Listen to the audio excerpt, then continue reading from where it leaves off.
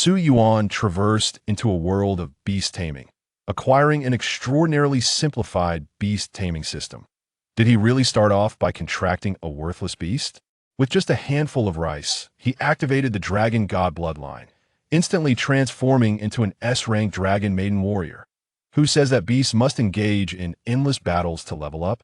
Su Yuan leisurely basked in the sun with his beast, engaged in gentle exercises, and upgraded while reclining. Is it impossible to break through without rare materials? Thanks to the simplified system, tofu, pudding, and chicken legs replaced the need for precious resources. As bizarre training methods for beasts emerged. The entire Beastmaster community felt their intelligence was being rubbed into the ground. Su Yuan helplessly remarked, "Training beasts is as simple as that." The narrative begins.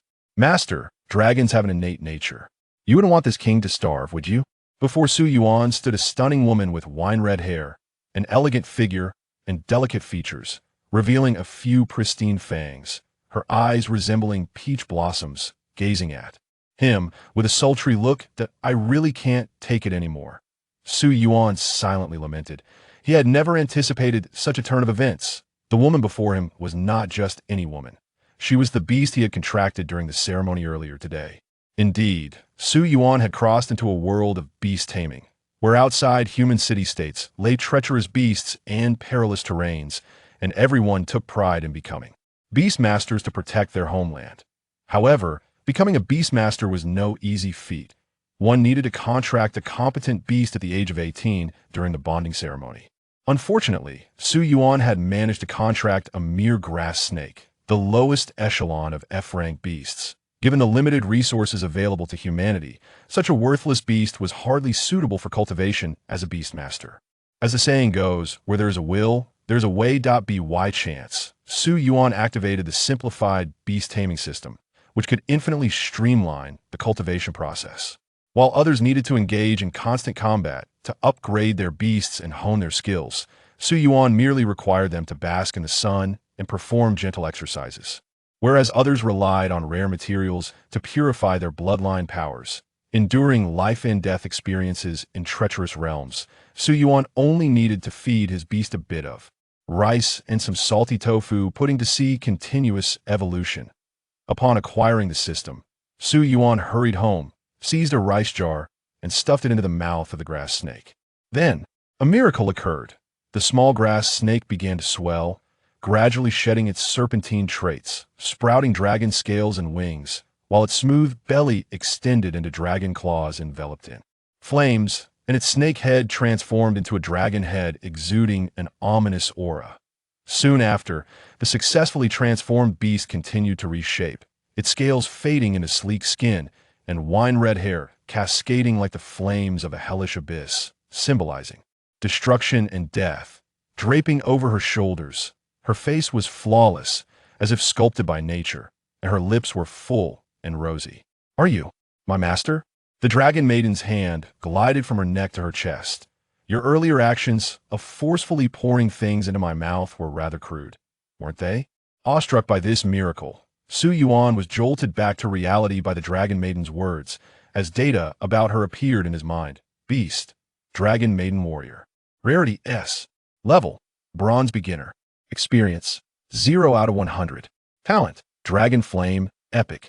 Skills, Dragon Breath, Epic, Celestial Embers. Mythical, Bloodline, Dragon God Bloodline, 5. From F rank to the pinnacle of beast taming. Wait, is this still a beast? She is completely transformed, and she refers to herself as this king, showing no regard for me as her master. Earlier, when Su Yuan had gripped the snake's vital point, he had essentially gripped its heart, implying, "Ahem, my apologies. Ignorance is no excuse, dragon. How should I address you?" The dragon maiden paused before replying. Long Yao, Su Yuan inquired. "Miss Long Yao, do you still consider yourself my beast?" The dragon maiden warrior lightly tapped Su Yuan's forehead with her finger. "Naturally, once a contract is established, I shall follow you for life. Little one, you awakened my bloodline and facilitated my transformation. Of course, I shall not treat you poorly." Su Yuan exhaled in relief. That's good. He had been worried that the transformed dragon maiden would simply abandon him. Now reassured, Su Yuan assessed his current situation. He had leaped from an F-rank beast to an S-rank, which meant he could finally become a Beastmaster. The gap between ordinary people and Beastmasters was still significant. It was even greater than the difference between working in a factory and the financial sector before his transition. Ordinary people could only remain within a city-state, toiling away to make a living, for outside lay countless ferocious beasts and dangers. Without a beast, even traveling freely was nearly impossible. Tomorrow I shall return to school and register as a Beastmaster. Yes, his thought settled. The Dragon Maiden warrior spoke. Little one, I am hungry and in need of vital energy. Su Yuan was utterly bewildered. What? Is it akin to a ghost feeding on vital energy? Seeing Su Yuan's confusion, the Dragon Maiden's pink lips curled into a smirk. You don't understand this? Her gaze playfully dropped, teasing little novice. In an instant, Su Yuan understood he had never imagined that the Dragon Maiden would be so audacious after her transformation. How could it be that I, as her master, was being looked down upon? Could I tolerate this? Su Yuan promptly declared. Today, I shall enforce the family law. Is that all? Not yet. Another round ensued. Is that it? How could it be? Big sister, please spare me. Master, you wouldn't want my evolution to slow down, would you? Su Yuan internally cried out. This mother dragon's stamina was at least 100 times that of a human. I truly cannot withstand this. Moreover, it was evident that no real evolution had occurred. After 4 or 5 hours, the dragon god bloodline remained at 5, showing no signs of movement. Clearly, Long Yao was deceiving him. Seeing Su Yuan's pale complexion and dark circles, appearing utterly exhausted, she finally relented. Long Yao rose and lay on the carpet, gently curling up in her dragon form. At present, Long Yao had just transformed. Her bloodline power awakened to a mere 5, and her size was still modest. Even in her dragon form, she was only 3 meters long, and after transforming, she stood at a height of 1.8 meters as a long-legged beauty. If she were to evolve further, Su Yuan's small dwelling would hardly suffice for her movements. However, once he became a Beastmaster, the resources he could access and the social status he would occupy would elevate significantly, making the dream of acquiring a larger home no longer unattainable. Moreover, with the backing of the simplified beast taming system, ascending to a higher rank as a Beastmaster was certainly within reach. Tomorrow, he would go to school and register as a Beastmaster. The next day, Su Yuan accompanied Long Yao to the Sacred Beast Academy, the largest institution in Dawn City, where all noble offspring and exceptional students came to study. Su Yuan had worked hard here for 3 years to earn a contract opportunity, which was the Dragon Yao he had contracted just yesterday. As Su Yuan and Long Yao appeared at the entrance of the Sacred Beast Academy, they immediately garnered considerable attention. From a distance, several individuals standing outside the academy began to discuss. Wow, Yuan, look, a beast has transformed. That's a sign of an S-rank beast. Isn't that Su Yuan? I remember his beast was just a grass snake yesterday. How did it suddenly transform? Did he contract another one? Preposterous. Su Yuan is merely a destitute student. How could he afford a second contract? S-Class Beastmaster. Brother Yang secured 1 A-Class after 6 attempts. Yang, why not devise a way to seize it? Exactly. An S-Class beast should only belong to our brother Yang. It's sheer waste to leave in the hands of a broke student like Su Yuan. Just give him a couple of coins and send him on his way. Indeed, and once transformed, it's stunning. Just look at those legs, truly enticing. The words of Lu Ziang's companions ignited a spark of desire within him. In the world of beast masters, might is revered. As a scion of a prestigious beast master family, what could anyone say about bullying a poor student? With his heart racing, he whispered, "Follow me." There exist numerous methods to usurp a beast. One could slay the Beastmaster and capture the beast directly, barter, or coerce the original Beastmaster into relinquishing their contract. Should they refuse, a noble like Lu Zhang, born into a prominent family, could resort to a blood slave contract to strip Su Yuan of his citizenship, reducing him to servitude. This, of course, must occur before Su Yuan registers as a Beastmaster. Once registered, a Beastmaster's citizenship cannot be revoked, nor can they be enslaved. This is precisely why Su Yuan was determined to become a Beastmaster. In the human city-states, the threat of ferocious beasts looms constantly. As guardians, Beast Masters hold a position of unparalleled prestige within a societal structure that still clings to the rudimentary hierarchy of nobility, citizenship, and slavery. Ordinary individuals find themselves powerless against the nobility, easily reduced to vassals. Only by becoming a beast master can one transcend the shackles of class and attain freedom.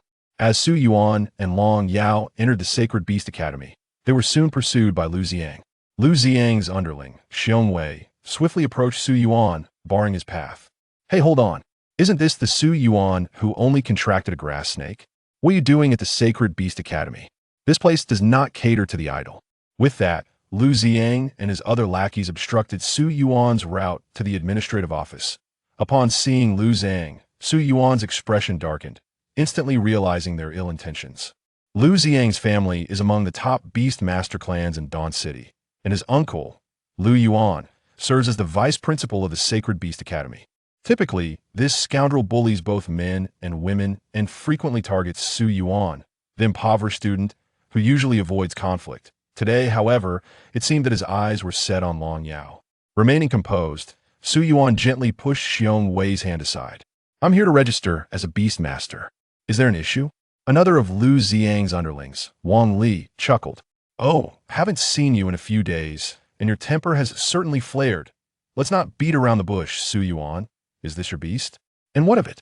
Wang Li waved his hand dismissively. Nothing much, just a proposal. Your beast has caught Brother Yang's eye. You know, Brother Yang's uncle is the vice principal, and the Lu family is not to be trifled with. That we're not trying to bully you. We'll buy your beast from you for a fair price. How's that sound? As Wang Li spoke, nearby students lowered their heads, silently sympathizing with Su Yuan. For an ordinary person to acquire an S-class beast is a rare opportunity. Yet, fortune and misfortune are intertwined. An innocent individual often attracts unwanted attention. However, Lu Ziang's gang was undeniably shameless. This is not merely bullying, it's outright coercion. Other noble families at least possess the decency to negotiate, but this is blatant extortion. Nevertheless, Wang Li was right. The Lu family was not someone ordinary students could contend with. Once targeted by Lu Ziang, one could only hope for the best. Seeing Su Yuan silent, Lu Ziang interjected, I can arrange for you to attend our Lu family's contract ceremony. The noble contract ceremony is at least B-class. It won't hinder your path as a beast master. Additionally, I'll offer you 500 gold coins as compensation. What do you say? 500 gold coins. Enough to purchase a home outright in the remote districts of Dawn City. Lu Ziang is truly a miser, unwilling to spare even a dime. Su Yuan couldn't help but chuckle at Lu Ziang's audacity. And what if I refuse? Lu Ziang grinned, producing a black and red paper that appeared to pulsate with the essence of blood. Without a doubt, it was the blood slave contract capable of stripping an ordinary person of their citizenship. In that case, you might want to consider how to spend the rest of your life as my servant. Before Lu Ziang could finish, he suddenly felt as though a claw-like grip had seized his head, yanking him upwards as though he were a mere potato, being uprooted. The blood slave contract slipped from his hands, and despite his frenzied attempts to escape by punching and kicking, he found that the stunning woman had transformed into a dragon, her terrifying golden-slit pupils blinking ominously, exhaling dangerous breaths, and baring her fangs, dripping with corrosive venom that seemed poised to dissolve Lu Ziang. A dragon. A dragon. The onlooking students recoiled several steps. In this world, dragons symbolize ferocity, standing atop the food chain. Among the 10 most ferocious beasts in the world, 3 are dragons. Dragons are notoriously vicious, yet inexplicably loyal. No matter the means employed, a dragon will remain devoted to only one master throughout its life. Had Lu Ziang known that the transformed beast was a dragon, he would never have dared to be so brazen in his demands. But who could have imagined that the seemingly delicate girl was, in fact, a fearsome dragon? Beside, Wang Li and Xiong Wei trembled in terror at the sight of Long Yao's gaping maw. Is it truly a dragon? Who claims Su Yuan contracted a grass snake? Are you blind? I thought it had mutated into a snake king.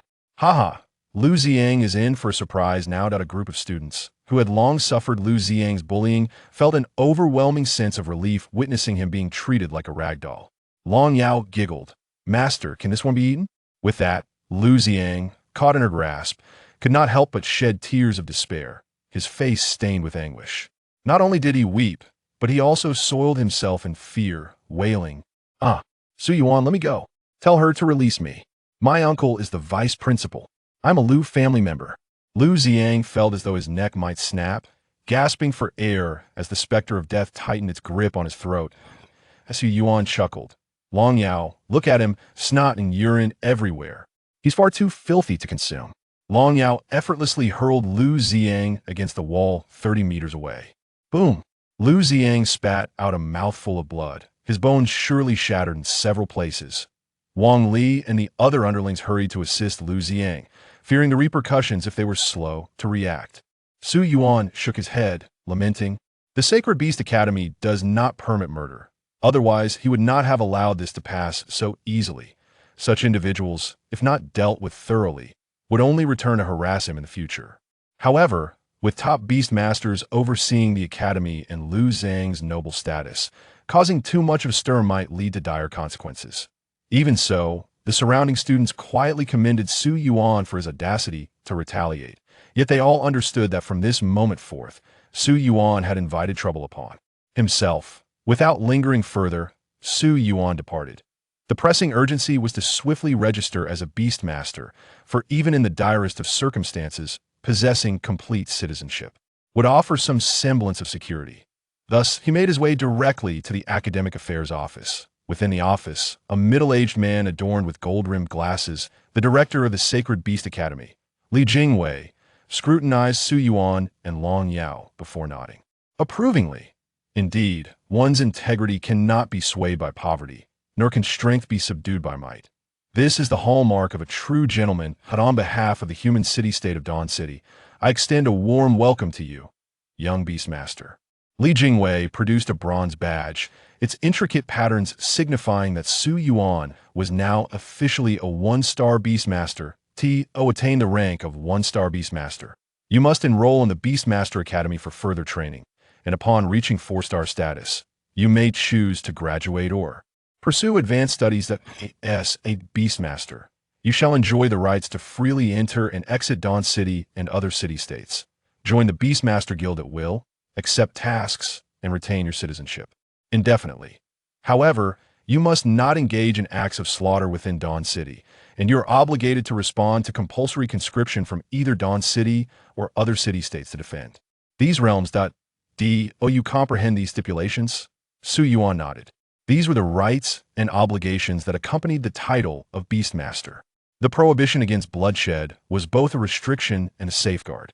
Just as Su Yuan could not slay Lu Ziang within the city, Lu Ziang, regardless of his noble lineage, was equally forbidden from taking Su Yuan's life.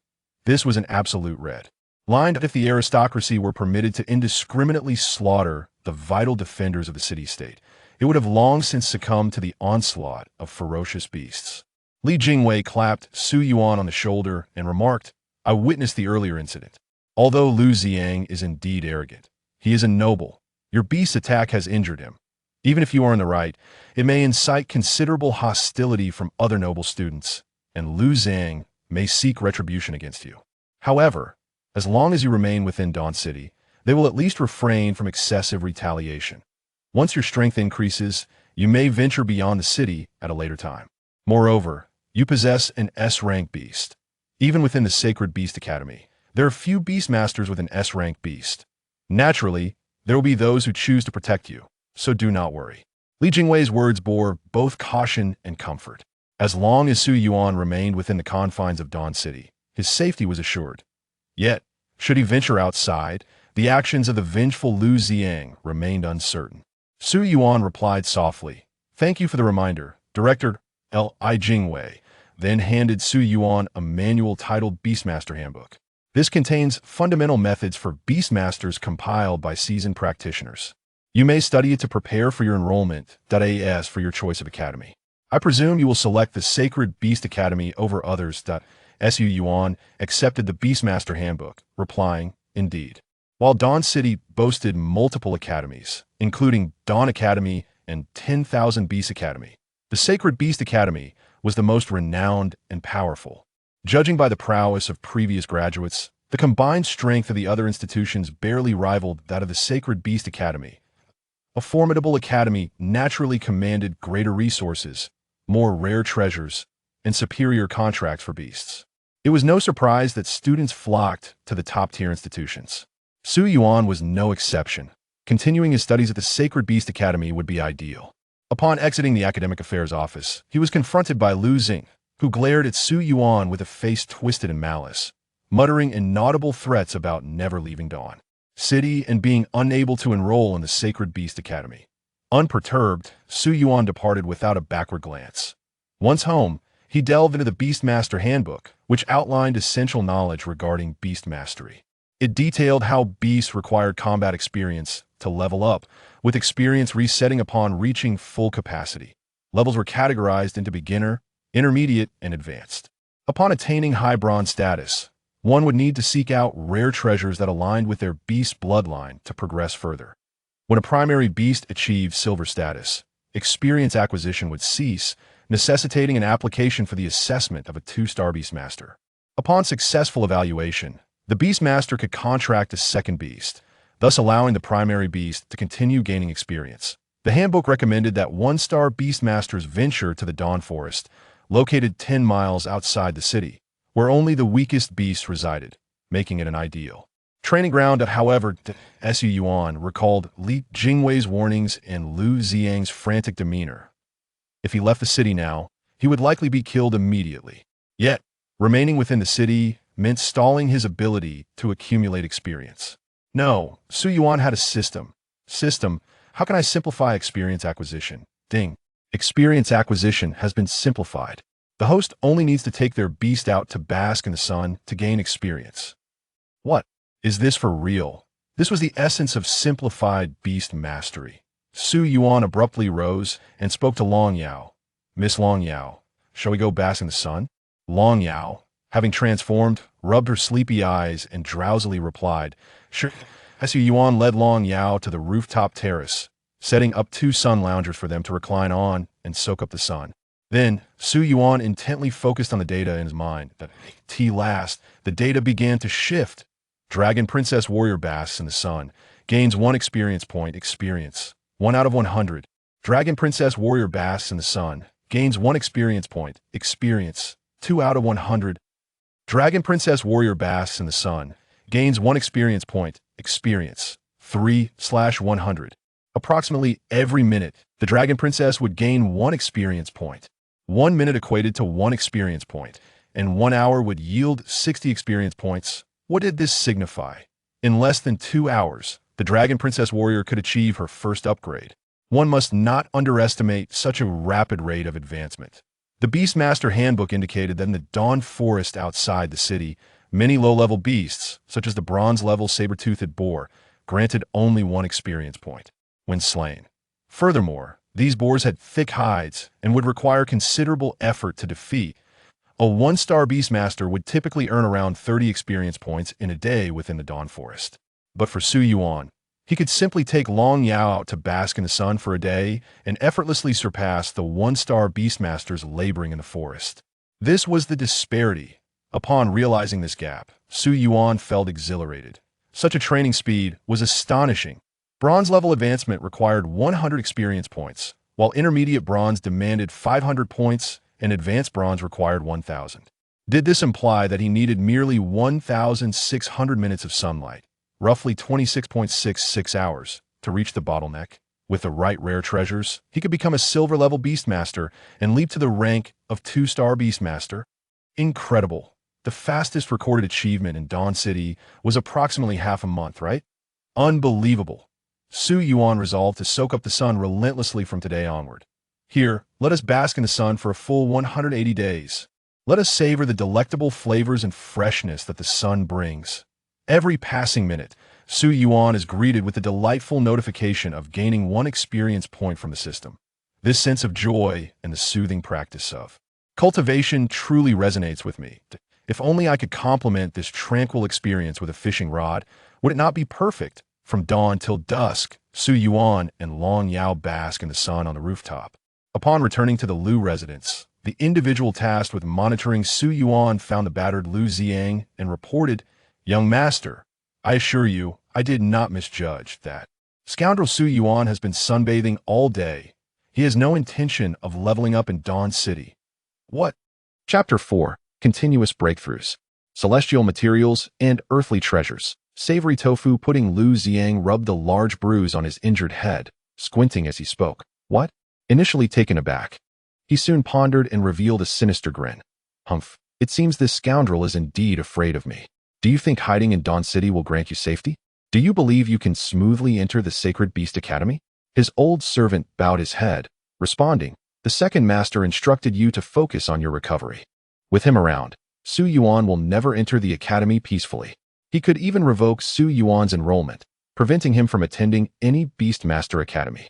A twisted, pained expression on Lu Xiang's face finally softened into a smile.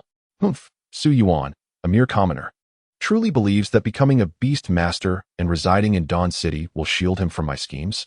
True, I cannot kill you within the city, but I can seal your future. Once Su Yuan's enrollment is annulled, he will be barred from joining any Beastmaster Academy. The assessments for advancing from a 2-star to a 4-star Beastmaster are solely conducted by the academies, effectively robbing him of the opportunity to ascend as a low-tier Beastmaster. A lifetime as a 1-star Beastmaster. A lifetime of being cannon fodder. How fitting for a lowly commoner like you. The intensity of Lu Xiang's laughter caused the wounds on his face to split open. Ouch. That hurts. It hurts terribly. Damn Su Yuan. Hurry and fetch some medicine. I'm falling apart here. Ding.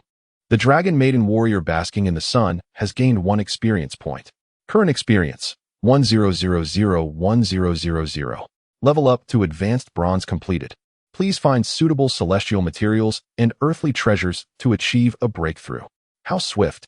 After basking in the sun for over 2 days, Su Yuan's Dragon Yao finally reached the moment of full experience. Su Yuan mused, I must have set a record for speed, right? During these past 2 days, Su Yuan had inquired about Dragon Yao's feelings regarding her level advancement. She mentioned that upon reaching Advanced Bronze, her control over dragon flames had significantly improved. Previously, she could incinerate an area of about 50 meters. Now, she could extend that range to approximately 100 meters, with the temperature rising considerably. She had 2 skills. One was Dragon Breath, an epic-level ability that unleashed a torrent of dragon flames infused with destructive energy, capable of reaching a maximum range of around 300 meters. After each exhalation, she required 10 seconds to recharge. The other skill, Celestial Embers, was of mythic caliber. Dragon Yao indicated that it could only be used once, consuming all her stamina in the process. The specifics remained unclear to her, but she mentioned that her body would instinctively unleash all its power in that moment. Regardless, Dragon Yao expressed confidence that she was invincible among the Advanced Bronze tier. Even the weaker Silver tier could not hope to contend with her.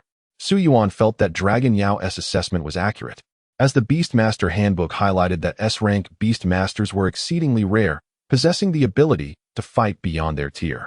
The S-rank Beastmasters are entities awakened from the bloodlines of ancient ferocious beasts. Ordinary Beastmasters instinctively feel suppressed in their presence, not to mention the terrifying talents and skills they possess. The skills and talents are classified into 7 tiers: common, rare, perfect, epic, legendary, mythical, and domain. The Dragon Maiden Warrior's talents and skills are of the highest order, and as her bloodline continues to awaken, she will acquire even more abilities. Typically, one must undergo rigorous training at an academy to obtain rare treasures of heaven and earth, yet Su Yuan finds himself in a unique situation. System. What treasures of heaven and earth are required for the Dragon Maiden Warrior's breakthrough? Ding. Responding to the host. The activation of the Dragon God bloodline requires the Dragon Blood Jade, which can only be obtained by venturing into the Dragon Nest. Su Yuan, though unfamiliar with the Dragon Blood Jade, had certainly heard of the Dragon Nest, rumored to be located 300 miles deep within the infernal valley outside Dawn City. It was implausible for an ordinary 1-star Beastmaster to locate such treasures. This is also the purpose of the Academy, to assist low-tier Beastmasters in overcoming their initial stages by completing simple tasks to acquire rare treasures. Feeling anxious, Su Yuan inquired, is there a possibility to simplify this? Ding. The treasure has been simplified. Congratulations, host. Your Beastmaster only requires a bowl of savory tofu pudding. Indeed, it was achievable. Su Yuan possessed an extraordinarily simplified Beastmaster system. effortlessly resolving what troubled many others. He turned to Dragon Yao and asked, "Are you hungry?" A delicate blush graced Dragon Yao's exquisite features, her lips curling into a teasing smile. "Of course, I am hungry." Realizing the misunderstanding, Su Yuan waved his hand. "That's not what I meant.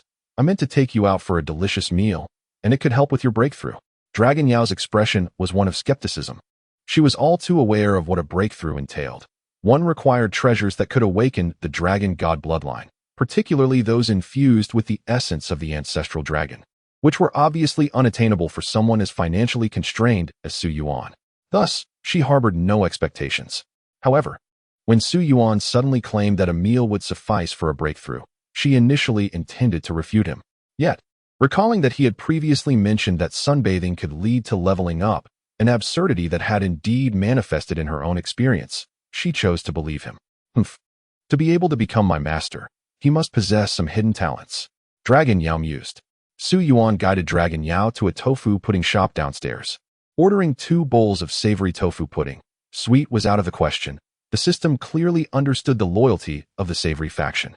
Dragon Yao picked up the savory tofu pudding, inspecting it from all angles, yet she felt no trace of dragon essence. Could this truly facilitate a breakthrough? Su Yuan gently scooped a spoonful and brought it to Dragon Yao's lips. With a hint of skepticism, she parted her lips and took a bite. The soft, white tofu pudding mingled with seaweed, chopped scallions, and a savory broth, gliding smoothly down her throat. Suddenly, an energy reminiscent of the dragon blood jade ignited within Long Yao's abdomen, a force that seemed to awaken the dormant essence of the dragon god deep within her bloodline. This is real. My master did not deceive me. This object truly possesses the potential for breakthrough. Long Yao seized a bowl of savory tofu pudding and eagerly scooped it into her mouth. The sensation of breakthrough intensified, as if her entire being was being cleansed, purified, and transcended by an overwhelming power. At that moment, the information in Su Yuan's mind also underwent a transformation. Beastmaster, Dragon Maiden Warrior, Rarity, S. Level, Silver Beginner. Experience, 02000. Talent, Dragon Flame, Epic. Dragon Eye, Epic. Skills, Dragon Breath, Epic. Celestial Embers, Mythical. Bloodline, Dragon God Bloodline, 10. Dragon Eye, gazing into the pupils of a dragon brings immense mental pressure. The Dragon Maiden can suppress lower beings with her gaze. The progress of the Dragon God bloodline reached 10%, unlocking a new talent. All of this, which would typically require powerful heavenly materials like the Dragon Blood Jade, was effortlessly achieved by Su Yuan with just a bowl of savory tofu, pudding costing 2 copper coins from downstairs. A silver-level Beastmaster. Chapter 5. Vice Principal Lu Yuan challenges publicly. Su Yuan felt a lingering sense of unreality until he confirmed the information in his mind. Watching Long Yao wipe the juices from the corners of her mouth, she eventually remarked, "Humph, little one, you were right. This truly can lead to a breakthrough. Bring me 20 more bowls." The Dragon Maiden Warrior had an appetite that was nothing short of extraordinary, consuming 10 times the amount of food as Su Yuan. In Dawn City, the price of 1 copper coin roughly equated to 1 yuan from Su Yuan's previous life. Typically, Su Yuan earned about 80 copper coins a day from odd jobs. 1 silver coin equals 1,000 copper coins, and 1 gold coin equals 10 silver coins. In truth, when Lu Xiang produced 500 gold coins, it was indeed a considerable sum, equivalent to 5 million. Yet, the value of Long Yao transcended mere currency. She was not only Su Yuan's initial companion, but also his future, having taken away his innocence. No amount of money could persuade Su Yuan otherwise. Su Yuan produced 40 copper coins and ordered 20 more bowls for Long Yao. Clearly, this batch of savory tofu pudding was ineffective, yet Long Yao relished it nonetheless. Alas, now that he had become a beast master, numerous tasks awaited him, and he needed to earn money quickly. Otherwise, Long Yao would devour his 3 years of savings within 3 months. After their meal, Su Yuan and Long Yao returned home to rest, preparing for the upcoming school enrollment the following day. The next morning, hurried footsteps echoed outside Su Yuan's door, followed by urgent knocking. Thud, thud, thud. Su Yuan, wake up, Yuan. Open the door, there's an emergency. The voice was somewhat familiar. Rubbing his eyes and yawning, Su Yuan rose and approached the door. Peering through the peephole, he saw his classmate, Huang Ming. Huang Ming hails from a relatively affluent family, and during Su Yuan's 3 years of working and studying. There were several occasions when Huang Ming leveraged his family's connections to secure Su Yuan a more relaxed position. He is a close friend of Su Yuan at school. At the contract ceremony, although Su Yuan did not manage to contract a remarkable beast, his family assisted him in securing a second contract, resulting in an acquisition of a B-grade beast. A couple of days ago, he was taken out of the city by his elders for training, and upon his return today, he hurried over to find Su Yuan. "Oh, Brother Huang," Su Yuan exclaimed as he opened the door, seeing Huang Ming panting with urgency. "What is the matter? Come in and have some water." Huang Ming seized Su Yuan's arm, breathless and flustered. "Yuan, you have no idea. The whole school is abuzz about the incident with Lu Ziang that happened a few days ago." As Su Yuan stretched lazily, he replied, "Oh, that matter? What could I do? I couldn't just stand there and let him use his blood servant contract to turn me into a slave, could I? It's a pity you weren't there. Otherwise, you would have witnessed how I decisively dealt with that arrogant brat in front of everyone." Huang Ming grew more anxious and exclaimed, "You don't seem to realize the gravity of the situation. I must tell you, it wasn't just a beating." After that day, Lu Ziang was so traumatized that he has become impotent. The Lu family's third son has now been rendered without heirs because of you. Today, as you enroll, Lu Ziang's uncle plans to confront you. "What? Impotent?" Su Yuan was taken aback. He had not anticipated such an outcome. He had sought revenge thoroughly, reasoning that they were within the city. So he merely broke a few of Lu Ziang's ribs to teach him a lesson. He never imagined it would lead to such drastic repercussions. "Oh dear," Huang Ming sighed. Exasperated. "Yuan, did you even listen to me? Lu Ziang's uncle is the vice principal. If he comes after you, it won't be pleasant." Su Yuan shrugged off the concern. "It's fine, Brother Huang. In broad daylight, can he really kill me? Will he demand compensation? I have no money to give. And all he can do is humiliate me verbally. I've taken away his legacy. What can he possibly do?" Su Yuan remained unfazed by the prospect of verbal taunts. Huang Ming shook his head in resignation. "If only it were that simple. Let us hurry to enroll. Once you're officially a student, even if he is the vice principal, he cannot circumvent the rules to harm you." "Indeed," Su Yuan replied as he summoned Long Yao, packed his belongings, and set off with Huang Ming towards the Sacred Beast Academy. Naturally, they chose the academy with the most promising prospects and abundant resources. They couldn't allow Lu Ziang's uncle to deter them. The streets were bustling with activity. As a novice beast tamer, one wouldn't yet possess the ability to store their beasts in beast space. Hence the entrance of the Sacred Beast Academy was teeming with people and a myriad of beasts. After Long Yao transformed, Su Yuan dressed her in simple attire, making her indistinguishable from the crowd. Thus she remained inconspicuous amidst the throngs of people.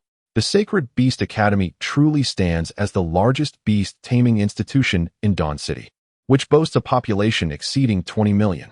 Each year, over 200,000 new students enroll, yet the beast tamers among them are a rare breed, with only around 2,000 aspiring to this noble profession. Most of these individuals will seek admission to the Sacred Beast Academy, while only those who fail the entrance examination here will consider other options, such as Dawn Academy or the 10,000 Beasts Academy. As the crowd formed an orderly line and entered the Sacred Beast Academy, Huang Ming suddenly grasped Su Yuan's arm and said, Yuan, look, that is Lu Ziang's second uncle, Lu Yuan, a 6-star beast tamer and the vice president of the Sacred Beast Academy. He holds a prominent position within the entire Dawn City." Su Yuan focused his gaze, noticing Lu Yuan standing atop a platform 100 meters from the academy's entrance, where all students must collect their enrollment materials under his watchful eye. Given Huang Ming's words, it was evident that this individual would not permit Su Yuan to enter the academy without scrutiny. Regardless, Su Yuan remained composed. He believed he had acted in self-defense and had no reason to feel guilty. Huang Ming, observing Su Yuan's lack of trepidation, silently felt a sense of concern for his friend. As the sweltering summer gradually gave way to the crisp breezes of early autumn, a gentle chill caressed the faces of the onlookers. Approaching Lu Yuan, Su Yuan scrutinized him. The man appeared to be a kind-hearted and robust individual, with a portly physique and a genial smile that elicited a sense of warmth from those around him. Yet, the thought that he was Lu Ziang's uncle sent a shiver down Su Yuan's spine. As a newcomer, Su Yuan had encountered several teachers and leaned forward, offering a respectful nod. In that moment, nearly 1,000 pairs of eyes turned towards Su Yuan, captivated by his words. Over the past few days, He had become a figure of notoriety within the academy, having confronted the formidable Lu Ziang, leaving him with lingering repercussions.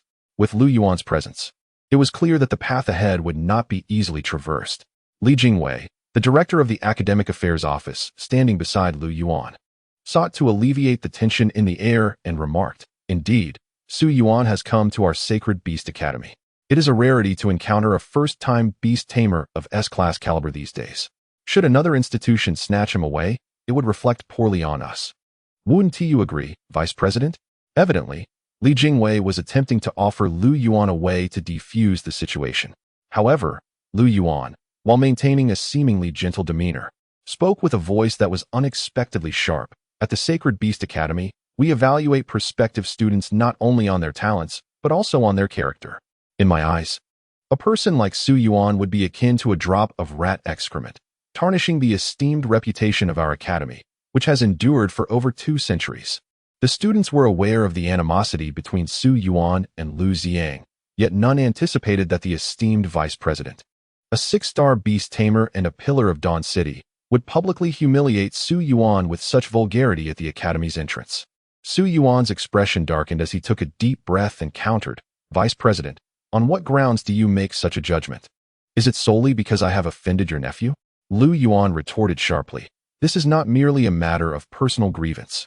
Lu Ziang, with good intentions, engaged in a sincere transaction with you. Yet you, consumed by shame and anger, unleashed your beast to grievously injure him, which is an act of cruelty. Lu Ziang, as your classmate, deserved your consideration. Your ruthless actions betray a lack of honor." The transaction failed not due to any fault of Lu Ziang, but merely through a verbal dispute. As a commoner, your sudden assault on a noble is a breach of decorum. Now, having rendered Lu Ziang incapable of progeny, you exhibit no shred of compassion, which underscores your untrustworthiness.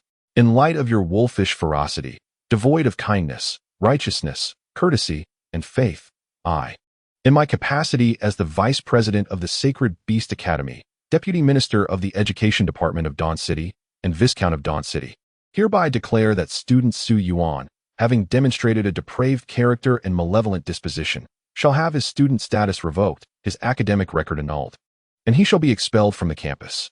No academy for beast masters shall accept this individual. Chapter 6. Revocation of Student Status? A task within everyone's reach. Upon Lu Yuan's proclamation, an uproar ensued. Everyone recognized that Lu Yuan's intent was to trouble Su Yuan on behalf of Lu Ziang. The judgments of right and wrong had already been formed in the hearts of the crowd. Had Su Yuan not resisted that day, he would have undoubtedly fallen victim to Lu Ziang's blood slave contract, becoming a mere slave under threat. It was clear to all that Lu Yuan would take a lighter approach to humiliate Su Yuan, perhaps employing underhanded tactics to obstruct his academic pursuits and cause him distress. At most, it would culminate in a reprimand for excessive self-defense, perhaps some monetary penalty. However, none could have anticipated that Lu Yuan would launch a lethal strike right from the outset.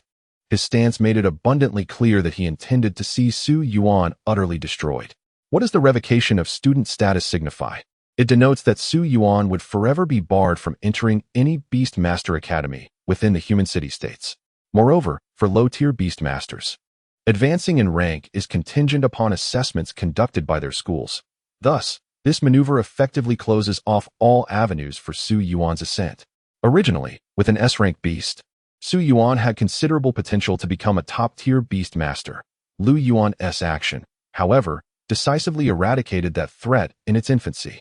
Furthermore, should he remain a mere 1-star Beast Master throughout his life, he would still be forcibly conscripted into the ranks tasked with defending the realm against ferocious beasts.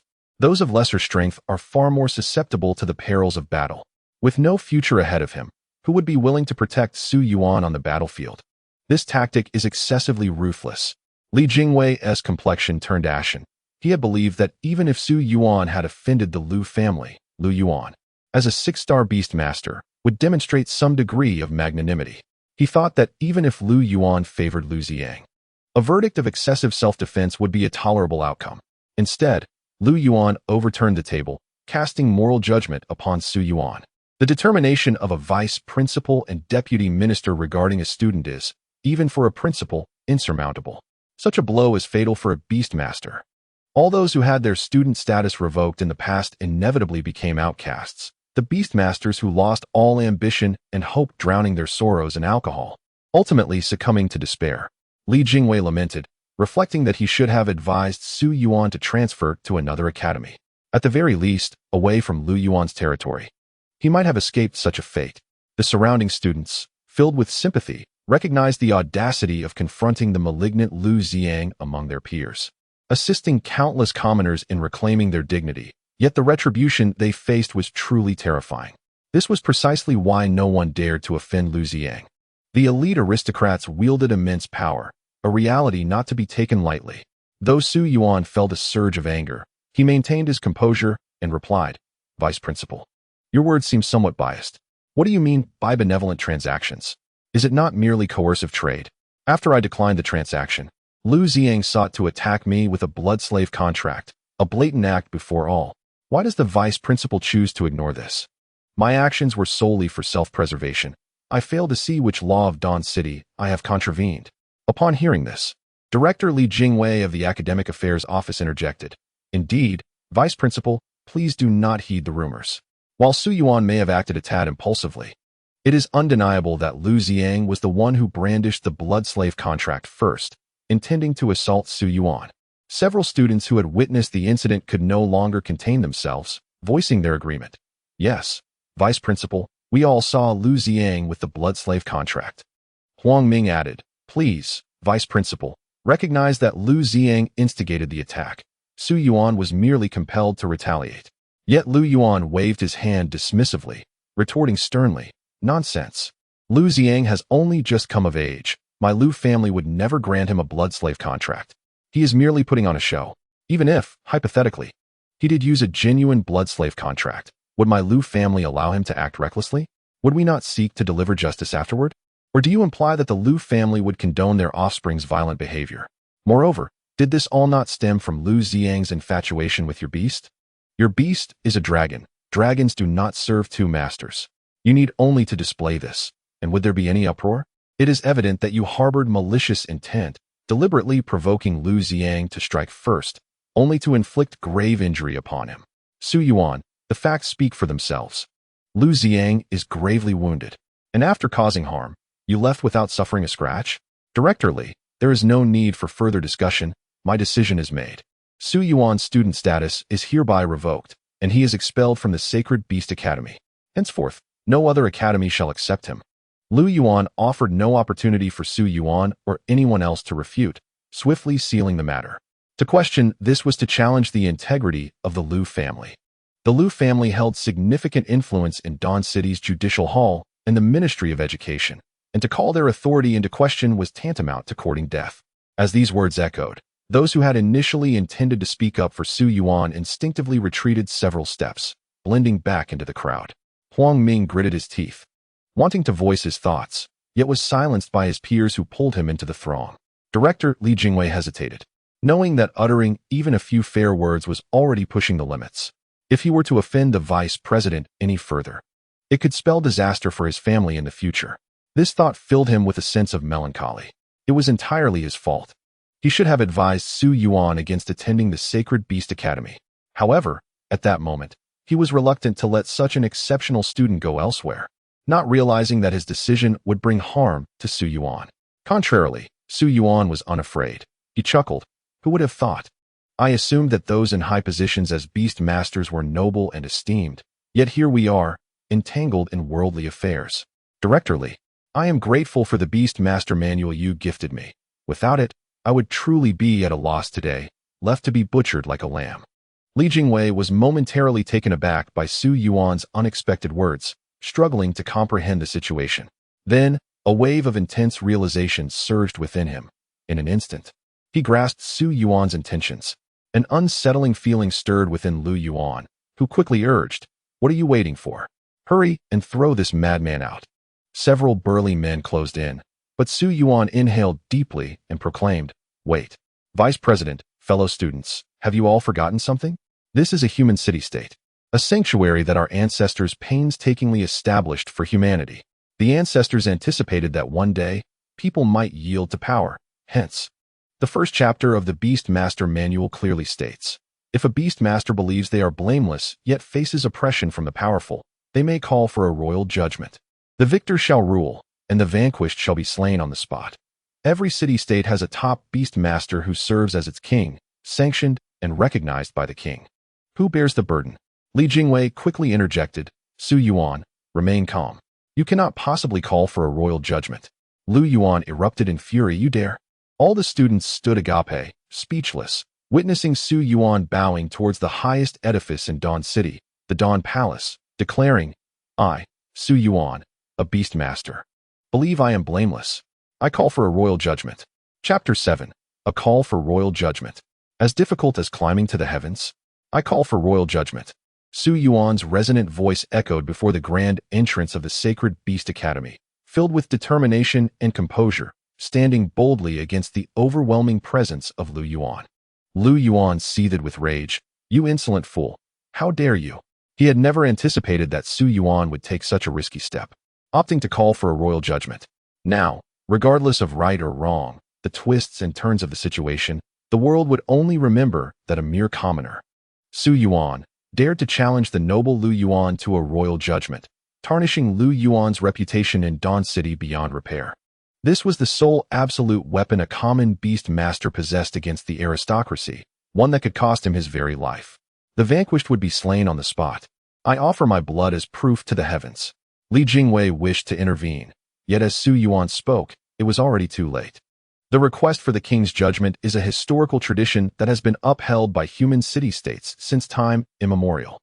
It is said that over 2 centuries ago, a nobleman coveted the wife of a common Beast Master and forcefully claimed her as his own. In seeking retribution, the common Beast Master faced ruthless threats from the noble, who coerced his parents into committing suicide. Consequently, the Beast Master fled to another city. Years later, upon his return, he exacted vengeance by slaughtering over 600 members of the noble's clan in a single night, the bloodshed staining the earth for miles. This incident ignited a fervent uprising among common Beast Masters, prompting the rulers of various city-states to acknowledge the sins of the nobility and amend the laws, leading to a slight curtailment of noble power. Simultaneously, the system of request for the king's judgment was established, allowing oppressed common Beast Masters to seek justice from the king. However, given the king's numerous obligations, it was impossible for him to address every grievance, and one must first offer something of value to the king before expecting assistance. This necessitates passing the king's challenging tests.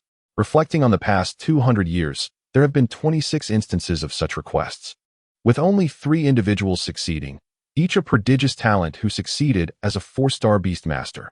No one has ever triumphed as a 1-star Beast Master. Nevertheless, the process is not without merit. At the very least, the party summoned for judgment would face public scorn, while those who fail often find themselves ensnared by the nobility, cast into disgrace. With the progressive development of human society, noble power has waned significantly. The last request for the king's judgment took place over 30 years ago, which left Lu Yuan utterly unprepared for Su Yuan's audacity in making such a request.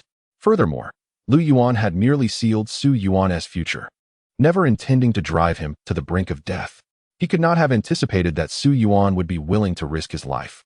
Truly, the saying rings true: the formidable fear the reckless, and the reckless fear those who are unafraid of death.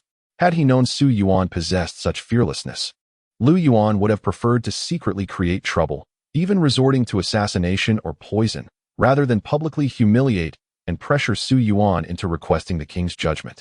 Meanwhile, the Beast Masters around them were overcome with fervor, spontaneously applauding Su Yuan. All were spirited youths in their teens and 20s, having once dreamed of being valiant heroes who would not bow to tyranny, willing to draw their swords against heaven rather than yield. Now, witnessing someone embody that ideal before their very eyes, who could not admire him? Who would not hold him in esteem? Boom! The grand clock atop the Dawn Palace resounded with an earth-shattering clang, its somber chimes, dormant for over 30 years, heralding its return with a series of profound yet awe-inspiring melodies. Boom! In the next instant, an unparalleled brilliance erupted above the Dawn Palace, a light imbued with fervor that illuminated the hearts of those present, rendering all darkness and filth powerless in its presence. The radiance was blinding, piercing the eyes with its intensity. It was the most emblematic beast of the king of Dawn City, the Nine Heavens Illumination Dragon. Within Su Yuan's mind, relevant data surged forth. Beast, Nine Heavens Illumination Dragon, rarity, SSS, unknown, unknown, unknown. It was the pinnacle, an absolute pinnacle.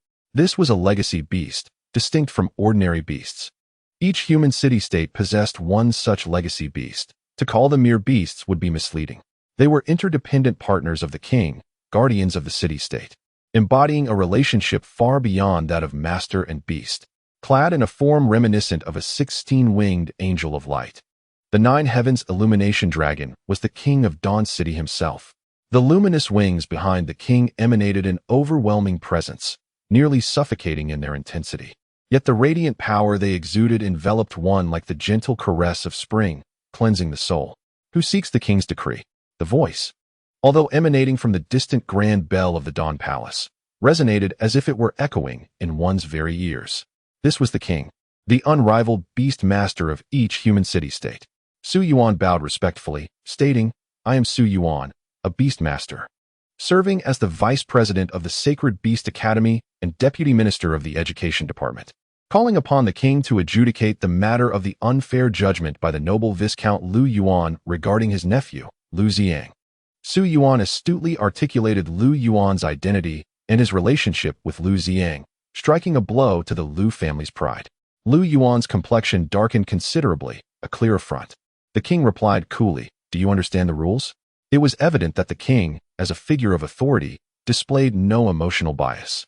The rules presumably referred to the trials. Su Yuan, with utmost reverence, responded, "I, Su Yuan, humbly request the king's guidance." Lu Yuan let out a breath of relief. The king, after all, upheld the rules and would not be swayed by Su Yuan's mere words.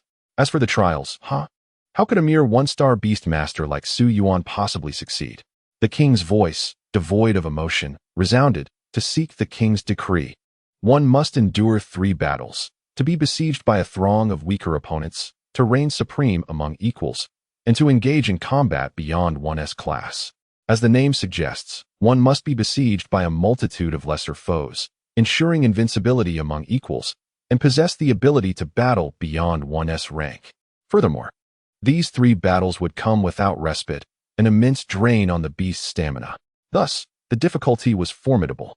The candidates who sought the king's selection were invariably confident, exceptional individuals. Yet, why did most of them fail? The answer was simple. It was exceedingly challenging. Most succumbed to exhaustion after the initial 2 battles, leaving them with no strength to contend beyond their rank.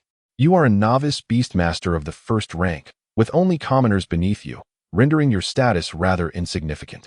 Having recently attained this rank, you possess little to no experience. Thus, your 3 battles consist of a confrontation against the strongest 1st-rank beastmaster from the Sacred Beast Academy, which can be regarded as both a battle of the same tier and an over-level challenge, thereby counting as 2 encounters. The 2nd battle will be against a 2nd-rank beastmaster selected by the king. Are you prepared? Su Yuan encountered a glitch. He had yet to enroll, and theoretically, no one should be weaker than him. Consequently, 3 battles were reduced to 2. However, this came with its disadvantages, as his opponents, in terms of experience and other attributes, were significantly superior to him. To any observer, it appeared that Su Yuan had no chance of victory. How could a mere newcomer possibly triumph over 2 seasoned beastmasters? A chill crept into the hearts of the onlookers. The challenge set by the king for Su Yuan was akin to an insurmountable mountain. No newcomer could achieve such feats. Chapter 8. A dazzling debut. Shocking the audience, Li Jingwei could not help but sigh inwardly. How would this unfold? Even if Su Yuan were an S-rank beastmaster, his lack of combat experience made facing the strongest 1st-rank opponent a recipe for disaster. Even if he were to win by some fluke, how could he possibly contend with a 2nd-rank beastmaster? The latter commanded 2 beasts, both of whom were likely at the silver tier, while Su Yuan's initial bronze-tier beast was utterly outmatched. Li Jingwei struggled to envision a scenario in which Su Yuan emerged victorious. Not only Li Jingwei, but all his classmates found it inconceivable. Huang Ming understood all too well that Su Yuan had not ventured to the forests outside the city for training in recent days.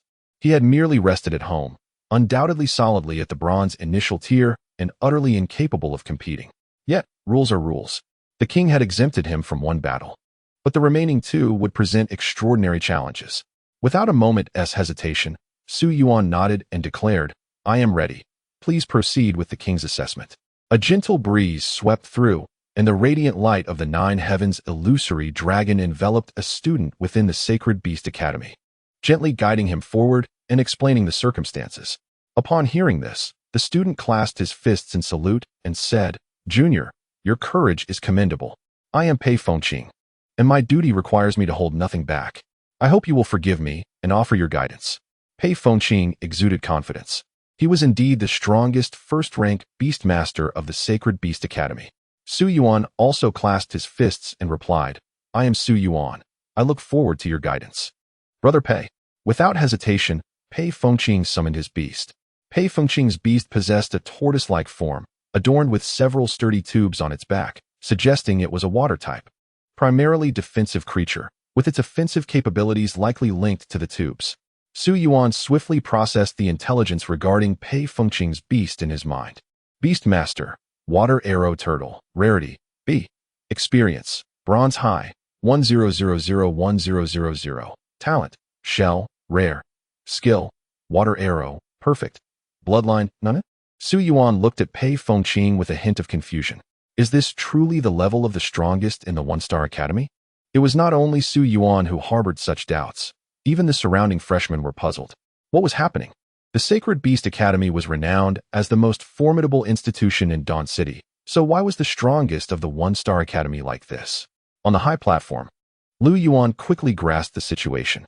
Turning around, he bowed and proclaimed, "Your Majesty, last year's outstanding newcomers have all been promoted to the 2-Star Academy or even the 3-Star Academy. Is the current strongest in the 1-Star Academy not?" Lu Yuan's words awakened the assembly. At present, the strongest in the 1-Star Academy was an old student who had failed to ascend to a 2-Star Beastmaster for an entire year. Naturally, their strength was compromised. Lu Yuan had not anticipated that this rascal Su Yuan would exploit a loophole. Truly gifted geniuses could ascend to the 2-Star Academy within 2 to 3 months, while those with lesser talent would take about half a year. The remainder, of course, were of average talent. No matter. The Beast King did not change opponents.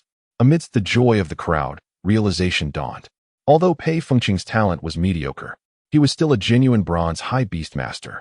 Even if Su Yuan possessed an S-rank beast, the disparity was over 2 ranks, making victory far from assured. Even if he won, the exhaustion would be immense. How would he fare in the subsequent battle? Hope lingered, yet the crowd remained skeptical of Su Yuan. After a moment of reflection, Su Yuan felt a sense of calm. "So it seems I do have a chance. No, a significant one." Although Lu Yuan felt he had inadvertently benefited Su Yuan and allowed this scoundrel to discover a loophole, he remained confident that Su Yuan would not prevail. Once Li Jingwei confirmed that Su Yuan and Pei Fengqing were prepared, he waved his hand and declared, "The Beastmaster competition begins now." As the match commenced, Su Yuan had no intention of testing the waters or holding back. Long Yao was not only a powerful S-rank beast, but had also ascended to the silver rank, far surpassing Pei Fengqing's Water Arrow Turtle. In such a moment, there was no need to conceal his strength. He could simply overwhelm his opponent. Long Yao unleashed Dragon Breath. Long Yao tossed her wine-red long hair, her form gradually transforming into that of a dragon. With fiery red wings and claws unfurled, her stature exceeded 4 meters. Upon reaching the silver rank, her dragon form had expanded by about 1/3. Before the spectators could even react, the Dragon Maiden Warrior opened her cavernous mouth, gathering searing energy and entwined dragon flames within. Pei Fengqing immediately sensed an overwhelmingly dangerous aura, realizing he was no match for it. In a hurry, he shouted, "Water Arrow Turtle, use shell defense." The Water Arrow Turtle promptly curled itself into its shell, finding solace in the thick protective barrier it provided. The Dragon Maiden Warrior exhaled a searing breath of fire, the fierce winds generated by her breath tearing apart the solid concrete ground. A brilliant crimson beam directly struck the shell of the Water Arrow Turtle. Bang! The scorching impact was unimpeded. Instead, the fiery beam pierced through the turtle, causing its sturdy shell to crack under the relentless assault. The severely injured Water Arrow Turtle was sent flying like a kite severed from its string. One strike. Merely a single strike. The onlookers were left in a state of shock, gazing incredulously at Su Yuan. The expected scene of a fierce battle did not materialize in their minds. Su Yuan's dragon maiden warrior, with a force akin to an unstoppable avalanche, had vanquished the foe in one blow. The strongest of the First Star Academy, a Beastmaster 2 levels above. In the face of this undeniable fact, all of that seemed exceedingly fragile, like delicate glass, shattering at the slightest touch. The most astonished of all was Lu Yuan. Although he held reservations about Pei Fengqing's abilities, he never imagined that Su Yuan could defeat him with a single strike. Suddenly, Lu Yuan realized something and exclaimed, "Silver rank." Those words drew everyone's attention to Su Yuan's beast. Indeed, if it were merely a bronze rank beast, how could it so effortlessly penetrate the defenses of a higher-level bronze? Let alone one that was defensive in nature.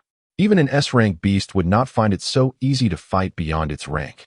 Thus, there could only be one answer. Su Yuan's dragon maiden had evolved into a silver rank, having consumed a heavenly treasure. The power gained from such an evolution was naturally overwhelming. The students erupted in a frenzy. No way, did I hear that right? Silver rank? Su Yuan has only been contracted for a few days, and he already possesses a silver rank beast? Brother, you heard correctly, and I can assure you, that is indeed silver rank. Otherwise, how could Su Yuan breach Pei Fengqing's defenses? Exactly. Senior Pei's beast is defensive. Even an S-rank beast would find it challenging to battle beyond its rank. This must have shattered the record for a first-star Beastmaster at the Sacred Beast Academy. Right? It certainly has. The previous record was held by Yi Ho, the S-rank beast prodigy, who broke through in 16 days. This guy hasn't even begun his studies yet. Lu Yuan rubbed his eyes repeatedly, unable to believe the events unfolding before him. Then, a flicker of realization surged within him, akin to grasping a lifeline, and he exclaimed, "Wait, Su Yuan has something up his sleeve. Where did he acquire the Dragon Blood Gem?" Chapter 9. Su Yuan has something up his sleeve? Where did the Dragon Blood Gem come from? The accolades for Su Yuan were abruptly quelled by Lu Yuan's remark. Lu Yuan continued, "Your Majesty, esteemed guests. Su Yuan's actions are exceedingly suspicious. Even if he is exceptionally talented, managing to cultivate his beast to the brink of breakthrough in just a few days. How did he acquire the heavenly treasures necessary for such a breakthrough? It is widely acknowledged that a dragon-shaped beast requires a dragon blood gem to ascend to the silver level, and such gems are sourced from the dragon lairs deep within the abyssal valley. Given Su Yuan's capabilities, could he have ventured there? If he did not acquire the gem from the lair, how did he come by it? There are no records of Su Yuan trading for the dragon blood gem at the trading post or within any academy, leaving only one plausible conclusion. Last month, the Dawn Trading Post was raided by the notorious Red Heart Thieves Guild, and among the stolen treasures was a dragon blood gem. Could it be that you, Su Yuan, are indeed a member of this Thieves Guild? Lu Yuan's words caused the crowd to widen their eyes in astonishment. Could this be true? At first glance, it seemed absurd that a newly minted beast tamer could possibly be affiliated with the infamous Red Heart Thieves Guild. However, upon further reflection, Su Yuan appeared to have no other avenues for acquiring the dragon blood gem. Su Yuan himself was utterly bewildered. Lu Yuan had directly implicated him with such a grave accusation. What was this Red Heart Thieves Guild? He had never even heard of it, yet here he was, being branded a thief without cause. A flurry of discussions ensued. Was the vice principal's claim credible? It sounded rather dubious. Some dismissed it as mere nonsense. It was indeed a difficult matter. Precious treasures were not easily obtained.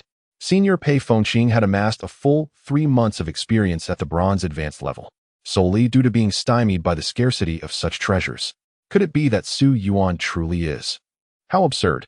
If Su Yuan were a member of the Thieves Guild, would he be working part-time at a bookstore or a construction site?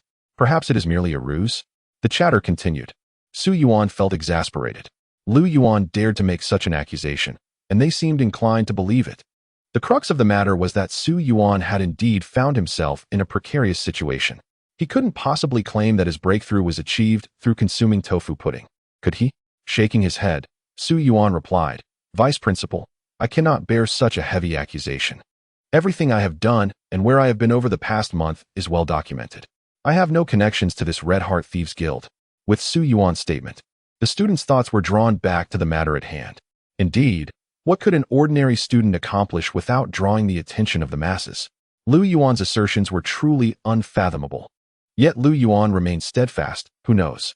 The Thieves Guild operates without a trace and employs cunning methods. It is not beyond the realm of possibility that you possess some means of concealment. If you are not involved, then clarify where your dragon blood gem originated. This statement struck at the very heart of Su Yuan's dilemma. Should he admit that his breakthrough was due to tofu pudding? Would they even believe him if he did? Just as Su Yuan grappled with this quandary, a gentle breeze enveloped a radiant white light, descending upon Long Yao.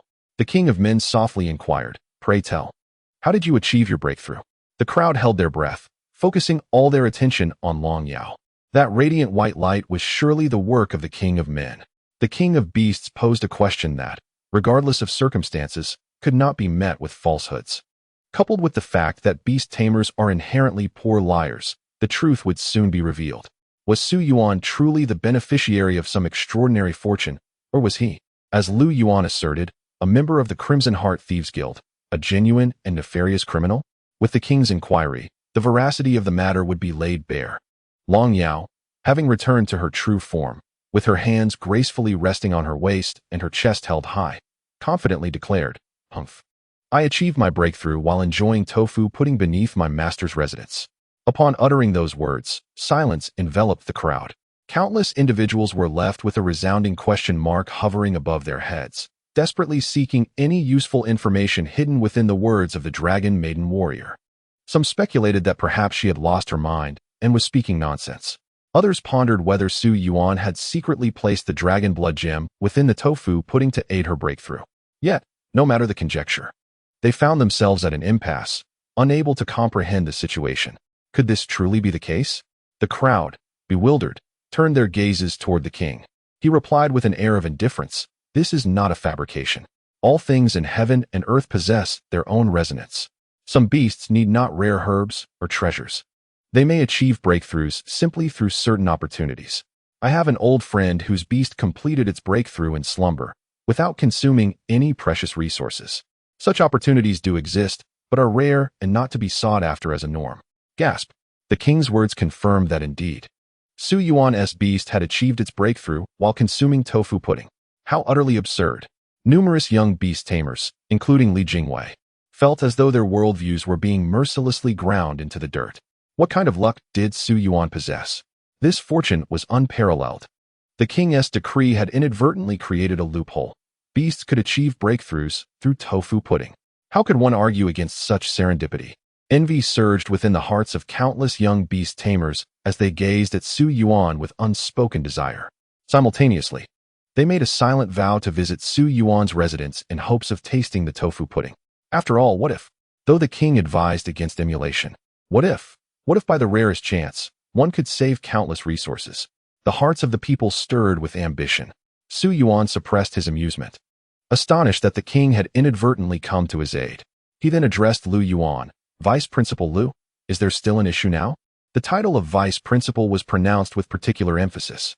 Lu Yuan's face darkened, a scowl etched upon his features as he turned away, refusing to meet Su Yuan's gaze. Once again, this wretched creature had evaded consequences. What had once seemed an insurmountable challenge, the king's decree, now appeared to be within reach. At the silver rank, Su Yuan had established a foundation upon which he could contend with two-star beast tamers. If everyone were at the silver rank, with my S-class beast, I could easily compensate for the numerical disadvantage. The king's decree would continue. The king of beasts waved his hand, summoning a student from the audience, Zhu Song, a towering figure brimming with muscle. Upon realizing that he was chosen by the king of beasts to face Su Yuan, he clasped his fists and introduced himself. "I am Zhu Song from the 2nd Star Academy, ranked 86th. I possess 2 spirit beasts, one of high silver grade and another of mid-silver grade. Junior, I seek your guidance." Zhu Song's self-introduction indicated that he was among the upper echelons of strength within the 2nd Star Academy. His 2 spirit beasts surpassed Su Yuan's dragon lady warrior in prowess, dimming the flicker of hope that had just ignited among the onlookers. The reason was clear. The opponent selected by the king of beasts was formidable. A 2nd Star Beastmaster can begin to consider the compatibility of their beast attributes, especially at the upper levels, where their combat abilities vastly exceed those of a 1st Star Beastmaster. Engaging in battles beyond one's rank is far more challenging than one might imagine. As preparations commenced, Zhu Song summoned his spirit beasts without hesitation from his spirit beast space, a hallmark of a 2nd Star Beastmaster. In an instant, a lion-shaped spirit beast. Its golden fur ablaze, and its claws seemingly harder than steel, materialized, accompanied by an eagle-shaped spirit beast flapping its wings, crackling with blue-purple lightning. These two were Zhu Cong's spirit beasts. In a flash, the detailed information of the spirit beasts imprinted itself in Su Yuan's mind. Spirit beast, golden claw flame lion, rarity. A. Level, high silver. Experience, 5520100000. Talent, Beast King, epic. Skills, Crimson Flame Golden Claw, epic. Lion's Roar, perfect. Bloodline, none. Spirit Beast, Purple Lightning Eagle, rarity. B. Level, mid-silver. Experience, 35055000. Talent, Lightning Bind, perfect. Skills, Wind and Thunder Infusion, rare. Lightning Wing Rush, perfect. Bloodline, none. From the skills and talents, it was evident that Zhu Cong had chosen one spirit beast focused on main offense, while the other provided support with a focus on speed. In a 2-against-1 scenario, the S-level advantage of the Dragon Lady Warrior would be significantly mitigated. After spending time with Long Yao, Su Yuan had come to understand that the Dragon Lady's strength lay in her unparalleled explosive power. Whether through her talent, Dragon Flame, her skill, Dragon Breath, or even the mythic ability, Sky's Ember, all were offensive capabilities, lacking in defense, support, and speed. Engaging in a prolonged battle would not bode well for Su Yuan. Once Zhu Cong summoned his spirit beasts, Long Yao transformed from her human form into her dragon state. Preparing for combat, Su Yuan realized that he must find a way to defeat the enemy in a single decisive blow. The Golden Claw Flame Lion and the Purple Lightning Eagle maintained a distance of several dozen meters apart, evidently wary of the Dragon Breath's potential threat. There exists but one method, a necessity to vanquish the enemy. In the battles among Beast Masters, the safety of the Beast Master themselves is paramount. Should a beheading be accomplished, even the mightiest beast becomes futile. Thus, targeting the Beast Master directly is essential. Regardless, they will require their beast to come to their aid.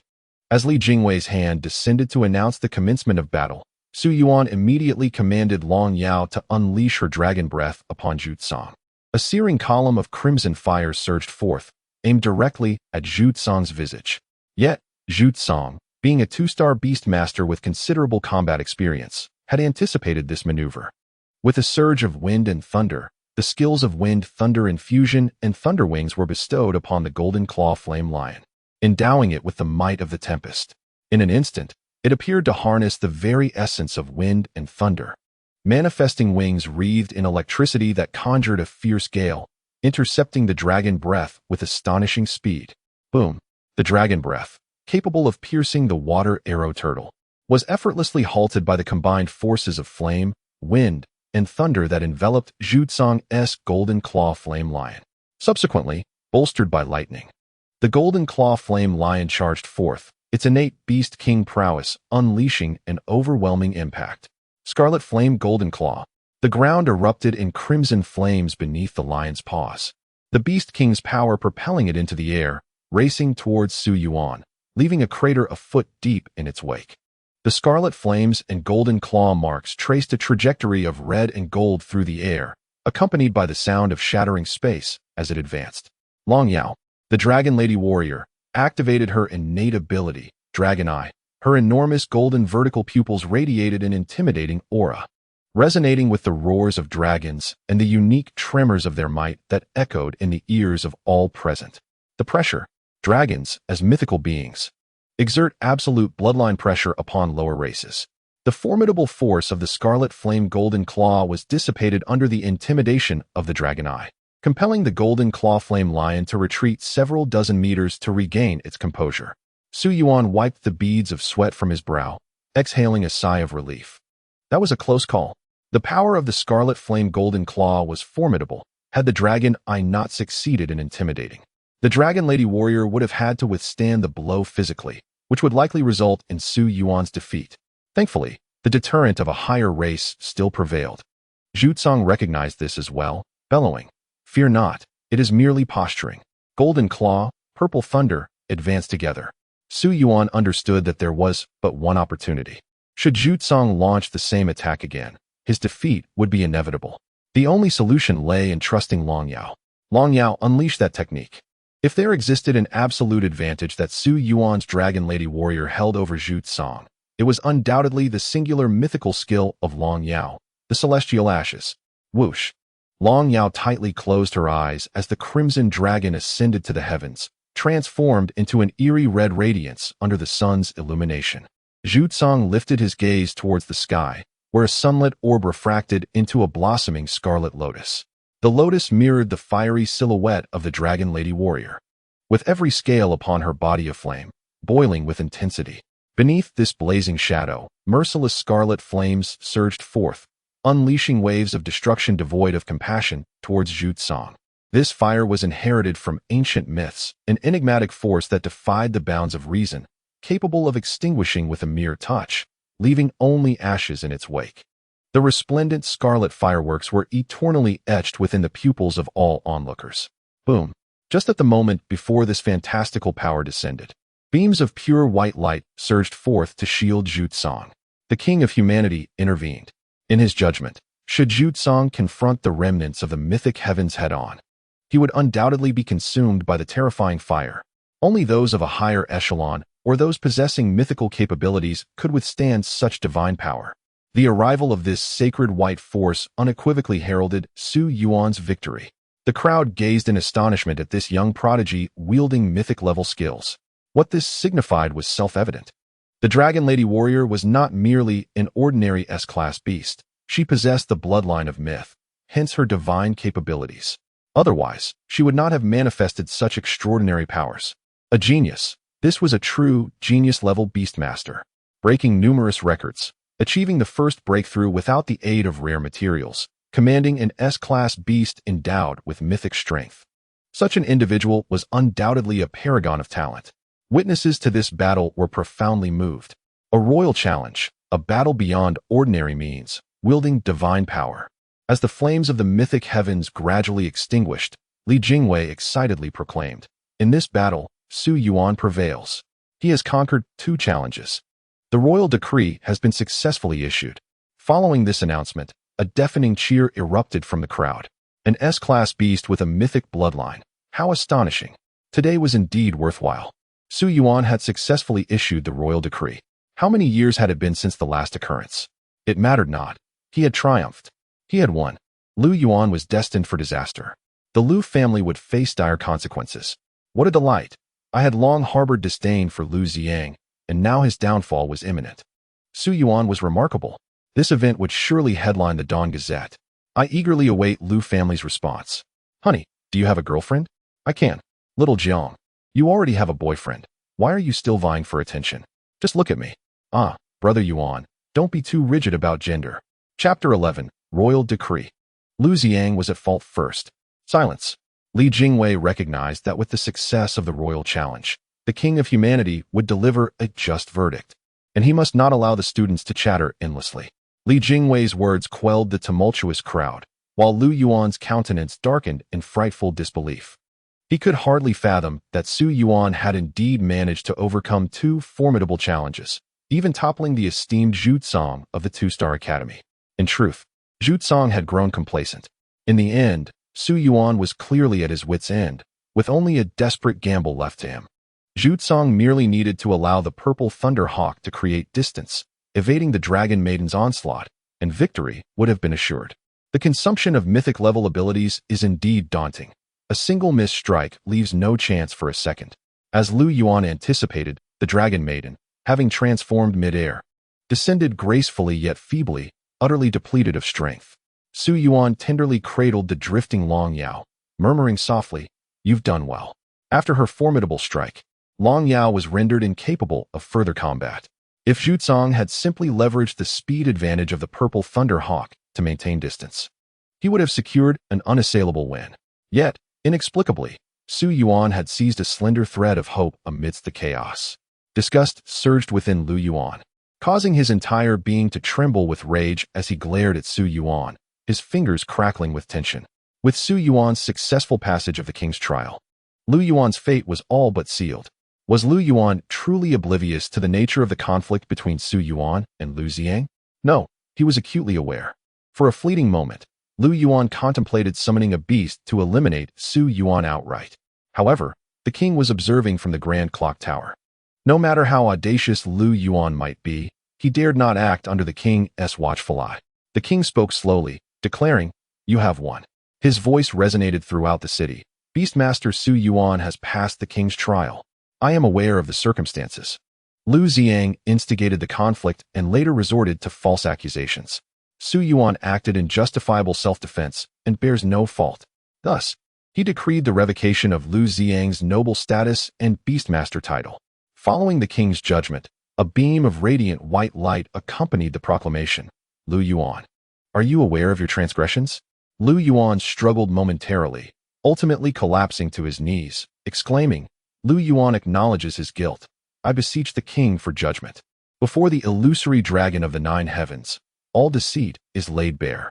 The voice of the holy white light proclaimed, "You have abused your authority, oppressing the beastmasters, compounding your crimes. By law, you shall be stripped of your noble status and all official duties. However, due to your commendable service during the city defense, this may offset your grave offenses. Thus, your title of Viscount shall be rescinded, yet your position retained. Do you have any objections?" With a deep sigh, Lu Yuan bowed his head, stating, "Lu Yuan has no objections. I shall faithfully adhere to the king's decree." Su Yuan inwardly lamented. The legal system here is indeed antiquated. Those guilty of grave offenses, if previously distinguished, merely lose their titles, and only upon subsequent transgressions are they stripped of their positions. The principle of redeeming offenses through merits is a lamentation of civilization.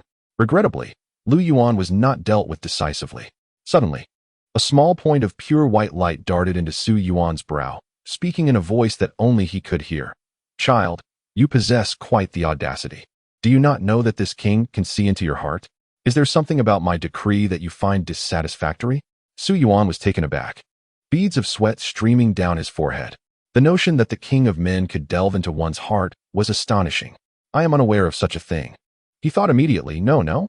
The king's edict shines as brightly as the sun and moon, and is as clear as the azure sky. Without the king's benevolent intervention, a student's life would be one of mediocrity. The king's great kindness towards students is like a boundless river, ever flowing. I, Su Yuan, can only repay the king's grace with the utmost sincerity. Enough with the flattery, the voice interrupted. "However, your statement rings somewhat true. Those who have accomplished great deeds should not face unjust punishment, and those who have shown kindness should not suffer loss. I shall consider this in the future." With that, the small point of light vanished without a trace. Meanwhile, the entire square of the Sacred Beast Academy, indeed the whole of Dawn City, erupted in commotion as people buzzed with excitement. The royal decree had succeeded. The notorious scoundrel Lu Xiang had been expelled from the noble circles, and Lu Yuan, who had once made significant contributions, had lost his title. The confrontation between a solitary student and the powerful aristocracy concluded in such a dramatic fashion. The seemingly weak student faced no punishment. On the contrary, the nobles were left in disarray, utterly defeated. Su Yuan couldn't help but sigh with relief. Despite having triumphed in 2 rounds of the royal decree, the pressure loomed large. The first round had been fortuitous, as he had executed a surprise attack. In the second round, had his opponent been even slightly stronger or more cautious, he would have surely faltered. His victory had relied on the opponent's momentary lapse, coupled with his own formidable beast mastery. With the royal decree concluded, this incident had become a sensational topic, and Su Yuan anticipated that soon the streets and alleys of Dawn City would buzz with discussions about him. Students gathered at the entrance of the Sacred Beast Academy, eager to converse with Su Yuan, only to be stopped by Li Jingwei. He understood that what Su Yuan needed most at this moment was not the adulation of his peers. With the aid of several teachers, Li Jingwei dispersed the crowd. Before he could speak, 3 figures approached on their beasts from outside the academy. "Little Li, hiding your light under a bushel is rather ungracious. Isn't it? Isn't it said that your Sacred Beast Academy does not welcome this new student? What? Now you wish to retract that?" Li Jingwei looked at the approaching trio and shook his head helplessly. "Very well, let him go. Perhaps this is the best outcome for Su Yuan." The 3 individuals were Zhuo Qing, Vice President of Dawn Academy, Wan Daoxian, Vice President of 10,000 Beasts Academy, and Gong Ming, Vice President of the Royal Academy. It was clear they had come to poach talent. Although Lu Yuan had been stripped of his noble title, his position as vice president of the Sacred Beast Academy remained intact. Having learned from the lesson of Wang Ju, Lu Yuan certainly understood that confronting Su Yuan directly would not be prudent. As the saying goes, while a visible attack can be evaded, a hidden one is much harder to guard against. Henceforth, subtlety would be requisite in dealing with a more formidable opponent. Emotionally and logically, Su Yuan was indeed ill-suited to continue his studies at the Sacred Beast Academy. The vice presidents, astute individuals, were quick to respond to any news. Previously, extracting even a single prodigy from the Sacred Beast Academy was akin to scaling a mountain. This year, however, a talented beastmaster, unclaimed after a successful invitation to Wang Ju, warranted attention. Su Yuan gazed somewhat bewilderedly at the unfamiliar faces, still haunted by the recent inquiries from Wang Ju and the King of Beasts. Li Jingwei offered a wry smile and said, Su Yuan, the fault lies with the Sacred Beast Academy. Allow me to introduce the vice presidents, Zuiqing from Dawn Academy, Wan Daoxian from 10,000 Beasts Academy, and Gong Ming from the Royal Academy. I trust you understand their purpose for being here. I cannot, in good conscience, retain you against your will at the Sacred Beast Academy. Let us proceed to the reception room, where I may extend a modicum of hospitality. Chapter 12. Prestigious schools competing for talent, each displaying their prowess. Upon hearing Li Jingwei's words, Su Yuan grasped the underlying implications and sighed softly. The unresolved issue with Lu Yuan indeed rendered his continued presence at the Sacred Beast Academy inappropriate. Fortunately, his reputation had preceded him, allowing for acceptance by other academies. The choice of institution mattered little to Su Yuan. He did not require rare resources, merely the support of an academy to facilitate his Beast Master examination. Subsequently, Su Yuan accompanied the vice presidents to the reception hall of the Sacred Beast Academy, where Li Jingwei had tea served before discreetly excusing himself. The ensuing discussions fell outside the purview of a mere teacher at the Sacred Beast Academy.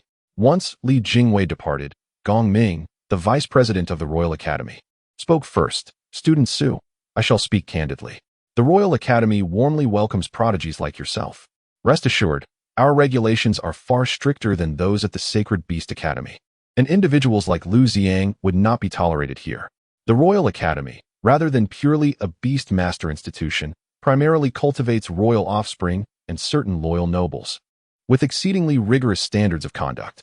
While noble children may exhibit some extravagance, the royal progeny, being groomed as elites, possess far superior character and qualities compared to someone like Lu Xiang. Should you choose to join us, we guarantee that every new beast you acquire will be at least of a rank. Su Yuan's eyes flickered. This offer was indeed substantial. Although A-rank beasts are not as rare as S-rank ones, with over 2,000 beast masters each year, only a handful, less than 100, would reach that level of prowess. However, for Su Yuan, this held little intrinsic value. He sought beasts imbued with even a trace of bloodline power. Even the lowest F-rank beasts could be effortlessly elevated to S-rank through his simplified beast system. Seeing Su Yuan's silence, Wan Daoxian from the Beast Academy seized the opportunity to speak. Young brother, the Royal Academy is predominantly filled with pretentious aristocrats. Why not consider joining us at the Beast Academy?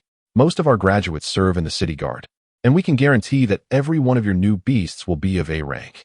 Furthermore, we assure you that you will start at no less than the rank of Major.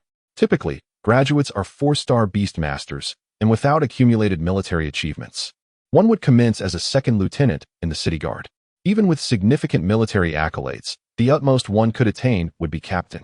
Wan Daoxian's offer was evidently more enticing than that of Gong Ming. Gong Ming interjected, Su, do not merely heed Principal Wan's offer. Consider what is paramount in university life. Beyond mere benefits, the cultivation of connections is of utmost importance. In terms of networking, there is none superior to the Royal Academy, is there? Gong Ming's words overshadowed Wan Daoxian's proposition. Indeed, while the Royal Academy may not guarantee military positions, it is the optimal choice for those aiming to build noble connections, thereby paving the way for future promotions and nobility status. Not only does it offer the opportunity to forge noble alliances, but it also allows one to find a spouse well-versed in noble interests. Nevertheless, Su Yuan held little enthusiasm for an aristocratic lifestyle. Noticing Su Yuan's continued contemplation, Zuiqing, the vice principal of Dawn Academy, smiled and suggested, Su Yuan, why not contemplate our Dawn Academy? Unlike the Royal Academy, Beast Academy, or even the Sacred Beast Academy, our institution predominantly comprises commoners' offspring who aspire to be beast masters. While we cannot guarantee that each of your beasts will be a rank, many of the principal members of the Beastmaster Guild in Dawn City are our students. Should you join us, the guild can provide you with a unique opportunity to establish your own Beastmaster team. It is worth noting that only 3 new teams are permitted to form in Dawn City each year. Additionally, the Beast Academy is almost entirely male, and the Royal Academy is overly conservative. Given your striking appearance, our academy boasts the highest number of beautiful girls. Assigning you a few, study partners would not be out of the question. In the midst of sipping his tea, Su Yuan suddenly spat it out. Uft, cough, cough. Not only Su Yuan, but Gong Ming and Yuan Daoxian were also taken aback, struggling to regain composure as they pointed at Zhuqing. Zhuqing, have you no shame? Is there such desperation in recruiting? Gong Ming clenched his fist, adding, Su Yuan, should you choose to attend the Royal Academy, even the Royal Princess could be within your grasp. Su Yuan quickly waved his hands. I sincerely appreciate your kindness, but there is no need for such offers. Principal Gong, I hold no interest in an aristocratic lifestyle and do not yearn for it. It would be quite uncomfortable to force myself into a circle dominated by nobility. So I hope for your understanding. Principal Yuan, while I would not mind gaining experience in the city guard in the future, I prefer not to take shortcuts. It would be irresponsible to elevate someone to an officer's rank without having endured the trials of battle. As for you, Principal Zhua, there is no need for study partners, though the prospect of a Beastmaster team does sound appealing. With that, Su Yuan politely declined the invitations from Gong Ming and Yuan Daoxian. Zhuqing gazed at Su Yuan with a sense of astonishment.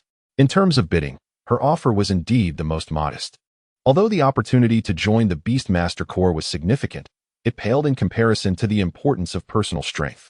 She had not anticipated that Su Yuan would choose their Dawn Academy.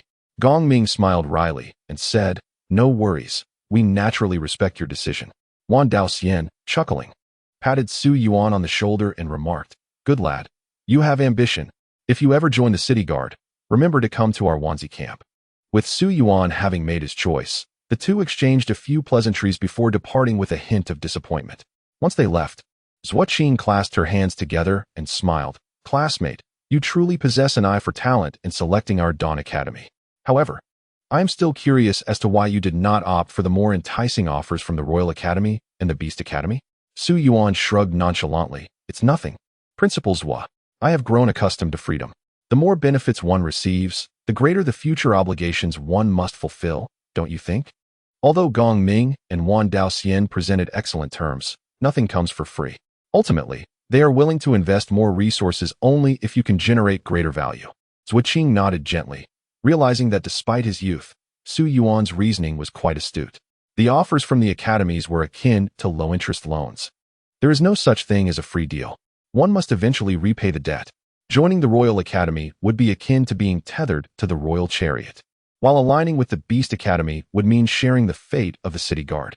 The conditions offered by Dawn Academy were modest, allowing for significantly greater freedom. Understanding this, Zhuqing declared, Very well, classmate Su. On behalf of Dawn Academy, I welcome your enrollment. The academy commences in 2 days, and with your qualifications, you will be able to enter the genius class directly. I will be your instructor. Should you need anything, feel free to approach me. In the meantime, you may take these 2 days to pack your personal belongings in preparation for your move. Su Yuan stood and bowed slightly. Yes, then I shall see you at school.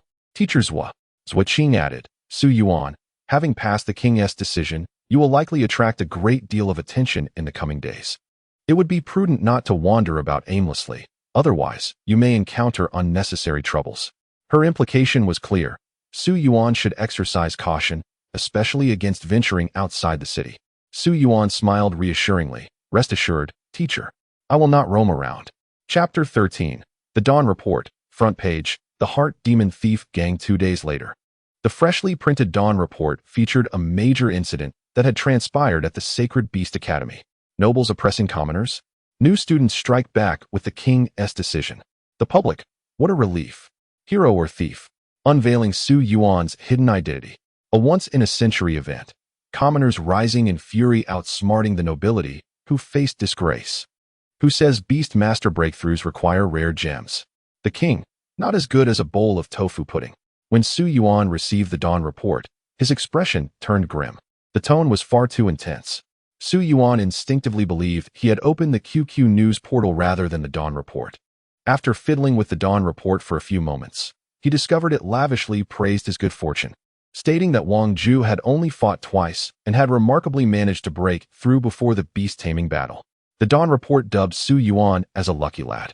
However, it did not elaborate on how he achieved victory in both battles, instead dedicating an entire page to investigating whether Su Yuan was a member of the Red Heart Demon Thief group. Additionally, the conflict between Su Yuan and Lu Xiang was deliberately downplayed, merely suggesting that Lu Xiang, being young and inexperienced, had offended Su Yuan. Though Su Yuan's retaliation may have been excessive, it was deemed justifiable self-defense, and the king did not impose harsh penalties. Conversely, Lu Yuan, whose judgment seemed biased, was punished. Clearly, the Lu family had exerted their influence to ensure that the content published in the Dawn report was understated. From the newspaper's portrayal, it seemed as though Su Yuan relied solely on luck, while the noble Lu family had merely committed a minor transgression typical of any man. Su Yuan shook his head, reflecting on the absurdity of this otherworldly tabloid. Regardless of location, the authority to speak the truth always lies with a select few. Nevertheless, Su Yuan had no desire for ostentation. He merely wished for a smooth resolution. What he needed to do now was wait. With the simplified beast-taming system at his disposal, it would not be long before he became a formidable beast master, surpassing Lu Yuan, and at that time, he would eradicate the threat completely. Su Yuan did not believe matters would simply fade away. The resentment of a noble being repeatedly defeated by a commoner would not vanish easily. This was a life-and-death struggle. Until Lu Xiang and Lu Yuan were dealt with, Su Yuan would find no peace. A series of knocks interrupted his thoughts. Rising to open the door, he found the vendor of tofu pudding from downstairs. Seeing the vendor's obsequious smile, Su Yuan immediately understood. "Sir, don't tell me everyone has come to your place for tofu pudding?" Since the Dawn report had published Su Yuan's breakthrough with the tofu pudding, it undoubtedly sparked a gathering effect. With the king's endorsement and the newspaper's promotion, the tofu pudding shop downstairs had suddenly become a sensation, transforming into the most popular establishment in Dawn City. It was predictable that countless beast masters would come to try their luck. As a bowl of tofu pudding cost very little, the vendor grinned. "Indeed, Su Yuan, this is all thanks to you. I never imagined that girl was actually your beast, and that she broke through after having my tofu pudding. I've come to discuss something with you. Our shop owes its popularity to you, so from now on, your visits will be completely free. I'll even give you an extra 30% of the profits. What do you think? I run a small business, and I can't afford much more." The vendor was quite astute, recognizing that the current popularity of his tofu pudding shop was solely due to Su Yuan, and he naturally wanted to maintain a good relationship. Su Yuan chuckled. "Why don't you raise your prices now that you're thriving? After the price hike, I agreed to split it evenly with you." The boss, with a bitter expression, lamented, "That's not feasible. Tofu pudding isn't exactly a valuable commodity. Will customers still come if we raise the price?" Su Yuan replied, "Are you foolish, boss? Who are we trying to attract? Beast tamers. They possess far more wealth than ordinary folk. You may sell tofu pudding to commoners for 2 copper coins, but you can specifically offer a premium variant tailored for beast tamers, thereby distinguishing between the two. Just ensure that the portion of sales from the beast tamers comes to me." The boss smacked his forehead and exclaimed, "All right. I never considered that you have quite the business acumen, Su Yuan. I see now. We can set a higher price for this product since most people will only try it once or twice." Su Yuan nodded in approval. "Exactly. Just focus on your work, boss." Each to their own expertise, Su Yuan, lacking any innate talent, was content with earning a little extra. Truth be told, his finances were rather strained, primarily due to Long Yao's insatiable appetite. After 2 years of hard work, saving meticulously, he had amassed 5 gold, 3 silver, and 266 copper coins, equivalent to over 50,000 coins. Yet, in just a week, Long Yao consumed 3 silver, which amounted to over 3,000 coins. Without any further income, Su Yuan could not sustain himself for long. Once the tofu pudding shop owner departed, Su Yuan packed his belongings and set off to Dawn Academy with Long Yao. As soon as he opened the door, a cacophony of camera flashes erupted, and Su Yuan inwardly cursed, hastily slamming the door shut. He had forgotten about this. His newfound fame had attracted a horde of reporters lying in wait outside. If it weren't for the legal regulations in Dawn City, these individuals might have barged into private residences. With no other option, Su Yuan and Long Yao disguised themselves and stealthily slipped away through a back alley. Seizing a moment of distraction among the reporters, they managed to escape unnoticed. Just as Su Yuan sighed in relief at evading the press, a hand suddenly clutched his left arm. Startled, he turned to face the source while instinctively signaling Long Yao to draw closer for protection. The figure gripping his arm was a young-looking man dressed as an old Taoist priest, sporting a fake white beard that was clearly inauthentic. The Taoist spoke, "Hold on. Young friend, you seem to be in quite the hurry," as if pursued. "Your auspicious aura suggests recent fortuitous events, and the fierce presence of your beast, likely an S-class, only confirms it. All signs point to you being Su Yuan, who recently challenged Wang Ju. Am I correct?" Su Yuan shook off the Taoist's hand, eyeing him with increased suspicion. His reputation had grown considerably these days, attracting many who wished him harm, such as the Liu family, which made him instinctively wary of the Taoist. "And what is your intention, Taoist?" The Taoist's demeanor shifted, abandoning his cryptic act as he pointed to a flag beside him. Grinning, "Business is tough. Care to take a look? Otherwise, I might have to shout that Su Yuan is right here." Upon seeing the flag, Su Yuan was taken aback. The sign read 1 divination for 1 silver, no credit accepted. Goodness, how shameless. What a despicable price. If Su Yuan were to withhold payment, the Taoist shout would likely attract a swarm of journalists, placing him in an even more precarious position. These individuals excel at embellishing narratives, and in this realm devoid of mobile phones and microwaves, he could not refute any rumors. If Su Yuan were to utter a misstatement, it could lead to significant trouble. In a fit of indignation, Su Yuan tossed a silver coin, his eyes glinting with a mixture of fury and resentment. Consider Su Yuan, who, even before the nobility, remained resolutely defiant. Who would have thought he would be outmaneuvered by a Taoist? Truly, urban schemes run deep. The Taoist, with a smile, accepted the silver coin and reassured him, "Do not worry, my divination skills are quite adept." He then summoned a beast, resembling a turtle, adorned with a bagua compass atop its head, lending it an air of authenticity. However, the moment the beast's information flooded Su Yuan's mind, he could not help but pay closer attention. Beast, Celestial Destiny Xuanwu, Rarity, SS, Level, Talent, Insight into Destiny Mythical, Skills, Bloodline, Xuanwu Divine Blood. The disparity in power was so vast that he was unable to decipher all the information. A great secret lay hidden in plain sight. Su Yuan quelled his impatience and regarded the Taoist with utmost respect. Observing Su Yuan's demeanor, the Taoist narrowed his eyes and manipulated the compass. The upper hexagram was can, water, and the lower hexagram was also can, water. The Taoist spoke in a solemn tone. Identical hexagrams stacked upon each other indicate perilous waters. 2 layers of danger compound the risk. Advancing is fraught with peril, and retreating is equally treacherous. One finds themselves in a dilemma. Yet, young friend, there is a spark of heroism in your brow, and auspicious stars illuminate your path, suggesting that you may transform misfortune into fortune. Su Yuan's expression darkened. This was not a favorable omen, perhaps a dire one. He stepped back and bowed respectfully, saying, "I humbly request your guidance, esteemed Taoist." The Taoist's voice flowed like silk, a worthy pupil indeed. "Remember, the presence of myriad crises does not necessitate retreat.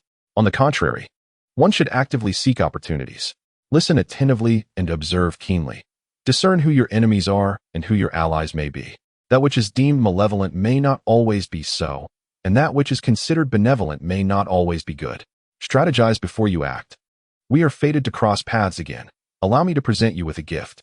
Upon finishing his words, the Celestial Destiny Xuanwu extended its tongue, which bore a playing card. Just as Su Yuan was about to inquire, the Xuanwu exhaled a dense mist, obscuring the Taoist's figure, his voice echoing, "We shall meet again." Holding the unique card crafted from a special jade-like material, Su Yuan bowed deeply, expressing his gratitude. "Thank you for your guidance, esteemed Taoist." Gazing at the card, he sighed softly.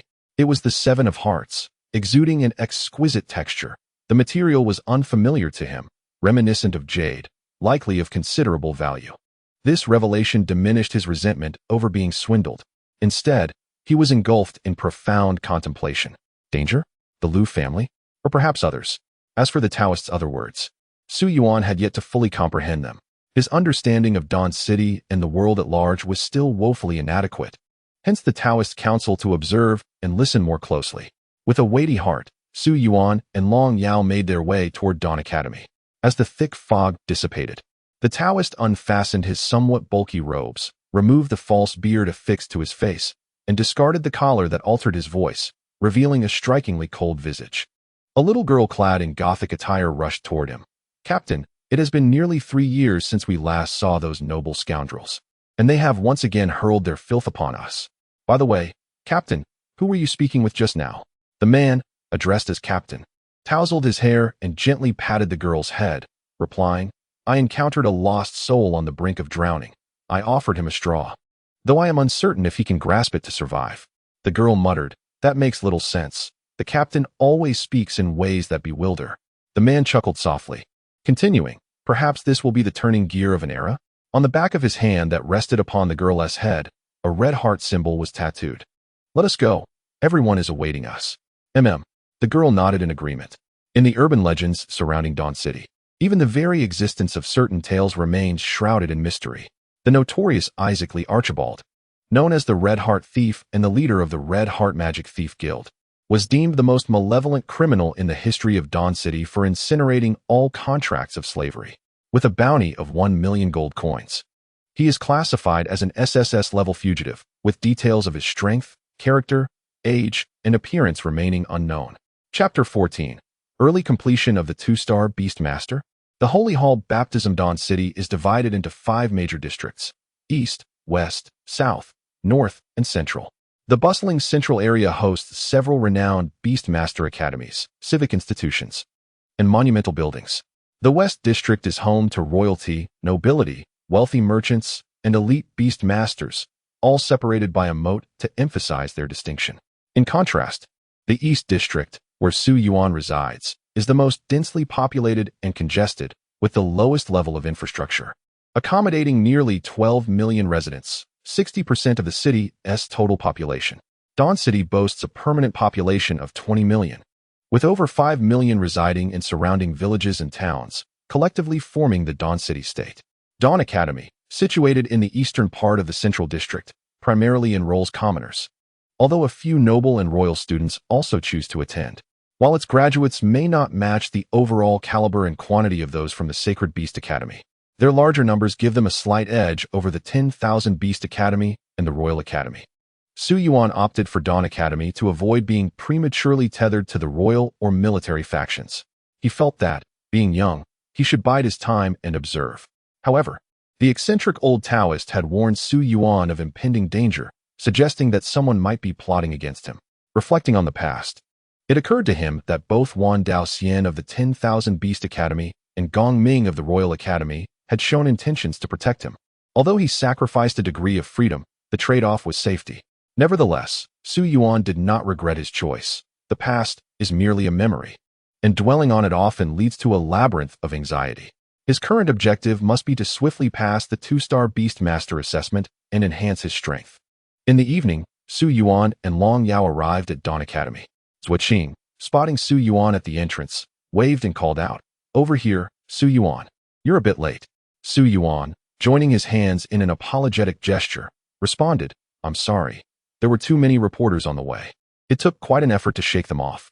Zuoqing lightly tapped her finger and remarked, "Oh, I almost forgot that you are now the darling of Dawn City. I should have sent someone to pick you up. Come on inside." As Su Yuan entered Dawn Academy with Zuoqing, he noted that the academy did not boast the expansive grounds of 10,000 Beasts Academy. In fact, its land area was relatively modest, totaling less than 1,000 acres. Less than a quarter of the Sacred Beast Academy, yet it accommodated a student body equivalent to 70% of that of the Sacred Beast Academy. Considering that most students were commoners without family influence or financial means to acquire rare resources, the academy needed to increase its subsidization efforts. Thus, most of its funds were allocated accordingly. After a brief understanding of Dawn Academy, Su Yuan straightforwardly inquired, "Teacher Zhua, I recently advanced to silver level in Beast Mastery. My time is precious. When can I participate in the assessment for a 2-star Beast Master?" This was the matter of utmost urgency for Su Yuan. Achieving the rank of 2-star Beast Master would allow him to acquire a second beast and elevate both of his beasts to gold level. Zuoqing smiled, her lips pursed. Don't be anxious. To be precise, Su Yuan, you have already passed the assessment for 2-star Beast Master. Su Yuan looked at Zuoqing in confusion. Zuoqing continued to explain.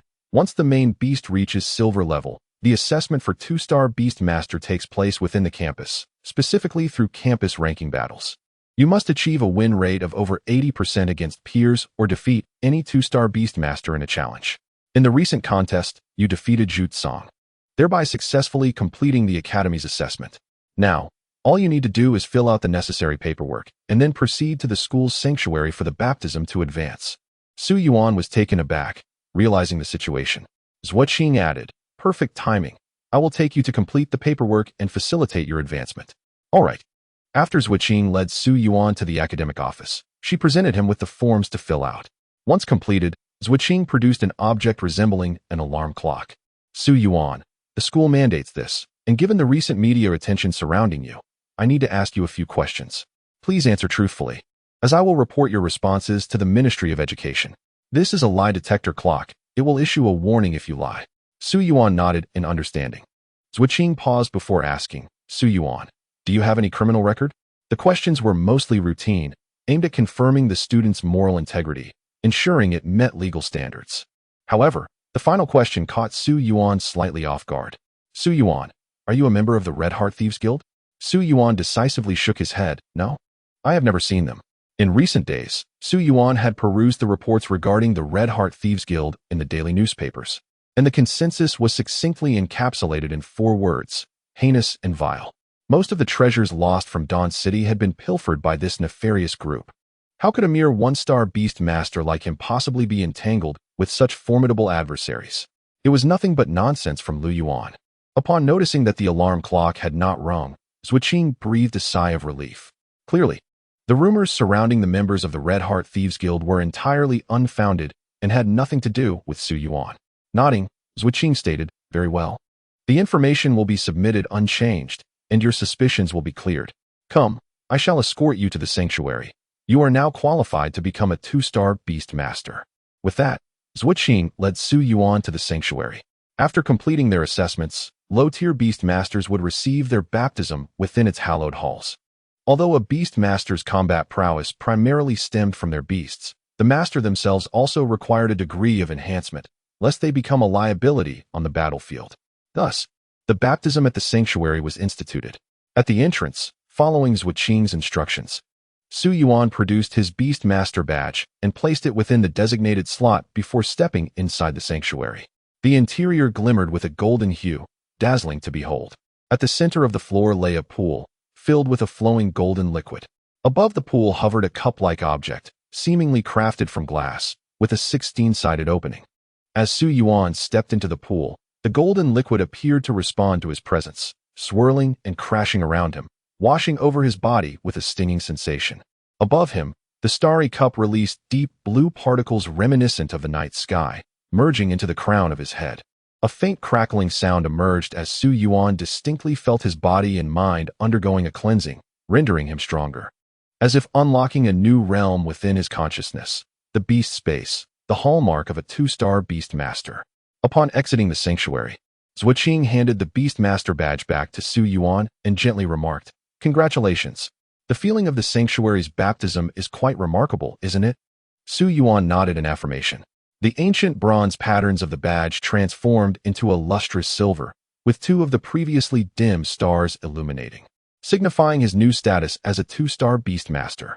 Curious, Su Yuan inquired, "Teacher Zhua, does this mean I can?"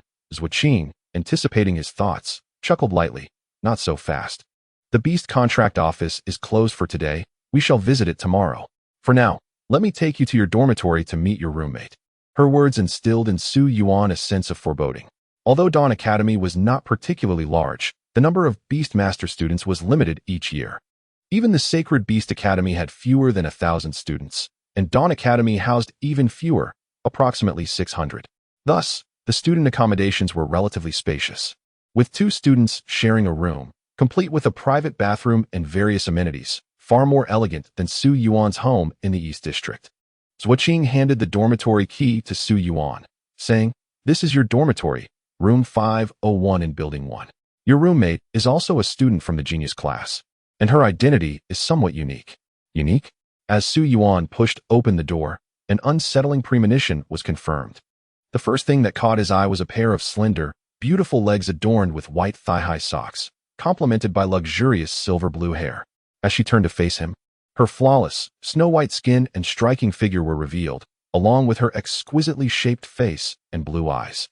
The pure white military uniform accentuated her curves perfectly, while the white beret lent an air of cold elegance to her already statuesque frame, reminiscent of an ice rose blooming in the depths of winter. "A female? My roommate," Su Yuan exclaimed, taken aback.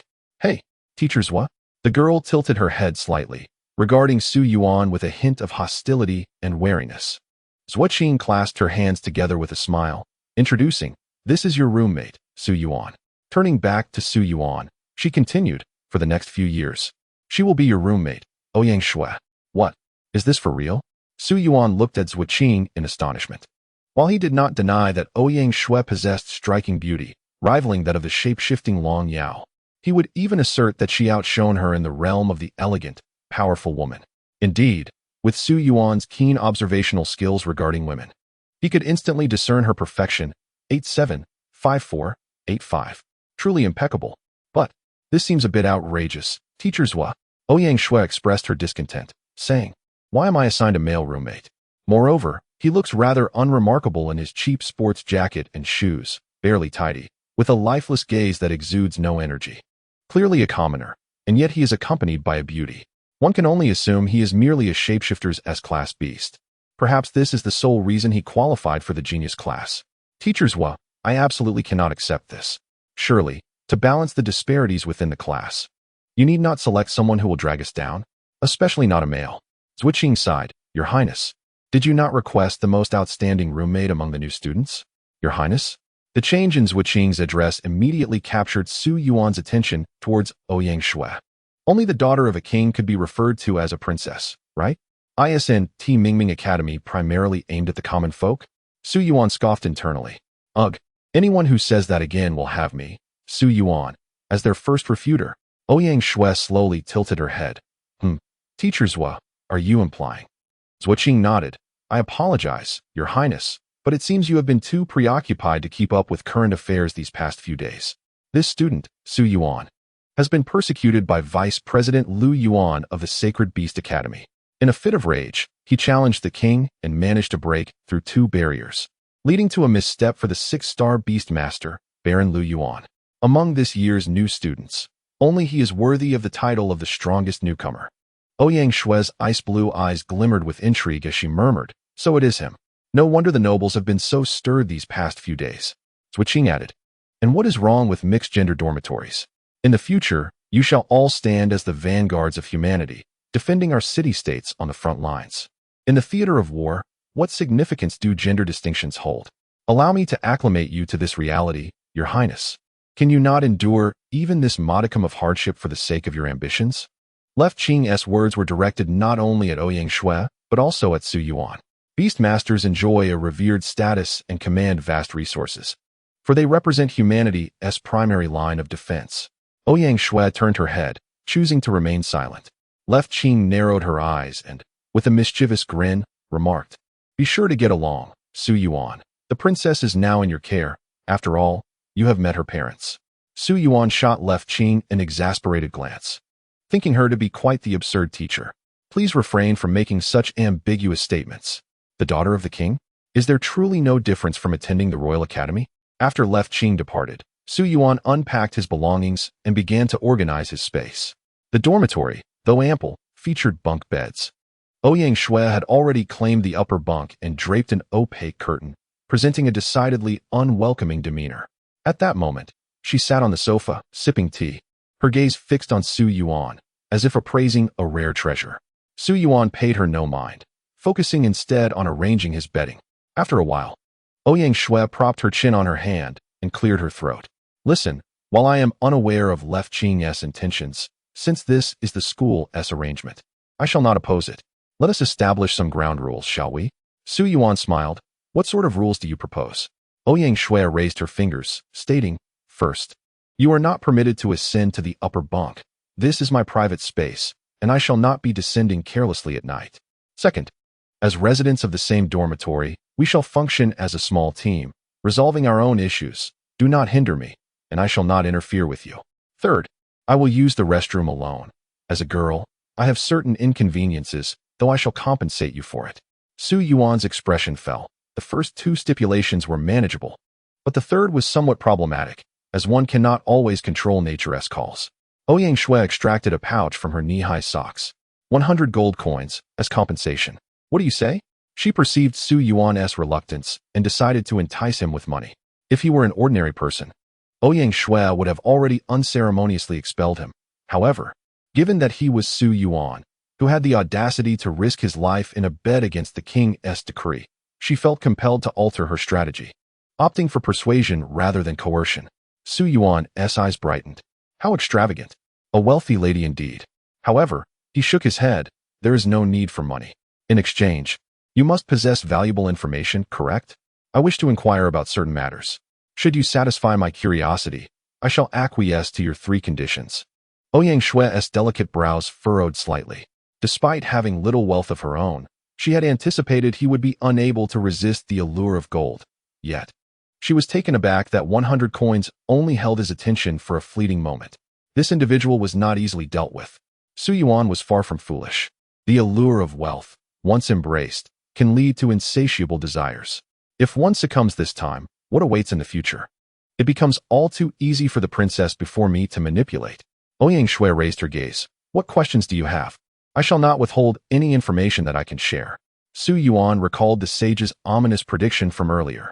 There were certain truths he needed to uncover. Who, indeed, are my adversaries? He carefully gathered his thoughts and spoke slowly. Those who wish to harm me, or those I have offended, cannot be limited to the Liu family. Can they? Chapter 16. The Princess's Enlightenment.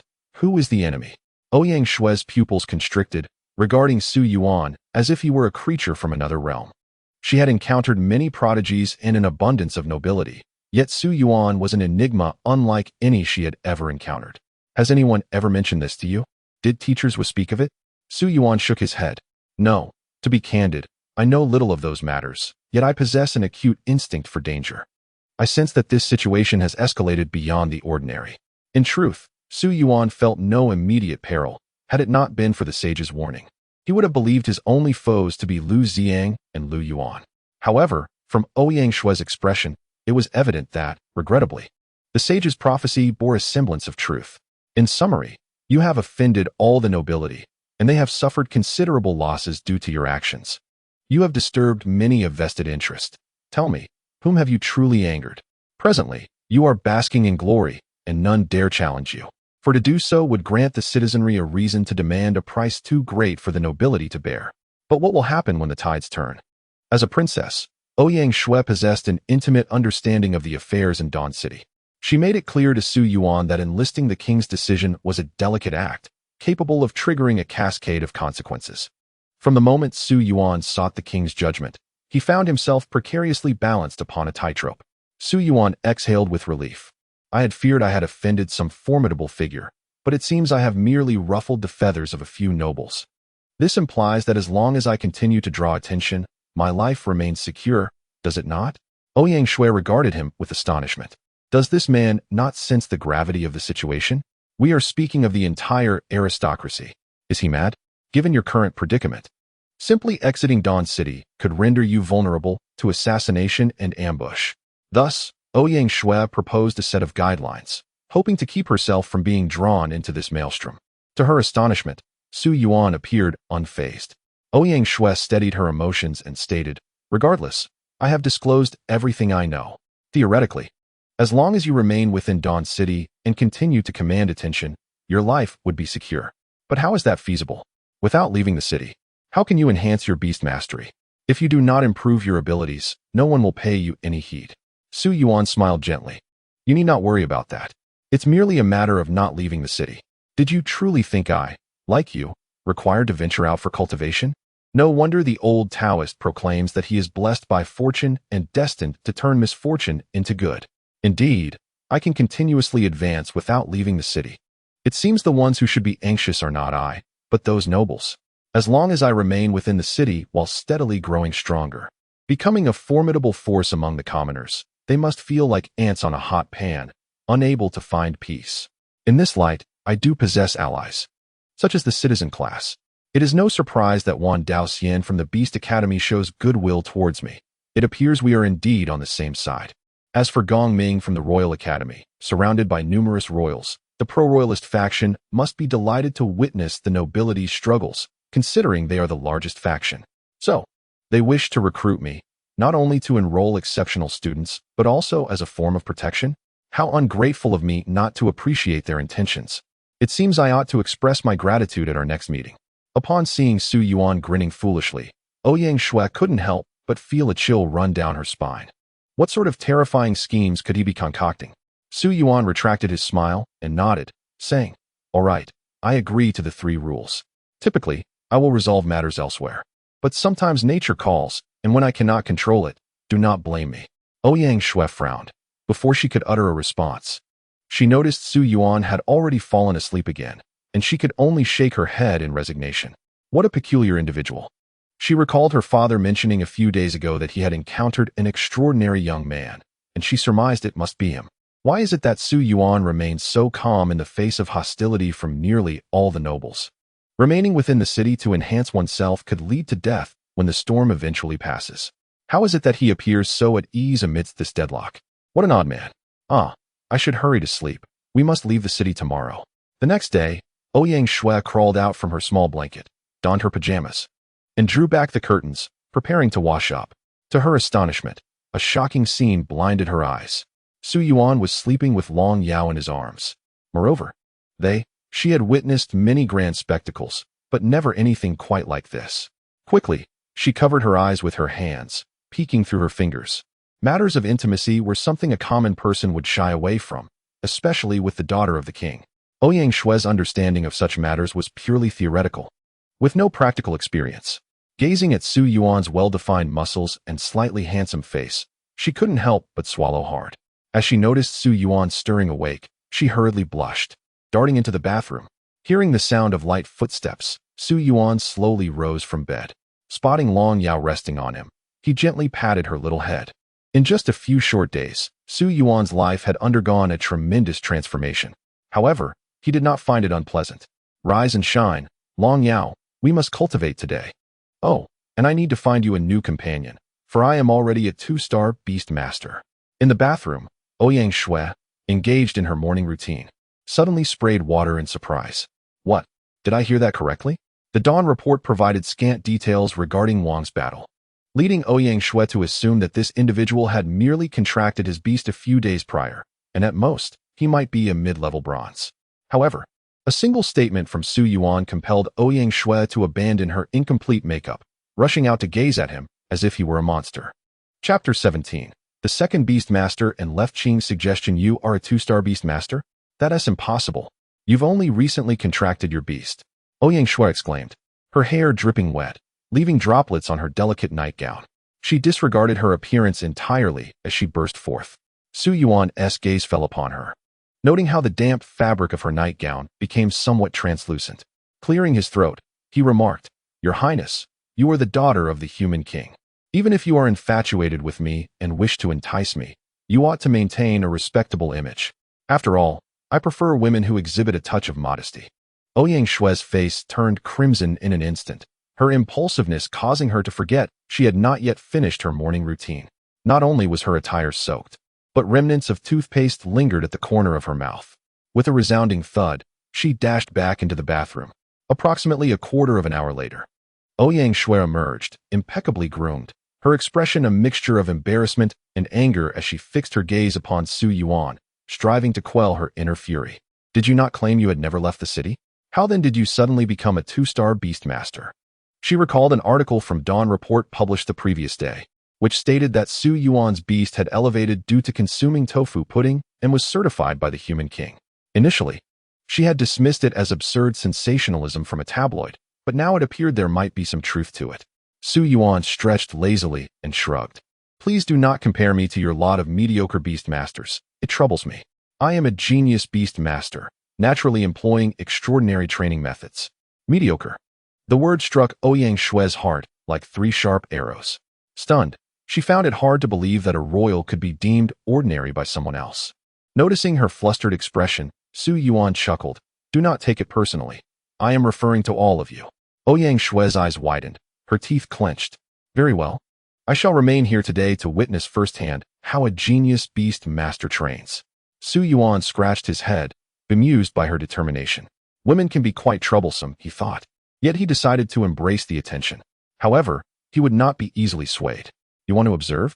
That is fine, but what is in it for me? Compensation? With a sigh, Ouyang Shui replied, money? Beast eggs require substantial funds.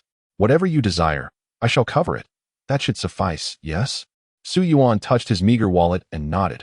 All right, let us set off. The 2 individuals changed their attire and exited the dormitory. Below, Zhuqing, who had been waiting, noticed them coming out together. The flush on Ouyang Shue's cheeks was evident, her earlobes radiating a translucent hue of crimson, causing Zhuqing to cover her mouth in surprise. This progression was rather swift. As the duo approached, Zhuqing remarked softly, it seems His Highness and Su Yuan are enjoying each other's company. Understanding the implications of Zhuqing's knowing smile, Su Yuan realized that this eccentric teacher had once again jumped to conclusions. Ouyang Shui, attempting to maintain her composure, proclaimed, well, I wish to witness what makes the so-called genius beast master so exceptional. I shall not go anywhere today, but follow you. The emphasis on the word genius resonated in her voice. Su Yuan replied, indeed, I too cannot escape this. His Highness has become quite attached to me. Teachers Wa, please lead me to select a new beast. Ouyang Shui disregarded Su Yuan's provocation, narrowing her eyes and averting her gaze. Zhuqing observed the two with a puzzled expression, wondering what had transpired. All right, let us proceed. Su Yuan, do you have any thoughts regarding your new beast? Su Yuan shook his head, somewhat bewildered. What he sought was a beast with a top-tier bloodline. As for the type, he had no specific preferences. As they walked, Zhuqing continued, I see. Allow me to enlighten you. As a 2-star beast master, or in essence, considering the future of beast masters, there are several distinct paths to choose from. Depending on your inclination. The first path is that of the versatile beast master. For instance, if your beast possesses offensive capabilities, you must then consider selecting beasts with complementary functions, such as defensive or supportive types, to mitigate your weaknesses. This way, you could stand your ground outside dangerous territories and tackle varying crises. The second path is that of the specialized beast master. For instance, you could opt solely for beasts with formidable offensive strength, relying on allies who specialize in defense, support, or speed to compensate for any shortcomings. This would enhance your overall combat effectiveness. Yet the drawback is that separation could lead to complications. The 2 directions Zhuqing described represented starkly different paths, forming a solitary unit or battling alongside other beast masters. Su Yuan pondered, realizing that collaborating with other beast masters could potentially maximize combat prowess. However, he recalled the unique beast of the old Taoist, the Destiny Xuanwu, which possessed the ability to glimpse the secrets of fate. As a beast master, it was prudent to be well-rounded. In addition to seeking a beast with a top-tier bloodline, I must also consider their functions and combat synergy. Noticing Su Yuan deep in thought, Zhuqing continued to illustrate. Take for instance your opponent, Zhu Tsang. In the royal competition, he embodies the versatile approach, while our princess has chosen a specialized route. With her 2 beasts being primarily control-oriented, Su Yuan's eyes brightened.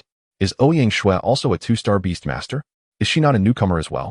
Zhuqing observed the confusion in Su Yuan's eyes and smiled. The royal family commenced their training 6 months ago, so their progress is naturally swifter than yours. The princess is on the verge of breaking through to a 3-star beast master. I see, Ouyang Shui replied, crossing her arms with a proud demeanor. In a certain regard, the new students truly seem to place Ouyang Shui at the pinnacle of strength. Dawn Academy differs from Sacred Beast Academy upon advancement. Students at Sacred Beast Academy automatically transition to the 2-star division, whereas Dawn Academy operates on a small class system, maintaining a tight-knit team even after leveling up. Arriving at the entrance of the Beast Contracting Center, Zhuqing inquired, Su Yuan, have you decided which path you wish to pursue? Su Yuan nodded. Given my current circumstances, it would be more advantageous to adopt a versatile approach. However, should I encounter a powerful offensive beast, I would certainly seize the opportunity. Zhuqing handed him a list, saying, "Here, this outlines the prices for various grades of beast eggs. The school will subsidize a portion, making the prices approximately 60% cheaper than market rates." Su Yuan perused the list. Although Ouyang Shui was responsible for the expenses, there were still limitations. The beast eggs were categorized into 3 qualities: high, medium, and low, priced at 1 gold coin, 5 silver coins, and 1 silver coin, respectively. Additionally, there were discarded beast eggs priced at 100 copper coins. The discarded beast eggs were plentiful, but primarily consisted of low-tier F and E grade creatures, which were typically overlooked, occasionally sold to ordinary focus pets. However, these were precisely what suited Su Yuan best. The low grade was inconsequential. What mattered was the presence of bloodline power. Turning to Ouyang Shui, he asked, "You promised to cover the cost of the beast eggs, and you won't go back on your word, will you?" Ouyang Shui huffed, "Of course not. However, it's not without limits. 10 gold coins should suffice for 10 high-grade beast eggs. Wouldn't you agree?" Chapter 18. The Second Beast. The Snow Emperor Bloodline. Su Yuan nodded. "Very well. Teachers Hua, I would like to order 1,000 discarded beast eggs." "What?" Ouyang Shui exclaimed, her anger flaring. "Su Yuan, I am kindly offering to pay for your beast eggs. Do you truly find it necessary to jest with me?" Even Zhuqing furrowed her brow, perplexed by Su Yuan's intentions. Su Yuan replied calmly, "Rest assured, Your Highness, I never jest when it comes to beasts." Ouyang Shui glanced at Zhuqing, who also appeared troubled, clearly reluctant. Those discarded beast eggs held little value beyond serving as pets. Yet, observing Su Yuan's resolute expression, Zhuqing reluctantly conceded, "Very well. We shall purchase 1,000 discarded beast eggs." "Su Yuan, do not say I did not warn you. These discarded eggs only yield low-tier beasts of F and E grade, which truly lack utility." In a barely audible voice, Su Yuan remarked, "Is that so? The first time I encountered Long Yao, she was merely an F-grade grass snake." Teachers Hua, classmate Ouyang, you both underestimate the potential of certain beasts. Upon hearing this, Zhuqing looked at Su Yuan in disbelief, then shifted her gaze to the dragon warrior beside him. "Do you mean to say that such a formidable dragon maiden originally existed as merely a grass snake?" Ouyang Shui gazed at Su Yuan in sheer terror. Rumor had it that when Su Yuan first forged his contract, he had only bonded with a grass snake. Initially dismissed as mere gossip, the truth of it now struck them like a thunderbolt. Could it be that Su Yuan possessed the extraordinary ability to discern which beasts might undergo a transformation, evolving from the feeble F rank to the S rank? Good heavens! The implications of such a capability were self-evident. It would mean that every beast Su Yuan contracted in the future would commence at the S rank, perhaps even ascend to the legendary SSS rank. This was unfathomable, absolutely impossible. Su Yuan remained silent, methodically cracking open beast eggs one after another. Regrettably, beasts possessing top-tier bloodline powers were not commonplace.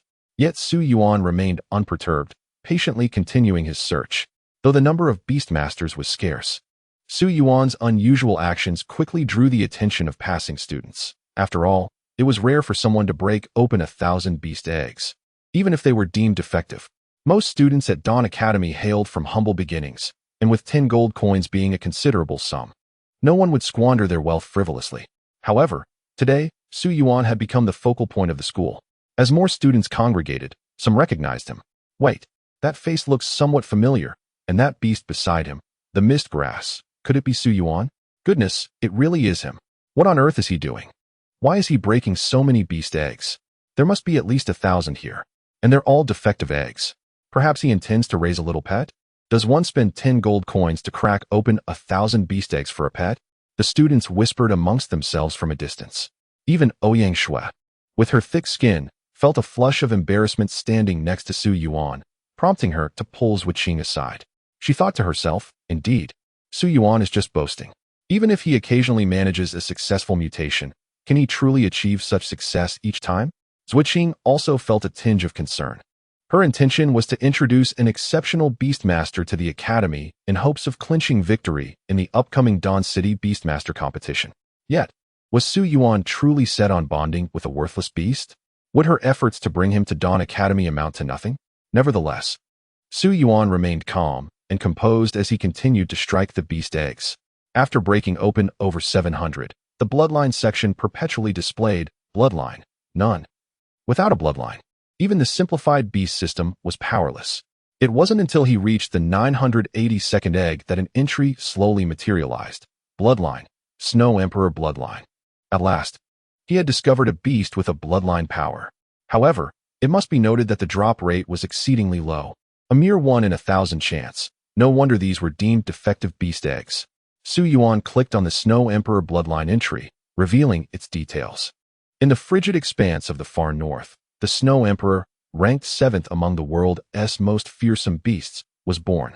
This legendary creature, a sublime fusion of the mythical nine-tailed celestial fox and the ancient ice phoenix, possesses the most terrifying powers of frost and survival known to the world. While the icy plains stretch endlessly, the Snow Emperor endures through the ages. The power of ice, which entails both harm and control, stands in stark contrast to the flames of the dragoness. This was indeed commendable. Su Yuan felt a sense of satisfaction. However, at that moment, the beast he had summoned, imbued with the divine lineage of the Snow Emperor, was merely a weak E-rank beast, a snow fox. This would suffice. Su Yuan extended his hand, ready to forge a contract. Observing Su Yuan contract a feeble snow fox, the onlookers were rendered speechless, exclaiming, "Is this really Su Yuan, the one who passed the royal selection? Has he lost his senses? To choose such a low-tier beast?" The rumors about his incompetence seemed to hold true. It appeared he had squandered his potential. Zhuqing, upon hearing the students' discussions, rushed over, visibly agitated. "Su Yuan, stop. What are you doing? The snow fox is merely an E-rank beast. Have you gone mad?" She could not bear to witness a genius capable of passing the royal selection engage in such folly. Yet, Su Yuan showed no sign of halting. "Rest assured, Teacher Zhua, I am not deranged. On the contrary, I am exceedingly composed.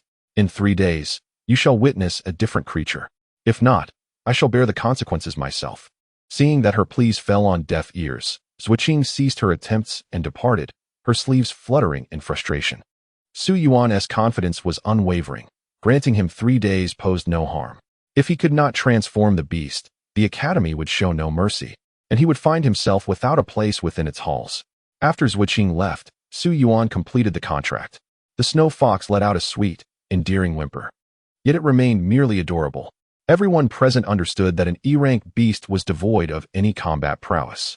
The surrounding students shook their heads and dispersed, regarding the spectacle as nothing more than a source of post-meal gossip. Beside them, Ouyang Shui frowned and remarked, "Look, you've even angered Teacher Zhua. I truly cannot fathom your reasoning." Before she could finish her sentence, she noticed a peculiar smile creep across Su Yuan's lips. "Your Highness, do you not wish to see why I am a genius beast master? Follow me." Ouyang Shui, sensing Su Yuan's unwavering determination, felt a subtle stirring within her. It was as if an invisible force compelled her to accompany him back to the dormitory. Upon their return, a scene unfolded that left her utterly astonished.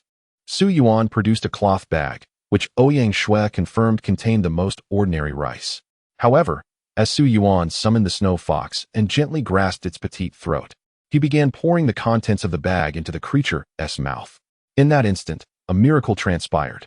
The snow fox, with its pure and delicate form, gradually unfurled, emanating an icy blue radiance akin to a blossoming lotus.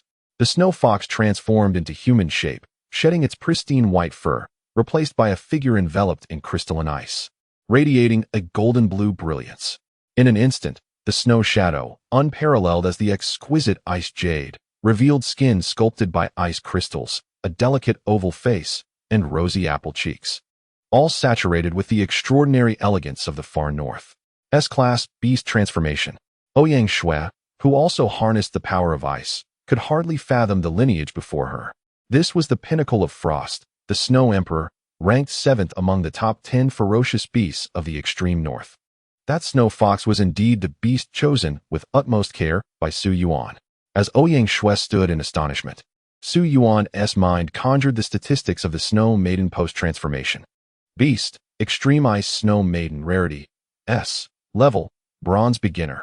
Experience, 0-100. Talent, Ice Seal, Epic. Skills, Snow Moon Prison, Epic. Ice Phoenix Deification, Mythical. Bloodline, Snow Emperor Bloodline, 5. It was a success. Su Yuan's second beast, an S-class beast with a mythical bloodline. Chapter 19, Calisthenics, Experience 555. Ouyang Shui felt that her half-year experience as a beastmaster, the teachings from various top-tier instructors, even the guidance from the King of Humans, were all rendered trivial by the miracle before her. No, the absurdity of the situation that seemed to grind her down. It felt akin to feeding a dog. Why? Why could Su Yuan's mere handful of rice provoke such an astonishing transformation in a seemingly useless beast? Was that rice anything but ordinary? Ouyang Shui instinctively searched for the bag in which Su Yuan had stored the rice, only to discover it had long been hidden away. Rubbing her eyes to assure herself that this was not a dream, Ouyang Shui found herself wholly unable to accept the reality.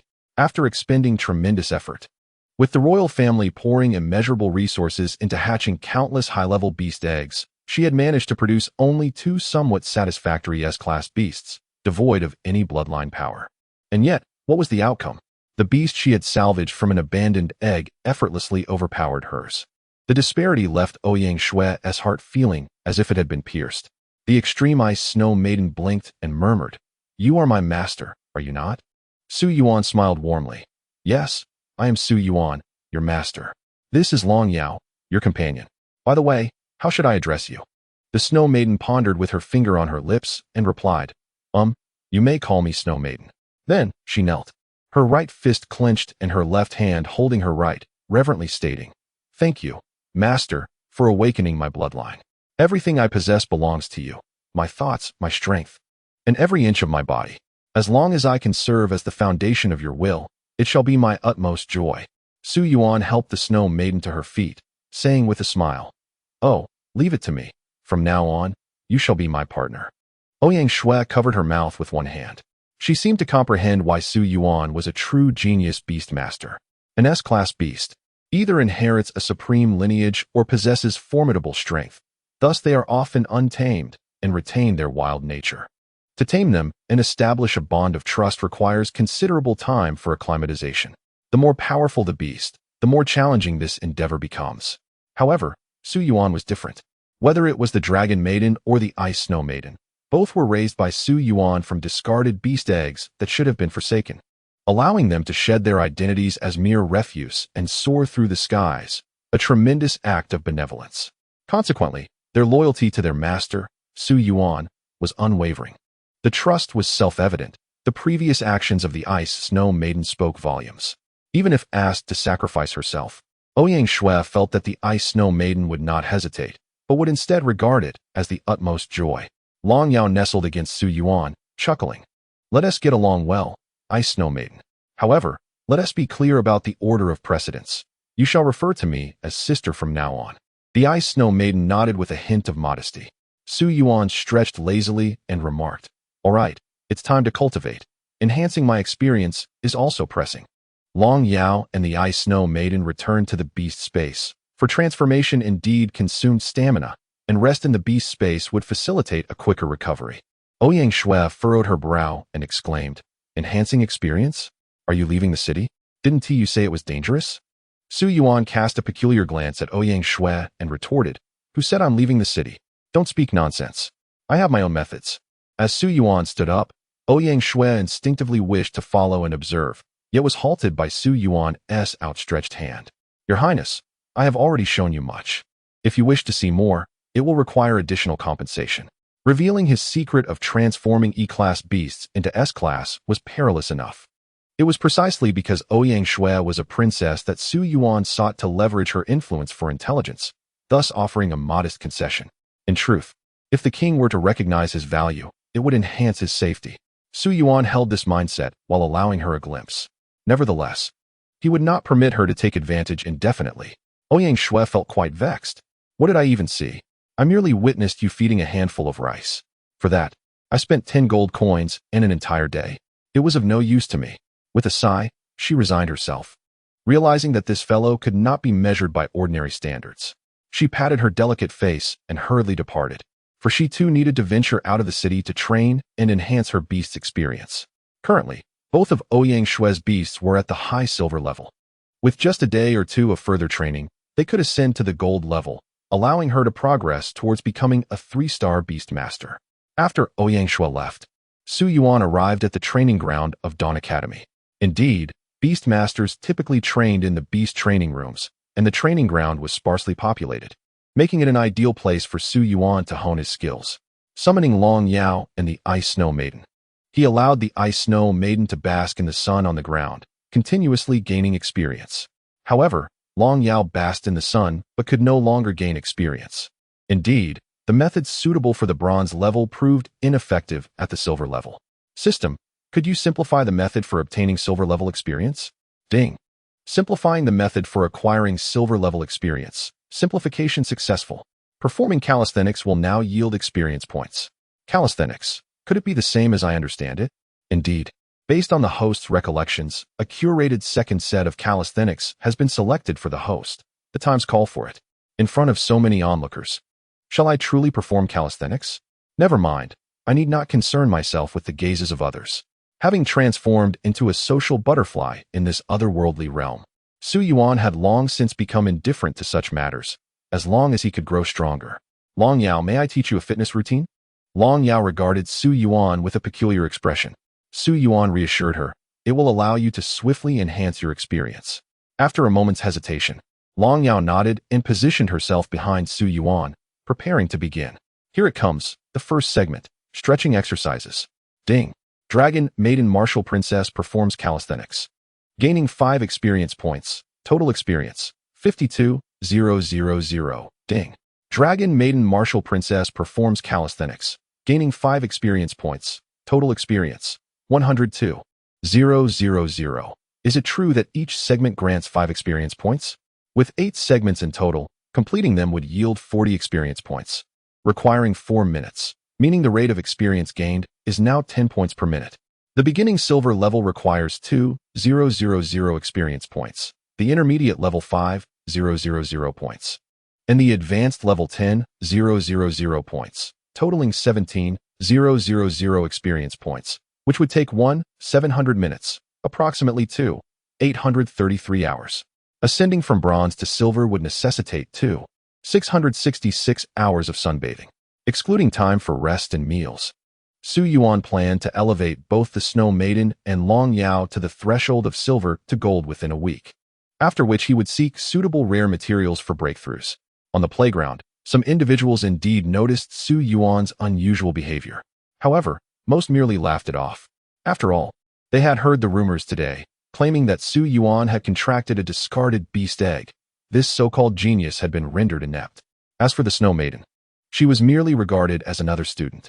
Who could have anticipated that within a day, Su Yuan would transform waste into treasure, enabling her to become an S-class beast capable of transformation? Thus, 3 days passed. 3 days later, in Zhuoqing's office, Zhuoqing gazed incredulously at the returning Ouyang Shui, as if some long-held belief had been utterly shattered beneath a heavy weight. Is what you say truly the case? Of course, Teacher Zhua. Many of our classmates underestimated Su Yuan. Did you genuinely believe he was mentally deficient, simply selecting a discarded beast egg at random? Chapter 20, Rapid Breakthrough. Teacher, what does the 3-star Beast Master assessment entail? Zhuoqing could hardly believe her ears. After all, she had witnessed the day Su Yuan contracted that snow fox. 3 days later, you informed me that Su Yuan's snow fox had mutated into a formidable S-rank beast. Ouyang Shui sighed softly. She felt too embarrassed to divulge to Zhuoqing that Su Yuan had accomplished this feat merely by feeding it a handful of rice. If she were to disclose such a trivial detail, Zhuoqing would likely question both her and Su Yuan's competence. Zhuoqing composed herself and refrained from inquiring how Su Yuan had managed this transformation. She recalled that Ouyang Shui had covered the expenses for Su Yuan to hatch the beast egg, suspecting that they had struck a deal. Pursuing the matter further would seem impolite, and Ouyang Shui might not divulge any additional information. The children of today are indeed brimming with unexpected potential. Ouyang Shui continued, Teacher, if there is nothing else, I shall return to my training. With a bit more effort, I can elevate my beast to the gold level. And then the assessment for a 3-star beast master can be scheduled. Zhuoqing nodded gently, indeed. The evaluation for a 3-star beast master differs significantly from that of a 2-star. It requires participation in the city guard's missions to accumulate enough merit to attain the rank of second lieutenant. She pondered aloud. It seems this task necessitates teamwork. Shouldn't you wait for Su Yuan? Doesn't he possess some unique training technique? Ouyang Shui shook her head. No, it's better not to. Firstly, his survival outside the city is uncertain, and I prefer not to become entangled with him. Secondly, even if he has some means of self-preservation, he has only just become a 2-star beast master. Typically, a 2-star beast master needs to train 2 beasts to the advanced silver level and find 2 rare materials, which could take at least a year. A genius might manage it in 6 months. For him, acquiring those 2 rare materials poses a significant challenge. It would be unwise to form a team with him. I'll take my leave now. Zhuoqing watched Ouyang Xue's retreating figure, her mind racing with thoughts. She recalled Su Yuan's earlier words. Teacher Zhua, classmate Ouyang, you both underestimate the potential of certain beasts. Potential indeed. If this information were to emerge, Su Yuan, you would undoubtedly become the focal point of discussion. Should we trust in your potential? Regardless, to qualify as a 3-star beast master, Su Yuan must venture beyond Daunt City. Unless he chooses to abandon his ambitions and remain a 2-star beast master for life, or perhaps some other force may lend assistance, such as us. Bring me the president of the Beast Master Association, Chairman Zhang. 5 days later, data displayed within Su Yuan's mind. Dragon Lady Warrior. Level, Advanced Silver. Experience, 1000. 010,000. Extreme Ice Snow Maiden. Level, Advanced Silver. Experience, 1000,010,000. Both beasts had reached the threshold of Advanced Silver. To elevate the Ice Snow Maiden from the Advanced Bronze level to the Silver level, the rare resource required is the Arctic Snow Clam. However, the system indicated that it could also be substituted with salty tofu pudding. Consequently, Su Yuan discreetly returned home to purchase a bowl of tofu pudding. Presently, both of his spirit beasts require new rare materials to ascend to the golden level. Long Yao needs the Flame Dragon Scale from the Nether Valley, while the Snow Maiden requires the Frost Blossom from the Snowfield. These 2 items, let alone Su Yuan in his current state, would daunt even a seasoned 3-star beast master. Thus, Su Yuan had no choice but to implore the system to simplify the breakthrough threshold for the silver level. Beep, simplifying in progress. Simplification complete. The rare material required for the silver level breakthrough has been replaced with fried chicken legs. Fried chicken legs? Indeed, once again a commoner's fare. Reminded of the uproar caused by the king of beasts' exposure, Su Yuan resolved to procure them quietly. Once back in his dormitory, taking advantage of Ouyang Xue's absence, Su Yuan summoned his spirit beasts. After providing each with a generous portion of fried chicken legs, Long Yao and the Snow Maiden were enveloped in a radiant glow. As a mysterious force began to trigger their transformation from deep within, Long Yao's wine-red hair lengthened slightly, seemingly evoking a dragon's roar, a solemn and majestic sound that caused the entire dormitory building to tremble. The Snow Maiden, in turn, instigated a shift in the weather above, as in this small area of Dawn Academy during what could barely be called autumn in September, tiny snowflakes began to fall. Bloodline breakthrough, celestial phenomena. With a resounding boom, Long Yao and the Snow Maiden simultaneously ascended. Relevant information flooded into Su Yuan's mind. Spirit Beast, Dragon Maiden Warrior, Rarity, S. Level, Initial Golden Experience, 020000. Talents, Dragon Flame, Epic, Dragon Eye, Epic, Dragon Scale, Epic, Skills, Dragon Breath, Epic. Celestial Ashes, Mythical, Bloodline, Dragon God Bloodline, 20. New Talent, Dragon Scale. The surface of the Dragon Maiden is now covered with brand new scales, providing complete immunity to all abilities of the same epic tier and reducing the effects of higher tier abilities by 2/3, significantly enhancing defense. Spirit Beast, Ice Snow Maiden Rarity, S. Level, Initial Golden Experience, 020000. Talents, Frozen, Epic, Aurora Dance, Mythical. Skills, Snow Moon Prison, Epic. Ice Phoenix Divinity, Mythical, Bloodline, Snow Emperor Bloodline, 20.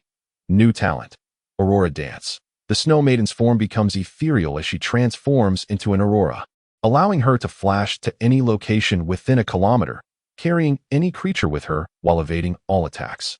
In this elevation, both Long Yao and the Snow Maiden acquired new talents. Notably, the Snow Maiden, who had not gained any new abilities during her breakthrough from bronze to silver, achieved a mythical ability upon her ascension to the golden level. Indeed, this newfound ability has significantly fortified Su Yuan's previously vulnerable defenses. In the face of direct assaults, the Snow Woman can swiftly transport him away. Long Yao has also experienced substantial enhancement. Her previous capabilities were primarily offensive, but the dragon scale has greatly compensated for the dragon lady's defensive shortcomings. A mere glance at the introduction reveals that, among peers, any ability below the epic level poses no threat to Long Yao whatsoever. Having been enrolled for just 8 days and become a Beastmaster in a mere 13 days, Su Yuan has already brushed against the threshold of a 3-star Beastmaster. With a smile, he expressed gratitude to Long Yao and the Snow Woman, saying, "Thank you for your hard work." At that moment, a series of knocks echoed from outside the door. The commotion was evidently enough to rouse the school's administration. Not only the leaders of the institution, but also the students within the dormitory believed there had been an earthquake, hastily evacuating to the outside. Upon opening the door, Su Yuan found Zhuqing accompanied by several teachers. Before Zhuqing could inquire, Su Yuan preemptively asked, "Teacher, may I know now what the assessment for a 3-star Beastmaster entails?" Zhuqing and the other teachers, realizing the implications of Su Yuan's words, gazed at him in utter astonishment. The earlier disturbance could not be mistaken. It was indeed the resonance of heaven and earth triggered by a bloodline breakthrough. Coupled with Su Yuan's statement, it was undeniable that his beast had ascended to the golden level in just a few days. Chapter 21. Battling Beyond One's Rank. The opponent Su Yuan challenges. A teacher named Huang Xiang, standing behind Zhuqing, exclaimed, "Su Yuan, is it truly unbelievable? How have you managed to elevate your beasts to the golden level so swiftly? Moreover, it requires 3 rare treasures for your 2 beasts to ascend to this level. Where did you procure them?" Huang Xiang articulated the questions that lingered in the minds of all the teachers. Indeed, it was already astonishing that Su Yuan had elevated a discarded E-grade beast egg to S-grade. The academy had immediately sealed that information to prevent it from leaking.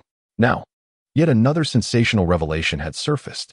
In just 8 days, with 3 rare treasures and 2 beasts reaching the golden level, such velocity transcends the mere label of genius. It borders on monstrous. Last year, the best newcomer, Yi Ho, who triumphed in the Beastmaster competition, took 16 days to ascend to a 2-star Beastmaster, 102 days to reach 3 stars, and 206 days to achieve 4 stars, setting all records in Dawn City. Yet, what of Su Yuan? He broke through to a 2-star Beastmaster in just 5 days. Now, merely 13 days later, he stands at the threshold of 3-star Beastmaster. In that moment, the teachers were rendered speechless by their astonishment. Does such a student truly require the guidance of a teacher? Experience as a Beastmaster? In the face of Su Yuan's terrifyingly rapid progress, such notions seemed utterly trivial. It took Zhuqing a while to regain her composure. She suspected that since Su Yuan had the ability to turn waste into treasure, he also possessed the means to swiftly elevate his rank. To this end, she had specifically contacted President Zhang of the Beast Tamer Association, hoping he could lend a hand when Su Yuan undertook the 3-star Beast Tamer assessment. However, she did not anticipate the situation escalating so rapidly. Su Yuan ruffled his hair and chuckled. "Teacher Huang, this is a secret, you know. Even if I dared to speak, would you believe me?"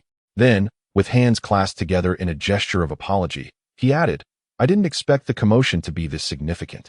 I hope it doesn't entail any financial repercussions." After trying to appear nonchalant, Su Yuan suddenly realized the gravity of the situation. The load-bearing walls of the dormitory seemed to be riddled with cracks, and the pressure from Long Yao's breakthrough made the once sturdy building appear precariously unstable. Upon realizing this, Zhuqing's expression darkened as she remarked, "No, the school is not that petty. However, if you fail to claim victory in the upcoming Beast Tamer competition at Dawn City Academy at the end of the year, that would be a different matter." Su Yuan swallowed hard, understanding that he would first need to keep a record of these events. Zhuqing waved her hand, dismissing the teachers so she could speak with Su Yuan privately. After the others departed, Zhuqing slowly began, "Su Yuan, I regret to inform you that the 3-star Beast Tamer assessment requires you to leave the city and join the city guard, where you must earn at least the rank of lieutenant. Do you understand what this entails?" Su Yuan furrowed his brow. Was there truly no way to avoid this? Even within Dawn City, the nobility was cautious, refraining from arbitrarily executing beast tamers.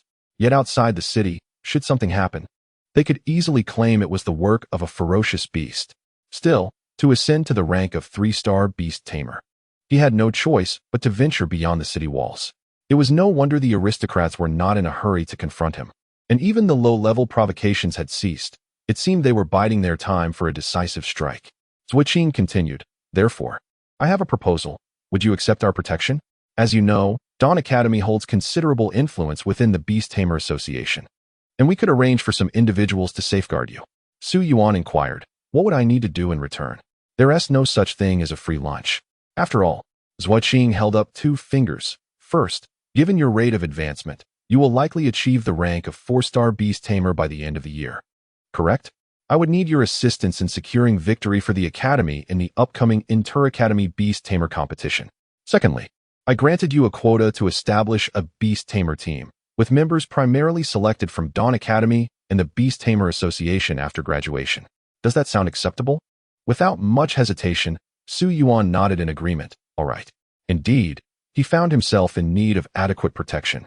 To refuse even the assistance of Dawn Academy would likely result in his demise outside the city. Zhuqing smiled. "Smart choice. By the way, you haven't participated in the Academy's ranking battles yet, have you?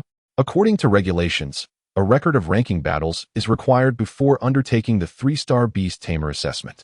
This is to evaluate the student's actual combat abilities. If one is too weak, the city guard will not accept them. The city guard is not merely a refuse bin. Those of the meager 2-star Beast Masters are not permitted to participate. Only those whose combat prowess earns the city's guard's recognition may engage." Su Yuan stretched his limbs and declared, "All right, Teacher Zhua, I have determined my opponent." During these past few days, Su Yuan had not been idly lounging about. In his spare time, he frequented the Beast Master training grounds, observing the battles of the Beast Masters. He pondered that after several days, the momentum of Wang Zhu had likely been overshadowed. Indeed, the best means of self-preservation is to continuously attract attention. The old Taoist had also advised him to actively seek opportunities and not to retreat. To ignite discussion, one must engage in battles beyond their rank. Achieving the golden level in a mere 14 days, coupled with a challenge against a higher rank, none could ignore such an accomplishment. Consequently, Su Yuan had selected his opponent over the past few days at the training grounds. "Teacher Zhua, I wish to challenge Hunkadi, the top-ranked 3-star Beast Master of Dawn Academy. Please assist me in arranging this duel." Zhuqing's pupils constricted. This was not the first time she considered Su Yuan to be unhinged. "Are you aware of the disparity in your strengths?" Just as Zhuqing was about to decline, Su Yuan interjected, "Rest assured, Teacher Zhua, I am neither arrogant nor reckless. I have been studying him these past few days. Hunkadi, a 3-star Beast Master, possesses 3 A-grade beasts, all of which have reached the advanced golden level, merely a step away from the 4-star rank. Since he has yet to achieve a golden level beast of the superior star level, I still possess a chance. Moreover, my beasts have a significant advantage over him in compatibility, which is why I have chosen to challenge him." After reflecting on Hung Kadi's beasts, Zhuqing suddenly comprehended. "I see now. It seems that while Su Yuan's actions may appear somewhat mad, he is attentive to detail and avoids undertaking any endeavors without certainty." Zhuqing nodded. "Very well. It is settled. Furthermore, your breakthrough cannot remain concealed. Since it cannot be hidden, we might as well make it public, allowing Dawn City and all academies to witness the prowess of our Dawn Academy's prodigy." Su Yuan understood that this was Zhuqing's way of helping him gain recognition, and he clasped his fists in gratitude. "Thank you, teacher." The following day, the front page of the Dawn Report featured several sensational headlines that captivated the entire city. Achieving the golden level in just 13 days, surpassing the young rising star, Yi Ho, the fastest cultivation legend in history, Su Yuan. Snow Fox, Snow Maiden. Eyewitness accounts reveal the truth, unveiling Su Yuan's greatest secret, how an abandoned beast transformed into a magnificent creature, challenging higher ranks. The unknown secrets of Su Yuan's opponent. Hunkadi, an ally of the Liu family as Hung branch. Questions about his identity. Is Su Yuan's success solely his own, or does it stem from a mysterious organization? Chapter 22 of the Dawn Report captivated public attention. The toilet paper report lived up to its name, deceiving whom? An E-grade snow fox transforming into an S-grade beast? Is the editor penning a fantasy novel? Old Liu, putting other matters aside, this part is indeed true. My nephew witnessed Su Yuan contract an abandoned beast at Dawn Academy, and upon seeing it a few days later, it had already evolved into an S-grade beast. Rumors abound, and it seems that the young lad's 2 summoned beasts have already attained the golden level. How could this be possible? Even the most prodigious talent would not achieve such a feat so swiftly, would they? How long did Iho take to reach his level? Should we pay a visit to the Dawn Academy? Of course, we must. Captain Luo, we are still in need of new talent. Why not go and test this one? By Tuan, we cannot allow the Red Feng Beast Troop to get ahead of us. Let us go together and ascertain whether this young genius is genuine or merely a product of exaggeration. In the West District, at the Lu residence. Son, is there still no response? A middle-aged man sat anxiously by Lu Xiang's bedside, watching him intently. Lu Xiang shook his head, his face contorted in pain. The middle-aged man, Lu Yu, was Lu Xiang's father and the legitimate heir of the current Lu clan leader. Lu Yu sighed. It is my failure as a father. My indulgence that has led you to this perilous situation. But, my son, as a father and a member of the family, even if a disobedient child emerges within our clan, it is our internal matter. We shall not permit outsiders to speak ill of us, nor shall we allow mere commoners to trample over our dignity, especially when it implicates your second uncle. Rest assured, Su Yuan's demise is imminent. As for your ailment, Su Yuan's summoned beast is the rare dragon maiden. With the essence of her blood in the medicine, you too shall recover. In due time, you may seek the hand of a girl from the Gu family. Above all, do not act in haste. Lu Yu's words ignited a flicker of resolve within Lu Xiang, who gritted his teeth and declared, Father, I want to see Su Yuan kneeling before me, his tendons severed, experiencing every torment imaginable. I wish for him to witness the humiliation of his beloved summoned beast at my hands. Lu Yu coughed lightly indeed. Today Su Yuan challenges a branch disciple of your Uncle Heng's family. I have already made arrangements for him to go all out. Even if he cannot kill him, he should at least flay a layer of skin off. Should your Uncle Heng's disciple lose, Su Yuan will inevitably venture outside the city to partake in the 3-star Beastmaster assessment. At that point, I need not intervene. The 10 elder nobles will dispatch someone to eliminate him. The 10 elders? Upon hearing this term, Lu Xiang let out a slow breath. Indeed, once the 10 elders intervene, Su Yuan's end is assured. The 10 elders are the leaders of the 10 most powerful noble families, and Lu Yu is one among them. They embody the interests of the entire nobility and represent a symbol of power in Dawn City, second only to the King of Men. The Beastmasters, as the core strength of the city-state, have long been under the control of several major factions. The 10 elders alone command over 40 of the Beastmaster force in Dawn City and oversee the production of 80 of the city's summoned beast eggs. Anyone aspiring to become a Beastmaster must purchase top-tier beast eggs from the nobility, which serves as the foundation of their power. In the West District, at the 10 Elders Conference, citizens, it seems you have been rather restless of late. It is indeed the case that the Lu family has failed to impose proper discipline on their offspring, thereby providing them with an excuse. Otherwise, how could such commoners dare to leap so high? No matter, once he exits the city, we shall discreetly resolve the matter. Let us not allow a mere young lad to hinder our true objective, which is to thoroughly suppress the courage and spirit of rebellion among the commoners. Should we proceed in this manner, the King of Men will not remain indifferent. And what of it? Once the die is cast, even he must acquiesce. Very well, let us reach out to the Beast King. We are amenable to the terms. At the Dawn Academy, today is unlike any other. Numerous esteemed and powerful beast tamers from within the city have gathered, including members of the City Guard, the Beast Tamer Guild, and even a considerable number of the royal knights from the King's retinue. The singular reason for their attendance is none other than Su Yuan, the prodigious talent who ascended to the golden tier in just 13 days. In the realm of beast taming, none can rival his prowess. Today, a multitude of formidable beast tamers has come to ascertain whether Su Yuan possesses a commensurate aptitude for battle command alongside his exceptional beast training abilities. The foremost concern of beast tamers lies in their combat capabilities. Merely achieving upgrades signifies only a modicum of talent. Last year, the title of genius bestowed upon Iho was due not only to his record-breaking training speed in Dawn City, but also to his unparalleled prowess in combat, dominating his peers and frequently emerging victorious even against those of a higher tier. As for Su Yuan, despite his reputation, he has yet to genuinely engage in battle since his decisive challenge against Wang Ju, leading to some trepidation regarding his true caliber. Coincidentally, Su Yuan today boldly declared his intention to challenge the strongest 3-star beast tamer, Hung Kidi, providing the spectators with an opportunity to discern whether the famed Su Yuan is indeed a genuine talent or merely a figure of empty renown. In preparation for this, The Dawn Academy has consolidated several training grounds into a vast arena, capable of accommodating 20,000 spectators simultaneously. As guests from all walks of life arrive, the challenge is poised to commence. Within the student lounge of the arena, Su Yuan lightly pinches the Qingming acupoint, expressing his mild exasperation. Teacher Zhua, is this commotion not rather excessive? Teacher Qing replies with a smile. Is this not exactly what you anticipated?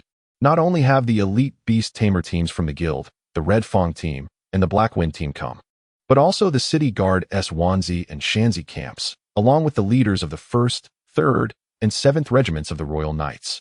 Su Yuan had not anticipated his own charisma to be so considerable. Initially, he thought that simply avoiding defeat would suffice, but now he feels the pressure to emerge victorious. On the other side, the head of the Heng family, Heng Jianghai, remarks, Lu family, I implore you, if possible, to eliminate Su Yuan decisively this time. Regardless of the outcome, you shall be rewarded with the Crimson Moon Profound Qi and the Purple Cloud spiritual root you seek. Moreover, should you succeed, I will ensure you are provided with the rare treasures necessary for advancing to a 5-star beast tamer in the future. Hung Kadi nodded slowly, acknowledging, indeed, even without these factors, I cannot afford to lose. Being defeated by a newcomer who has only just enrolled is quite embarrassing for me as a senior. Within the arena, the commentary was led by another vice principal of Dawn Academy, Zhang Hongyi, along with Wan Yang, the commanding officer of the City Guard's Wanzi camp, and Ouyang Ren, the first captain of the Royal Knights. Before the opening, Wan Yang smiled and remarked, Vice Principal Zhang, the last time we had such a spectacle was during last year's decisive battle of the Beast Tamer Grand Contest, when Yi fought against 3 opponents. Wasn't it? Ouyang Ren added, indeed, your student Su Yuan now holds a greater reputation than Yi did back then. It seems Vice Principal Zhang is determined to secure victory in this year's Beast Tamer Grand Contest. Zhang Hongyi shook his head with a smile, saying, to be honest, I have never witnessed Su Yuan in battle, so I am quite anxious myself. Chapter 23, The Battle Begins. Displaying the power of countering opponents, everyone understood that Zhang Hongyi was not feigning humility. As a rising star of Dawn City, countless eyes were upon him. Su Yuan had only engaged in a single battle thus far, which he won effortlessly due to his exceptional talent during the King's Challenge. However, no one truly knew the extent of his combat prowess. The thousands of beast tamers present lowered their voices, eager to hear the insights of these esteemed figures. Ouyang Ren inquired, so, Vice Principal Zhang, do you believe Hung Kadi has the greater odds of winning, or do you think Su Yuan stands a better chance? Zhang Hongyi cleared his throat and replied, Kadi is my student, and I can vouch for his strength. To be fair, Su Yuan is undoubtedly a genius. But as a 2-star beast tamer, it is quite challenging to surpass a 3-star beast tamer. Wan Yang's voice resonated. Ah, so you lean towards Hung Kadi, Vice Principal Zhang? I, on the other hand, have faith in Su Yuan. My cousin has spoken highly of him, noting that while he acts boldly, he often does so after careful consideration and does not undertake ventures without confidence. Wan Yang's cousin is none other than Wan Daoxian, the principal of the 10,000 Beasts Academy. It was not only them discussing. Many beast tamers were placing their bets privately. Clearly, more were inclined to support Hung Kadi. The reasoning was simple, 3-star versus 2-star, and the majority would naturally favor the 3-star beast tamer. Although Su Yuan was said to possess 2 S-grade beasts, Hung Kadi's 3 beasts were all of high golden grade, and the advantage in levels was sufficient to mitigate the disparity in ranks. Furthermore, the numerical superiority of Hung Kadi's beasts further swayed opinions in his favor.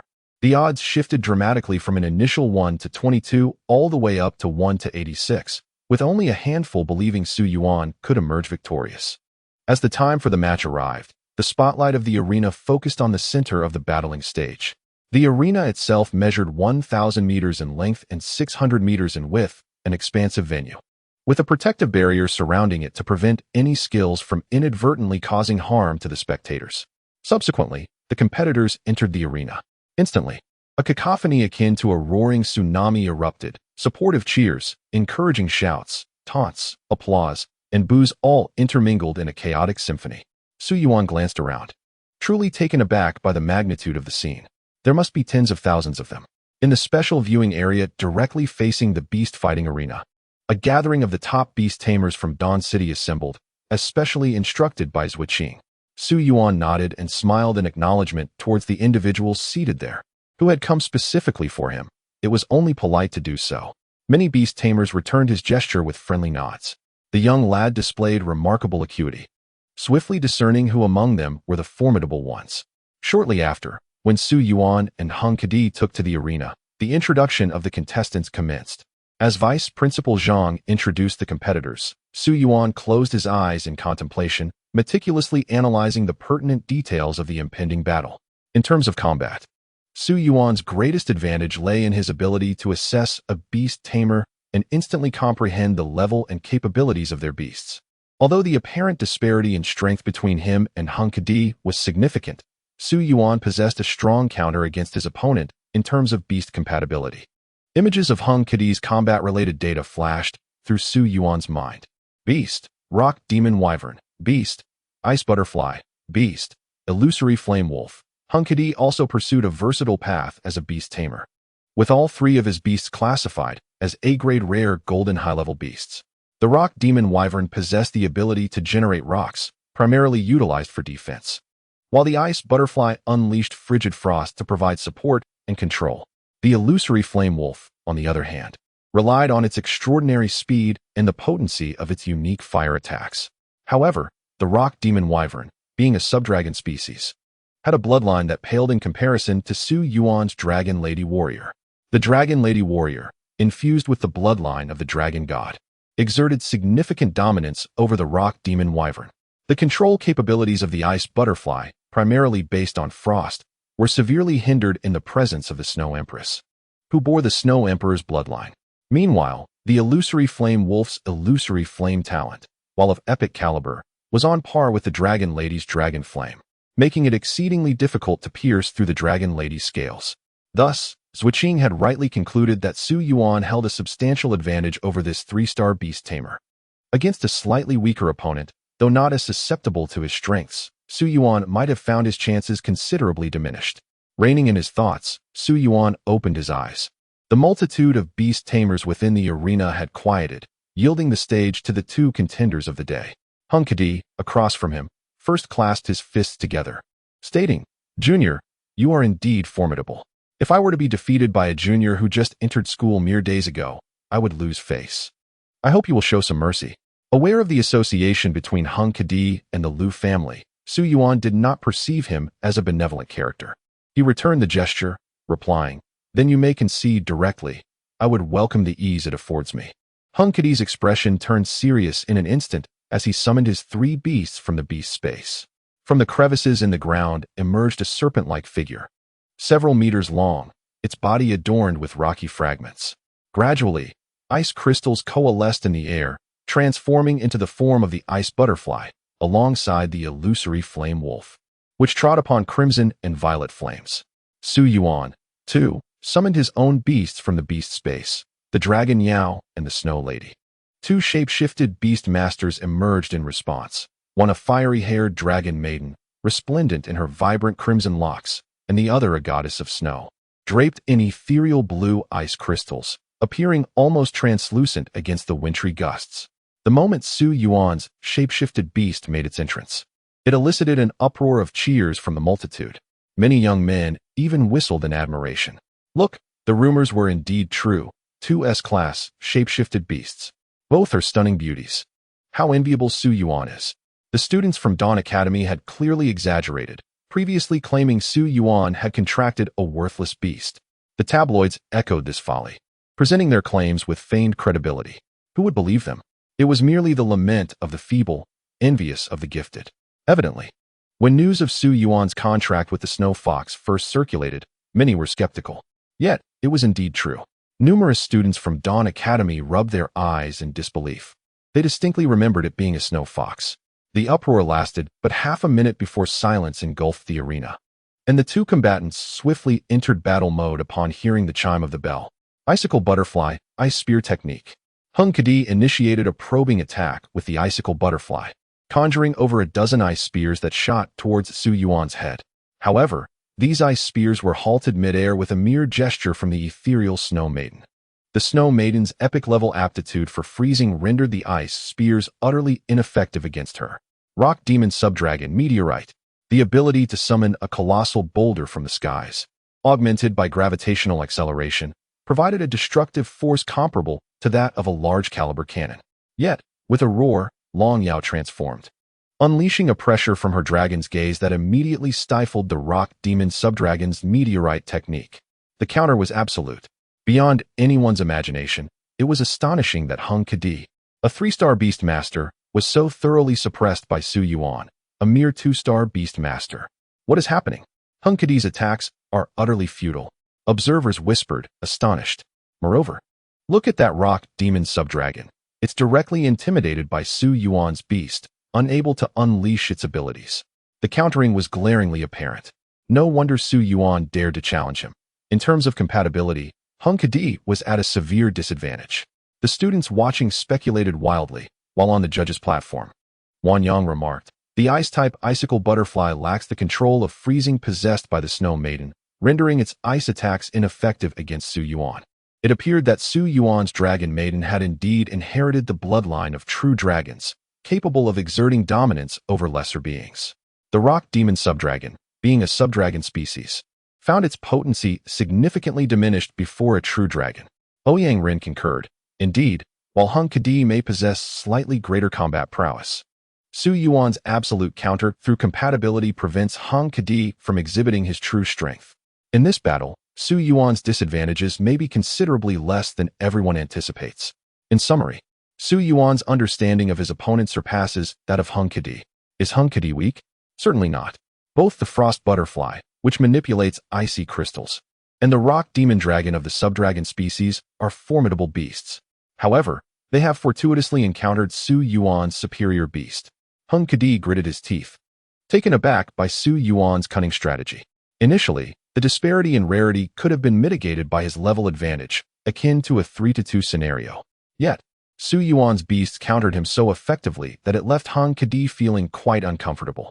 Nevertheless, Su Yuan, do you genuinely believe victory is assured?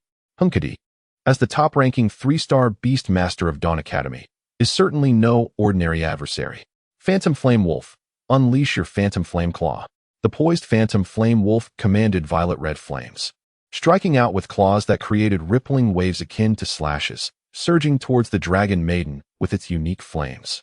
Simultaneously, the frost butterfly maneuvered icy crystals to flank the dragon maiden from another side. The rock demon dragon, unable to engage the dragon maiden, turned its attention to the snow maiden with a powerful strike. While at a disadvantage in terms of matchups, Hung Kadi had the advantage of an additional beast. By utilizing the Phantom Flame Wolf's attack as a diversion, he aimed to have the frost butterfly and rock demon dragon switch opponents, thereby neutralizing the unfavorable effects of their inherent counters. On the beast fighting stage, the tides of battle shifted dramatically. Hung Kadi, who had initially been at a disadvantage, altered his strategy with the intention of regaining the initiative. However, would Su Yuan allow him such satisfaction? Activate Dance of the Aurora. The Snow Maiden's mythic-level talent manifested as her ethereal form gradually faded, transforming into a splendid aurora that twinkled and dissipated in the air, instantly reappearing behind Hung Kadi. You wish to switch opponents? Then I shall claim your life.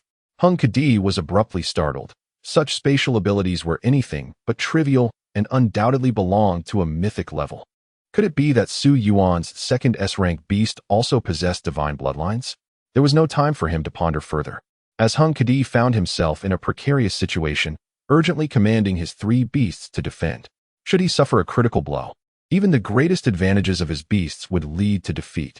Su Yuan's strength lay precisely in this, as his battle record was sparse, leaving his enemies uncertain of his beast's capabilities.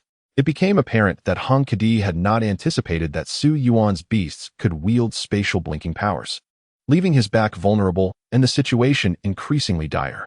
Rock Demon Dragon, Rock Shield. In the very moment the Snow Maiden thrust her icy spear, a creature of solid rock materialized behind Hung Kadi, blocking the Snow Maiden's freezing power. The Phantom Flame Wolf and Rock Demon Dragon were redirected to intercept the Snow Maiden. However, a moment's hesitation proved costly. The Dragon Maiden unleashed a searing breath of fire, and the Frost Butterfly's feeble defenses were utterly incapable of withstanding the dragon's flames, which tore through it mercilessly. The Frost Butterfly was rendered unable to fight. Hung Kadi's eyes blazed red as he glared at Su Yuan. From the very outset of the battle, Su Yuan was deftly maneuvered by his opponent, With a swift motion, the Ice Snow Maiden unleashed her Aurora dance once more, her figure ethereal as she returned to Su Yuan's side. In a sudden strike, she dispatched one of Hung Kadi's beasts, leaving him unable to focus on both offense and defense. The Beastmasters spectating the duel gazed in astonishment at Su Yuan and Hung Kadi on the arena, a question stirring in their minds. Was Hung Kadi truly so weak? Just as the audience's confusion mounted, Zhang Hongyi slammed his hand on the table and declared, "No. I understand. Su Yuan has reached the second realm of beast mastery, synchronization of intent." His revelation illuminated the minds of those present. It became clear that, throughout the duel, Hung Kadi was audibly commanding his beast, while Su Yuan's voice remained unheard. Yet, even in the absence of commands, Su Yuan's beast instinctively made the right choices at the most opportune moments. This was a testament to the differing realms of their mastery. Hung Kadi remained at the first realm, merely issuing commands to direct his beast's attacks and defenses, whereas Su Yuan had advanced to the second stage, communicating his intentions without uttering a word. Ouyang Ren smiled gently, remarking, "It appears that Su Yuan is deemed a genius beastmaster not solely due to his rapid advancement. His innate qualities have already far surpassed those of his peers. It is widely acknowledged that only 4-star beastmasters typically engage in the cultivation of synchronized intent. Yet Su Yuan had mastered this ability as a mere 2-star beastmaster. In truth, Su Yuan had never undergone such formal training. The cultivation of synchronized intent necessitates mutual trust and a deepening bond between beastmaster and beast, allowing the latter to open its heart and receive the master's thoughts. However, Su Yuan's profound kindness in rescuing Long Yao and the Ice Maiden from the Forsaken Beasts had already won their hearts, making everything fall into place effortlessly. In stark contrast to Hung Kadi's commanding style, Su Yuan's intuitive responses were swift and superior, resulting in a one-sided display of overwhelming power on the arena. Hung Kadi clenched his fists, having toiled for 2 arduous years to ascend to the esteemed position of a 3-star beastmaster, only to be defeated by a newcomer. What, then, had been the purpose of his struggles over the past 2 years? His noble lineage and prestigious title had become mere stepping stones for a commoner, a reality that was difficult for Hung Kadi to accept. Illusory Flame Wolf, Illusory Flame Dance. Rocky Dragon, Giant Rock Piercer. The illusory flame wolf erupted with a torrent of flames, enveloping the rocky dragon and completely isolating it from external interference. Meanwhile, the rocky dragon whirled frantically, augmenting its rotational force and creating a massive fiery vortex. Was this to be the final move? Su Yuan held nothing back. Ice Maiden, Divine Phoenix Seal. A resounding cry of a phoenix echoed throughout the arena. Within the Snow Maiden's lineage of the Snow Empress, she inherits the bloodlines of the 9-tailed celestial fox and the ancient ice phoenix. This formidable skill allows her to summon the spirit of the ancient ice phoenix, wielding the power to freeze all that exists. Upon the beast fighting platform, the swirling purplish-red flames, despite showcasing an unparalleled burning might, were rendered pale in the next moment by a glimmer of icy blue light. It was a magnificent ice phoenix, its body entwined with eternal frost. The ancient spirit of the ice phoenix emanated a cold and relentless aura, encasing everything within sight in a frigid embrace. As the massive flame vortex and the silhouette of the rock demon dragon were reduced to mere fragile paper beneath the spread of ice threads. Chapter 25, The Invitation.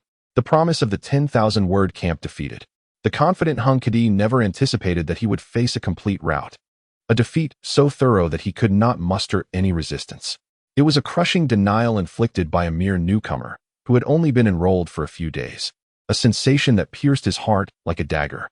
In utter despair, he collapsed to the ground, his hands fumbling with the ice threads, seemingly attempting to retrieve the frozen rock demon dragon. Su Yuan snapped his fingers. The Snow Maiden's heart was stirred, transforming her hand into a blade that sliced through the air. With a sharp crack, the ice crystal shattered explosively, and the rock demon dragon was mercilessly torn into countless shards of ice.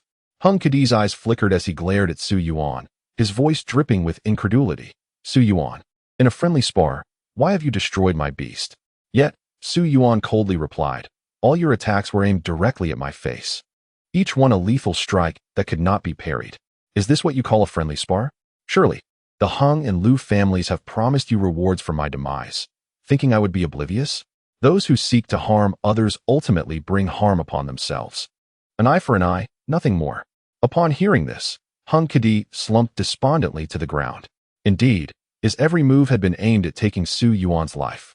The allure of the resources promised by the Liu and Hung families was far too tempting. If he could obtain them, it would save him at least a year. Moreover, he harbored intentions of pleasing his family and the Liu clan by eliminating Su Yuan. Initially, the audience expressed anger at Su Yuan's ruthless display.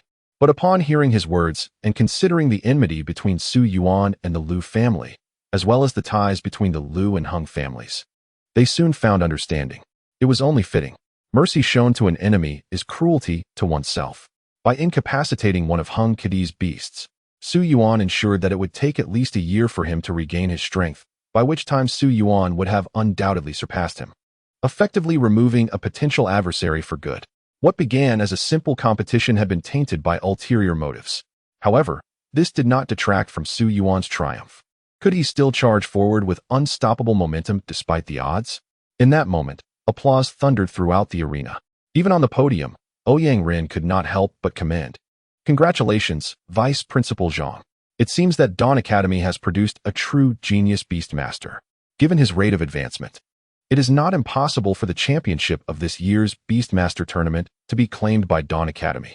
Ouyang Ren's words ignited the fervor of all the students from Dawn Academy within the Colosseum. Indeed, at the current pace of his advancement, Su Yuan would undoubtedly ascend to the rank of a 4-star Beastmaster by the end of the year, allowing him to participate in the Beastmaster competition in Dawn City. If that were to happen, the crown of this year's competition would surely rest upon the shoulders of their academy. Winning is not merely an individual honor. It symbolizes the allocation of resources, bringing pride to all students. Hiss, Su Yuan, you must persevere. The responsibility lies with you by year-end. You're absolutely right. Junior, do your best. Whether we can triumph over the Sacred Beast Academy this year hinges entirely on your performance. We can win. This year presents a genuine opportunity. Su Yuan, a 2-star, can contend against a 3-star, and a 4-star dominating his peers is well within reach. Ahem, brother, do not boast recklessly. Hung Kadi, although the strongest 3-star in our academy, should not be underestimated, as several formidable opponents have recently ascended to 4 stars, creating a transitional phase. That is a valid point. Furthermore, Hung Kadi lacks an S-grade beast, and whether Su Yuan can triumph over those S-grade adversaries remains to be seen. Our academy's Chu Wenyang, along with Sun Yi and Zhong Yang from the Sacred Beast Academy, are top-tier S-grade Beastmasters. Even if Su Yuan is of the same rank, victory is not guaranteed, as they share a profound connection with their beasts. Amidst the myriad opinions, Su Yuan remained acutely aware. The current 3-star Beastmasters of Dawn Academy indeed lacked cohesion, lacking a formidable S-grade Beastmaster to anchor their strength, which made his victories appear deceptively easy. Were he to face another equally matched S-grade 3-star Beastmaster, he might find himself at a significant disadvantage, if not outright defeated. Nonetheless, today's victor is Su Yuan, basking in the flowers and glory of triumph. On the observation platform, Captain Luo queried, "This newcomer, do you not wish to enlist him in your Red Fong Beastmaster Corps?" A man clad in a black trench coat shook his head. His ambition is too pronounced. Whether he can survive remains uncertain. However, Captain Bai, you seem to hold this newcomer in high regard. Why not have your Black Wind Beastmaster Corps take him in? The man wearing goggles quickly interjected with a smile, "Let us refrain. We cannot handle such a prospect. Old Master sure would not spare him, and we lack the ability to confront him alone." The 2 premier Beastmaster Corps, affiliated with the top-tier Beastmaster guilds, pondered before ultimately hesitating to make a decision. At that moment, Wan Yang from the podium called out, "Su Yuan, would you consider joining our 10,000 character camp in the City Guard? After all, you must be preparing for the 3-star Beastmaster assessment, right? Instead of joining another camp, why not come to ours? What do you say?" Su Yuan fixed his gaze upon him. Was this Wan Yang, the commander of the 10,000 character camp? Recalling what Ouyang Shui had mentioned about the significant influence of the civilian class within the City Guard, it seemed this individual should be aligned with their faction. His invitation seemed benign. With a respectful fist salute, Su Yuan replied, "Thank you, Commander Wan, for the invitation. It is indeed our duty as Beastmasters to protect our homeland. I am grateful for your consideration and would be honored to join the 10,000 character camp." Wan Yang chuckled, "Very well, come to our camp. Once you do, You shall be one of us. Should anyone dare to engage in any underhanded antics, we shall not remain passive." He then summoned a magnificent white eagle and leaped into the air, the eagle spreading its wings to carry Wanyang away. Su Yuan nodded in acknowledgement. Wanyang's words effectively signified Su Yuan's inclusion under his command, simultaneously serving as a warning to certain factions. To contemplate any harm against Su Yuan would necessitate readiness to stand against the Wanzixing camp. The City Guard's Beastmaster Corps comprises 5 major camps: Yuan, Shan, Lang, Hai, and Tian. Among them, the Yuan and Shan camps primarily consist of civilian Beastmasters, representing the power held by the urban populace. The Lang and Hai camps fall under the leadership of the 10 Elders, while the Tian camp is directly commanded by the King of Men. Su Yuan sighed with relief. Since exiting the city was unavoidable, he resolved to enhance his protective measures as much as possible. The promise from Dawn Academy counted as one, and now, Wanyang's assurance could also be deemed as such. He pondered whether these would suffice to safeguard his life. Su Yuan's bold challenge against Henkadi served not only to establish his renown, but also to gauge if anyone would be willing to bet on him. It appeared that there were indeed some willing participants. Long Yao, Xuan Nu, let us depart. Subsequently, Su Yuan summoned Long Yao and Xuan Nu into his Beastmaster space, leaving the bustling arena behind. As the audience gradually dispersed, in a secluded corner, a little girl wearing a straw hat tugged at a man's hat beside her, pouting, "Captain, did we waste an entire afternoon just to witness such a dull match?" The man, referred to as Captain, affectionately ruffled the girl's hair and replied, "Well, you've grown remarkably quickly. It wouldn't be fair to call it dull, considering I gifted him that item." "Is it really him?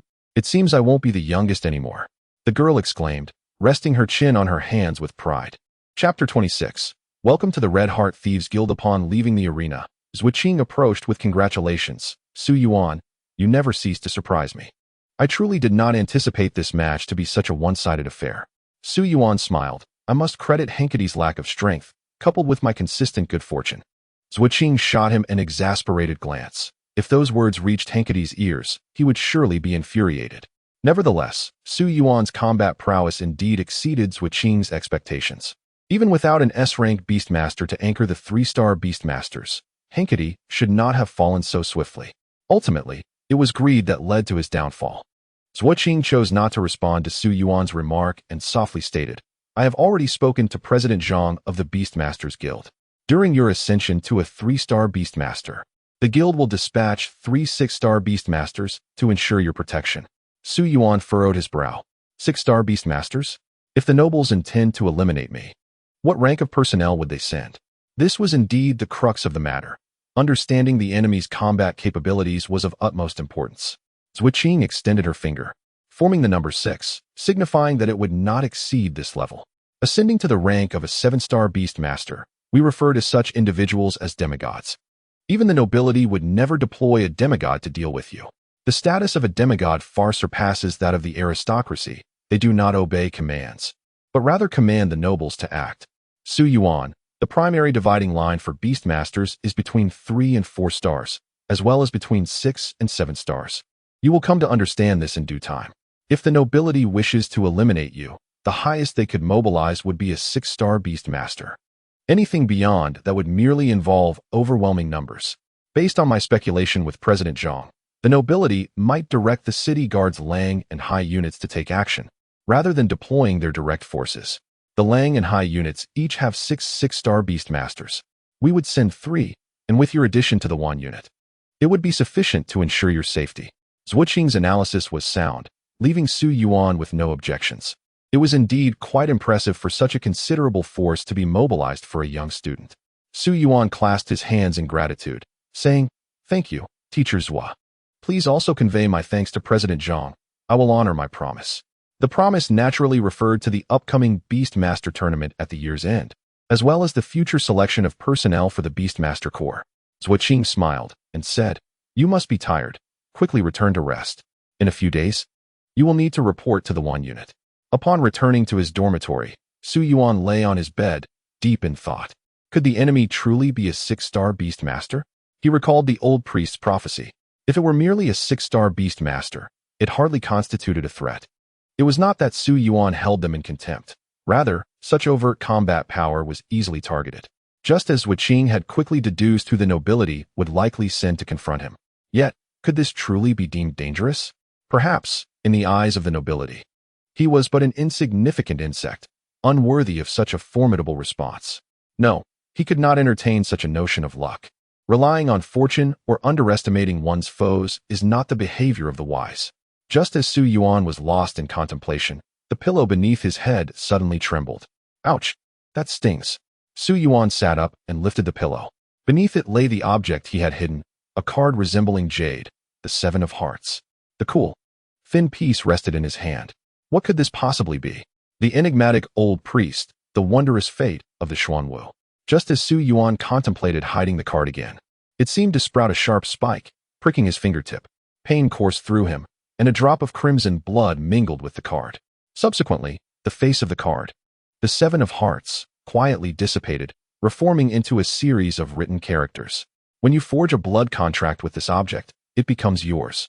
This item is the Blood Clan's treasured spirit jade, capable of allowing the holder to transmit messages across both space and time.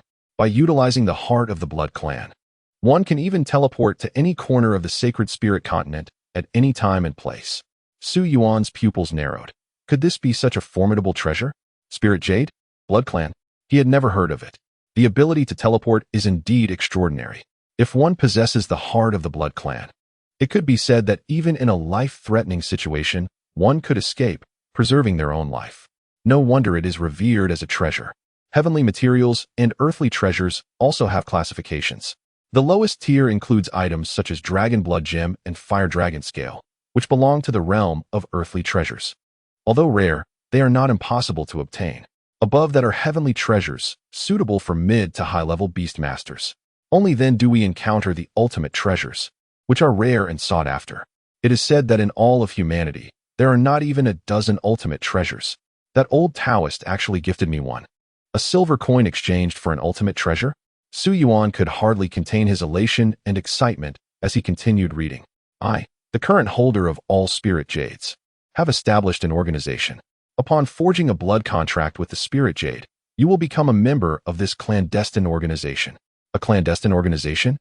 Yuan felt an allure towards this so-called secret society. More friends mean more paths. Rather than facing off against formidable foes openly, Yuan preferred to undermine them covertly, becoming a scheming silver coin. What kind of secret organization could this be? He continued to read. Welcome to the Red Heart Demon Thieves. Gasp. The water Yuan had just swallowed nearly choked him. The shocking revelation caused him to see stars as he confirmed it several times. Indeed, it was the Red Heart Demon Thieves, the notorious, deeply sinful band that all in Dawn City sought to eradicate. Known as the most perilous criminals whose whereabouts were impossible to track. What the hell? Yuan and the toilet paper have become prophetic. I have truly become a member of the Red Heart Demon Thieves. Wait, how much is the bounty? Can I withdraw? Yuan hurriedly continued reading. Rule 1. Once joined, you cannot withdraw, otherwise you will die. Rule 2.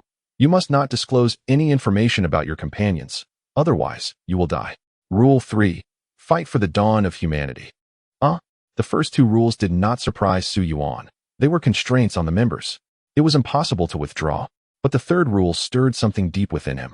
The Red Heart Demon Thieves had committed countless atrocities, plundering the hard-earned wealth of many and seizing treasures obtained from hunting ferocious beasts.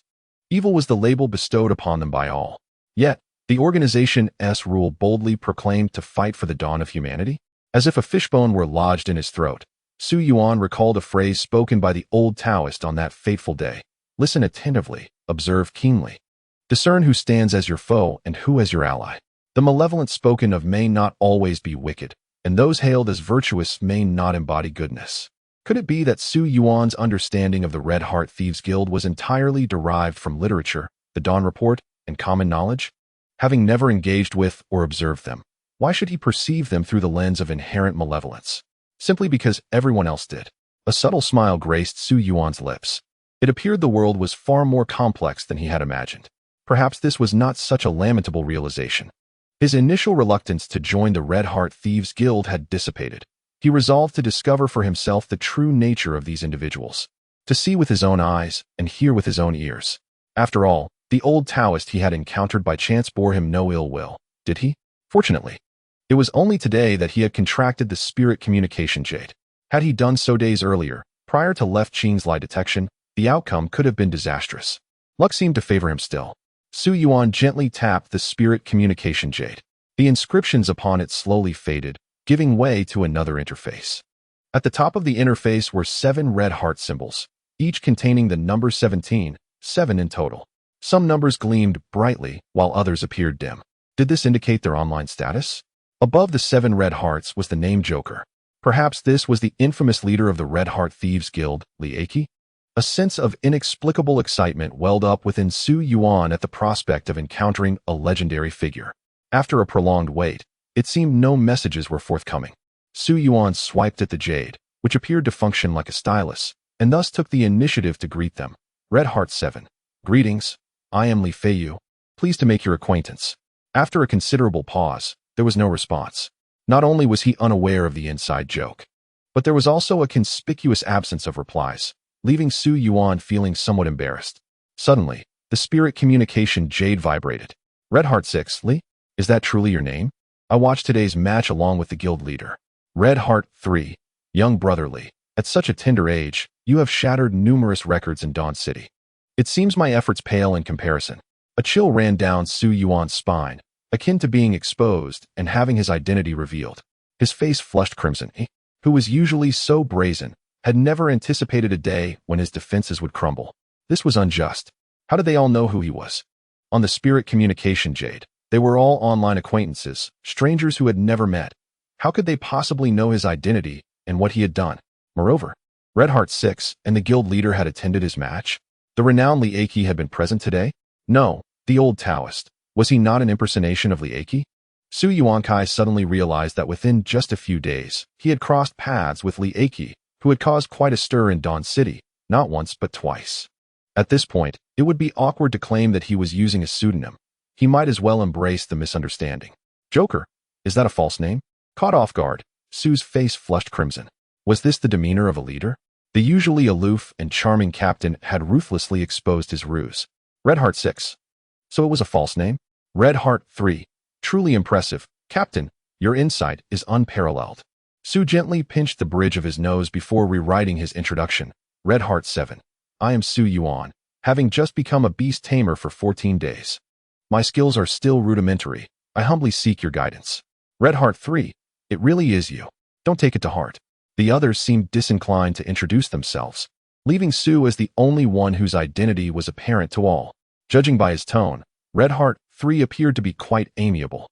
As for Red Heart 6, one could say he seemed rather dense, having witnessed the events but still oblivious to Su's use of a false name. Just as Su was preparing to break the awkward silence, a startling message arrived. Red Heart 4. At noon today, 300 miles east of Dawn City. The garrison commander Yuan Jingren has died. The garrison commander? Su was about to head to the garrison, and now he was being informed of the commander's death? Chapter 27. Turbulent Undercurrents. What is the lifeline? Su felt an unsettling sense of being swept into a vortex. While he did not know much about Yuan Jingren, the surname suggested a connection to the Yuan family of Yuan Beast Academy and Yuan Yang of Wanzi Camp. The garrison commander was evidently a pillar of the city's defense, an absolute leader. The implications of such a death were all too clear. Red Heart 3, that demigod? He went missing a few days ago. He has probably been dead for several days now. Demigod? It seemed Yuan Jingren possessed strength beyond the 7-star beast tamers. Such a level was rare, even in Dawn City. As a novice, Su felt it prudent to remain an observer in this high-level discourse. Red Heart 4, yes. Things have been rather strange lately. Nobles are embezzling assets from the Dawn Exchange and framing us for it, followed by the beast riots in the Eastern Eagle's Cry Gorge. And now the bizarre death of the garrison commander. Something significant may be unfolding. Red Heart 3. If Commander Yuan is absent, the 5 major camps will inevitably fall into contention. Old 4. You should return for now. It is perilous in Eagle's Cry Gorge without a demigod. Red Heart 4. All right. I will send you the clues privately shortly. Su's eyes flickered. He recalled the incident at the Dawn Exchange mentioned by Red Heart 4. When he had summoned Wang Ju, Lu Yuan had slandered him as a member of the Red Heart Thief Group, accusing him of stealing the Dragon Blood Gem from the Dawn Exchange to achieve his breakthrough. Su had initially believed that the Red Heart Thief Group was indeed responsible. From their conversation, it became evident that the aristocrats were embezzling the assets of the exchange. Su Yuan pondered and unraveled the intricacies of the situation. It was indeed convenient to have a scapegoat, allowing them to easily attribute the blame to the demon thieves, thereby concealing the truth of their own substantial misappropriation. However, the subsequent remarks by high-octane San left Su Yuan feeling somewhat unsettled. If there were internal strife among the 5 major camps, could the Yuan camp remain unscathed? Did this not imply that he was in a precarious position? Moreover, given high-octane San's tone, it was apparent that without semi-divine strength, one would be in considerable danger at the Eagle's Cry Gorge, suggesting that high-octane San had already attained such power. How perplexing it was that he continuously referred to Li Xiong as a brother while claiming his efforts were insufficient. Was it possible that only high-octane Lu possessed a more naive mindset within the entire organization? Why is it that, regardless of the setting, honest individuals are so few and far between? Upon further reflection, it became clear that the leader's warning about the perils ahead was not unfounded. The internal discord within the city guard, the uprising of ferocious beasts, all pointed to this reality. The crux of the matter was how he could discover a means of self-preservation. By showcasing his talents, Su Yuan successfully garnered the willingness of the Dawn Academy and the Yuan camp to provide protection. Previously, he believed that these preparations were sufficient. However, after joining the ranks of the Red Heart Demon Thieves, the dialogues between high-octane and high-octane San indicated that the potential crises were perhaps far graver than he had anticipated.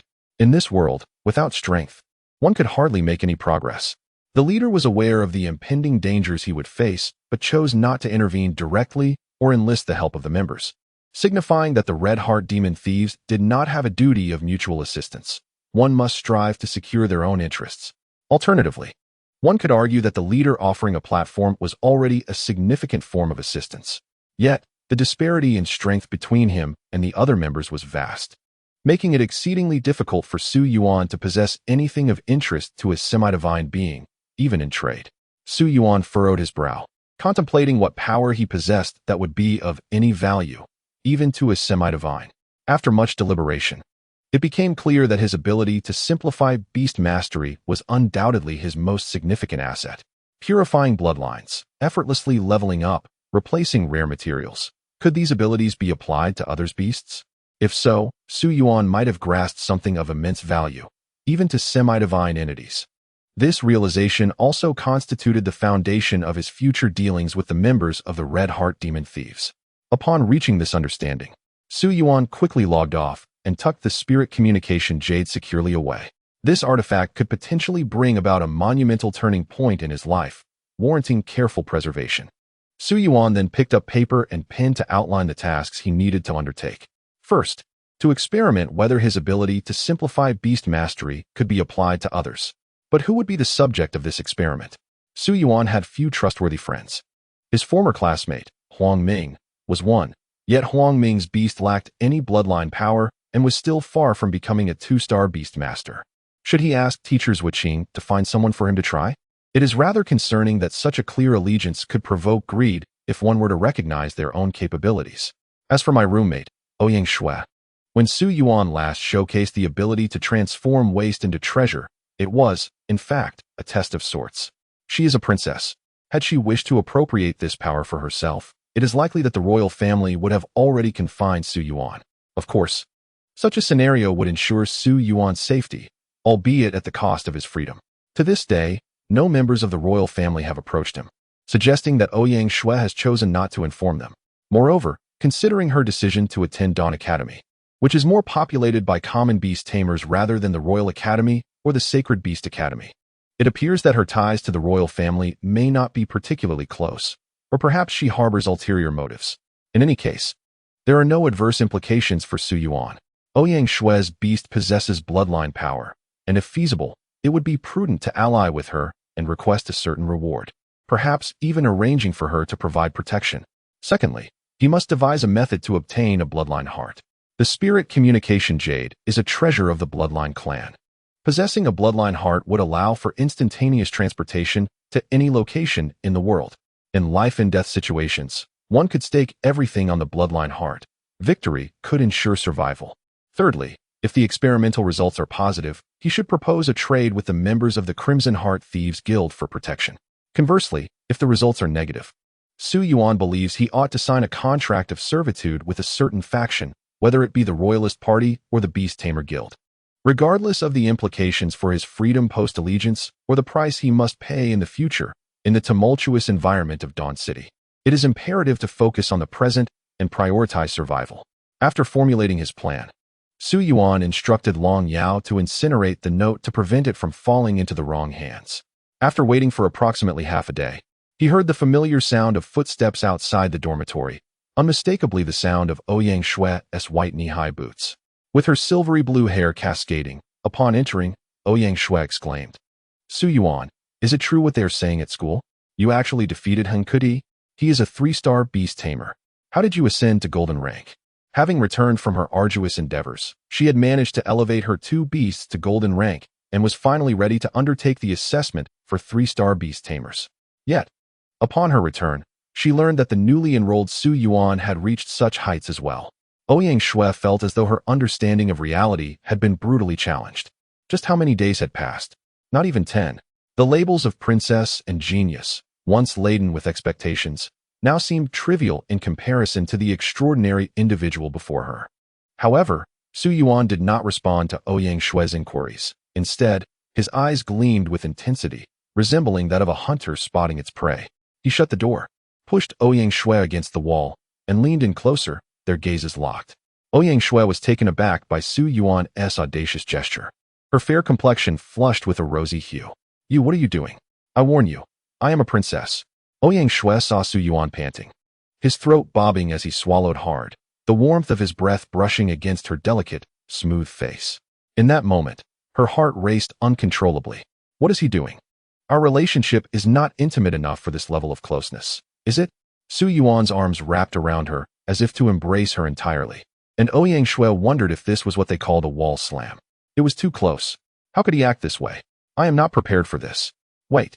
Why didn't I slap him to push him away? Su Yuan's sudden actions left Ouyang Shue's mind in disarray.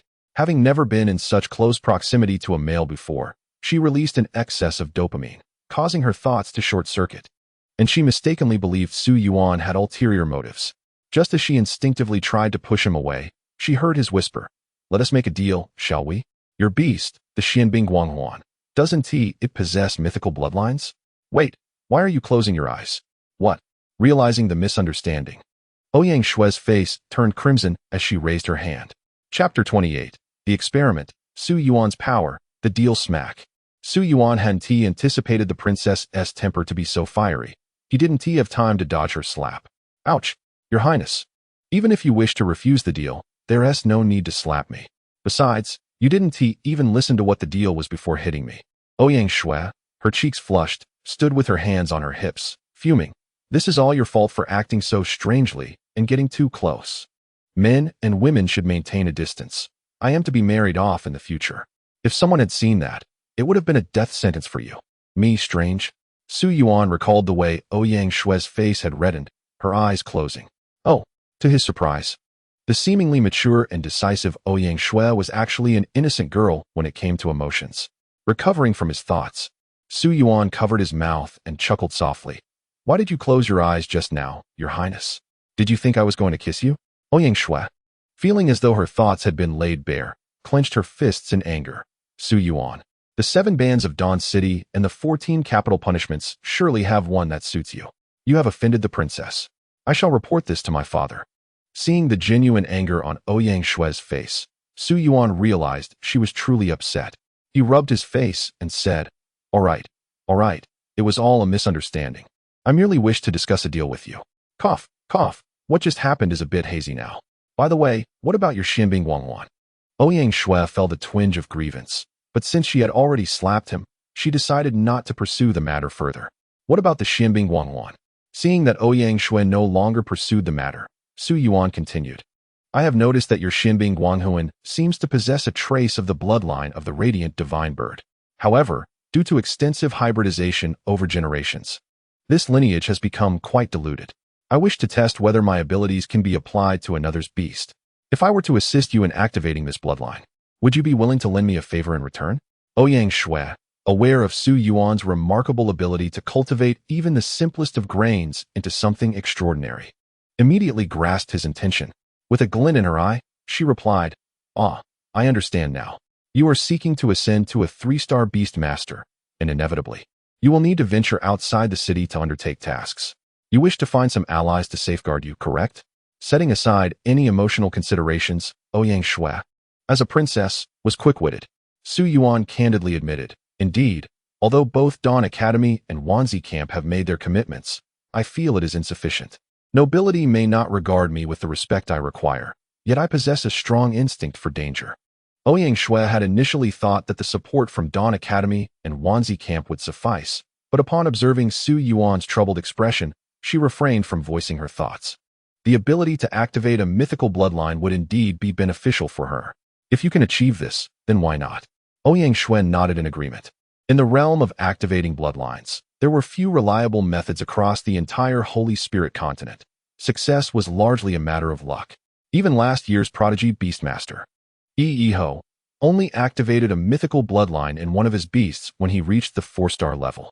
Thus, when Ouyang Shui entered the room and witnessed Su Yuan break through to the golden level in such a short time, while simultaneously activating the mythical bloodlines of 2 beasts, her astonishment was warranted. Seeing Ouyang Shui's consent, Su Yuan said, "Let us give it a try." Ouyang Shui summoned her beast, a bird-like creature, radiating a gentle glow and fluttering its Xianbing wings, emerged from the beast's space. This was the Xianbing Guanghuan. Lacking experience, Su Yuan followed his previous method. Retrieving a pouch of rice from his pocket, he reached out to grasp the Xianbing Guanghuan by the throat, preparing to administer the rice. Ouyang Shui exclaimed in alarm, "Be gentle. The Guanghuan's neck is quite delicate." Although Ouyang Shui had witnessed a similar scene when the Snow Maiden transformed, she still found the situation absurd. This was merely an ordinary bag of rice. It was certainly not a rare treasure or an extraordinary resource. Yet, a miracle unfolded. The ice upon the wings of the Xianbing Guanghuan suddenly melted away, replaced by a gentle radiance of divine power, akin to the sun rising majestically over the horizon. The warmth radiated forth, carrying the purifying essence of pure light, stirring profound ripples within the heart. Beast, Xian Guang Sheng Huan. Rarity, S. Level, Golden Beginner. Experience, 020000. Talent, Radiant Flame, Epic. Shattered Light Shadow, Mythical. Skill, Xian Guang Purification, Mythical. Holy Blessing of Light, Epic. Bloodline, Radiant Divine Bird, 20. Transformed. The originally mixed Xianbing Guanghuan, which combined light and ice attributes, has evolved into the Xian Guang Sheng Huan upon activating the bloodline of the Radiant Divine Bird. Its talents and skills have transitioned from the previous blend of ice and light to a pure form of luminescence infused with purifying power capable of dispelling darkness. This marks a tremendous enhancement. Without a mythical bloodline, the ceiling for skills and talents is merely epic. Clearly, the current Xian Guang Sheng Huan could potentially eliminate the previous Xianbing Guang Huan within 3 moves. Ouyang Shui stared in awe at the transformed Xian Guang Sheng Huan. After its transformation, it took the form of a diminutive girl, roughly the size of an infant, remarkably petite, sucking on a finger and gazing blankly at Ouyang Shui and Su Yuan with blinking eyes. Su Yuan chuckled, "Well, it seems we have succeeded." The miraculous sight before Ouyang Shui utterly astonished her, completely overturning her previous understanding of beast taming. Su Yuan is undoubtedly unparalleled in the sacred spirit continent. Ouyang Shui's heart raced, her earlier thoughts of Su Yuan's slightly teasing gestures and words completely forgotten, leaving only excitement and uncontainable joy.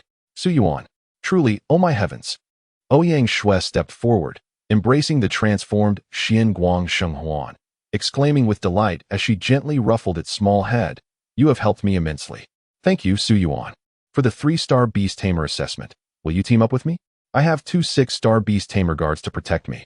And I also possess a communication jade to contact my family. I can summon help in case of danger." Ouyang Shui's words served as a reassurance for Su Yuan. If anyone near Su Yuan had the strongest ability to rally support, it would undoubtedly be this highly esteemed princess. Yet, observing Ouyang Shui's excitement, it seems Su Yuan's assistance had contributed to her in ways beyond mere enhancement of strength. This implies that Su Yuan's second plan might also find an opportunity to be realized through Ouyang Shui, a mutually beneficial arrangement, indeed. Your Highness, if I may request one more favor from you, You still have a beast whose bloodline has not been activated, correct? Ouyang Shue's eyes narrowed slightly as she lifted her delicate face to gaze at Su Yuan, looking at him as if he were a hero. Her expression filled with warmth and gratitude, a sweet smile gracing her lips. Su Yuan cleared his throat. Of course, my request is not for a kiss. So please do not misunderstand. Ouyang Shue's expression changed abruptly. Get lost. Su Yuan deftly evaded, not giving Ouyang Shue the chance to slap him, and quickly added, Your Highness, I need a treasure called the Heart of the Blood Clan. I wonder if you have any connections to acquire it? Upon hearing this, Ouyang Shue regarded Su Yuan with a rather peculiar expression. What do you intend to do with that? Observing her countenance, Su Yuan pondered to himself, wondering what could possibly be amiss.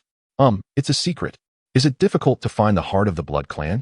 Ouyang Shue pressed her lips together. It's not merely the Blood Clan. They are referred to as the Cursed Lineage. Typically, only cursed beasts require the celestial treasures of the Blood Clan to seek breakthroughs. Are you planning to acquire a cursed beast next? Chapter 29. I possess a secret method that can assist third brother. Ouyang Shue's strange gaze was due to this revelation. Cursed beasts sounded rather impressive, yet they were exceedingly rare. Back when Su Yuan had furiously smashed 1,000 eggs, he had not encountered a single cursed beast. He promptly shook his head. Of course not. I have other uses for it. Ahem. In any case, can you procure it? Ouyang Shue sighed. Such ominous artifacts are generally not stored within the palace. You might only find luck at the Dawn Trading Post, as this belongs to the lower tier of celestial treasures, likely priced between 800 to 2,000 gold coins. There are distinctions among the treasures of earth and heaven, and naturally, the lower tier of celestial treasures does not come cheaply. Recalling his meager purse, Su Yuan clasped his hands together. Then I must humbly ask you, Your Highness, to keep an eye out for me. I am rather impoverished. Ouyang Shue could not help but retort. Oh, Su Yuan, how should I put this? I have only encountered one genius beast master as destitute as you. Even if you do not wish to stir trouble by establishing a business or venture outside the city for tasks, surely even engaging in school rank battles could yield considerable income. Su Yuan narrowed his eyes, contemplating for a moment before shaking his head. Forget it. Senior Hung Ku's frequent rank battles have been thoroughly analyzed by me, which is why I can easily defeat him. Ouyang Shue paused slightly, realizing the validity of his point. The more battles one fought, the more one's abilities and hidden cards would be laid bare, eventually leading to someone deciphering them. No wonder Su Yuan had only intervened twice thus far, each time after a significant breakthrough. With a snap of her fingers, Ouyang Shue summoned another beast and said to Su Yuan, When we receive news, let us go to the Dawn Trading Post together.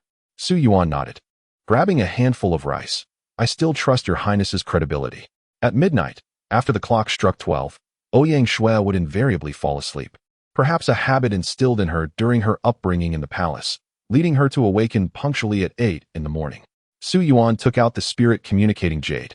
Perusing the night's messages, which primarily involved the communications between Red Heart 3, Red Heart 4, the city guards, and the affairs concerning Eagle Whale Gorge. From this, Su Yuan gleaned a wealth of useful information, such as the fact that the danger of Eagle Whale Gorge stemmed from the presence of a Beast King. The Beast King is akin to a demigod among the human race, having awakened its intellect at an early stage, its wisdom rivaling that of humans. Beast tamers below the 4-star rank are unable to conceal their presence, making them detectable by the Beast King of Eagle Whaling Gorge. Consequently, it is generally forbidden for low-star beast tamers to venture into Eagle Whaling Gorge. The Beast King can summon myriad demons, inciting a tide of ferocious beasts. Should such a tide erupt, the sole intervention of the King of Dawn City would be necessary to safeguard the city, as only the combined efforts of the 5 military camps and the Royal Knights could withstand the onslaught. Naturally, if one possesses the strength of a demigod, self-preservation in Eagle Whaling Gorge is assured. Hong Xian frequently traverses Eagle Whaling Gorge, and based on his account, the Beast King resides beneath the dark river at the gorge's base. He has only glimpsed it once, noting its eerie green vertical pupils, which likely surpass his own power. At this juncture, Hong Xian had just concluded a conversation with Hong Xian and planned to prepare in Dawn City before making his way to Eagle Whaling Gorge. Su Yuan, seizing the moment, activated the Spirit Jade and inquired, Hong Xian, may we have a private chat when you are free? After a brief wait, he received a response. Hong Xian, sure, I happen to have something I wish to ask you as well. A demigod wishes to inquire of me? Su Yuan noticed the name Hong Xin San flickering on the spirit jade and opened the message to find. Hong Xin San. Ah? Young brother Su, I am considerably older than you. May I call you Lao Chi from now on? What brings you to me? Su Yuan quickly replied. Hong Xin Chi. That would be fine, Sangu. You are somewhat aware of my situation, so I wish to propose a transaction. After a moment of silence, the response came. Hong Xin San. I have heard some details from Lu Mei about your situation and can make an educated guess. You seek my protection, do you not? Frankly speaking, the defensive forces of Dawn Academy and the Wan Zi camp are more than sufficient to safeguard a 2-star beast tamer. Why then seek my aid as a demigod? The remuneration for summoning a demigod may be beyond your means. Lu Mei? It must be Hong Xian Lu. So she is indeed a sister. Clearly, Li Aki's divination had not disclosed certain details to Hong Xian San. Su Yuan responded. Hong Xian Chi. Prior to joining, the captain performed a divination for me. The hexagram showed can water atop can water. A dangerous omen indicating that the perils I face may be far greater than I anticipate. Hence, I seek additional protection, but I am confident regarding the remuneration. After a brief pause, Hong Xian San replied. The captain's divination? I understand now. The captain's insights into destiny have never faltered. It seems you have stirred quite a bit of trouble. If they are urgent enough to summon me, I have no qualms about intervening. Investigations into the Eagle Wailing Gorge will not yield immediate clarity, so you may offer whatever compensation you deem fit. Hong Xian San, to be candid, you may not fully grasp the allure of rare treasures beneath the demigod tier that could captivate me. Hong Xian San, while there is no obligation for mutual assistance among team members, I do enjoy extending my care to my dear younger siblings. After all, my second brother once looked after me, so I am more than willing to lend a helping hand. Su Yuan gently pinched his chin, contemplating that the trio from Red Heart were quite amiable, at least sounding like genuine individuals. They were certainly more congenial than Lu Yuan. However, the matter of human favors was exceedingly intricate. If possible, Su Yuan preferred not to incur any debts of gratitude. Thus, he typed, Red Heart 7. Thank you for your kindness, Brother San, but I am confident in my remuneration. By the way, does your beast possess a mythical bloodline that is yet to awaken? Red Heart 3. Indeed, it does. You wouldn't be implying that you've discovered a solution, would you? Surely not. For many years, only demigods have achieved such feats in the sacred spirit continent, and that method is perilously treacherous. If that is the case, there is no need to elaborate. Oh, wasn't it said that the entire sacred spirit continent was unable to unravel this conundrum? It seems there is indeed a solution. Yet, even for demigods, it is exceedingly perilous, and they are reluctant to attempt it. After this dialogue with Red Heart 3, Su Yuan confirmed that his ability was immensely coveted, even by demigods. Su Yuan replied, Red Heart 7, no? I meant to say that I possess a secret technique that could assist you, Brother San. Red Heart 3, wait. Are you suggesting that you have a solution?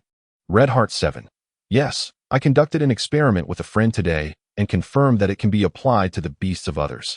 After a brief silence in their private chat, Red Heart 3 responded, Red Heart 3, the leader's celestial Xuanwu can discern those with great fortunes. Perhaps the leader was aware of this at that time. Red Heart 3, I must admit, Old 7, your compensation is quite enticing to me. I shall take on this task, 2 beasts, and afterward, assist me in awakening the mythical bloodlines of both. This time, let this senior take care of his charming junior during our venture outside the city. Su Yuan exhaled in relief. The terms had been settled. With the protection of a demigod, along with the princess, the academy, and the myriad camp, Su Yuan had successfully garnered allies from all fronts, instilling a profound sense of security. Did the nobles think they could play their dark games? They surely did not anticipate that he could summon such formidable forces. With Red Heart 3's assurance, at least his safety was guaranteed. Subsequently, the communication crystal conveyed another inquiry from Red Heart 3. Red Heart 3, according to tradition, I must pose a question to you, and coincidentally, I have something I wish to ask as well. Tradition? Previously, he had solicited Red Heart 3's assistance, and now he was to be questioned in return. Red Heart 3, I was astonished to discover upon investigation that your roommate is the 3rd princess, who has chosen Dawn Academy. Quite ambitious, wouldn't you say? What is your opinion of her? The 3rd princess? Su Yuan's limited interactions with Ouyang Shui had solely revolved around discussions of beasts. He had yet to delve deeply into matters concerning the royal family. Ambition? Su Yuan recalled that Zhuqing had mentioned Ouyang Shui's choice of Dawn Academy was driven by her own motives, likely connected to her aspirations. As for others, Su Yuan noted, Red Heart 7. She is genuinely sincere in her dealings, possesses a reserved demeanor, and generally exhibits good manners and etiquette. Her talent is difficult to assess. She is significantly weaker than I, yet likely stronger than many of her peers. She is quite knowledgeable about the upper echelons of society and possesses considerable beauty. However, as a royal princess, she does exhibit a hint of capriciousness. Su Yuan opted for candor. Red Heart 3. Your talent is exceptionally formidable. How does it compare to Yi Ho? Yi Ho. It took him just over 100 days to break through to a third-tier Beastmaster. While Ouyang Shui was somewhat slower, Su Yuan calculated, Red Heart 7. She lagged a bit, probably took nearly half a year, but her Beastmaster skills are commendable. She intends to participate in the third-tier Beastmaster assessment alongside me. Red Heart 3. That isn't too shabby. She should be on par with Yi Ho. Many from the royal family cannot devote their full attention to beast mastery. I see, your plight is somewhat intertwined with hers. Red Heart 3, as a princess, coupled with her commendable talent and beauty, she attracts many families interested in marriage alliances. The news of your shared dormitory has circulated within the noble circles, and several nobles, particularly those aspiring for royal connections, may wish to eliminate you swiftly. Red Heart 3. The leader mentioned her promising future. I was contemplating whom to place my bets on, so I thought to inquire with you first. This. Su Yuan finally grasped the situation. Indeed, sharing a dormitory with the princess. While it offers numerous advantages such as access to information and leveraging royal connections, also presents its share of drawbacks. Nonetheless, with many enemies already, the addition or subtraction of a few nobles is of little concern. A pressing question lingered in Su Yuan's mind, so he input, Red Heart 7, Brother 3.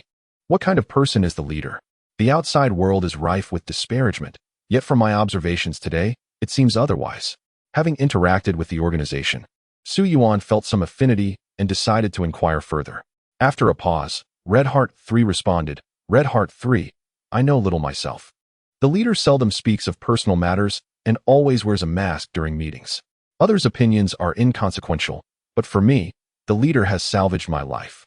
The only aspect I am somewhat familiar with is the leader's prowess, in my view. Red Heart 3. The leader is not inferior to the king of humans. Chapter 30. The exchange, the princess's rumored boyfriend? Not inferior to the king of humans? The faint weariness that had settled over Su Yuan in the late hours was dispelled by this shocking revelation. No wonder the city of Dawn has labeled the Red Heart Thieves Guild as the most nefarious of criminals. Regardless of personal character, such strength, if it does not adhere to the governance of the city-state, is indeed a grave transgression. It is an inevitable aspect of human society.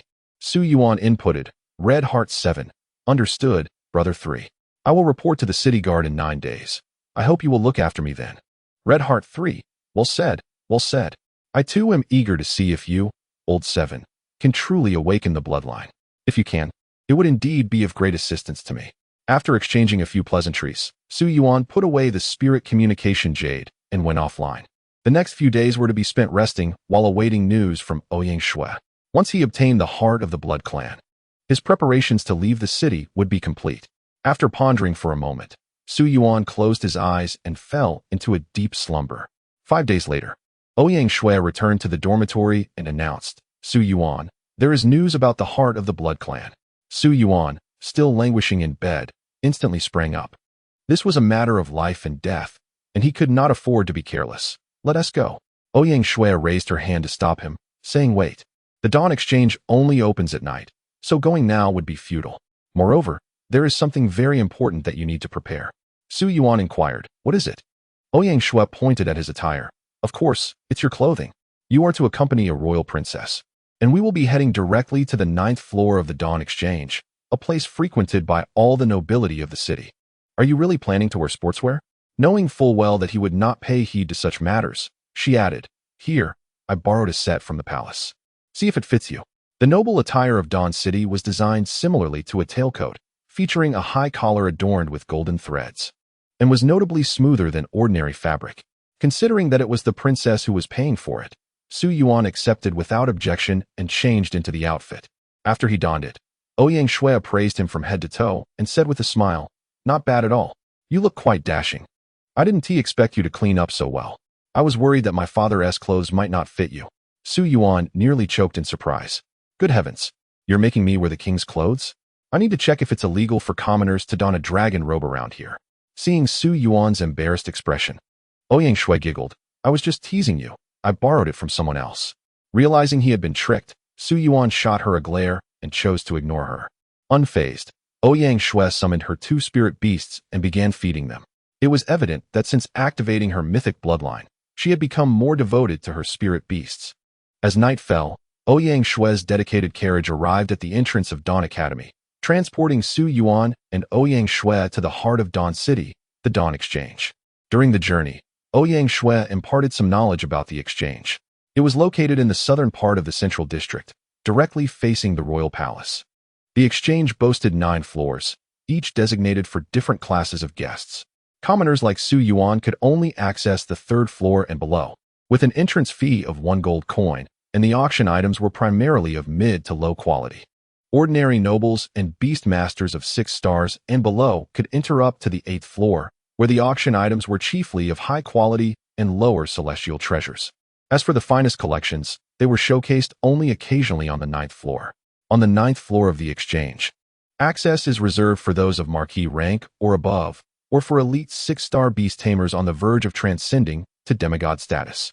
Ouyang Shui, possessing an extraordinary identity, naturally qualifies to enter the 9th floor of the Dawn Exchange. As the carriage arrived, Su Yuan disembarked, and his gaze was immediately drawn to the towering structure. Nearly 300 meters high, adorned with the grand inscription of Dawn Exchange at its entrance. How impressive! Each floor averages over 30 meters. Yet considering that the exchange occasionally auctions top-tier beasts, it is understandable.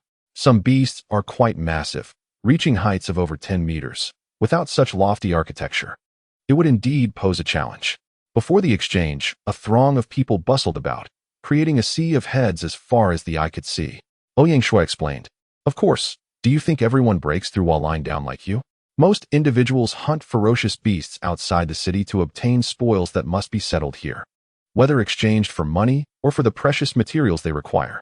Indeed, aside from Su Yuan, all others needed to venture outside the city to hunt ferocious beasts for experience. Even the weakest beast in the Dawn Forest, the saber-toothed pig, could fetch several hundred copper coins for its teeth and hide at the exchange. The pigskin, being high-quality leather, is tougher and warmer than any textile.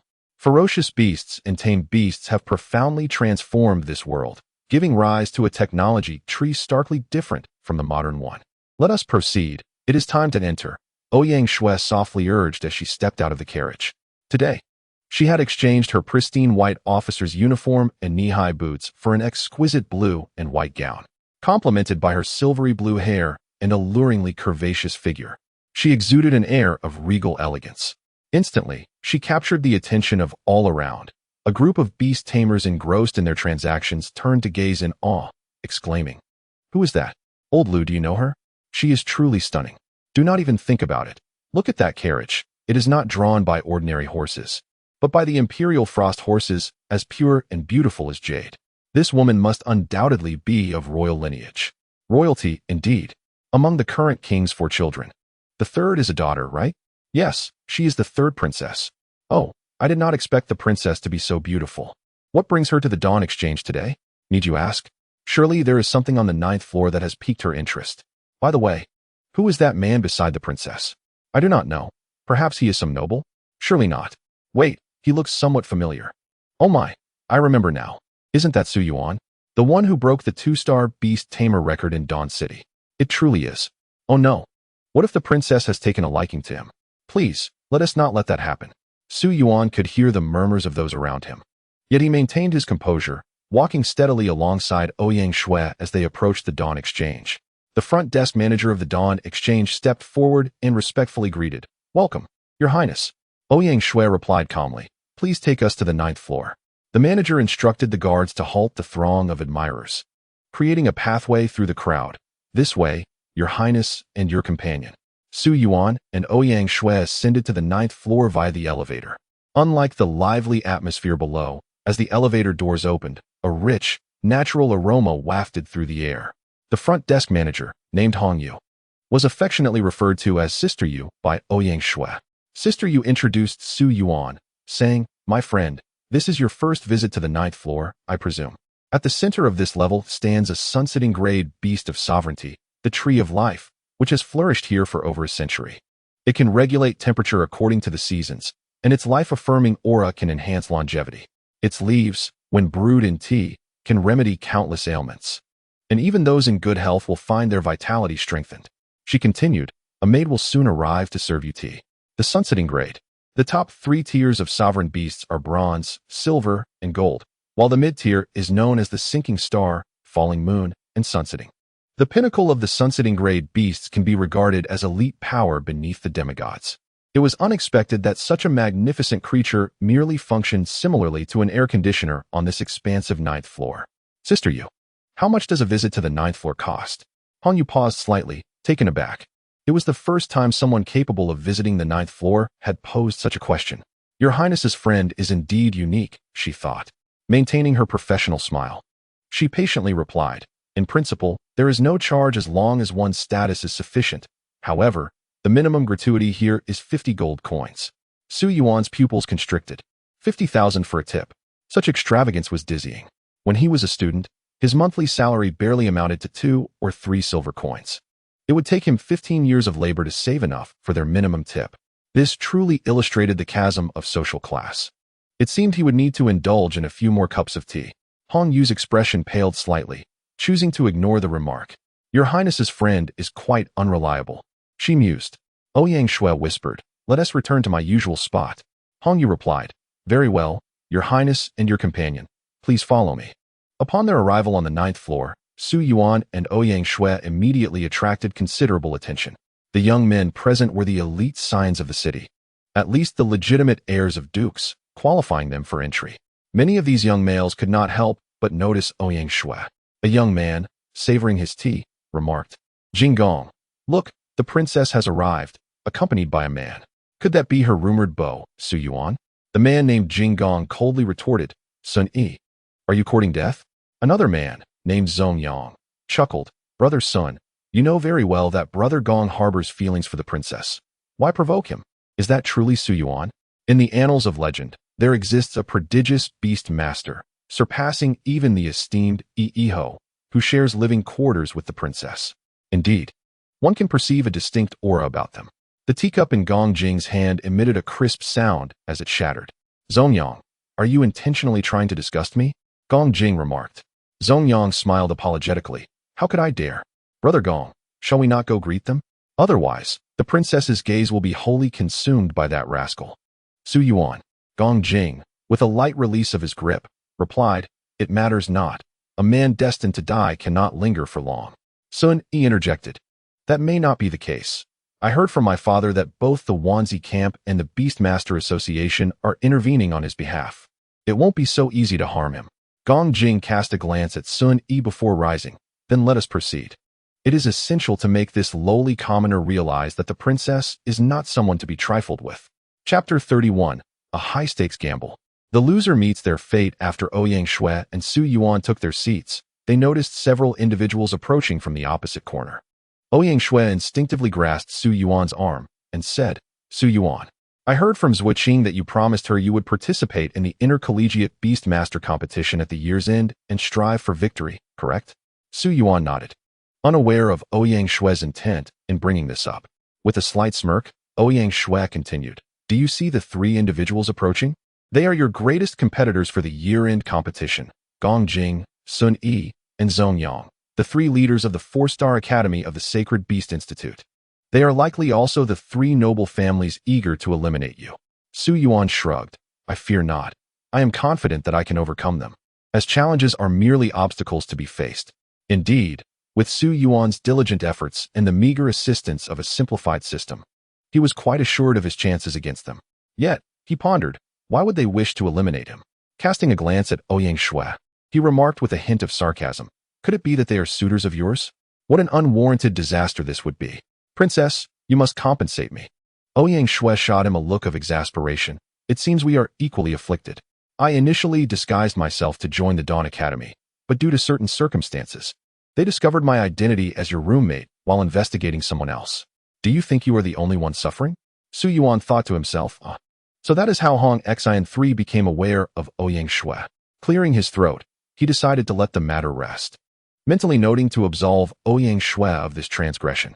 As the trio continued their approach, Su Yuan whispered, "Princess, could it be that those three are indeed your suitors?" Ouyang Shui shook her head. Only the one in the middle, Gong Jing, the legitimate heir of the current head of the Gong family. You may not realize that should I marry outside, I would forfeit my claim to the throne, while the Gong family would adeptly navigate between nobility and royalty. Playing their cards well, Su Yuan fell silent for a moment. Being a member of royalty, while enjoying the sustenance provided by the populace, inevitably comes with the sacrifice of certain aspects, such as genuine emotions. Of course, most royal individuals possess little in the way of sentimentality, their eyes fixed solely on power and strength. Thus, when Su Yuan assisted Ouyang Shui in awakening her mythical bloodline, her exhilaration and joy were entirely understandable. Nevertheless, Su Yuan chose not to engage, harboring no interest in becoming entangled in such matters. Soon after, Gong Jing and his companions approached, bowing respectfully as they greeted. "We pay our respects to Her Highness." Ouyang Shui's expression darkened as she responded sternly, "Gong Jing, did I not make it clear that such a thing is utterly impossible? Those who are wise should keep their distance." Beside him, his mischievous friend Sun Yi stifled a laugh, remarking, "How embarrassing, old Gong. Her Highness grants you no dignity whatsoever, preferring to share a table with a commoner rather than associate with you." Zongyang further fueled the fire, saying, "Let us not be too harsh on old Sun. What do you mean by sharing a table?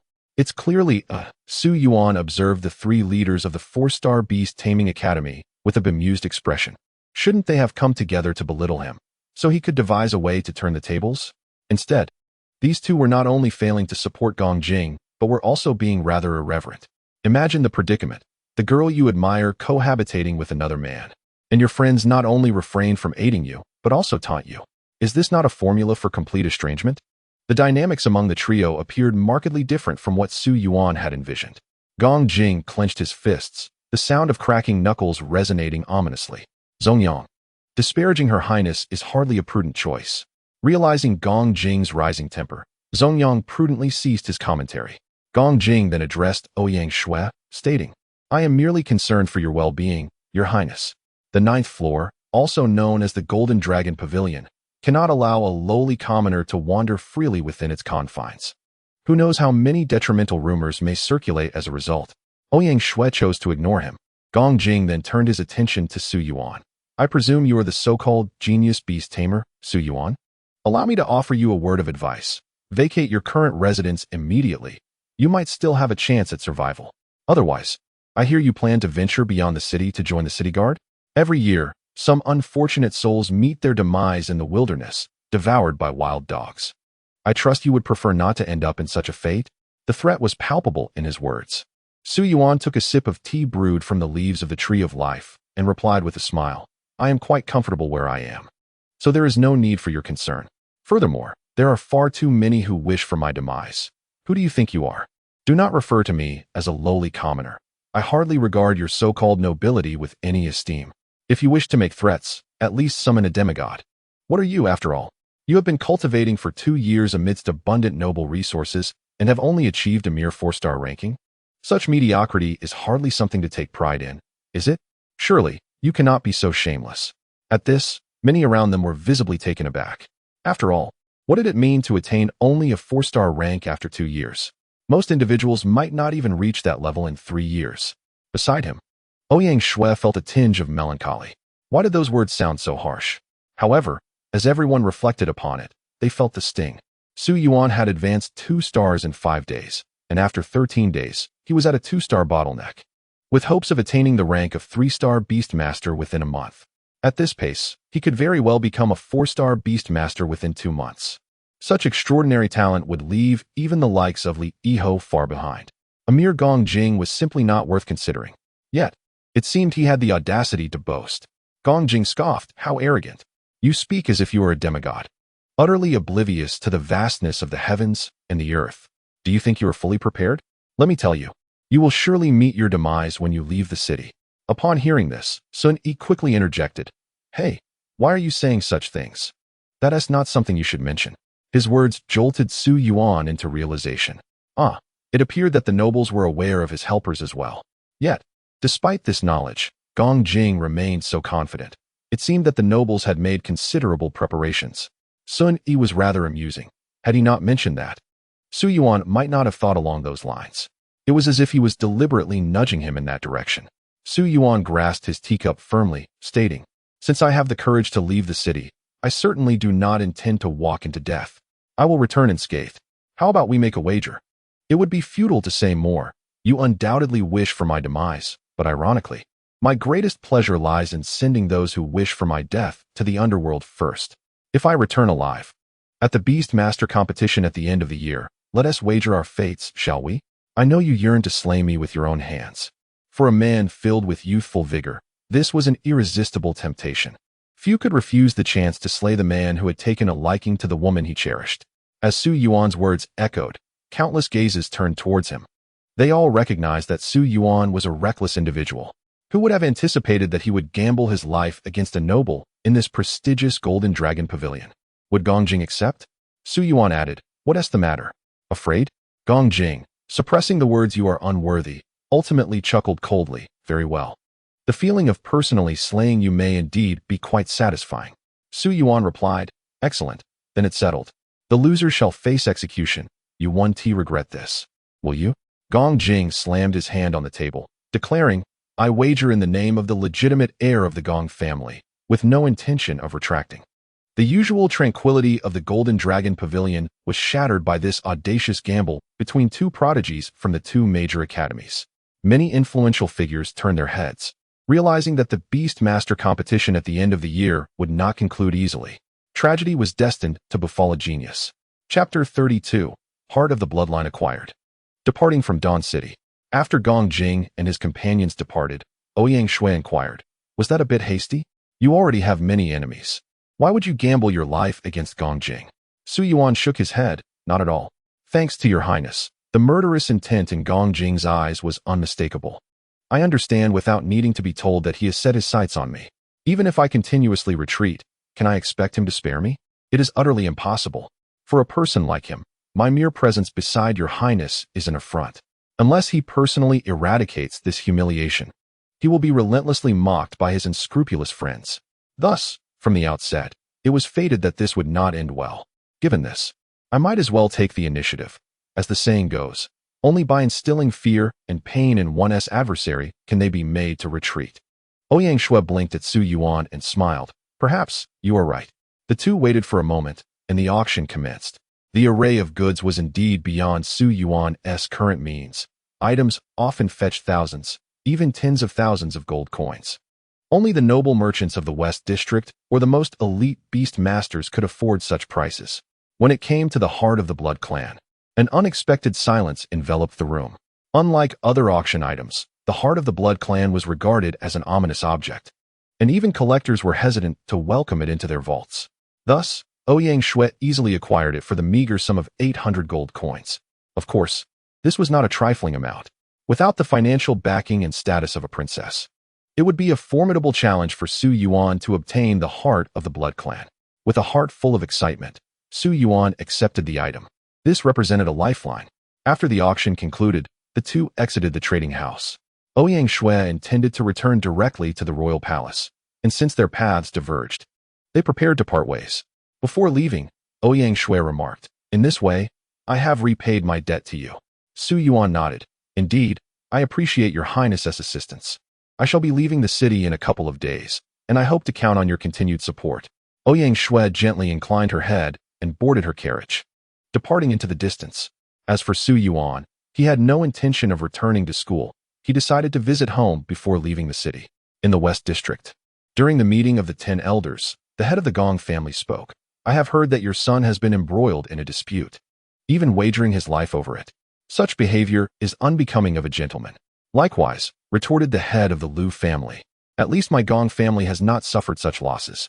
"Enough, this is not the place for your bickering. What is the response from the Beast King?" "The Beast King has accepted our offerings and has agreed." "Good. Let us concentrate our efforts.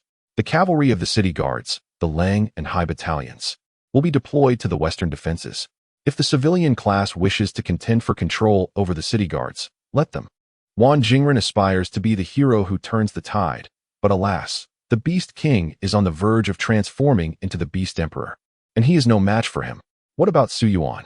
During the third-level meeting, the citizens repeatedly used Su Yuan as a rallying point to criticize us, claiming that geniuses can emerge from among the commoners. They demand that we revise the allocation of rare resources. If we do not eliminate this threat soon, the council members will be unable to withstand the pressure. Can he survive this time? What if? Let us also summon the Sacred Beast Hall. How about 26-star Beast Masters? That would be prudent, a double assurance. I shall make the arrangements forthwith. In October, Eastern Dawn City. Zhuqing explained to Su Yuan. Su Yuan, you and Ouyang Shui have been assigned to the Wanzi camp. Before we proceed, I must clarify the requirements for the 3-star Beast Master assessment. You are to fulfill the tasks assigned by the city guard, thereby accumulating merits to achieve at least the rank of second lieutenant. Below second lieutenant, the ranks include private, corporal, sergeant, and staff sergeant.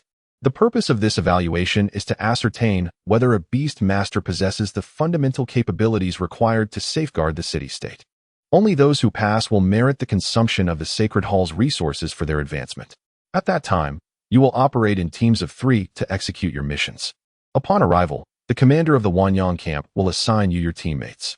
Additionally, President Zhang has arranged for 3 6-star Beast Masters to ensure your protection. However, they will only intervene should other factions attempt to assassinate you. Do you understand my meaning?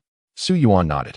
These 3 experts are primarily to prevent any nefarious actions by the nobility. Should you encounter any peril during your missions, they are under no obligation to assist you.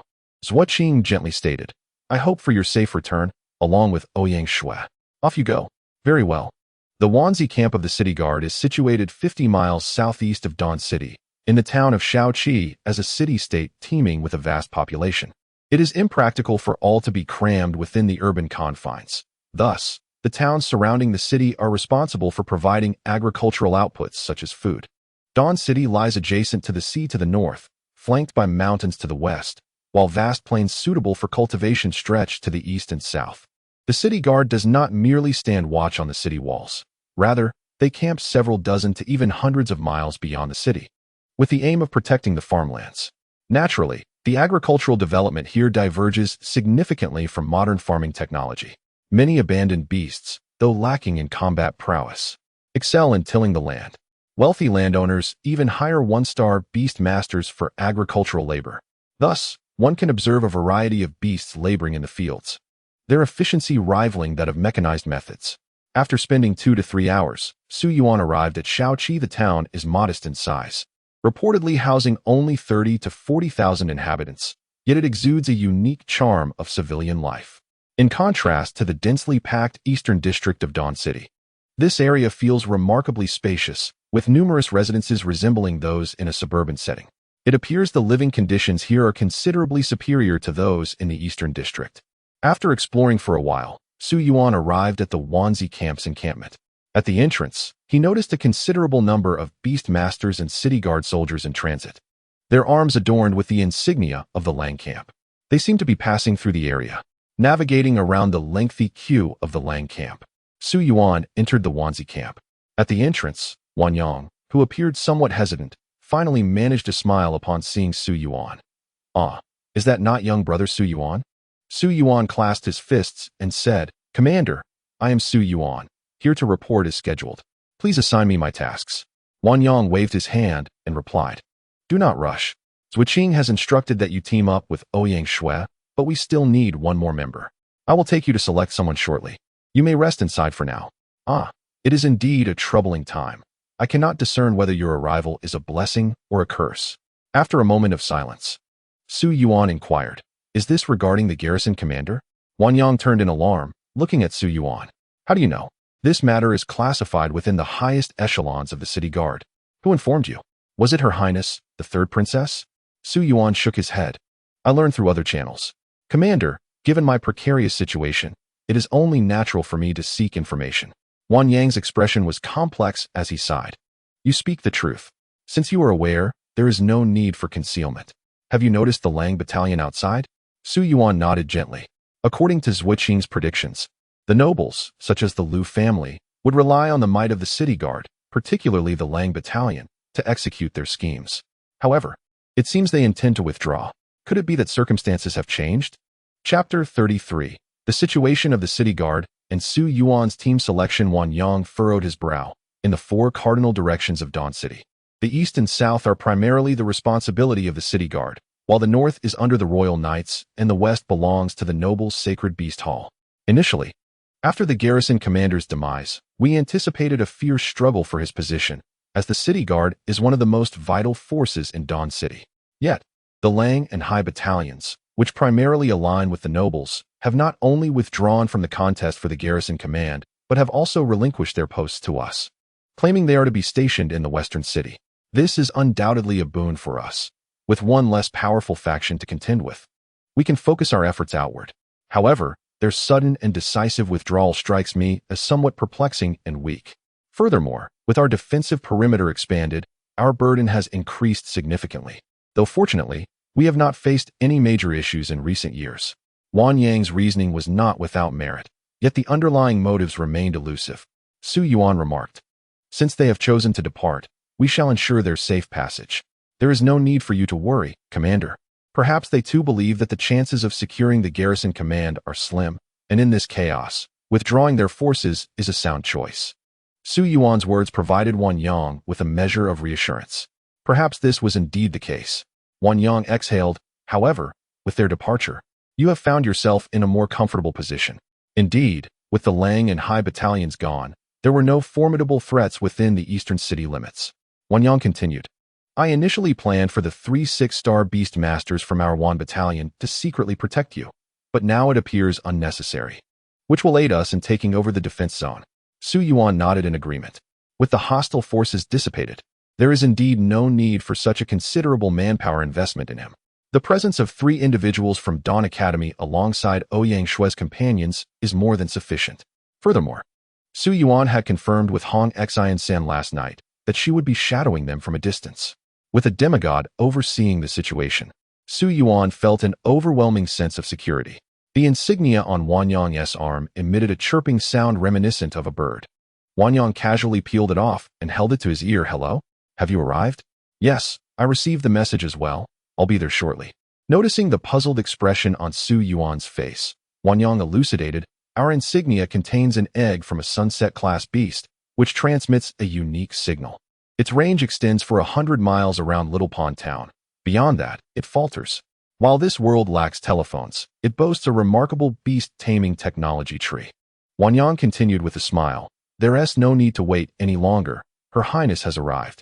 Follow me, and I shall guide you through the necessary procedures. Then, you will select a teammate to form a squad and embark on your mission, given your capabilities alongside Her Highness. I am certain you will pass the assessment in less than half a month." With that, Yuan Yang led Su Yuan into the barracks of the Wanzi camp. The encampment was vast, lacking the spatial constraints of Dawn City. The beast fighting arena alone was 2 to 3 times larger than that of Dawn Academy. After a quarter of an hour's walk, Su Yuan encountered Ouyang Shui and 2 masked figures clad in black who were awaiting them inside. Yuan Yang remarked, "Your Highness, I apologize for the wait. Su Yuan has arrived." Ouyang Shui stood and stated, "Commander Yuan Yang, from this moment forth, I am no longer the 3rd princess. I am simply Private Ouyang Shui." Yuan Yang nodded approvingly. "Very well. From now on, you both are part of the 7th Squad of the 3rd Brigade under the 6th Beast Taming Regiment of the Wanzi Camp. The Wanzi Camp comprises 10 fully staffed beast taming regiments, each containing 10 brigades, and each brigade holds 10 squads. Typically, a squad is formed by 3 beast tamers. The collective strength of the beast tamers in the Wanzi Camp exceeds 3,000, with additional personnel numbering over 10,000, an undeniable force to be reckoned with." Yuan Yang then added, "I also have several students from Beast Taming Academy here to participate in the assessment. You two may select your teammates first. Officer Sun, please escort them to the new recruits camp." Su Yuan clasped his fists in gratitude. "Thank you for your kindness, Commander." To the side, Officer Sun, known as Sun Jin, one of the 3 prominent officers of the Wanzi camp, extended his hand. "This way, please." After completing the necessary paperwork, Su Yuan and Ouyang Shui followed Sun Jin to the new recruits camp. The first of every month marks the day for new recruits to report, And this month, 15 beast tamers had come to participate in the assessment, perfectly forming 5 squads. Normally, teams are randomly assigned for service. But due to the unique status of Su Yuan and Ouyang Shui, Wanyang granted them the privilege to select their teammates first.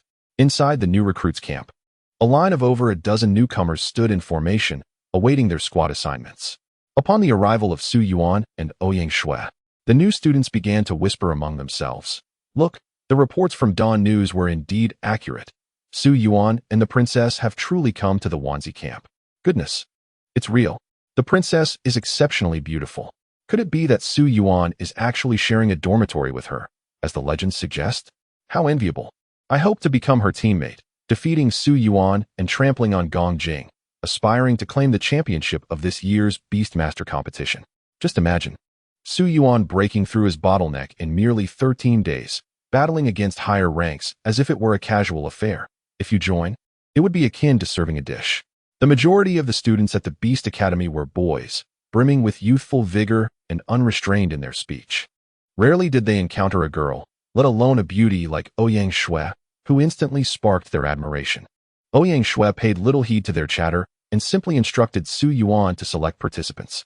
As Su Yuan approached the crowd, it was needless to say that everyone understood his purpose. Brother Yuan, choose me. My 2 summoned beasts are both grade A. Among this group, I am the strongest. Brother Yuan, please select me. Although he is powerful, he specializes in offense, while I am a support type, making me a more strategic choice. Why not choose me? My 2 summoned beasts possess healing abilities, capable of sustaining Brother Yuan and the princess in battle. A throng of eager candidates stepped forward, hoping to join Su Yuan's team. The reasoning was obvious. Aligning oneself with the stronger individuals facilitates the acquisition of military merits. Military achievements are earned through executing tasks, and the more challenging and perilous the mission, the greater the rewards. Hence, following the stronger comrades guarantees a swift accumulation of accolades. For a moment, Su Yuan found himself uncertain about whom to choose. Words alone are insufficient, he declared. Can everyone summon their beasts? Upon hearing this, the crowd complied, conjuring forth their summoned beasts from the summoning space. They presented a diverse array of creatures, defensive, healing, speedy, and offensive types, until Su Yuan's gaze settled upon one individual. Suddenly, his eyes sparkled with excitement. Goodness, now this is a remarkable skill. Other abilities may appear dazzling, perhaps even more potent in combat. However, in the wild, survival capability is paramount. Su Yuan and Ouyang Shui possessed ample combat strength. What they needed to supplement was their survival skills. Nothing could surpass the value of this particular Beast Master's abilities. Chapter 34, Divine Skill. The Burrowing Beast. The Drilling Python, you are the one. The reason for Su Yuan's exhilaration was straightforward.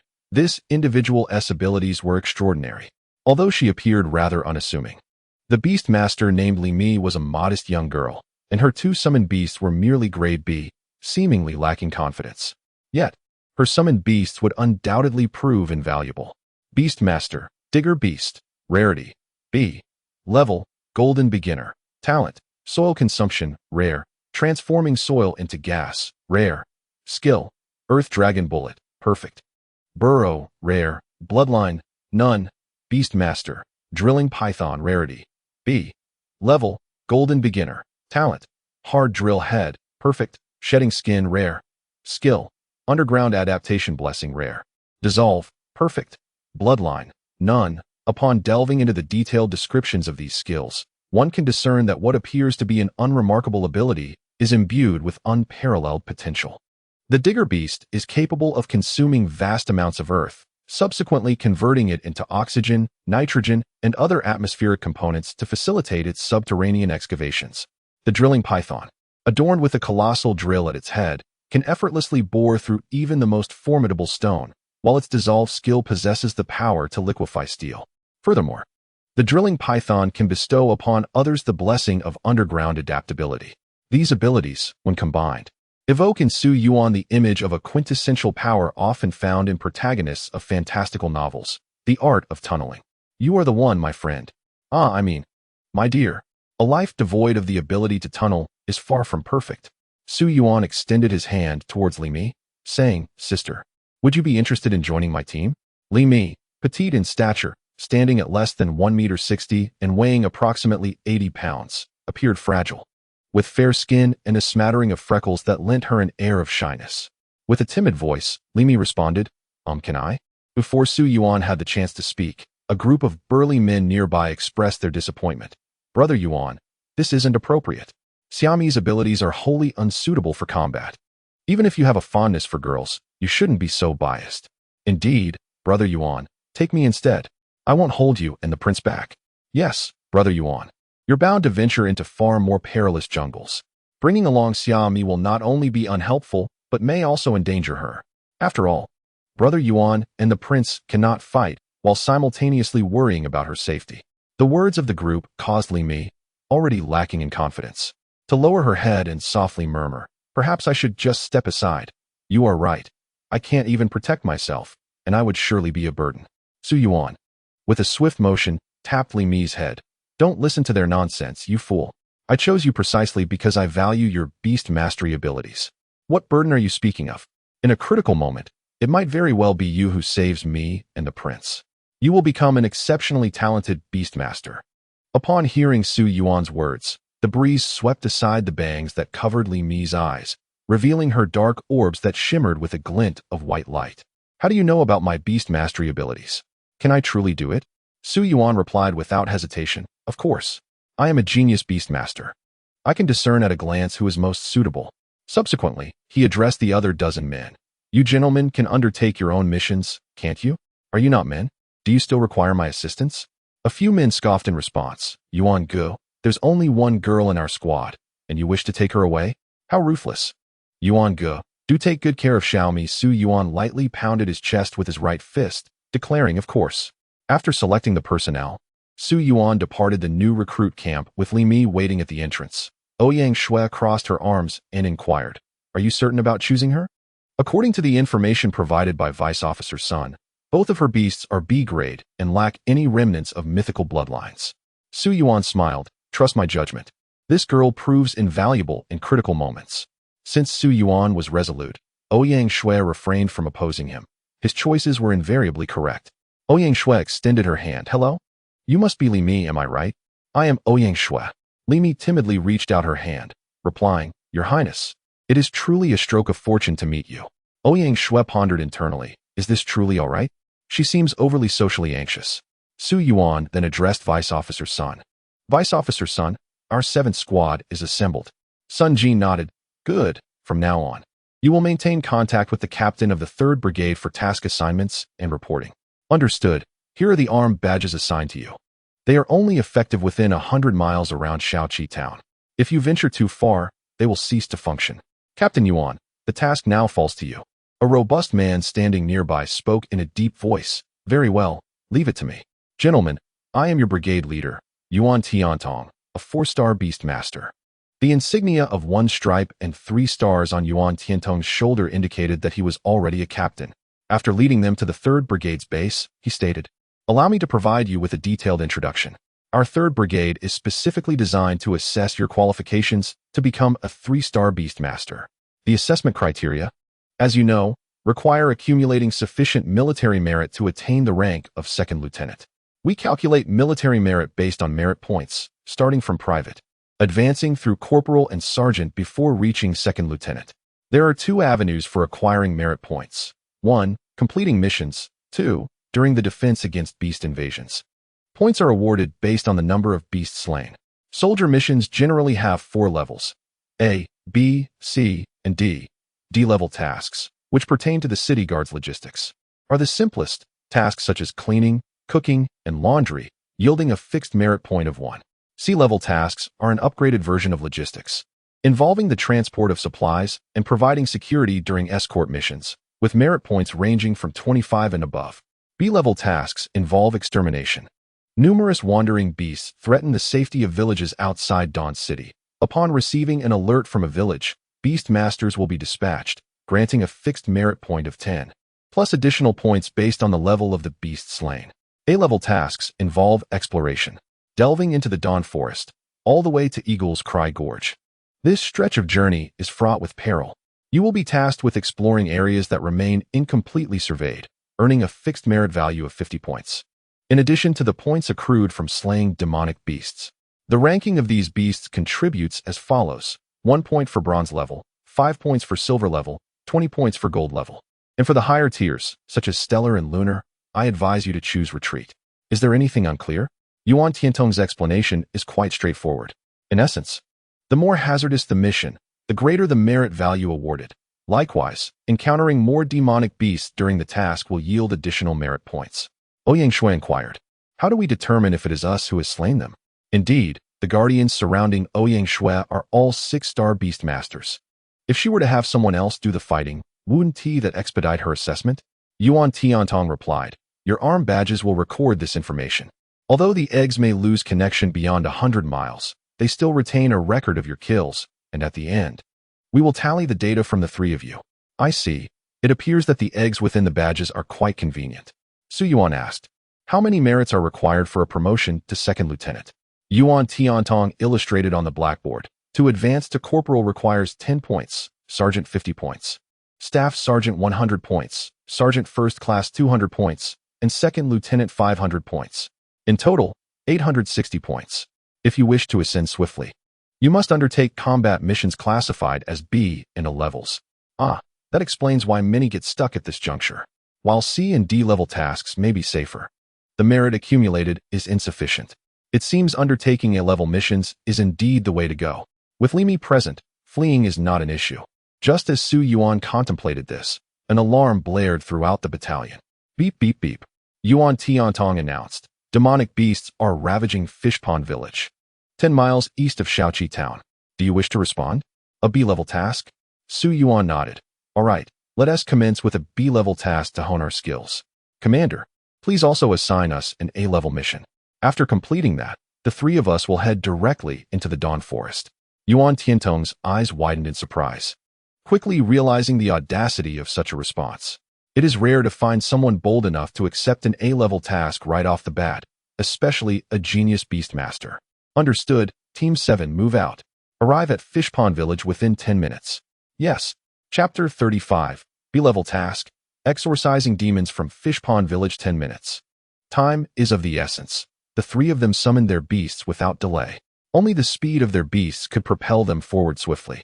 Long Yao, let us go. Upon transforming, Long Yao unfurled her crimson wings, her immense dragon form soaring swiftly towards Fish Pond Village with Su Yuan in tow. The pace of the trio varied, prompting Su Yuan to forge ahead to the village, knowing that Ouyang Shui and Li Mi would follow closely behind. Timeliness is paramount in a vigilance task. When the alarm sounded, the demonic beasts had already infiltrated the village. A moment's delay could result in casualties. This elucidates why many prefer to reside in the eastern district of Dawn City rather than in the surrounding towns and villages. The issue of safety remains an insurmountable challenge. Even though the city guard exerts every effort, they can only assure a relative sense of security. A few minutes later, Long Yao arrived with Su Yuan. At that moment, a dozen monstrous beasts wreaked havoc at the entrance of Yutong Village. There were saber-toothed boars resembling wild pigs, but armed with enormous fangs. Flying leopards that bore a resemblance to their terrestrial counterparts, yet possessed wings, and venomous snakes enshrouded in a green liquid. Through the discerning gaze bestowed by the system, the information regarding these beasts was laid bare. Most were of bronze and silver rank, yet ordinary individuals stood little chance against them. It appeared that 2 first-star beast tamers were engaged in a desperate struggle, but the beasts, leveraging their numerical superiority and insatiable thirst for blood, effortlessly overwhelmed the 2. In this moment of peril, Su Yuan arrived. Dragon breath unleashed. A searing torrent of flames erupted, piercing through the body of a saber-toothed boar and, with a resounding explosion, reducing it to a scattering of flesh. Su Yuan addressed the 2 first-star beast tamers. You 2, retreat with the villagers. Leave this to me. The 2 exhaled in relief, clasping their fists in gratitude. Thank you. Villagers, follow us to the back of the village for refuge. The city guards will handle this. Upon seeing the Yuan insignia on Su Yuan's arm, the villagers recognized the arrival of the city guard's elite, dispelling their fears. A high-ranking official from the Yuan battalion has arrived. We are saved. Alas, my poor cow was devoured by that infernal beast. Old Wang, cease your lamentations. It is a blessing that no one perished in the village. Dage's leg is merely broken. We can find a healing beast tamer to tend to him. Indeed, next year, I can lend you my cow now. Let us hurry and not complicate matters for the esteemed beast tamer. A throng of villagers swiftly dispersed, creating space for Su Yuan. He communicated telepathically, Long Yao. Can you manage this? Long Yao replied with a light-hearted tone. Little one, is it permissible to wreak havoc? Su Yuan furrowed his brow in response. Ideally, do not damage the houses. Also, I am not small. The beasts, being predominantly of bronze and silver rank, indeed posed no significant difficulty. Long Yao soared into the sky, her golden vertical pupils exuding a terrifying might. The oppressive aura emanating from her dragon eyes caused some bronze beasts to shatter into mere remnants, their blood and fat strewn across the ground. Other silver beasts attempted to mount a coordinated assault, only to have their skulls crushed by Long Yao's fiery dragon claws. Boom! The serpent and leopard beasts were annihilated. At this juncture, the villagers had scarcely managed to evacuate. Look, the esteemed beast tamer has vanquished the invading beasts. Indeed, the beast tamers of the city guard swiftly dispatched these monstrous foes with remarkable ease. The furs and teeth of those demonic beasts should fetch a considerable sum, shouldn't they? Such nonsense. Those belong to the esteemed beastmaster. The flames lingering on the ground had yet to extinguish completely when Su Yuan instructed Long Yao to retract the dragon flame and gently remarked, "These spoils are yours now. We must venture deeper into the forest. The pelts, hearts, and other remnants of these bronze and silver-tier beasts could indeed be quite valuable, perhaps worth several silver coins. However, this was also a burden. Su Yuan couldn't possibly carry these items while undertaking a Class A mission." As soon as Su Yuan finished speaking, the villagers cast him grateful glances. For them, the meager income from farming barely sufficed to feed a family. Yet if the demonic beasts were dismantled and sold, it could significantly improve their livelihoods. At that moment, Ouyang Shui and Li Mi arrived. Ouyang Shui remarked with a smile, "Quite efficient, I see. I didn't expect everything to be sorted out so neatly." Li Mi, using her index fingers to gesture, apologized. "I'm sorry. It's all my fault for being slow." Making His Highness wait, Su Yuan replied with a chuckle, "No worries. The beasts aren't particularly strong, so our full force wasn't necessary. Besides, Li Mi, your abilities shine in critical moments. You can simply stay back during regular skirmishes." Critical moments? Li Mi pondered, perplexed by Su Yuan's constant insinuations. What exactly constituted a critical moment? To her, she felt utterly like a liability, especially when Su Yuan effortlessly accomplished the Class B task she had hesitated to undertake. Was there really a moment that could not be managed without her? Ouyang Shui regarded Su Yuan with suspicion. This fellow undoubtedly harbored ulterior motives. Having just witnessed Li Mi's beast mastery capabilities, she couldn't fathom what Su Yuan meant by critical moments. Su Yuan, with an amused smile, reassured them. "It's fine if you don't understand now. You'll grasp it in due time. The thrill of burrowing underground is something His Highness is unlikely to comprehend. In dire situations, it can indeed be life-saving. Not to mention, Su Yuan's circumstances were already perilous. With Li Mi's involvement, he had gained an additional safeguard, aside from his semi-divine third brother." Beep, beep, beep. Su Yuan glanced at his insignia, where his merit points were clearly displayed. Task completed. Class B Task X1. Beasts slain. Silver-tier beasts, 3. Bronze-tier beasts, 11. Current merit points, 36. Quite intelligent, indeed. According to Captain Yuan Tiantong, the team's merits would ultimately be evenly distributed. To rapidly accumulate merit, slaying beasts was the most straightforward path. Unfortunately, both Long Yao and the Snow Maiden were at a bottleneck. Unless Su Yuan advanced to a 3-star beastmaster, his beasts could not gain experience. Otherwise, he would be eager to test how much experience could be earned from slaying beasts under simplified conditions. Beep, beep, beep. Calling Su Yuan. This is the third squad. Su Yuan mimicked Yuan Yang, tearing the insignia from his arm and placing it to his ear. Su Yuan here, please advise. The third squad's A-level mission, to explore Zone 46, located at the border of Dawn Forest and Eagle's Cry Gorge. The task requires the creation of a detailed map of Zone 46 and an investigation into the strength and distribution of the beasts within. Caution, do not venture into Eagle's Cry Gorge. I repeat, do not step into Eagle's Cry Gorge. Subsequently, the insignia indicated the location of Zone 46. Su Yuan responded, "Understood." Chapter 36, A-level mission, Su Yuan Speculation Eagle's Cry Gorge. They say it is perilous for anyone below demigod status. I certainly will not go there. Turning to Ouyang Shui and Li Mi, I stated, the A-level mission requires us to explore Zone 46. I glanced at the map. Here is Dawn City. 50 miles east lies Shaoqi Town. 60 miles further is our current location, Yutang Village. 100 miles leads to Dawn Forest. And 300 miles takes us to Eagle's Cry Gorge. Zone 46 is situated 280 to 290 miles east of Dawn City, encompassing an area of 10 miles, with the primary tasks being mapping and investigating the beasts. Your Highness, are you skilled in cartography? Ouyang Shui shook her head. No, I am not. Ah, but Your Highness, are you not an exemplary student? Surely you would not expect me, with merely high school geography knowledge, to create a map. Li Mi quietly raised her hand. I can handle the mapping. Su Yuan blinked at Li Mi. Really, sister? Li Mi nodded gently. Yes, at the Beast Academy. It is a foundational course.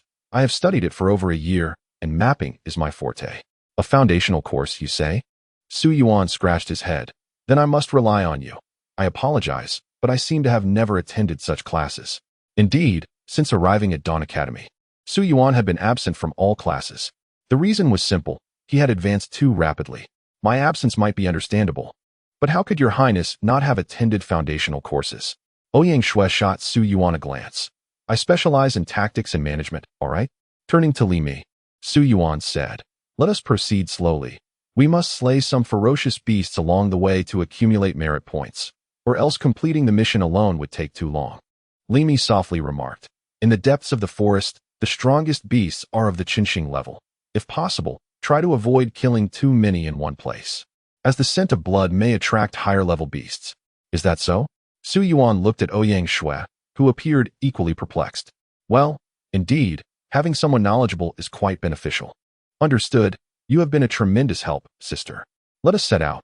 This will be my first time exploring Dawn Forest. Li Mi quietly raised a small fist, thinking that her skills were finally being put to use. However, Su Yuan claimed it was his first visit to Dawn Forest? That did not seem right. Wasn't his beast trained in Dawn Forest for experience? Before she could ponder further, Su Yuan urged them to depart. The Dawn Forest is vast, teeming with an abundance of mythical beasts, predominantly of the bronze and silver tiers, while the golden tier can be regarded as the local sovereign of a territory. The delineation of regions within the Dawn Forest by humans is based on the domains of these mythical creatures. Initially, Su Yuan harbored concerns that the beast tamers would exterminate these creatures in their quest for hunting. However, a teacher at his school reassured him that the most basic of these beasts, the saber-toothed pig, breeds twice a year, yielding dozens in a single litter. Not to mention that they are not the fastest reproducers. Similar to rabbit-like beasts, if left unchecked, they could spawn a tide of mythical creatures within 2 to 3 years. The only limitation on their reproduction is the insufficient spiritual energy in the Dawn Forest. Should their numbers exceed a certain threshold, the offspring would merely be ordinary wild animals rather than mythical beasts. Thus, the population of these creatures does not become overly rampant. Upon entering the forest, the most frequently encountered beast was the saber-toothed pig. This creature could be effortlessly dispatched by Long Yao with a single strike, thus granting additional merit. The trio advanced in a single-file formation, with Su Yuan leading the way, Ouyang Shui bringing up the rear, and Li Mi positioned in the middle. Ouyang Shui's 2 shadow guardians trailed closely behind, prepared for any unforeseen circumstances. Further back, 3 6-star beast tamers from the Beast Tamer Guild maintained a watchful distance, primarily to guard against any potential malice from noble factions towards Su Yuan. Thus their proximity was not critical. The farthest back was Hongxin San, a demigod who had just crossed over from Shaoqi Town, observing from a considerable distance. Noticing the direction Su Yuan was heading, he couldn't help but furrow his brow, pondering the improbability of the situation. In the Dawn Forest, one cannot traverse as freely as in other locales. Constant vigilance against imminent attacks is paramount. After half a day's journey, Su Yuan's party had covered only 100 miles, with 80 miles still to their destination. Considering the need to camp for the night, the round trip would consume nearly 2 to 3 days. Nonetheless, the results were gratifying. Su Yuan and Ouyang Shui tirelessly hunted mythical beasts in succession. After Su Yuan activated the beast taming bloodline twice, Ouyang Shui's strength surged, allowing her to effortlessly slay bronze and silver tier beasts with ease. Over the 100-mile stretch, They had collectively felled more than 100 mythical beasts. Even when divided among the 3 members of Team 7, it was sufficient for them to ascend to the rank of sergeant. Indeed, hunting mythical beasts proved to be the most expedient method for accumulating merit. Ordinary beast tamers, lacking in rank, found the task laborious. Conversely, Su Yuan's dragon lady dispatched each creature with minimal effort. While a weaker 2-star beast tamer would require a respite after slaying a single silver-tier beast, making their efficiency incomparable. As dusk approached, Li discovered a high ridge and proposed, "Su Yuan, Your Highness, shall we set up camp here? It is perilously close to Eagle's Sorrow Gorge, where formidable beasts might breach the boundaries. This location is 30 miles from Zone 46 and merely 50 miles from Eagle's Sorrow Gorge." As they ventured further, the formidable beasts of Ingxiu Gorge might come to feast under the cover of night. Su Yuan nodded in agreement. "All right, sister, I shall heed your counsel." Lacking experience, Su Yuan felt assured that Ouyang Shui was under protection and thus deferred to Li Mi's judgment for such matters. Given Ouyang Shui's noble upbringing, it was impractical to expect her to assist with the labor. Hence, it fell upon Su Yuan and Li Mi to set up camp. Despite her petite stature, Li Mi adeptly assembled the tents with remarkable efficiency, managing to erect them in no time. Camping in the forest posed significant dangers. Both Su Yuan and Ouyang Shui dared not leave their beasts in the spirit space, opting instead to summon them for vigilance. Suddenly, the spirit jade in Su Yuan's pocket stirred. Seeking an excuse to patrol away from the two, he slipped into a nearby thicket to retrieve the jade. A message from Red Heart 3 resonated. "Red Heart 3, Old 7, what is your destination? I have scouted this vicinity and found no formidable beasts. I shall advance to Ingxiu Gorge to investigate." Alarmed, Su Yuan replied, "Red Heart 7, Area 46. Is there an issue, Brother 3? Red Heart 3. Indeed. I have noticed a multitude of beasts from Ingxiu Gorge infiltrating Dawn Forest, which seems awry. I intend to ascertain the situation. Fear not, Old 7, within 100 miles. I can reach you swiftly. Since I've promised to look after you, I shall not abandon you." The power of demigods was truly fearsome. 100 miles was deemed a safe range. No wonder 6-star and 7-star beast masters encounter significant bottlenecks. Even their perceptive capabilities were on an entirely different level. Yet, a vague unease settled within Su Yuan. Why, upon his arrival in Dawn Forest, were there already disturbances at Ingxiu Gorge? Reflecting on Gong Jingxuan's words, along with the withdrawals of the Lang and Hai camps, he wondered if there was a connection to the anomalies at Ingxiu Gorge. Thus, he responded, "Red Heart 7, Brother 3, prior to my departure, I encountered members of the noble Gong and Sun families. They seemed convinced that my journey would end in demise beyond the city walls, and the noble factions Lang and Hai camps have withdrawn from the eastern defenses." As though anticipating some calamity, coupled with the disturbances at Ingxiu Gorge and the mysterious death of the garrison commander, I suspect there may be a link. After a brief silence, the voice from the Jade replied, "Red Heart 3, are you suggesting that the nobility is orchestrating a conspiracy, even going so far as to eliminate the garrison commander? That seems unlikely. I have met every head of the 10 elder families, even with differing views and interests. Such matters remain internal to Dawn City. Red Heart 3, enough with the wild speculations. I shall investigate further." Red Heart 3 firmly dismissed Su Yuan's conjecture. From his words, Su Yuan discerned a hint of idealism in his character. Though the circumstances surrounding the death of the garrison commander remained shrouded in mystery, he firmly believed that the nobility would refrain from crossing ethical boundaries. For instance, eliminating a demigod of humanity solely due to political disagreements is an unprecedented act in the annals of Dawn City, which, after all, boasts only a few centuries of history. Su Yuan, having delved into millennia of human civilization, is acutely aware that it is not uncommon for a class to betray an entire lineage for its own gain. After concluding his private conversation with the Red Heart 3, Su Yuan perused the recent chat records of the Red Heart Thieves Guild. One particular message from Red Heart 6 piqued his interest. Red Heart 6. Ugh, it's so annoying. The prices in Dawn City have skyrocketed by a whole 100% these past few days. I heard that the grain merchants from the nobility completed the autumn harvest ahead of schedule and constructed numerous granaries, yet they refused to sell, resulting in a collective price hike among the remaining merchants. It's distressing. Chapter 37. The Genesis of Truth, the Onslaught of the Starfall Beasts. Stockpiling grain. Typically, The prices of such staple commodities remain stable. What could be the nobility's motive for hoarding grain? Are they anticipating a surge in food prices to profit from? That seems rather unnecessary. In the Beastmaster world, where beasts replace both manual labor and machinery, agricultural prices are, in fact, lower than they were before Su Yuan's transmigration. Under what circumstances could stockpiling grain yield substantial profits? Perhaps when an economic bubble bursts.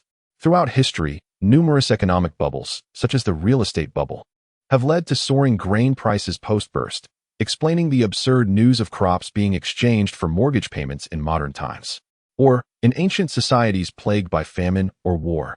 When food becomes scarce, the price could multiply 1,000-fold, forcing ordinary people to comply. Wait, war? A vague notion began to crystallize in Su Yuan's mind. The theft at the Dawn Exchange was orchestrated by the nobility. The garrison commander met his demise at Eagle's Cry Gorge, and the nobles' schemes and conspiracies unfolded. With the withdrawal of the Lang and Hai battalions from the Eastern Front, only the Yuan, Shan, and Tian battalions remain. Palace official Jing is convinced of his impending death outside the city.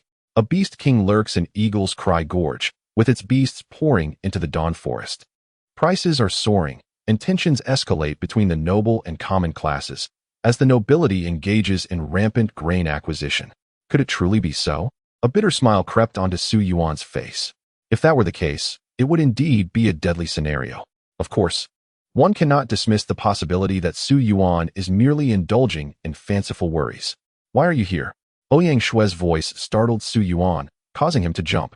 She shot him a disapproving glance. Didn't you say you were going on patrol? Yet you've been lurking here for nearly a quarter of an hour. If I hadn't seen you properly dressed, I might have assumed you were. Su Yuan coughed violently. Your Highness, you are even more fanciful than I. He shook his head. This line of thought was still not fully formed and lacked decisive evidence. Moreover, irresponsible goodwill could lead to dire consequences. The autumn harvest season is upon us. If Su Yuan were to err and evacuate the farmers engaged in the autumn harvest, causing them to miss this critical time, only to discover later that it was all for naught, how many would face starvation in the coming year? At that point, do not expect them to see you as their savior. If they do not take your horse's life, it would be a gesture of mercy. More intelligence and evidence are required for Su Yuan to attain certainty. He rose and stretched, remarking, there are some matters I have yet to comprehend. Your Highness, do you possess any knowledge regarding the Beast King of Eagle's Grief Gorge? Ouyang Shui inquired. I have heard my father speak of it, though my understanding is limited. She replied, could you enlighten me, please?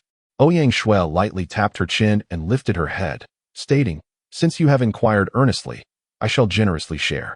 She suggested they head to the tent so that Li Mi could also listen. Upon returning to the tent, the group sat outside, and Ouyang Shui cleared her throat, saying, the Beast King of Eagle's Grief Gorge, as my father described, is a serpent-like demon beast, its eyes having undergone a peculiar mutation, making it the most perilous entity surrounding Dawn City. Even a demigod would find it challenging to merely ensure their own safety, for its gaze can consume the souls of any being beneath the demigod level. You are aware that the Beast King corresponds to the demigods of humankind, yet you may not know that this Beast King is currently in a transformative phase. A transformative phase? Su Yuan furrowed his brow. Ouyang Shui nodded, indeed. The serpent demon must shed its skin. This Beast King has already undergone 2 molts, each a brush with death. Should it shed its skin one more time and complete a certain ascension ritual, it could elevate from Beast King to Beast Emperor, attaining power rivaling that of my father. Su Yuan questioned, what does the ritual entail? Ouyang Shui responded, thus, Su Yuan, despite your unparalleled talent, you have not devoted yourself to study. When you broke through to a 2-star beast tamer, you underwent a baptism at the sanctuary, correct? Yes, he confirmed. Ouyang Shui continued, when you became a 6-star beast tamer, did the sanctuary provide the strength necessary for you to transcend into a demigod? The answer is a resounding no. To become a demigod, one must complete a unique ritual to draw the essence of the heavens and earth into oneself. This is the only way to ascend. The same applies from 7 stars to 8 and 8 to 9. Much like humans, for a Beast King to ascend to Beast Emperor, a specific ritual must also be performed, though I cannot disclose its nature. Su Yuan nodded, realizing, so that is how it is. I have learned something new. I previously believed each breakthrough required a baptism at the sanctuary. It seems the sanctuary may not be as effective, only catering to lower star beast tamers. With a preliminary understanding of the Beast King of Eagle's Grief Gorge forming in his mind, Su Yuan pondered, why does the human king not take action to eliminate it? Surely, the human king must be stronger than this Beast King? Ouyang Shui shook her head. No, Eagle's Grief Gorge is its domain, within this place. The demon beast gains a combat advantage. Even my father would struggle to eradicate it there. Su Yuan lowered his gaze, deep in thought. What could this imply?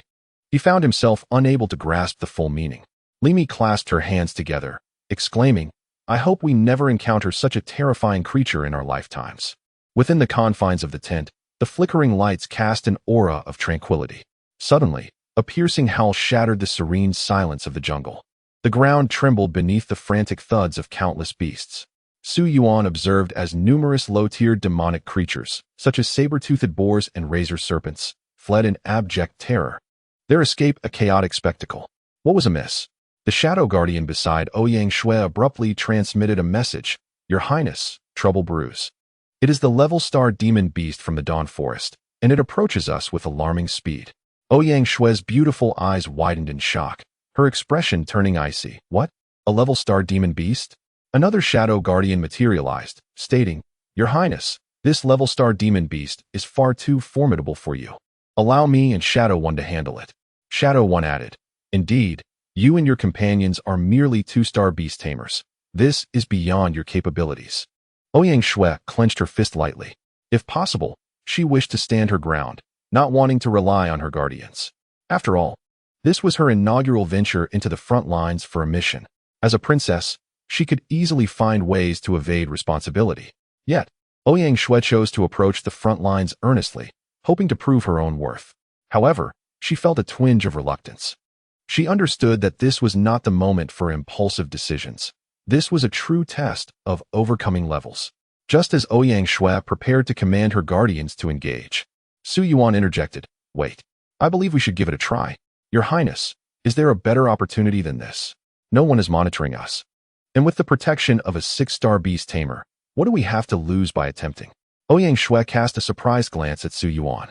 This fellow, had he already ignited a fighting spirit? She had presumed he preferred the simplest solutions. Nonetheless, Su Yuan was correct, indeed. Combat hones one's skills best in the crucible of life and death. Su Yuan felt confident in trying, for he had already assessed the information regarding the approaching beast within his mind. Beast, Vanya Frostfire Lion Rarity, S. Level, Initial Level Star. Talents, Vanya, Mythical, Frost Epic. Blood Seal Fury, Epic. Skills, Frostfire Extinction, Epic. Vanya Annihilation, Mythical. Beast Lion Roar, Epic. Bloodline, King of the Forest, 30. Shadow One scolded angrily. Nonsense. If you are reckless, do not drag the princess into your folly. Face it alone. Yet, Su Yuan seemed undeterred by the Shadow Guardian's rebuke, continuing, Listen closely, both of you. The creature approaching is known as the Vanya Frostfire Lion, a level star initial beast. Its innate abilities include a mythical level Flame, Vanya, an epic level Frost, and a Blood Seal Fury that significantly drains stamina to enhance its own power. There are 3 skills. One is the Frostfire, which unleashes a vast area of fusion between frost and flame. The second is the Vanishing Flame, which concentrates mythical Vanishing Flame into a single point for a devastating explosion. And the third is a soul-shattering roar attack. Su Yuan revealed a card from his hand to everyone, leaving no doubt about the formidable abilities of his beastly talents. Ing Air's pupils constricted. The Heavenly Eye. You possess the Heavenly Eye. Ouyang Shui also cast a surprised glance at Su Yuan. No wonder he had been so confident when challenging Hung Kadi. It turned out he possessed the Heavenly Eye. The Heavenly Eye is a rare ability that only a select few prodigious beast tamers can activate, allowing them to discern the capabilities of their opponents at a glance. Unless the disparity is greater than 3 tiers, the observation of a beast tamer with the Heavenly Eye cannot be obstructed. Ing Air remarked, Since he is a Heavenly Eye beast tamer, let them have a try. Ing E, remember to protect His Highness. Upon hearing the agreement from the 2 guards, Ouyang Shui felt a surge of excitement. This was her first opportunity to confront an adversary significantly stronger than herself. Who dares to claim invincibility? In a world that reveres strength, who does not aspire to prove their own power? Su Yuan called out, Pay attention, 300 meters away. Ouyang Shui, slow it down. Chapter 38, Fierce Battle. The might of the forest overlord, the vanishing flame frostfire lion, was not only immense in size, but also remarkably swift. The frostfire enveloping its body rampaged through the forest, resembling a whirlwind of ice and flame that swept away everything in its path. If the vanishing flame frostfire lion were allowed to accelerate unchecked, the three of them would surely meet their demise. Ouyang Shui commanded her two beasts. One was the Xian Guang Holy Falcon, embodying purifying light, while the other was the Holy Ice Star Deer, capable of diminishing the enemy's speed. Ouyang Shui understood immediately. Holy Ice Star Deer, frost transformation. Unlike the ice ceiling of Su Yuan's Snow Woman, the Holy Ice Star Deer's frost transformation covered the once soft earth with a layer of rapidly melting ice, creating an extremely low-lying, muddy swamp. In the distance, the vanishing flame frostfire lion stepped into the muddy ground, becoming ensnared as if trapped in a quagmire, drastically reducing its previously explosive speed. At that moment, everyone could finally see the true appearance of the vanishing flame frostfire lion. It was a colossal beast, approximately 3 meters long, 1 meter wide, and 2 meters tall. With golden vanishing flame coiling around its body and icy blue frost along with strange, rising ice flames on its claws. Ouyang Shui spoke. Su Yuan. Beasts are creatures driven by bloodlust and slaughter. They can discern strength from weakness and will target the weaker first. The two shadow guards had now transformed into shadows and concealed themselves, and to the vanishing flame frostfire lion, the three of them undoubtedly appeared as the weaker party. Ouyang Shui implied that since beasts prefer to attack the weaker ones first, the likely target of the vanishing flame frostfire lion would be Li Mi, the weakest among them. Su Yuan nodded. Understood. Li Mi, proceed to the designated location as previously instructed.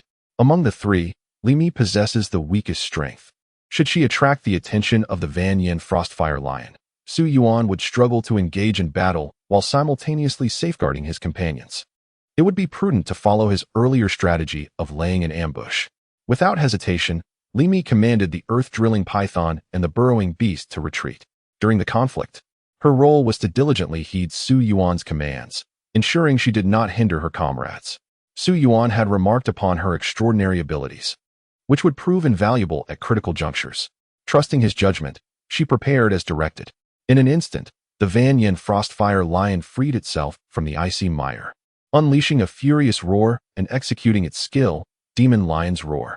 In response, Su Yuan's dragon maiden countered with a thunderous dragon's cry, exuding a more formidable presence and elevated status. The resounding clash of the dragon's roar and the lion's roar conjured a tempest that splintered countless trees, hundreds of colossal trunks exploding under the force of their collision. However, the combat prowess of a Starlight Tier beast far surpassed that of a Gold Tier adversary. Although the dragon maiden, bearing the bloodline of a dragon god and possessing a higher status, faced a disadvantage due to the disparity in ranks and the shared S-tier classification. At that moment, Ouyang Shui's summoned beast, the Xianguang Sacred Falcon, activated its innate ability, Radiant Shard of Light, scattering its form like shadows and launching a beam towards the back of the Van Yin Frostfire Lion. Simultaneously, Su Yuan's Snow Maiden unleashed her innate skill, Aurora Dance. The sudden emergence of the Xianguang Sacred Falcon and the Extreme Ice Snow Maiden caught the formidable Starlight Tier beast off guard. Instinctively, the Van Yin Frostfire Lion transformed its golden flames into a spear, thrusting backward. Xianguang Sacred Falcon, Xianguang Purification. Snow Maiden, Snow Moon Prison. The Xianguang Purification was a mythic-level cleansing ability, exerting unparalleled effects on beasts governed by instinct and primal nature. Remarkably, compared to offensive skills, purification abilities could deliver a more profound impact on beasts corrupted by filth and chaos. Understanding Ouyang Shui's intent, Su Yuan commanded the Snow Maiden to utilize the control skill, Snow Moon Prison, granting the Xianguang Sacred Falcon precious time.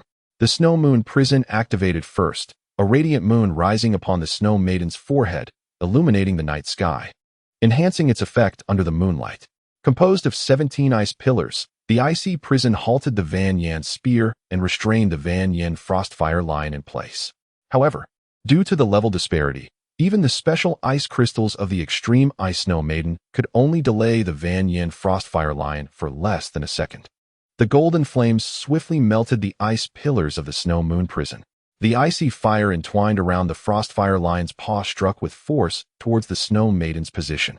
Su Yuan swiftly instructed the Snow Maiden to utilize Aurora Dance to create distance, for should she endure the full force of the Van Yin Frostfire Lion's strike, she would likely suffer severe injury.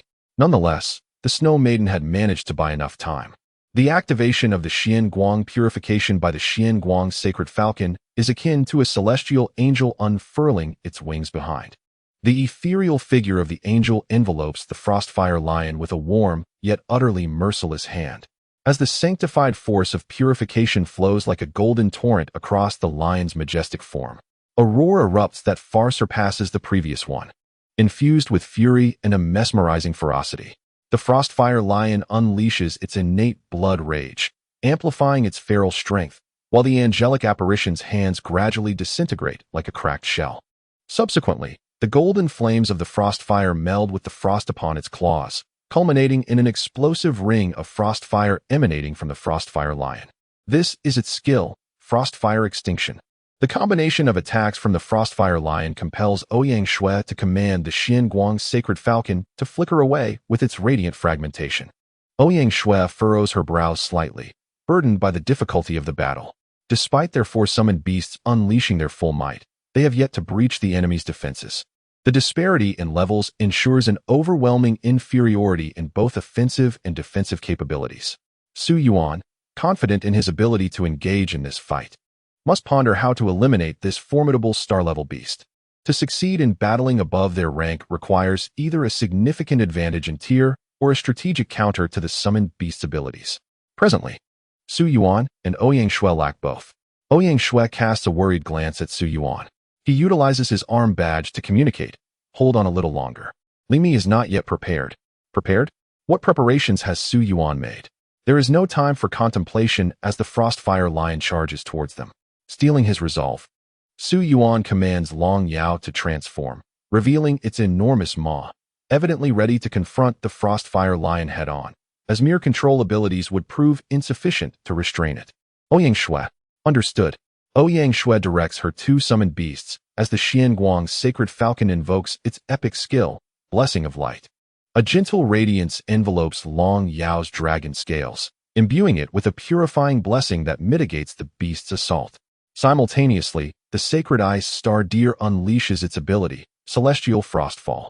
Countless stars from the cosmos seem to morph into snowflakes, permanently transforming the terrain into a frost-covered expanse, as thick snow descends upon the beast like a tempest.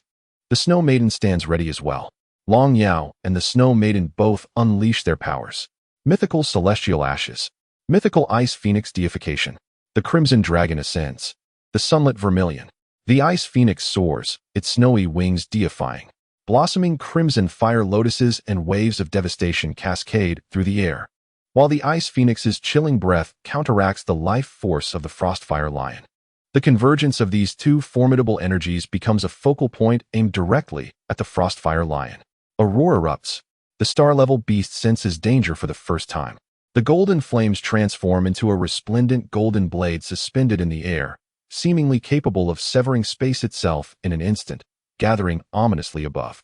This is its legendary skill, the Vanyan Duanmia. Simultaneously, as a celestial star-level beast, the distinctions between it and the golden level begin to manifest. Su Yuan and Ouyang Shui observed a radiant star suspended above the head of the Van Yin Frostfire Lion, which seemed to serve as an inexhaustible source of energy, fervently propelling the golden blade to expand. 1 inch, 10 inches, 10 meters, 100 meters. The combat power bestowed by the star proclaimed its excellence as a celestial star-level entity, incomparable to mere golden levels. The two forces finally collided. On one side was a coordinated strike from 4 supreme beast tamers, each infused with mythical bloodlines. On the other was the full force of the celestial star-level beast, intent on devastation. The golden blade clashed violently with the crimson fire lotus and the breath of ice, unleashing a tempest of fierce winds and ashes, turning the battlefield into a tapestry of intertwined flames and ice crystals. The golden blade gradually gained the upper hand. However, the power of the holy light blessing and Long Yao's dragon scales protected her body, while the frost-laden snow seeped into the beast's outer layer. Boom! A tremendous storm hurled Su Yuan, Ouyang Shui, and the four beasts backward. Likewise, the Van Yen Frostfire Lion endured a harsh fate, its body racked by successive blows, resulting in several massive gashes from which blood flowed incessantly. With the collaboration of Ouyang Shui, Su Yuan successfully wounded the beast once deemed invincible. Chapter 39. Why is tunneling considered divine? First, it is indeed formidable. Su Yuan couldn't help but marvel. No wonder the distinction between a 3-star beast tamer and a 4-star beast tamer is likened to a chasm. The disparity between the golden and celestial star levels becomes evident. A celestial star level beast can contend with 4 golden level beasts, even gaining the upper hand. I wonder how Li Mi is faring on her end.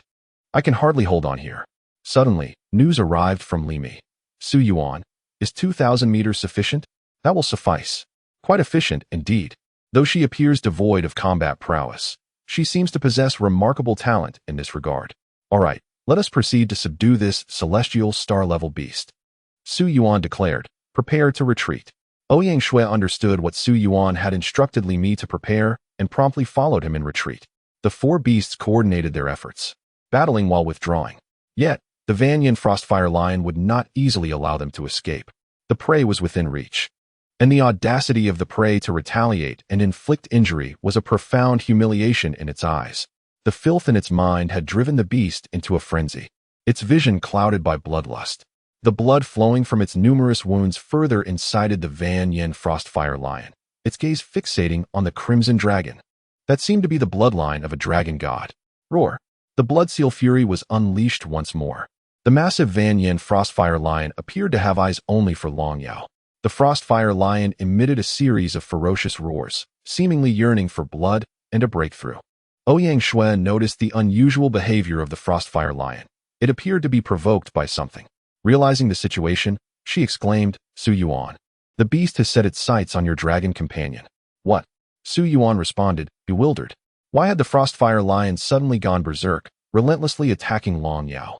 Fortunately, Long Yao's dragon scales absorbed most of the damage, and with the blessing of the holy light from the Xianguang sacred falcon, the injuries were merely superficial. Nevertheless, Su Yuan was infuriated.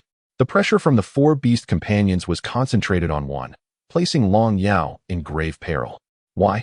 Ouyang Shui explained. The beast seeks to devour treasures imbued with potent bloodline power, including other beasts, to facilitate its advancement. Is Long Yao's dragon lineage suitable for its breakthrough? Resolute, Su Yuan communicated his plan to Long Yao. Can you truly manage this, little one? Long Yao queried, a hint of concern in her voice. Trust me, Su Yuan affirmed with unwavering conviction. Long Yao cast a glance at Su Yuan, nodded gently, and then surged backward with all her might. Unrestrained by speed, she unleashed the full potential of her innate dragon wings, surpassing the Frostfire Lion in a flash. The beast, fixated solely on Long Yao, was driven by its insatiable hunger. It knew that consuming Long Yao might propel it from the Qinxing realm to the falling moon level, or even the sunset level. Thus, it unleashed its full power in pursuit of Long Yao, with Su Yuan and Ouyang Shui momentarily forgotten. In the blink of an eye, the distance of 1 mile was traversed. Just as the Frostfire Lion was about to catch up to Long Yao, she suddenly decelerated and dove sharply towards the ground. Whoosh! The once even surface collapsed, creating a massive pit with a 3-meter diameter. Driven by instinct and a murderous desire, the Frostfire Lion plunged after Long Yao into the abyss. This was the enormous hole excavated by Li Mi's burrowing beast and drilling python. The drilling python relentlessly pierced the earth with its powerful drill, while the burrowing beast voraciously consumed the soil and debris displaced by the python. In just a few minutes, the 2 beasts had carved out a colossal pit of 2,000 meters. Ouyang Shui finally understood what Su Yuan had instructed Li Mi to prepare. Is this even possible? But the dragon maiden has fallen in 2. Did Su Yuan care not for his companion? Clearly not. The Frostfire Lion and Long Yao plummeted into the pit at an accelerating free fall. Suddenly, a message resonated in Long Yao's mind, relayed by Su Yuan's thoughts. Long Yao, to your left, there is an escape tunnel in 2 seconds. Upon receiving the message, Long Yao quickly reacted, clutching the earth beside her tightly to slow her descent. At a critical moment, I dove into the side pit that Li Mi had excavated in advance. The Frostfire Lion, in a state of rapid descent and unable to foresee its fate, watched helplessly as Long Yao slipped into the side pit. It hurriedly attempted to ascend, only to tragically realize that it possessed no wings. The beast twisted its body, clawing at the nearby rocks to slow its descent, preparing to climb upward. However, just moments before the pit's apex, Yuan called out, "Sister, unleash the earth." The soil consumed by the earth-digging beast could either be transformed into breathable air or expelled directly. This time, Yuan opted for the latter, commanding it to spit into the pit. With a thunderous crash, an immense weight of soil, amounting to thousands of tons, descended forcefully upon the Frostfire lion. Both the beast and the heavy earth collided with the bottom of the pit after plummeting 2,000 meters in free fall. The depth was such that not even a muffled sound echoed back. The once dominant ruler of the forest, a formidable beast of the stellar level, was crushed to death beneath the weight of the earth. No matter how powerful it was, it could not withstand the impact of tons of falling soil and rock. Meanwhile, Long Yao, following the side pit excavated by Li Mi, slowly clawed her way up. After transforming back, several scratches marred her face, and she weakly collapsed into Yuan's embrace. Feeling a twinge of concern, Yuan gently wiped the dirt from her face, whispering, "You've worked hard. We owe this to you." Long Yao gazed at Yuan, slowly closing her eyes, too exhausted to remain awake. After lifting her, Yuan turned to Li Mi and said, "How about that, sister? I wasn't mistaken, was I? Your abilities will prove invaluable. Even the stellar-level beast that left both the prince and me helpless was subdued by you." Ouyang Shui chimed in with a laugh. "It's truly remarkable that you've thought of this strategy. Indeed, Li Mi's abilities, though seemingly unsuited for combat, can bury even a stellar-level beast when utilized properly." Their banter continued, and even Li Mi nodded shyly in acknowledgement. She was still in a daze, realizing, "I have actually slain a stellar-level beast." Yuan affirmed her capabilities, and she could hardly believe her achievement. Li Mi never imagined that the underperformer in the Academy's combat tests could achieve such remarkable results. Yuan nodded vigorously, affirming, "Yes, indeed. Why is the digging skill considered divine? Firstly, it is a sin of arrogance. Cough. To return to the point, its greatest escape capability has yet to be demonstrated." At that moment, Yuan's insignia signaled a new assessment. Kill stellar-level beast. 500 merit points. Hiss. It's been settled. 500 points. The golden level only grants 20 points? No wonder this is a monumental threshold. It's clearly not a battle power of the same caliber. Indeed, under normal circumstances, Yuan found himself at an impasse, where even a 4-to-1 advantage could only inflict minor injuries, rendering a kill impossible. The Shadow Guard, Ying Yi, beside Ouyang Shui, couldn't help but exclaim, "They actually succeeded." Even a celestial beast master would find it hard to believe.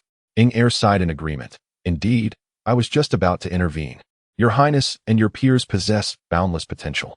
Ying Yi nodded thoughtfully, "A star-level demon beast. I only dared to approach such creatures at 4 stars. Yet they have subdued it at 2 stars. They both marveled at the feat. This was a true manifestation of battling beyond one's level. Though it was 6 beast masters against 1 demon beast, it still constituted a miracle beyond the reach of ordinary individuals. Ying Yi gazed at Yuan, a contemplative smile gracing his lips. "With such a person by your Highness's side, the future remains uncertain." Ying Er, realizing the implication, nodded vigorously. "Indeed, this is quite the spectacle. Who would dare to underestimate the 3rd princess now?" Ouyang Shui shot a disapproving glare at the two, prompting them to cease their chatter. Still immersed in the joy of victory, Yuan continued to reflect. "It is fortunate that this Vanyan Frostfire lion lacked intelligence, relentlessly pursuing Long Yao, which allowed her to lure it into the trap. Otherwise, we would have been unable to seize the opportunity." He then inquired, "By the way, what was it you mentioned about its fixation on Long Yao?" Ouyang Shui replied, "It is said that demon beasts must consume elements that resonate with their bloodline to achieve a breakthrough. The stronger the bloodline power, the greater the potential for advancement. If that demon beast had consumed your dragon maiden, it might have achieved a moonfall level of power. This is why it pursued her so doggedly." "Is this true for all demon beasts?" he asked. "Certainly. Even beast kings and beast emperors are no exception." Upon hearing this, Ouyang Shui noticed Yuan's expression gradually hardening. Chapter 40. The Beast King's 3rd Transformation. The tide of demon beasts approaches. Observing Yuan's peculiar demeanor, Ouyang Shui leaned closer and whispered, "What troubles you? Have you sustained an injury?" Noticing Su Yuan's pale complexion and worried expression, she instinctively expressed her concern. Su Yuan furrowed his brow and asked, "Your Highness, I seem to have forgotten to inquire. Are you aware of the theft that occurred at the Dawn trading post a month ago?" Ouyang Shui responded, "Why the sudden inquiry?" "Yes, I am aware. It is said that the Red Heart Thieves Guild stole several significant treasures from the post, including many high-quality items among the celestial treasures." Su Yuan promptly asked, "Among the stolen treasures, were there any that possessed the bloodline power of dragon or serpent mythology? I recall that when Lu Yuan slandered me, he mentioned that many dragon blood gemstones were taken. Those must belong to the celestial treasures, correct?" Sensing Su Yuan's urgency, Ouyang Shui refrained from probing further into his motivations and patiently replied, "Let me think. Yes, there were indeed some. The dragon blood gem is merely a lesser treasure among the celestial artifacts, hardly worthy of note. In truth, the most precious items among the stolen celestial treasures are the true dragon's dark pupil, the ancient serpent's shed skin, and the sun-eclipsing divine glass. The first two are indeed the dragon and serpent artifacts you mentioned, while the third, the sun-eclipsing divine glass, approaches the level of a true treasure, capable of amplifying the user's powers through the sun. For instance, it can instantly purify countless beastly entities with purifying energy, or unleash filth energy that drives many beasts into a frenzy. Alas, these precious items have been lost, likely sold by the Red Heart Thief Guild to other city-states."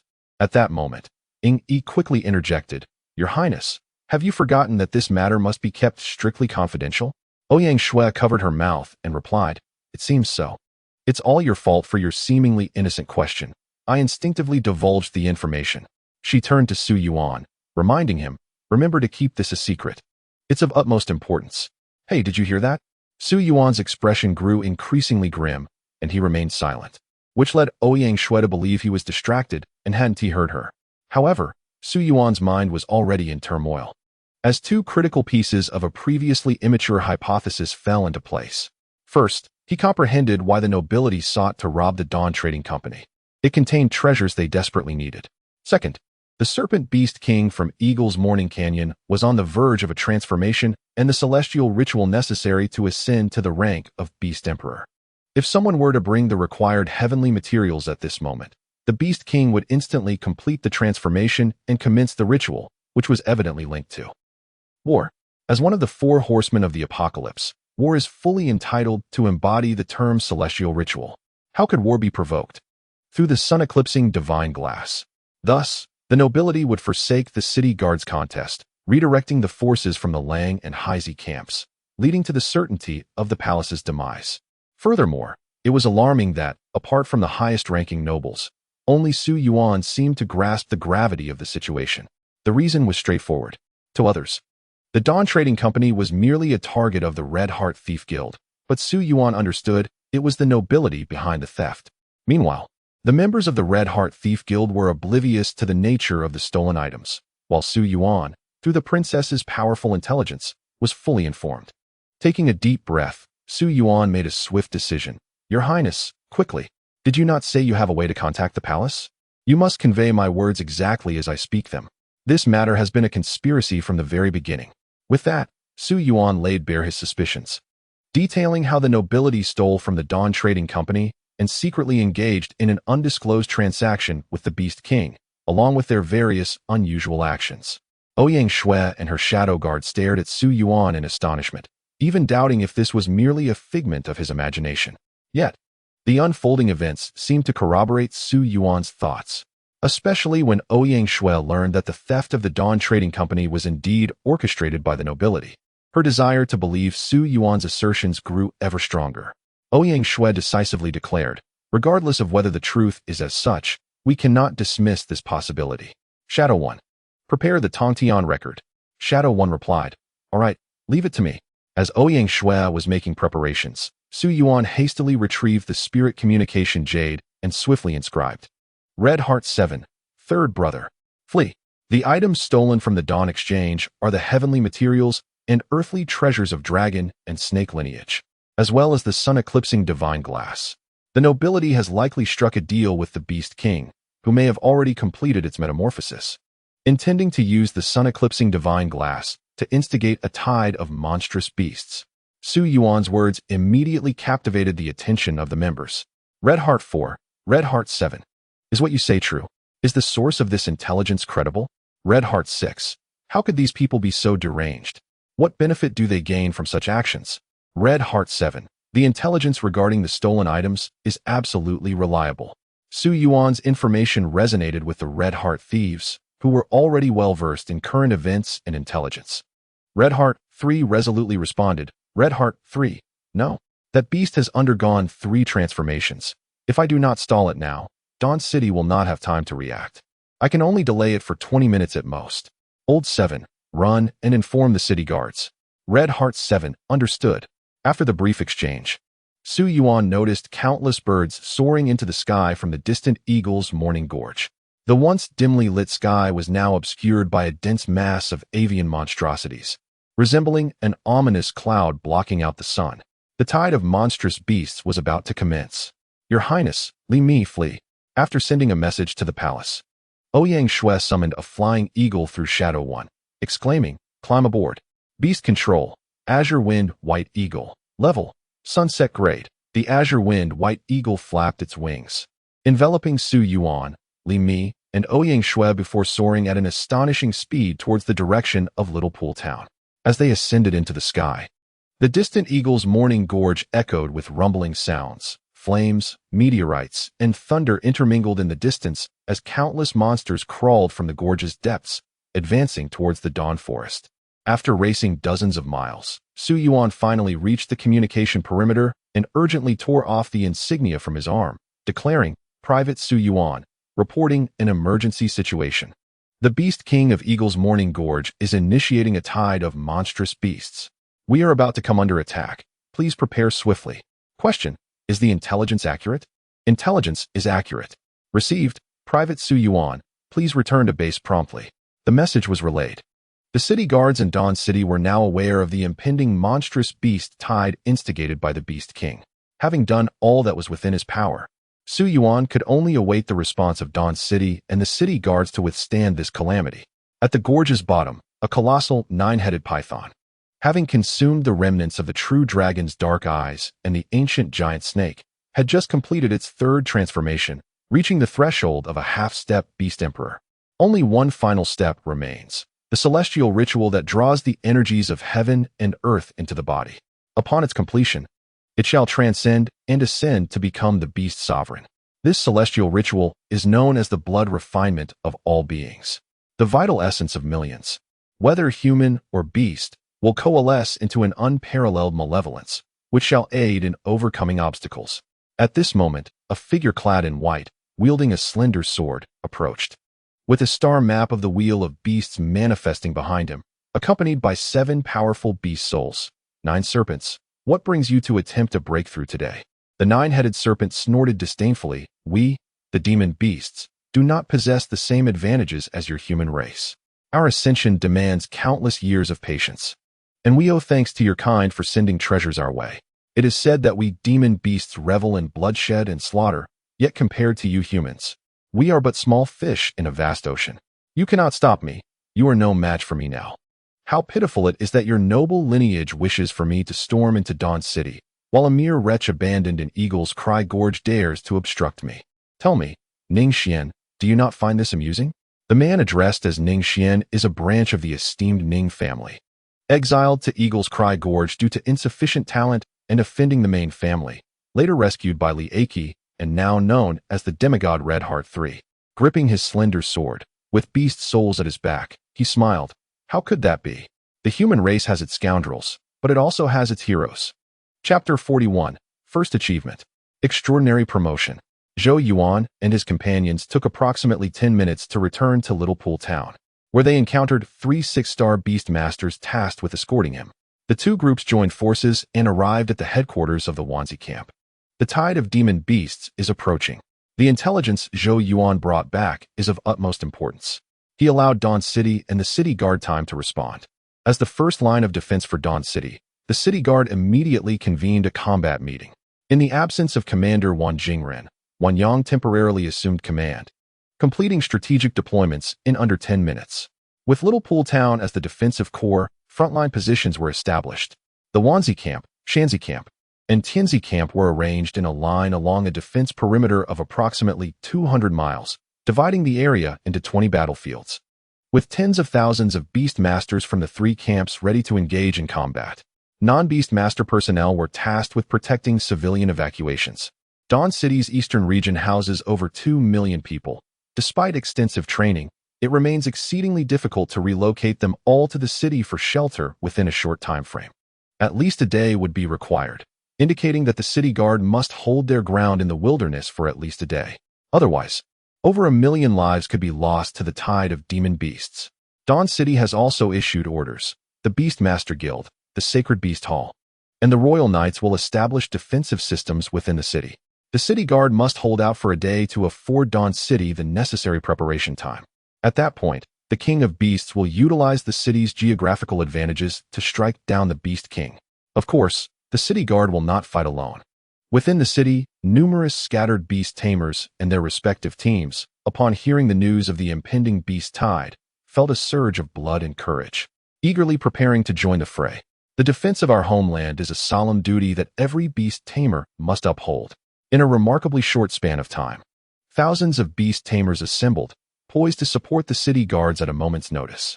At this juncture, the 10 teams of the 3rd Brigade had also gathered. Captain Yuan Tiantong succinctly elucidated the current situation to all present, addressing everyone in the 3rd Brigade, esteemed comrades.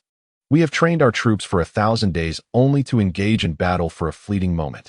Each generation of our ancestral beast tamers has arduously defended the sanctity of humanity in the face of monstrous assaults. Thus, we, their descendants, have no reason to bring shame upon them. Our 3rd Brigade of the 6th Beast Tamer Corps may be comprised of new recruits, with less experience than seasoned veterans and lacking their strength, but this does not diminish our potential impact on the battlefield. Before we rush to the front lines, I must announce a commendation from the High Command of the City Guards. Yuan Tiantong produced a letter and read aloud. This decree commends the 7th Team of the 3rd Brigade of the 6th Beast Tamer Corps. Team leader Su Yuan was the first to deliver the intelligence regarding the impending beast tide, securing invaluable time for humanity. His contribution is akin to a first-class merit on the battlefield. Regardless of the outcome of this battle, Su Yuan shall be recognized as the foremost contributor. Furthermore, considering that the 3 members of the 7th team have successfully slain 1 Deep Star Beast, 8 Golden-level beasts, and several Silver and Bronze-level ones, we are elevating Su Yuan to the rank of captain, while Ouyang Shui and Li Mi will be promoted to lieutenants. Subsequent rewards will be tallied after the battle. Additionally, the 3 6-star beast tamers who accompanied Su Yuan will temporarily join our brigade to bolster our combat capabilities. Yuan Tiantong's words undoubtedly inspired great enthusiasm. For new recruits, merely avoiding being a liability on the battlefield would be deemed a success. Now, Yuan Tiantong proclaimed that their ranks also contained individuals who had achieved remarkable feats, specifically, Su Yuan. The crowd buzzed with excitement. Yuan Ge, is it really true? You 3 2-star beast tamers managed to slay a deep star beast? Incredible, Yuan Ge. How did you discover it in advance? I was in the Dawn Forest earlier and did not notice anything. It goes without saying. It must have been Yuan Ge and His Highness who collaborated to defeat that beast, leaving it utterly demoralized. With Yuan Ge bringing in 3 6-star beast tamers, we have hope now. I was almost resigned to being cannon fodder. Su Yuan waved his hand dismissively. No? Our success in defeating that deep star beast was largely thanks to Sister Li Mi, His Highness, and I merely bought her some time. I've always told you that Li Mi possesses formidable beast taming abilities. You simply failed to recognize her talent. Initially, this group had deemed Li Mi to be weak, but upon learning from Su Yuan that she was the primary force behind the defeat of the deep star beast, they turned to stare at her in astonishment. Is that true? Most of them were classmates from the Beast Academy, familiar with one another, and could scarcely fathom how Li Mi had accomplished such a feat. Li Mi, thrust into the spotlight by Su Yuan, felt her cheeks flush with embarrassment. Once inherently modest, she unexpectedly found herself reveling in the limelight. Feeling a blend of shyness and joy, Li Mi waved her hand and remarked, "It is thanks to Su Yuan that I realized I could fight in such a manner." The crowd gazed at Li Mi with envy. Initially, they believed everyone was merely participating in the 3-star Beast Master assessment, with Li Mi relying solely on Su Yuan's influence for her achievements. However, to their astonishment, inspired by Su Yuan, She had managed to complete the assessment through her own strength. Yuan Tiantong clapped his hands and declared, "Ladies and gentlemen, our idle chatter must come to an end. We must now proceed to the front lines." He reiterated, "We are to hold our ground for at least one day. If anyone feels fearful, now is the time to withdraw. Do not hinder us on the battlefield." Observing the resolute expressions on everyone's faces, Yuan Tiantong nodded in satisfaction. "Very well. You are all commendable. 3rd Battalion, let's move out." The 3rd Battalion comprised 10 squads of Beastmasters, totaling 30 individuals, all of whom were 2-star Beastmasters. With only Captain Yuan Tiantong being a 4-star Beastmaster, a relatively weaker force. Typically, a battalion of 30 would consist of 3-star Beastmasters, with the captain being a 4-star. However, the addition of 3 6-star Beastmasters, tasked with protecting Su Yuan, significantly bolstered the 3rd Battalion's combat strength, rendering it the most formidable unit. Thus, the positions assigned to the members became exceedingly crucial. Yuan Tiantong led several dozen individuals to the designated defensive position, situated on the southern front of Shaoqi town. A crucial route for any assault on the town. It was evident that should this location fall, the core defense of Shaoqi town would be directly threatened by the onslaught of monstrous beasts. As they arrived at the front line, the group anxiously gazed towards the distant dawn forest. For many, this was their first engagement in such a large-scale battle, and even seasoned veterans felt the weight of apprehension. The last monstrous beast tide was over 2 decades ago during the 10,000 Beast Siege. To claim they felt no fear would be disingenuous. Yet, amidst the trepidation, the thrill of adrenaline surged within them. Half an hour had elapsed since Su Yuan transmitted his message. The beasts from Eagle's Cry Gorge had all entered the dawn forest. Some scouts sent to probe the forest had vanished without a trace. Su Yuan, utilizing the spirit communication jade, confirmed certain details. It was no surprise that Hong Xian San had lost. Although both were demigods, Hong Xian San appeared to be at the first stage of demigod status, while the Beast King had reached a critical point, remaining invincible even in the 3rd stage. Of course, Hong Xian San had not perished. He possessed the spirit communication jade and the Blood Clan's heart, allowing him to teleport away in a critical moment. Now, gravely injured, he had been transported 8,000 miles north of Dawn City and would be unable to provide support before the war concluded. A few minutes later, the sky echoed with the cries of birds and beasts as a dense, dark cloud rapidly enveloped the horizon. It is not a dark cloud, but rather a mass of blackness stained by countless avian beasts. From the direction of Dawn Forest, innumerable creatures emerge, blanketing the mountains and valleys, rendering their precise numbers unfathomable at a glance. Under the influence of the eclipsing sun divine glass, these beasts, driven by an insatiable thirst for blood, transform into relentless machines of war. The majority remain at the bronze and silver levels, lacking formidable strength, though occasionally mingled with a few golden-tier beasts. No signs of star-level creatures have been observed at the forefront. However, their sheer numbers are overwhelming. Along a defense line stretching nearly 200 miles, approximately 500 beast tamers are stationed every 10 miles, yet they must confront creatures that outnumber them by dozens or even hundreds. The moment the throngs of beasts surge forth from Dawn Forest, the battle for Dawn City ignites. The tide of beasts descends. Chapter 42, Su Yuan's Breakthrough. 3-star Beast Tamer. A phenomenon of heaven and earth. Evidently, the more powerful the beasts, the greater their intelligence. Those at the front lines, who are clearly destined to be expendable, would never willingly place themselves in such peril. Humans, leveraging their unique mastery over beasts, have established an alternative technological framework, laying numerous ambushes along the front.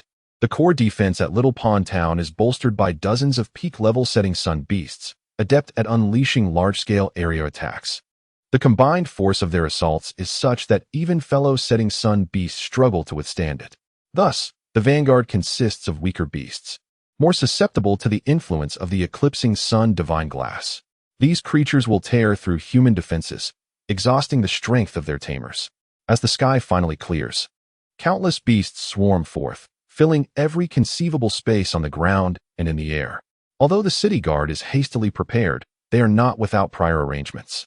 Many traps have been strategically placed, utilizing the unique explosive capabilities of certain setting sun beasts, akin to nitroglycerin. When the beast horde approaches within 5 kilometers of the front line, all fire element beasts within Little Pond Town unleash torrents of flame at their pre-locked targets. At the moment the flames ignite the traps, a searing conflagration erupts into the sky.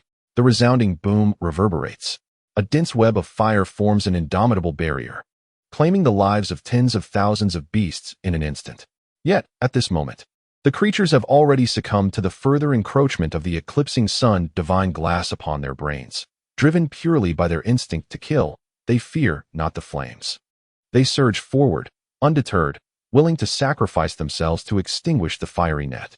On the human side, those with long-range capabilities have begun their assault. Although the beasts before them fall like crops before a fierce wind, the sheer volume remains overwhelming. Each wave of attack results in only a few thousand casualties. A mere drop in the ocean. Su Yuan faces the first wave of assault from a pack of wolf demons. The data regarding this pack immediately materializes in Su Yuan's mind. Beast, soul-devouring electric wolf. Rarity, C. Level, silver intermediate. Talent, soul-devouring, rare. Electric skin, rare. Skills, pounce, common. Electric claw, common.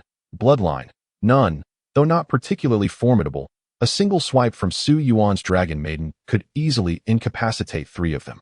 However, the soul-devouring electric wolves before him numbered in the tens of thousands. Their unique talent, soul-devouring, allowed them to consume lost souls to enhance their strength, even that of their own kin, making them exceedingly troublesome when their ranks swelled. At this moment, Su Yuan unabashedly revealed his identity as a beastmaster with the heavenly eye, calling out loudly, "Captain, what lies ahead are the soul-devouring electric wolves. They are weak and must be swiftly eliminated. Otherwise, they will consume souls and grow stronger. Do not grant them the opportunity to devour any souls." His words garnered significant attention. After assessing the situation, Yuan Tiantong promptly declared, "All right, everyone, pay heed. Cease long-range attacks. We shall engage at close quarters." If they could not annihilate the enemy from a distance, the wolves would consume their fallen brethren to grow in power, complicating matters further. The core strength of Su Yuan's unit comprised 3 6-star Beastmasters and Ing Yi and Ing Er, who were by Ouyang Shui's side, totaling 5 individuals. These 5 needed to preserve their combat efficacy as much as possible, only engaging fully when absolutely necessary. Otherwise, the new recruits of the 3rd Brigade would struggle to hold their ground for even a day. As the soul-devouring electric wolves surged within 50 meters of their position, Yuan Tiantong issued the command, "Attack." 30 Beastmasters summoned their beasts, and dozens of gold-ranked beasts swiftly dispatched the leading soul-devouring electric wolves with overwhelming force. Su Yuan chose to have the Dragon Maiden hold the line, employing her dragon breath for ranged assaults, as her injuries had yet to heal, rendering close combat inadvisable. Meanwhile, the Snow Maiden, leveraging the low consumption and high mobility of her Aurora dance, darted across the battlefield, single-handedly slaying nearly 100 electric wolves. The first wave of the beast tide was repelled without injury on Su Yuan's side. However, the terror of the beast tide lay in its relentless onslaught. Soon, the second wave descended upon them. After the initial skirmish had thoroughly triggered the traps, a host of powerful gold-ranked beasts made their entrance from Su Yuan's direction. In addition to the doubled count of 20,000 soul-devouring electric wolves, 500 spectral flame sparrows also joined the fray. Beast, spectral flame sparrow, rarity, B. Level, gold beginner. Talent, spectral flame, perfect. Skills, spectral flame ray, perfect. Flame sparrow display, rare. Bloodline, none. Captain and everyone. Those 500 spectral flame sparrows excel in long-range attacks. They employ a skill known as spectral flame ray, with a range of approximately 200 meters. Yuan Tiantong nodded. The presence of a beastmaster with the heavenly eye on the battlefield proved invaluable. The multitude of demonic beasts is staggering, particularly in the case of the Eagle Sorrow Gorge, where the species exceeds 10,000, making it impossible for anyone to accurately grasp the intelligence of all these creatures. Had they been forewarned, they could have devised an appropriate strategy. However, Yuan Tiantong found himself in a quandary. The spectral flame sparrow, a long-range artillery unit, needed to be dealt with as a priority. Yet, they were accompanied by the soul-devouring electric wolves. If one were to breach the formation or utilize ranged attacks to eliminate the spectral flame sparrows, they would undoubtedly be devoured by the electric wolves, subsequently facing even mightier beasts, rendering the effort futile. Conversely, if they chose to ignore them, allowing unrestrained long-range assaults, Yuan Tiantong would inevitably suffer tremendous losses. What to do? Su Yuan proposed. Captain, allow me to take action. There is no need to eliminate them outright. We can encase them in ice. Yuan Tiantong's eyes lit up. Indeed, if they could first freeze the spectral flame sparrows, the soul-devouring electric wolves would be unable to consume the lingering souls. Very well, it's entrusted to you, Su Yuan. Su Yuan summoned Li Mi and Ouyang Shui. After explaining his plan, both nodded gravely in agreement.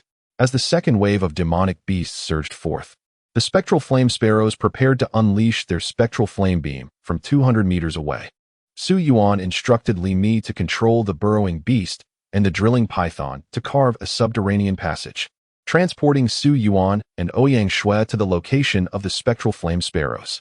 Suddenly, from beneath the feet of the spectral flame sparrows, two figures erupted forth. The extreme ice snow maiden and the holy ice star deer, both golden tier beasts of ice affinity, materialized. Before the demonic beasts could react, the two unleashed their powers. Ice Phoenix Divine Seal. Frost blossoms filling the sky. The ethereal visage of the ancient Ice Phoenix spread its icy wings amidst the horde of beasts, sending forth countless icy projectiles towards all the spectral flame sparrows, while numerous frost blossoms gently descended from the sky, creating a realm of frost. In that instant, as the frost blanketed the heavens, the invigorated power of the Ice Phoenix encased all the spectral flame sparrows in ice. Seizing the moment, Yuan Tiantong commanded, attack. Everyone charge. Annihilate this pack of soul-devouring electric wolves. Dozens of beast tamers, along with others who had come to support, surged forward, wreaking havoc among the wolf pack. Long Yao volunteered for combat, and after some consideration, Su Yuan acquiesced. On the front line, the beast tamers gained the upper hand, with Long Yao and the Ice Maiden coordinating their efforts to devastate their foes. Su Yuan, utilizing his empathic connection, relayed information to them, while also instructing Li Mi to dig incessantly underground, enabling them to engage in tunnel warfare at critical moments. Amidst the chaos, thousands of electric wolves and hundreds of spectral flame sparrows were decimated under the combined onslaught of fewer than 100 beast tamers. In fact, Su Yuan alone, with his two beasts, had felled thousands of demonic creatures. Dragon Flame Incineration. Extreme Ice Freezing. As the last soul-devouring electric wolf fell, the battlefield was shrouded in an overwhelming aura of bloodlust. The air was thick with blood energy. If one were to say that the ritual of the demonic beasts was a blood refinement of all living beings, it was a process of achieving breakthroughs through the malevolent energy of countless souls. The boundless blood energy is sufficient to enable a human to transcend the barriers of limitation. Countless monstrous beasts have perished. In their final moments, their souls perceived a chilling truth. The most perilous being was none other than Su Yuan, the harbinger of their demise. The overwhelming blood energy, coupled with their dying resentment and curses, coalesced into a unique form of celestial spirit energy. The skies forged swords from blood energy and crafted cauldrons from the same. The 5-6-star beast masters within the formation turned their gazes towards this spectacle. Shadow 1 exclaimed, "That is an extraordinary phenomenon of heaven and earth."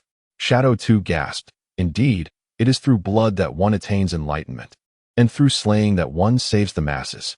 The potency of this blood energy surpasses that of the Holy Hall's baptism. It is purer, more refined." Long Yao, a beastmaster from the Beastmaster Guild, speculated, "Could this breakthrough belong to Su Yuan?" Shadow 1 affirmed, "Without a doubt. How many miracles will this lad conjure?" The celestial phenomenon forged blood into blades, a testament to the valor of the human race. Above Su Yuan, blood energy surged and pulsated. An immense pressure erupted from him, forming a radiant blood energy halo that abruptly expanded. Within a 30-mile radius, every monstrous beast that was struck by this halo met its demise. A breakthrough. 3-star Beastmaster. Chapter 43. The Chosen Beastmaster. The Elven Queen. A miracle unfolded on the battlefield as hundreds, even thousands, of Beastmasters witnessed this awe-inspiring scene. The monstrous beasts they fought against exploded in a shower of blood upon being struck by the mysterious crimson halo. While they themselves remained unscathed, tens of thousands of beasts collapsed simultaneously, their blood-red souls harvested en masse. People turned their gazes towards the heart of the battlefield, where the origin of the blood halo lay, engaging in fervent discussions. Hey, Sixie, what just transpired? The white-armed demon ape I was battling just detonated. You ask me? Who am I to know? I am just as bewildered. Could it be that Commander One made a move? How could that be? Even Commander One couldn't achieve such a feat. Look, blood energy forges swords and cauldrons. That is the phenomenon of our race's breakthrough. It is that very phenomenon that has saved us. What? A breakthrough? Does a breakthrough truly manifest as a phenomenon? Your breakthrough, of course, did not create a phenomenon. Only super geniuses can cause such an occurrence. When Ho broke through to 4 stars, there was a phenomenon of blood arrows raining down. But today's manifestation far exceeds that. Meanwhile, the command center in Shaoqi town was in utter disarray. The pressure they faced was overwhelming. In less than an hour of combat, they had encountered 2 waves of monstrous beasts, with more than 100,000 beasts surging forth. This would rapidly deplete the stamina of the beast masters, making it increasingly difficult to hold their ground for an entire day. However, the emergence of the celestial phenomenon undoubtedly provided a vital boost to the city defense forces. Yuan immediately inquired, "Who is it? Who has broken through?" To invoke a phenomenon of heaven and earth through the blood energy on the battlefield? Upon receiving the message, Deputy Sun immediately responded, "Report. Captain Su Yuan of the 7th Squad, 3rd Team of the 6th Beastmaster Regiment, has slain over 1,000 demon beasts on the battlefield and devised a strategy to annihilate 30,000 of them. Through the condensation of blood energy, he has forged a blood-chi longsword and a blood-chi cauldron, breaking through to become a 3-star Beastmaster, summoning a blood-chi halo to vanquish tens of thousands of foes." Yuan was filled with delight, repeatedly slapping the table. What a remarkable young man. I knew I had not misjudged him. By heavens, he has truly brought honor to me. Quickly, notify the entire army. Notify the entire army. Without hesitation, Deputy Sun utilized the communication capabilities of the Sunset-class beast to relay the message across the forces. Attention, all troops. Attention, all troops. Our human race's Beastmaster, Su Yuan, has harnessed the power of heaven and earth on the battlefield, invoking a celestial phenomenon to achieve a breakthrough, slaying tens of thousands of demon beasts. He is truly a hero of our human race. Cheers for Su Yuan. Cheers for humanity. The announcement from the city defense army ignited a fervor within countless hearts. Upon hearing Su Yuan's name, many suddenly recalled this unfamiliar yet familiar figure.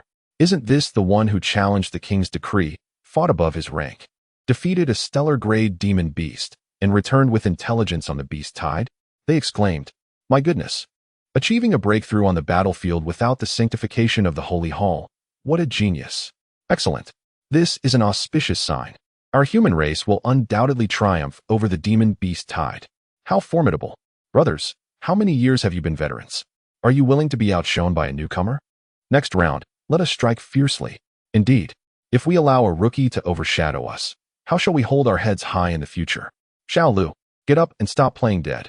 Su Yuan's breakthrough greatly invigorated morale. As seasoned soldiers filled with vigor, none would easily concede defeat to a newcomer. Unbeknownst to Su Yuan, he was enveloped in an enigmatic state. He sensed that his recent breakthrough was not yet complete. The blood energy and spiritual power seemed to have consumed only half of their potential, with the other half still lingering around him. Suddenly, a pale green light soared skyward, piercing the heavens. A tremendous surge of energy enveloped Su Yuan, and he instinctively understood the unfolding events. However, the onlookers were utterly perplexed, as it seemed to transcend their comprehension. At that moment, a figure in the ranks cried out, "Heavenly chosen Beastmaster! It's truly a heavenly chosen Beastmaster!" The crowd turned to look at him, pondering the meaning of this term, eager for an explanation. The figure elaborated. "A Beastmaster who breaks through by harnessing the power of heaven and earth is favored by the Tao, granting them a chance to choose a beast. This beast will resonate with their heart's desire, selected as the most suitable companion, and will undoubtedly possess a mythical bloodline. With extraordinary fortune, it may even transcend myth and reach the realm of the law." This revelation left the crowd enlightened, casting envious glances towards Su Yuan, who had incited a celestial phenomenon and vanquished demon beasts. In this present moment, the opportunity to acquire a fabled beast has arisen, undoubtedly linked to a lineage of mythical heritage. How enviable! At this juncture, Su Yuan has also crystallized his resolve. Both Long Yao and the Ice Maiden possess formidable combat prowess. However, They lack unique abilities, such as Ouyang Shui Xian's purifying prowess or Li Mi's tunneling skills. I hope for a beast that excels not only in battle, but possesses extraordinary abilities as well. Suddenly, a gentle green flow of life coursed through Su Yuan's entire being. From the earth, a tender sprout emerged, rapidly expanding hundreds of times to become a colossal tree that obscured the sky. From this arboreal wonder manifested a forest spirit, crowned with grass, adorned with vines and green ivy, possessing pointed ears, golden hair, and azure eyes. The majestic aura of the heavens seemed to question Su Yuan. Do you wish to forge a pact with her? A stream of data flooded into Su Yuan's mind. Beast, Forest Spirit Queen, Rarity, S. Level, Golden Beginner. Experience, 0200000. Talent, Spring of Spirits, Epic. Stellar Projection, Epic. Skills, Arrival of the Tree Realm, Mythical. Sacred Song Spirit Blade, Mythical. Bloodline, World Tree Bloodline, 20. Spring of Spirits, capable of releasing waters that heal life and wounds. Inherently imbued with purifying powers against filth and curses. Stellar Projection, allows oneself and others to have their souls transcend, traversing the world in the form of a stellar body. Arrival of the Tree Realm, enables the summoning of vast forests, where every branch and vine becomes an extension of one's will. Sacred Song Spirit Blade, summons countless ethereal blades, piercing the target without inflicting physical harm, yet delivering a spiritual onslaught of destructive or purifying hymns directly upon the soul. Oh, truly the chosen one. She almost perfectly aligns with Su Yuan's desires, possessing unique abilities, healing capabilities, and unparalleled combat skills. Moreover, she is already at the golden level, requiring no further training. It is she, Su Yuan earnestly declared. So be it, I do not dare to impose. A chorus of melodious chirps resounded as the golden-haired, azure-eyed forest spirit queen lifted her light green skirt and gently spoke. Master, I humbly seek your guidance. Su Yuan nodded in satisfaction. Indeed, I entrust it to you. At the very moment Su Yuan established the pact, yet another extraordinary phenomenon unfolded. All present noticed that the previously blood-soaked battlefield, where crimson had drenched the earth, was suddenly sprouting countless tender shoots. These shoots grew wildly, infused with the power to heal wounds and alleviate fatigue. On the battlefield, life revived, blood receded, and withered trees blossomed anew. Another celestial marvel. The command center of Shaoqi Town was frantically verifying who had incited this heavenly phenomenon. Regardless of the individual, he would undoubtedly provide significant support to the city's defense forces. Meanwhile, those surrounding Su Yuan gazed at him in stunned silence, seemingly having already arrived at their conclusion. The vibrant energy brimming with life. How does it differ from the outburst earlier demonstrated by Su Yuan? Surely, it must be the result of your influence once again, is it not? Chapter 44, Commendation. Promotion to Major. Your choice Yuan Tiantong, filled with excitement, grasped the insignia, exclaiming, 3rd Brigade, Yuan Tiantong calling the command center. Our squad leader Su Yuan has achieved a breakthrough in battle, obtaining the chosen beast. This has triggered a new celestial phenomenon, and I am here to convey the joyous news to the command center. At that moment, within the command center, Wan Yang laughed heartily. Excellent, excellent. This celestial phenomenon will greatly aid our city's guards and beastmasters in swiftly recovering their strength and healing their beasts. Relay this throughout the army. Furthermore, Su Yuan has worked tirelessly and must undoubtedly be fatigued. Instruct Yuan Tiantong to grant him a half-day respite, while Lieutenants Li and He, you shall assist the 3rd Brigade. Vice Officer Sun, understanding the unspoken implications, recognized that fatigue was but a facade. The need for protection was genuine. As the tide of battle shifted, the demonic beasts would undoubtedly target Su Yuan, and the next wave of enemy attacks would likely focus on his position. Vice Officer Sun promptly responded, understood. Subsequently, Vice Officer Sun raised the insignia once more to announce to the entire army, attention, all troops. Attention, Rookie Su Yuan has obtained the chosen beast. And this new celestial phenomenon is indeed a result of his actions. This announcement serves as a commendation for him. All troops are to immediately recuperate amidst the greenery. We are merely 20 hours away from completing our defensive mission. Sun's proclamation astonished countless soldiers on the front lines. Good heavens, this was caused by Su Yuan, the chosen beast. How is it possible?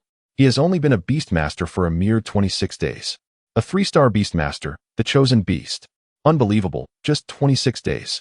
It took me 200 days to break through to a 2-star Beastmaster. Envy permeated the ranks. I too desire the chosen beast. Then you must emulate his feats of defeating thousands. Isn't that the way? Forget it. I could never achieve such a thing. After 2 waves of demonic beast assaults, their onslaught gradually subsided. The casualties among the demonic beasts exceeded 200,000, yet they had scarcely depleted the strength of the city's guards. On the contrary, under the celestial phenomenon triggered by Su Yuan, the guards were able to recover while engaging in combat, their fighting spirit only growing stronger. Thus, some of the more rational demonic beasts began to reorganize their attacks. In the Eagle Cry Gorge, a beast king known as 9 Serpents commanded the sun-eclipsing divine glass, mobilizing its forces. For it, a direct assault on the city guards could yield victory in less than half an hour. However, since ancient times, kings do not clash without cause, nor do troops engage recklessly. Should it take action, the human king of Dawn City would undoubtedly respond. The risks would far outweigh the benefits. Instead, it would be more prudent to allow the demonic beasts to charge, overwhelming the defenses and causing significant casualties among both beasts and humans, thereby accumulating enough malevolent energy to fulfill the celestial ceremony and ascend to the rank of Beast Emperor. At that point, it would not fear a confrontation with the human king. Yet, this meticulously crafted plan was thwarted by a young man named Su Yuan. The vitality of 200,000 demonic beasts has facilitated Su Yuan's extraordinary breakthrough and his selection as the chosen beast tamer, rather than that of the 9 serpents. It craves the blood vitality of 1,000,000 lives, with a particular emphasis on that of humanity. The pact it forged with the nobility was to incite a tide of demonic beasts, ideally breaching the eastern district of Dawn City, where the population is most dense and the blood vitality most abundant. Each party pursues their own interests. The nobility seeks to suppress the common folk, while it aims to achieve its own breakthrough. In this moment, the 9 Serpents recalls Ning Xian's words, "Among humanity, there are both scoundrels and heroes." It dawns on it that the reference was not to Ning Xian himself. How infuriating. The 9 Serpents summons the sun-eclipsing divine glass, gathering the star-engulfing and moon-falling demonic beasts, preparing to charge towards Su Yuan's direction for a decisive breakthrough. To the south of Shaoqi town, Yuan Tiantong addresses the crowd. Su Yuan, your contributions in this battle are commendable, and you must be quite fatigued. The 7th Squad may take a moment to rest, soon. Vice Officers Li and he will join us in battle. Su Yuan immediately comprehends the underlying meaning in Yuan Tiantong's words and bows in gratitude. Thank you, Captain, for your kindness. The preceding engagement was indeed taxing, and I find myself somewhat drained. This is the truth. Su Yuan and Ouyang Shui had pushed into the rear ranks, freezing 500 golden-class demonic beasts for 3 minutes, utterly exhausting their stamina. At present, the Dragon Maiden is injured, the Ice Maiden is nearly depleted, and the newly summoned Forest Spirit Queen is primarily supportive, with combat capabilities that can only be described as average. Better to recuperate for now. Even Shadow One suggests, yes, Su Yuan, take a break. Leave this to the Zhang brothers of the Beast Tamer Guild. They haven't even made a move yet. Zhang Miao, named directly, smiles. Indeed. Since President Zhang has reached an agreement with you, we cannot simply stand idle and do nothing. You have already proven your prowess, even altering the tide of battle. Allow us to handle things from here. Su Yuan nods. Then I shall entrust this to you. What began as a mere attempt to secure their protection from the nobility's malice has unexpectedly turned into a fierce battle against the tide of demonic beasts, thus completing the agreement in an alternative manner. Within the entire camp, there are only 4 6-star beast tamers, and the 3 Su Yuan has brought in provide him with a substantial sense of security. Having withdrawn from the front line, Su Yuan returns to the tent. Ouyang Shui and Li Mi regard him as though he were a marvel. Particularly, Ouyang Shui's expression is complex. She had been ahead in her training. Yet in just a few short weeks, he has not only caught up but surpassed her on the battlefield. Furthermore, the celestial phenomena triggered by Su Yuan are so potent that they have altered the dynamics of the conflict. Undoubtedly, once word reaches Dawn City, Su Yuan will emerge as a hero. Before long, someone enters the tent, and the 3 are taken aback to find that it is Wan Yang, the current acting commander of the garrison. Upon entering, Wan Yang exclaims with a smile, "Well done, young man. You have brought me such a delightful surprise." Initially, I perceived your talent as commendable, yet I never anticipated that you would achieve such remarkable feats. Su Yuan, on behalf of the city guard, I hereby promote you to the rank of Major. To ascend further, you must at least attain the status of a 5-star Beastmaster. However, it would be remiss not to reward you for your significant contributions. Therefore, I grant you unrestricted access to one of our secret realms held by the Yuan family, and you may select 3 treasures from the city guard's prestigious treasury. Furthermore, upon your return to Dawn City, you shall undoubtedly be recognized and rewarded by both the royal family and the military judiciary. The door shall be wide open for your selection. It is evident that your impact on the battlefield far surpasses the value of these rewards. These offerings are merely a token of appreciation from Yuan Yang. Upon your return, the accolades you receive will only multiply. Su Yuan did not decline, respectfully clasping his fists in gratitude. I appreciate your kindness, Commander. Yuan Yang nodded in acknowledgement. Rest for now. The battles ahead will be even more arduous.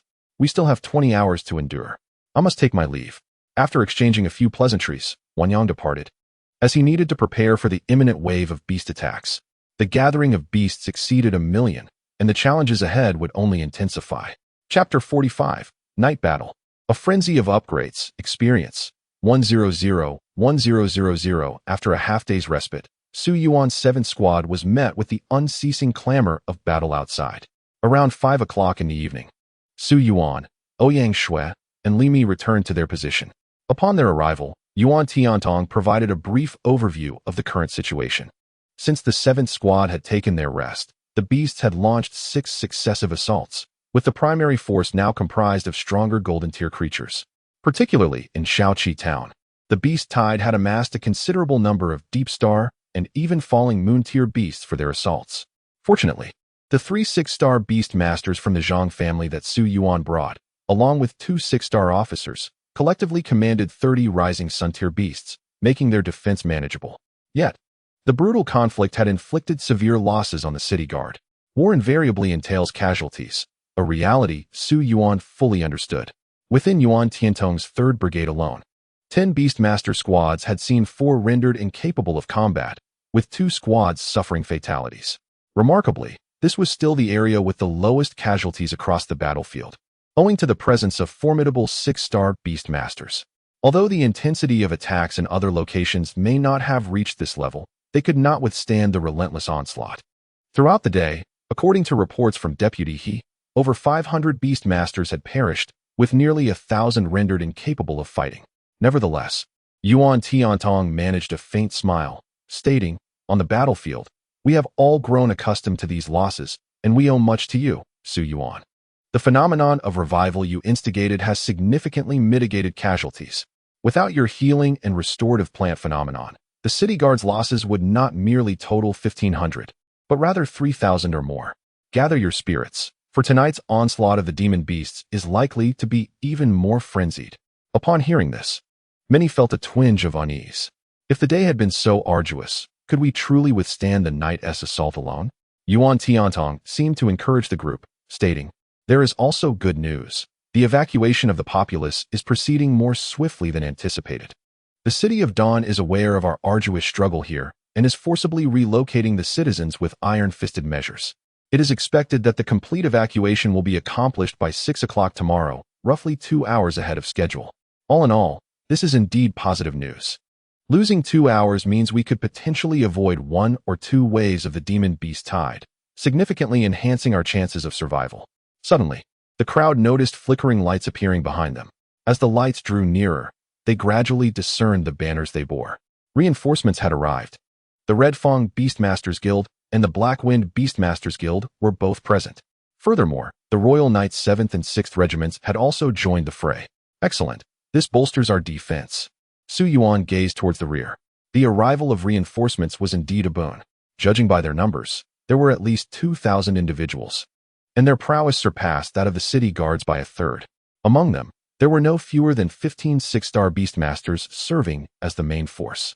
With this contingent's arrival, the morale of the city guards surged. Soon thereafter, a premier Beastmaster unit, the Red Fang Beastmasters Guild, was assigned to Su Yuan's group. The commander of the Red Fang Beastmasters, named Luo Ruya, arrived at the front lines and immediately sought out Zhang Miao. "Old Zhang, where is Su Yuan?" I saw the celestial phenomena he conjured from afar in the city. It's nearly caused a frenzy in Dawn City. Long Yao replied, over there. Luo Ruya approached, extending his hand. Greetings, Su Yuan. I am Luo Ruya, the commander of the Red Fang Beastmasters Guild. I had the pleasure of witnessing your match previously. Su Yuan nodded. It is an honor to meet you, Commander Luo. I hope to rely on your steadfast support shortly. After exchanging pleasantries, they turned their focus to the impending demon beast tide. As dusk descended, the encroaching darkness posed a disadvantage for humanity. Yet it offered a significant advantage to the demon beasts. The night's assault would not be as mindless as during the day. Instead, they formed dozens of beast formations. It seemed the Beast King understood that the city guards could not be breached solely by the Qinxing and Yunhua-class demon beasts. This time, the assault comprised demon beasts centered around the Setting Sun class.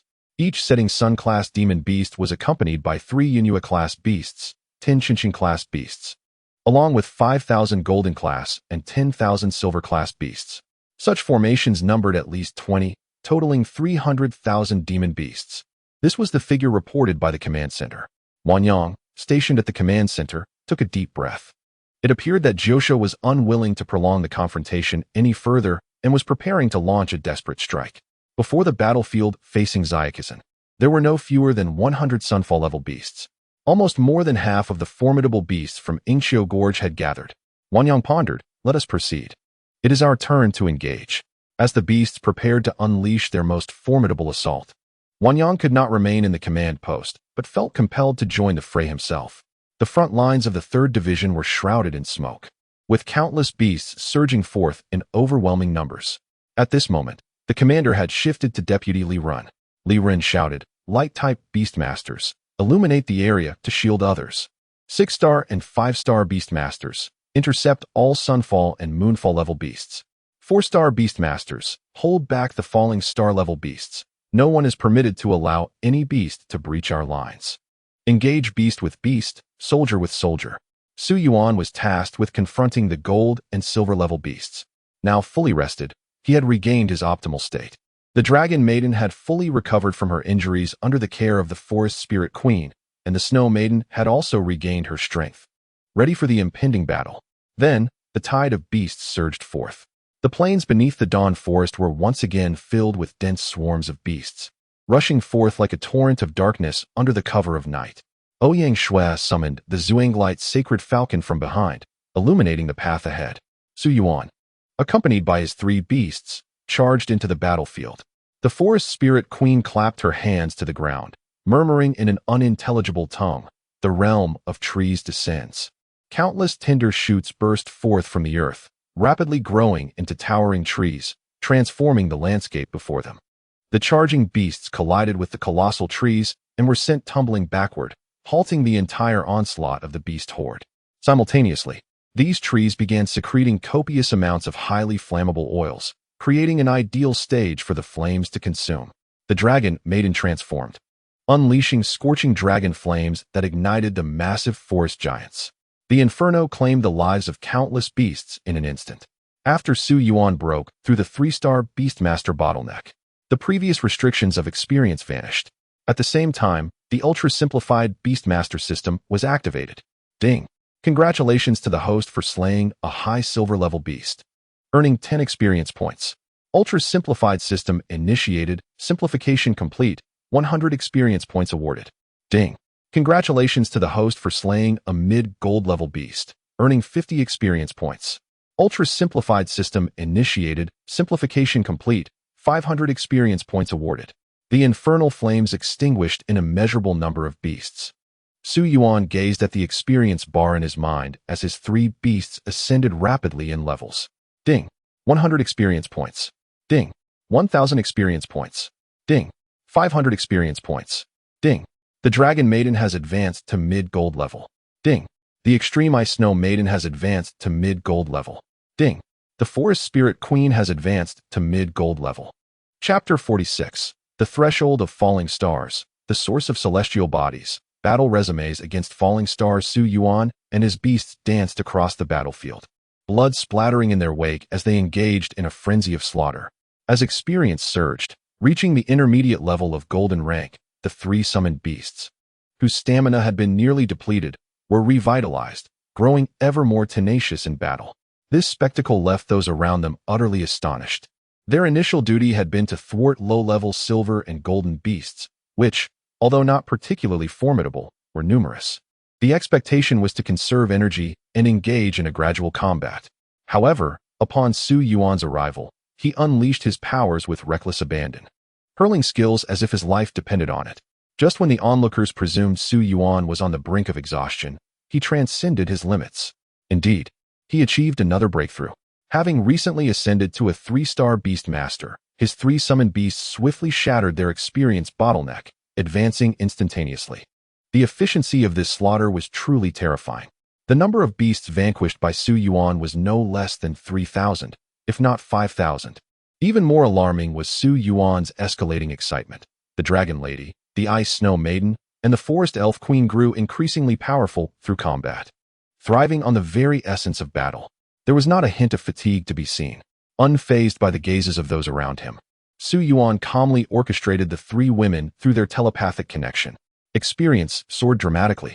Within a mere half-hour, Su Yuan's 3 summoned beasts ascended to the intermediate golden rank. And in just 1 hour, they reached the advanced golden rank. Another breakthrough. When the spectators realized Su Yuan's beasts had advanced to the golden advanced tier, their minds were rendered numb. It felt as though their previous efforts had been for naught. Goodness, this fellow is astonishing. He has only just become a 3-star beast master. And within an hour, all 3 of his beasts have attained the golden advanced rank. I spent half a year on this, but we were hunting beasts. And this is a ready-made tide of beasts, so the efficiency is entirely different. What is the difference? You're still facing a tide of beasts. Yet you haven't seen continuous breakthroughs, have you? Actually, I just broke through a level. Don't flatter yourself, old Lu. You were merely 1,000 experience points short. And you can't compare to Su Yuan, who started from 0. Precisely. In the midst of battle, he experienced a phenomenon of transcendence. A chosen beast master, he is truly a genius. Thanks to Su Yuan's vigorous performance, the pressure on the 6th Beast Legion, responsible for defending this area, significantly lessened, allowing many to pause and catch their breath before rejoining the fray. Ouyang Shui, panting heavily behind Su Yuan, exclaimed, "Su Yuan, slow down. Both Li Mi and I can't keep up." As a member of the team, Su Yuan charged ahead, with Ouyang Shui and Li Mi closely following. However, as the number and strength of the beasts increased, the two began to falter. Su Yuan snapped his fingers. The Ice Snow Maiden initiated the Aurora Dance. Swiftly returning to their side, Snow Maiden, assist them. Understood. Su Yuan turned to the two, saying, "We just need a little more. If we slay a few more, we can reach the bottleneck of the Deep Star level. Please help me." The moment Su Yuan uttered these words, Ouyang Shui and Li Mi were left in a state of bewilderment. What? Bottleneck? Deep Star level? Ouyang Shui felt as though she were listening to an ancient text. How is Su Yuan able to accumulate experience at such an astonishing rate? It appears to be more than tenfold. There was no time for further inquiries. As the tide of monstrous beasts surged once again, Ouyang Shui commanded her beasts to fend off the oncoming threats, while her eyes were fixed on Su Yuan's beasts, one after another approaching the threshold of the Qinxing level. This cannot stand. I must seek out this individual later to inquire about his circumstances. Yet at this moment, there lies a more pressing matter. Su Yuan's theoretical knowledge is lacking. He is entirely unaware of how to break through the bottleneck between the golden and Qinxing levels. If one were to ponder what role Ouyang Shui could maximally fulfill on the battlefield, it would undoubtedly be to assist Su Yuan in his breakthrough. The cacophony of slaughter on the battlefield was deafening, and Ouyang Shui had to raise her voice. "Su Yuan, the breakthrough to Qinxing level differs significantly from previous methods. Not only does it require rare treasures, but it also necessitates the fusion of the beasts with the original star essence." Original star essence? Su Yuan recalled the time when they confronted the Van Yin Frostfire Lion, which bore a brilliant star upon its head. Thanks to the power of the star, Su Yuan and Ouyang Shui as 4 beasts had failed to gain the upper hand. How does one fuse with the original star essence? Su Yuan inquired. Ouyang Shui responded. After consuming the appropriate treasures, the beasts will break through the threshold of Qinxing level. At that moment, there are 2 ways to obtain the original star essence. One is through the secret realms controlled by various families that can provide star power, and the other is to seize the original star essence from other Qinxing level beasts. Upon fusing with the original star essence, the rarity of your beasts will increase. Remember, after breaking through the bottleneck, you will have only 10 minutes. If you fail to obtain the original star essence within that time, your beasts will transform into monstrous beasts due to insufficient energy supply. Su Yuan, I see you are intent on breaking through, but I must advise against a reckless attempt if you lack confidence. Su Yuan nodded. It is no wonder that the disparity between the Qinxing and Golden levels is so vast. Beasts of the A rank, upon fusing with the original star essence, ascend to S rank. Thus, Su Yuan's S rank beasts would elevate to SS rank. The difference in combat power is indeed considerable. Yet, therein lies peril. A single misstep could lead to the transformation of the beasts into monstrous creatures. It is no surprise that one of the rewards offered by Yuan Yang is access to the Family S secret realm, intended to provide Su Yuan with star power to aid in his beast's breakthrough.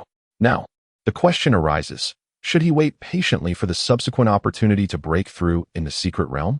Or should he seize the moment amidst the carnage of the battlefield? The answer is glaringly evident. What Su Yuan needs most is strength. Whenever a chance arises, he must charge forth without hesitation. The captain's divination also urges proactive change rather than passivity. Furthermore, on this battlefield, greater strength equates to greater safety. There are no other options available. At that very instant of Su Yuan's contemplation, an anomaly unfolded on the battlefield ahead. Long Yao of the Beastmaster Guild shouted, "This is bad. Old He can't hold on any longer. Who will assist him?" The 4-star Beastmasters tasked with repelling the formidable star-sinking beasts found themselves overwhelmed. As several of these beasts breached the defensive line initially established by the 4-star masters, a voice lamented, "This is untenable. Our forces are already stretched thin. If we divide them, our high-level combat strength will be insufficient. What shall we do? Those 3-star masters are incapable of halting the star-sinking beasts." Suddenly, someone recalled, "Wait, what about Su Yuan? Didn't he manage to slay one?" The group clung to this notion as if it were a lifeline. Without hesitation, Yuan Yang declared, "Su Yuan, given the urgency of the situation, can you contain those 5-star sinking beasts?" Su Yuan gazed thoughtfully, calculating his options before responding, "Captain Yuan is absent. I will require the assistance of the 3rd Brigade." "Very well. Relay the order." The 3rd Brigade is temporarily under Su Yuan's command. "If you can hold off those 5-star sinking beasts for half an hour, I will immediately send reinforcements." Su Yuan, invigorated, realized there was no time for indecision. Relying on Yuan Yang for reinforcements seemed far less prudent than striving for his own breakthrough. Since the beasts had come to him, it would be a disgrace not to reciprocate their challenge. The crux of the matter was who would achieve a breakthrough first. If Su Yuan could eliminate even one star-sinking beast, he would gain the confidence needed to vanquish the rest. Chapter 47, Dragon Maiden. I shall always be the first. The first breakthrough must occur within 10 minutes. He must slay a star-sinking beast to seize its essence, or else risk losing his sanity and becoming a beast himself. This meant Su Yuan could not resort to his previous tactics of entombing the beasts alive using Li Mi's abilities, as that would not allow him to claim their essence. Furthermore, the adversaries he faced were more numerous this time. Su Yuan promptly communicated through his emblem, "Everyone, you have heard. 5-star sinking beasts have been released for us to confront. Most of us are 2-star beast masters, with only a few being 3-star, so the disparity in strength is significant. Therefore, I propose that every 3 small teams, totaling 9 individuals, take on 1-star sinking beast, while our 7th squad handles 2. What do you think?" The responses from his comrades came swiftly. "Su Yuan, we shall follow your lead. None here possess your prowess. Indeed, 9 of us against nearly 20 beasts. If we cannot manage even 1-star sinking beast, I would lose all honor in claiming to have been on the battlefield." "Exactly. If you can hold off 2, give us 20 minutes. We will trade injuries for lives and rush to your aid." The majority of the 3rd Brigade were new recruits who had been hesitant and fearful during the day's skirmishes, but after hours of combat, they had become numb to fear, fueled now only by fervor. Su Yuan volunteered to confront 2-star sinking beasts, as it would be shameful if they could not even contain the remaining 3. Ouyang Shui looked at Su Yuan with concern. "Have you lost your mind? Last time, facing just 1 was a considerable challenge. Now you wish to confront 2? Realization dawned upon Ouyang Shui as she understood Su Yuan's intent. Could it be that he lacked the appropriate celestial materials? Su Yuan raised his index finger to his lips and whispered, "Show." about the knowledge you just shared with me. I owe you one. Haven't you always been curious about how I procure the rare treasures of heaven and earth? Allow me to show you this time. Ouyang Shui was momentarily taken aback, standing frozen in place. Su Yuan, if you choose the second path and seize the primordial star beasts, then utilizing the rare treasures can elevate a beast's level to the starfall level, making it formidable in both attack and defense, rivaling a starfall level monster, albeit lacking somewhat in explosive power. In such a case, one of Su Yuan's beasts could contend with a starfall level monster, and together with her and Li Mi, they could handle two. The cost would be revealing to her the method of obtaining the rare treasures, and a 10-minute time constraint for the kill. The first represented trust, while the latter signified his confidence. Ouyang Shui slightly parted her lips, her silver blue hair dancing in the wind as she smiled at Su Yuan. Is this what it feels like to be trusted? It seemed as if something long buried within her heart was stirred, and she silently thought, Su Yuan, if you manage to return alive to Dawn City, I have something to tell you. Su Yuan, go ahead and deal with the monster you have your eye on. Leave the other one to me and Li Mi. Su Yuan turned back in astonishment. You too, as two-star beast masters, plan to confront a starfall-level monster? Ouyang Shui tossed her silver blue hair with a chuckle. What, do you think you have a trump card? I am the daughter of the Beast King. Surely I have a few life-saving items. Su Yuan nodded. Then I shall entrust it to you. The 5 starfall-level monsters released were all at the initial level of starfall, namely the Crimson Thunderwind Hawk, the Harpy, the Thousand Bones Blood Dragon, the Starfire Bat, and the Mountain-Cutting Iron Lynx. The most formidable among them was undoubtedly the Thousand Bones Blood Dragon, which was devoid of flesh, organs, or skin, composed solely of bone and blood. The dilemma lay in deciding who should break through first. As if she could see through Su Yuan's hesitation, Long Yao materialized beside him in human form. Little one, what are you hesitating about? Long Yao's crimson lips parted, her striking figure accentuated against the blood-soaked battlefield. In her captivating eyes, Su Yuan's reflection shimmered. She lifted her delicate hand to tilt Su Yuan's chin, leaning closer. Do not forget, I am your first. No matter what the future holds, or what challenges arise. Remember this, I will always be your first. Long Yao's lips curved into a smile. Do not worry. Even if I were to transform into a monster, I would never forget you, little one. Su Yuan managed a bitter smile, thinking to himself, indeed, what am I hesitating for? System. What rare treasures does Long Yao require to break through to the starfall level? Resolute, he decided that if Long Yao was to be the first to break through, then she would indeed be the first. Ding. Answering the host. The rare treasure required for the breakthrough is the 9-heart illusion dragon feather. Can it be simplified? Ding. Answering the host. Simplification initiated. Simplification complete. In lieu of the required treasures, a cookie was substituted. A cookie? I recall that Ouyang Shui always carries some with her. As a princess, it is quite common for her to have a few palace desserts on hand to enhance her meals. Su Yuan, usually too apathetic to comment, found this to be of great utility. As the 5 starlet-level beasts approached, Su Yuan communicated through his arm badge, everyone, leave the Thousand Bones Blood Dragon and the Harpy to us. You distribute the other 3 among yourselves, but you must hold them off. Rest assured, leave it to us. Just hold on, Su Yuan, we will come to your aid. With that, Su Yuan pocketed the badge and reached directly for the pouch at Ouyang Shui's waist. Ouyang Shui's face instantly turned crimson. Wait, what are you doing? We are still on the battlefield. She was taken aback by Su Yuan's sudden action. However, unconcerned with her innocent thoughts, Su Yuan seized the pouch and produced a cookie, declaring, the treasure I need is right here. He promptly tossed the cookie to Long Yao. After transforming into a dragon, Long Yao swallowed the cookie in one gulp, and her originally crimson dragon form began to undergo a rapid metamorphosis. The red scales started to shed, and the orange-red dragon flames underwent a fundamental transformation. The treasure of the 9-heart illusion dragon emanated an immensely potent dragon divine aura. Long Yao's flames evolved into a mesmerizing blend of blue, purple, and red, her dragon form swelling to nearly 10 meters in length. Her horns morphed into the shape of 9 treasure glass, and the transparent hues made even light-based abilities pale in comparison. Ouyang Shui stood frozen, akin to a wooden chicken, utterly convinced that she was merely carrying the most ordinary cookie. Yet, Su Yuan had transformed this inconspicuous cookie into a treasure, facilitating the beast's ascension from golden to starlet level. A miraculous breakthrough from S rank to SS rank. In that moment, all doubts were dispelled. No wonder Yuan could achieve breakthroughs so effortlessly. He merely required something readily available. With such capabilities, what could the starlet-level beasts do to impede him? Chapter 48, SS Rank. The Dragon Goddess emerges as the Dragon Warrior Maiden transitioned into the starlet level. The previously clear night sky seemed to be engulfed by dark clouds, and thunder rolled ominously. The flying beasts in the sky were struck down one by bolts of lightning. Meanwhile, the Thousand Bones Blood Dragon, encased in a multitude of bones, appeared agitated and lunged fiercely towards the Dragon Maiden. Yuan anticipated the hunt, just as the dragon anticipated its prey. In this dance between hunter and hunted, only one would survive. The remaining starlet-level beasts had already engaged with the other members of the third squad. Ouyang Shui had no time to focus on Yuan's battlefield.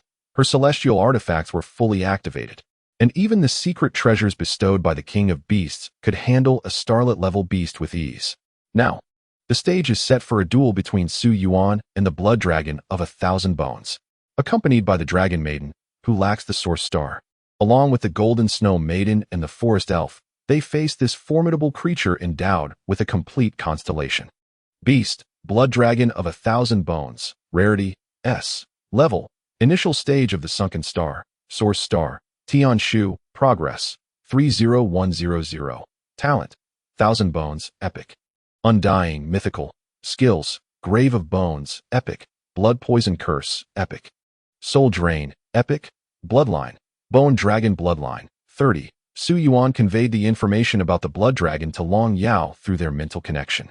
This beast is the most powerful among the 6 that were released.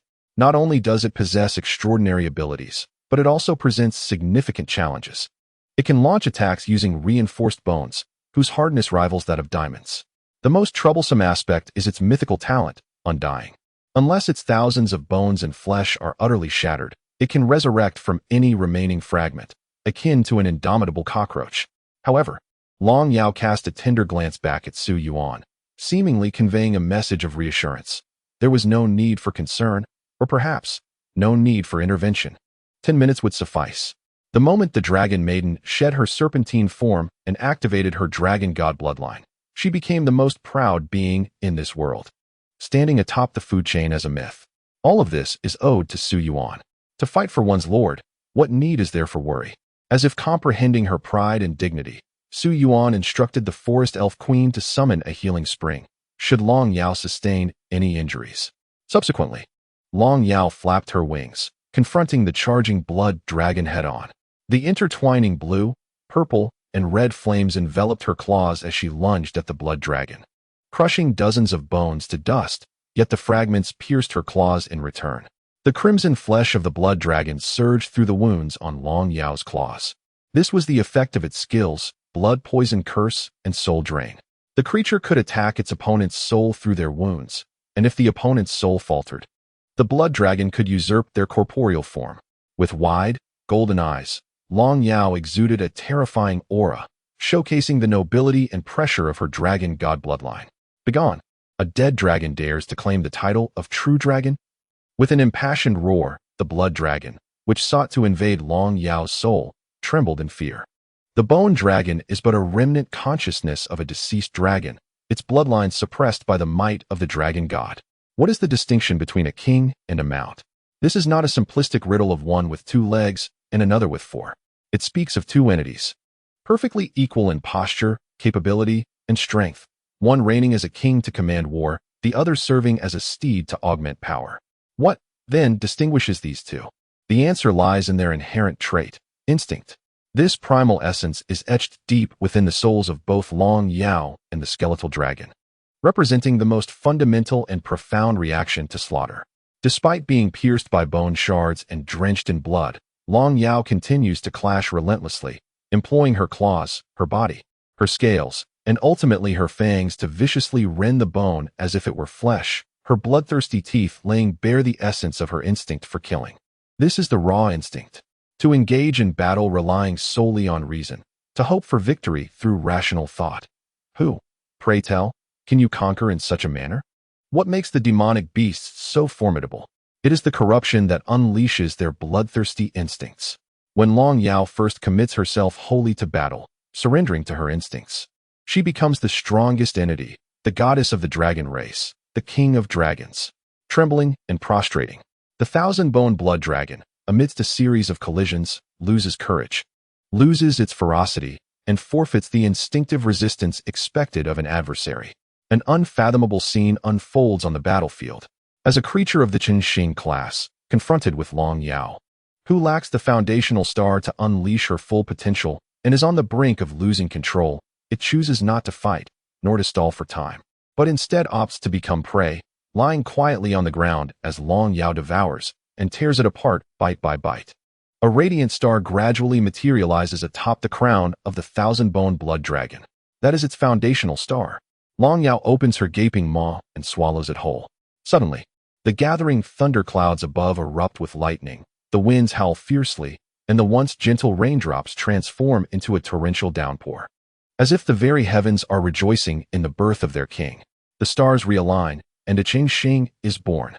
Under the enhancement of stellar power, the form of the dragon maiden warrior diminishes from a colossal entity, yet the energy contained within becomes increasingly astonishing. And Long Yao has completed her evolution. Beast Mastery, Dragon Maiden Goddess, Rarity, SS. Level, Chu Di Qinxian.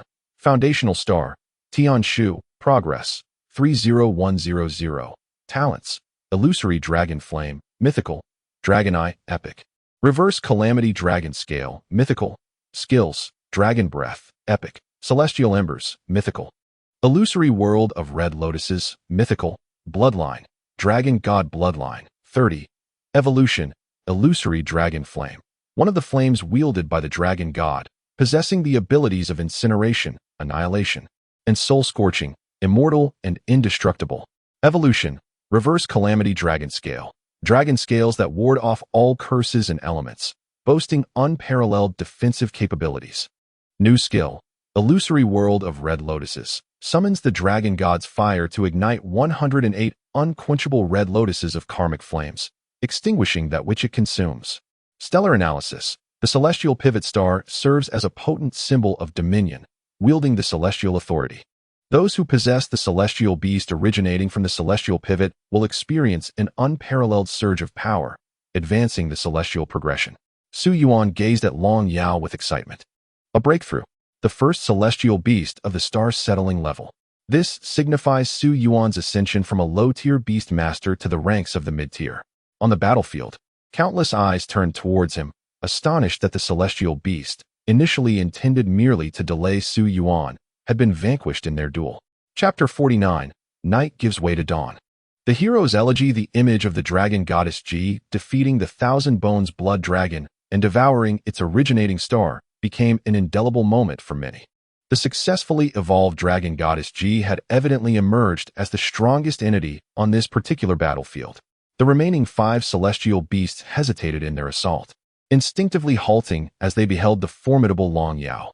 Although the other beasts were merely at the initial stage of the star-settling level, their rarity was predominantly classified as A and B, indicating a significant disparity in strength. With the Thousand Bones blood dragon already defeated, they naturally felt an instinctive dread towards a more powerful adversary. Consequently, the third squad's offensive surged forward with Su Yuan and the dragon goddess's assistance. Initially, the distribution of forces comprised 9 beast masters against a single beast, and soon these star-settling beasts were overwhelmed by the tactical sea of the third squad. Of course, the squad members, displaying shrewdness, refrained from completely exterminating these beasts. The method of handling them was, naturally, at Su Yuan's discretion. As the battle paused, a group of squad members surrounded Su Yuan, exclaiming, "Su team, you were incredible. Please spare a life. Your rapid advancement to the star-settling level is astonishing." "Indeed, Su team. I've been a soldier for a year and am still stuck at the 3-star Beastmaster level. How can I continue after witnessing your prowess?" Lao Lu. Comparing yourself to Su team is inviting trouble. Su team, we've brought these beasts down. How shall we proceed? The decision lies with you. Without your assistance. To be frank, even a group assault would have made it difficult to subdue a star-settling beast. The squad members, who initially addressed him by his name, had now adopted the title of Team Su, signifying their recognition of his status within the team. Su Yuan nodded. What an opportune moment. He could elevate all his beasts to the star-settling level in one go. At this moment, Ouyang Shui, seemingly aware of Su Yuan's thoughts, cautioned, "Su Yuan, do not be so hasty. Aside from the Thousand Bones Blood Dragon, the originating stars of the other 5 beasts are merely ordinary small stars. If you devour their stars now, you may regret it later." Su Yuan chuckled in silence. Indeed, he lacked theoretical knowledge and inquired, "Is there a difference?" Ouyang Shui sighed and explained, "Of course, the primordial stars, with the Big Dipper as their esteemed representative, can provide 100% enhancement of a certain power. You must be aware of this. While the energy supplied by other lesser stars is only about 1/3 or half of that provided by the Big Dipper." Su Yuan understood, realizing that there was no rush to upgrade. Striving for perfection, he recognized the necessity of thoroughly studying how to configure the primordial stars for beast mastery in the future. He then approached Long Yao, who had just concluded her battle. At that moment, Long Yao transformed back from her dragon form to her human guise, shedding her crimson feathers. Her wine-red hair appeared to have grown longer, cascading down from her shoulders to her waist. Her skin became more delicate and smooth, and a faint flush of fatigue adorned her cheeks. Her wine-red pupils reflected Su Yuan's figure as she softly murmured, "Little one, this king is somewhat weary." Su Yuan gently brushed aside the bangs on her forehead, responding, "Indeed, my queen, you have worked hard." Long Yao leaned closer to Su Yuan's ear and said, "Little one, this king is also a bit hungry." Su Yuan's eyes widened, seemingly resolved. "Fear not. After the battle concludes, I shall accompany you to the end. But for now, do take some rest." He then summoned Long Yao back into the beast mastery space. On the front lines, due to Su Yuan's remarkable performance, many high-level beast masters were inspired. Wan Yang shouted, "Look at Su Yuan. Are you not ashamed? Give it your all and drive these wretched beasts back. How can you not feel embarrassed? You let your beasts escape, and now you rely on a junior to clean up after you. When we return, do not dare say you are from Wan's camp. I cannot bear such disgrace."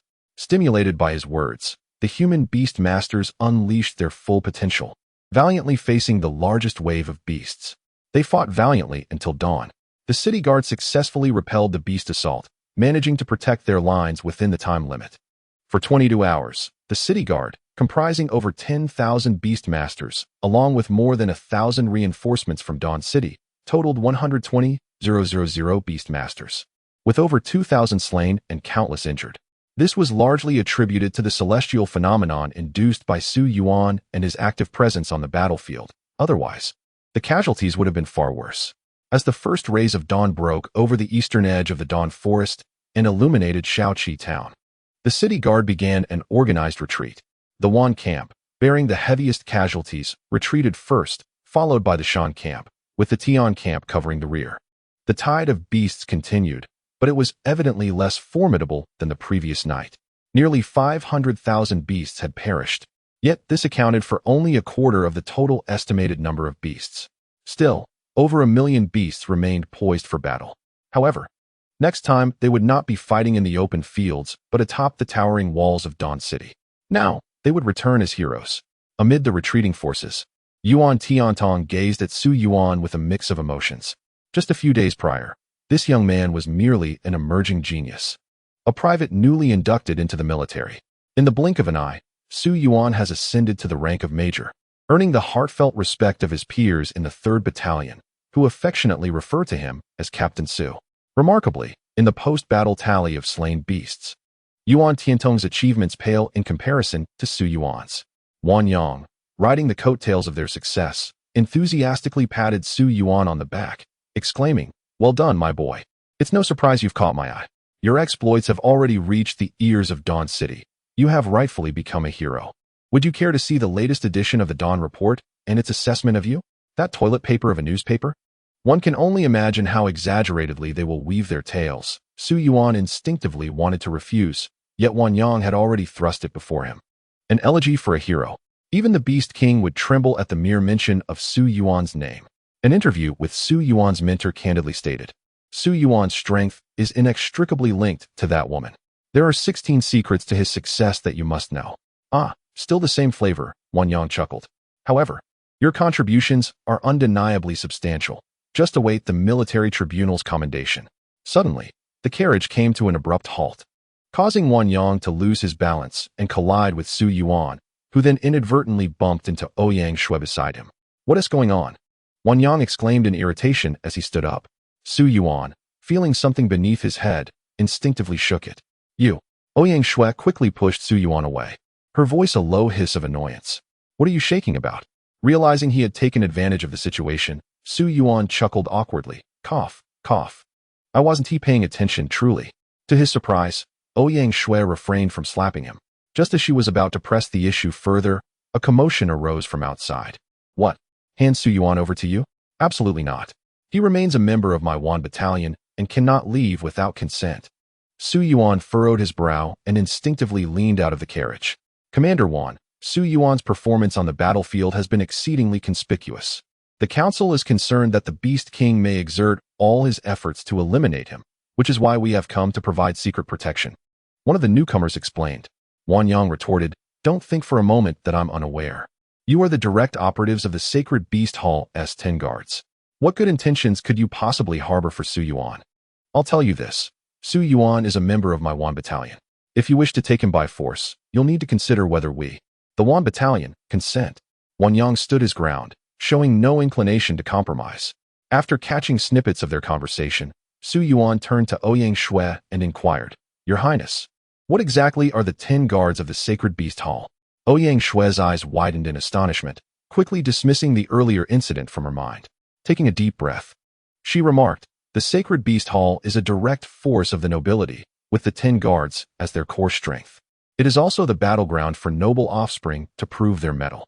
In terms of beast tamers, the 10 guards boast over 30,000, which is equivalent to the combined might of the Beast Tamer Guild, the Royal Knights, and the City Guards. What could their purpose be in appearing now? Su Yuan's expression was complex. Such formidable power remained hidden within the city, with no sight of reinforcements. Their emergence at this moment clearly indicated an intention to create trouble for him, possibly to abduct him. He whispered. Ouyang Shui clenched her fists tightly. This is careless of us. Given your performance on the battlefield, Dawn City will undoubtedly seek to commemorate your name to capture the interests of more citizens. The nobles will certainly wish to eliminate you. Su Yuan, do not accompany them. Otherwise, they will fabricate incidents, such as claiming you were attacked by monstrous beasts and that they failed to protect you, as a pretext to dispose of you. Ouyang Shui bit her silver teeth in frustration. I should have anticipated this. How foolish of me. I should have contacted the palace directly to ensure your safe escort back. Su Yuan continued to listen to the commotion outside. He observed a man in specially crafted armor brandishing a parchment, declaring, Commander Yuan, I possess an order from the military law office to escort Su Yuan. Is it that your city guard's Wanzi camp is no longer under the jurisdiction of the military law office? Or do you question the authority of the military law office established by King Wang? Commander Yuan retorted angrily, Lu Xian, do not overstep your bounds. I am well aware of your intentions. Even if this escalates to the military law office, I have my own arguments to present. Lu Xian appeared to be the leader of the group. The name Fine Willow Guard suggested they were one of the 10 guards, and even Su Yuan could discern their intentions. Ah, the Lu family, he thought, realizing their unwelcoming demeanor. Ouyang Shui puffed her cheeks in concern, stating, the military law office? This is troublesome, Su Yuan. The military law office oversees the city guards, and Commander Yuan may not withstand their pressure. Furthermore, I must apologize. The military law office is managed by my second brother, and it may be due to my influence that such an order was signed. Ouyang Shui clutched her skirt tightly, her voice dwindling as she expressed her worry, feeling as though she had inadvertently implicated Su Yuan. Understanding her words, Su Yuan realized the royal family was also in turmoil. He playfully flicked her forehead, eliciting a wince from her. Ah, that stings. But fear not. Your honesty does not warrant my ire. Consider it a form of retribution. If they seek my life, it shall not be so simple. They are merely the Fine Willow Guards, just nobility. I shall meet them head on. Ouyang Shui, filled with concern, grasped Su Yuan's arm, urging, do not act impulsively, Su Yuan. I shall think of a way to contact the palace and stall them for a moment. Su Yuan chuckled. That would be futile. Given the efficiency of governmental operations, I fear I might end up as carrion in the wilderness before any orders are issued. Do not worry. I am not foolish enough to walk willingly to my demise. Just keep an eye on it. The sage has his own brilliant plans. Su Yuan turned his head to Li Mi, clasping his hands together, and said, "Sister Li Mi, I once mentioned that your abilities would prove invaluable in a crisis. Now, dear sister, I find myself in dire straits. Could you lend me a hand?" Li Mi's cheeks flushed crimson as she lowered her gaze and murmured, "How can I assist? Even Commander Yuan struggles with this. What use could I possibly be?" She found it hard to fathom that, if even Commander Yuan could not handle the situation, what could she, a mere 2-star Beastmaster, accomplish? Su Yuan, with utmost sincerity, replied, "How could that be? This matter can only be resolved by you. Of course, we shall also seek the assistance of the 3 esteemed elders from the Beastmaster Guild." Long Yao immediately responded, "Whatever you need, just say the word. Our purpose here was to protect you from the noble schemes. Even if you decide to flee, the 3 of us can help delay them for a while." Su Yuan shook his head. No.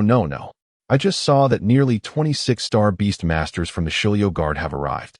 They clearly do not wish for me to escape. My plan, therefore, does not involve confronting them directly. Come here, and we shall proceed accordingly. A minute later, Ouyang Shui patted Su Yuan on the shoulder and said, "Excellent. It's fortunate you thought of this. Without Sister Li Mi, it would truly be a challenge. Rest assured, I have a bug-type beast that can track us. It will follow you, allowing you to pinpoint our locations while simultaneously recording images and sounds." Su Yuan nodded. Special class beasts indeed proved to be quite useful. "Very well, I entrust my life to you all. Sister Li Mi, I rely on you." Li Mi, emboldened, clenched her small fist and struck a determined pose, declaring, "Fear not." "Good." Subsequently, Su Yuan leapt down from the carriage and approached the front. At that moment, Wang Yang was still engaged in a heated debate with Lu Xian of the Shilio Guard. Upon noticing Su Yuan's arrival, Lu Xian donned his signature professional smile and remarked, "Oh, is this not the esteemed hero of our battlefield? Su Yuan, the military law department has issued orders for us to escort you to ensure you are unharmed by the beasts. It seems Commander Yuan suspects we harbor ill intentions. To be candid, we of the Shilio Guard are indeed directly under the Lu family's command. Previously, 2 scoundrels from our family acted indiscriminately, so it is only natural for Commander Yuan to harbor such suspicions. However, to demonstrate our sincerity, we have dispatched our elite forces to ensure your safe return, hoping to transform our enmity into friendship. Moreover, behold the carriage behind us, which carries 10 treasures and 5,000 gold coins, a token of our apology from the Lu family. We sincerely wish to resolve our grievances." Throughout the encounter, Lu Xian maintained a soft demeanor, insisting only on taking Su Yuan, which left Wang Yang feeling as if he were striking against a pillow. Nevertheless, Wang Yang remained convinced of their ulterior motives. Su Yuan's heart skipped a beat. The Lu family was indeed making a significant investment. Just as Wang Yang was about to argue, Su Yuan preemptively interjected, "Given Commander Lu's remarkable sincerity, I shall graciously accept, Wang Yang." Wang Yang hurriedly pulled Su Yuan back, exclaiming, "Have you lost your mind? They are clearly preparing to draw their blades against us." Su Yuan chuckled, responding, "There is truly no need for concern, Brother Yuan. If anything were to befall me, do you think the Lu family would not fear the whispers of the masses? Moreover, our Yuan battalion has achieved such great merit. We should not clash with military law. Otherwise, the sacrifices of our brothers in battle would be in vain." Lu Xian, overhearing, chimed in, Indeed.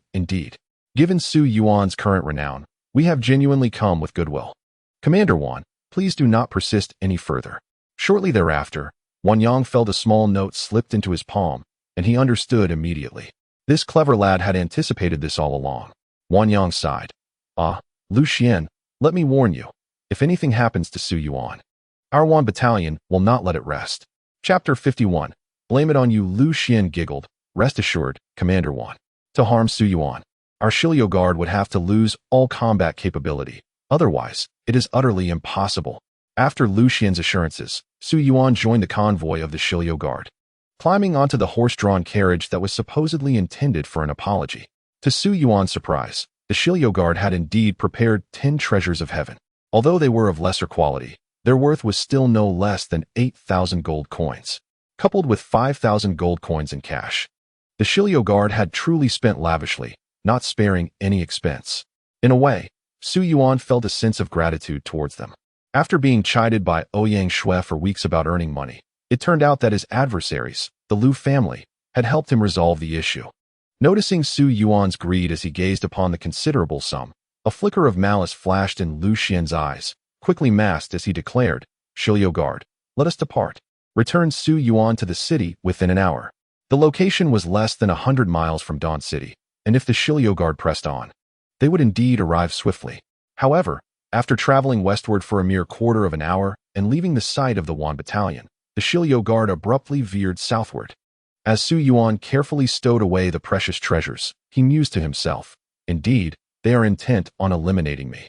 To be honest, upon seeing such a significant amount of money, he momentarily considered withdrawing, but if they sought to harm him, he would retaliate in kind. A small insect on his shoulder was diligently tracking their location. Excellent. Li Mi and the others were following closely behind. Su Yuan initiated a conversation. "Commander Lu, this direction does not seem to lead to Dawn City." Lu Xian stretched lazily and replied, "While it is not Dawn City, it is a place you ought to visit." "What place might that be?" Su Yuan inquired innocently. Lu Xian glanced at him with an indifferent expression and said, "A graveyard, 100 miles south of the city, where impoverished families bury their deceased when they cannot afford proper funerals." Su Yuan feigned fear, his expression turning serious as he asked, "What are we going there for?" "Commander Lu, do you truly wish to engage in this? Did you not promise Commander Yuan just a moment ago? Are the words of the Lu family mere trifles?" Lu Xian, while gripping the reins of the carriage, replied, "How could that be? What I pledged was that unless our Shiliu Guard loses its combat capability, no harm would befall you. Despite my lineage, I am indeed a man of my word. Once you draw your last breath, we will inevitably lose our fighting strength. This much I comprehend."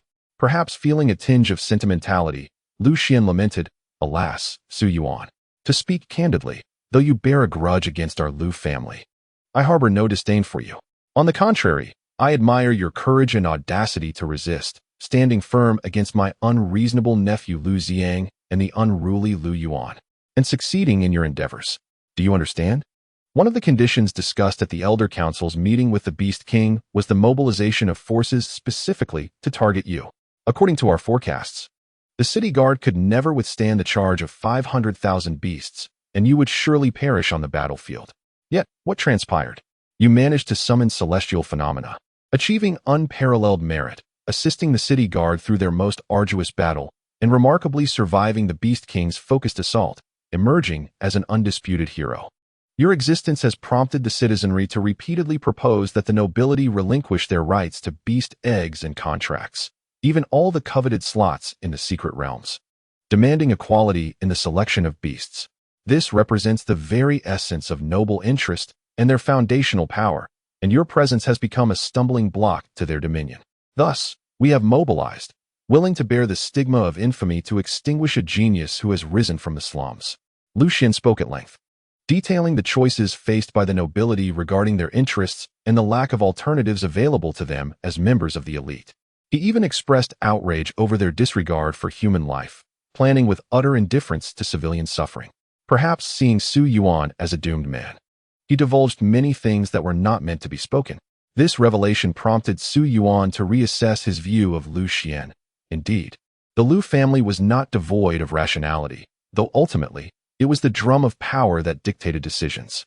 After nearly an hour of travel, upon reaching their destination, Lu Xian declared, "Step down, Su Yuan. You are astute. You understand the implications without further elaboration. I shall endeavor to spare you pain, but do not compel me to resort to force." Su Yuan leaped from the carriage and surveyed his surroundings, remarking, 26-star beast masters have come to hunt me? You hold me in far too high esteem." Behind Lu Xian, a familiar masked figure removed his black veil and said, "Su Yuan, do you recall me? On the day I sought Wangju, I vowed to personally witness your lifeless body lying in the wilderness. Have you given thought to that day?" Su Yuan focused intently. "Lu Yuan, the vice principal of the original Holy Beast Academy. I was wondering who it was, so you have come as well." Lu Xian stepped forward and said, "There is no other way, Su Yuan. You have triggered too many miracles. Even the frenzied assault of 500,000 demon beasts could not drown you. 26-star beast masters are here to escort you on your journey. This is nearly the entirety of my Lu family's resources.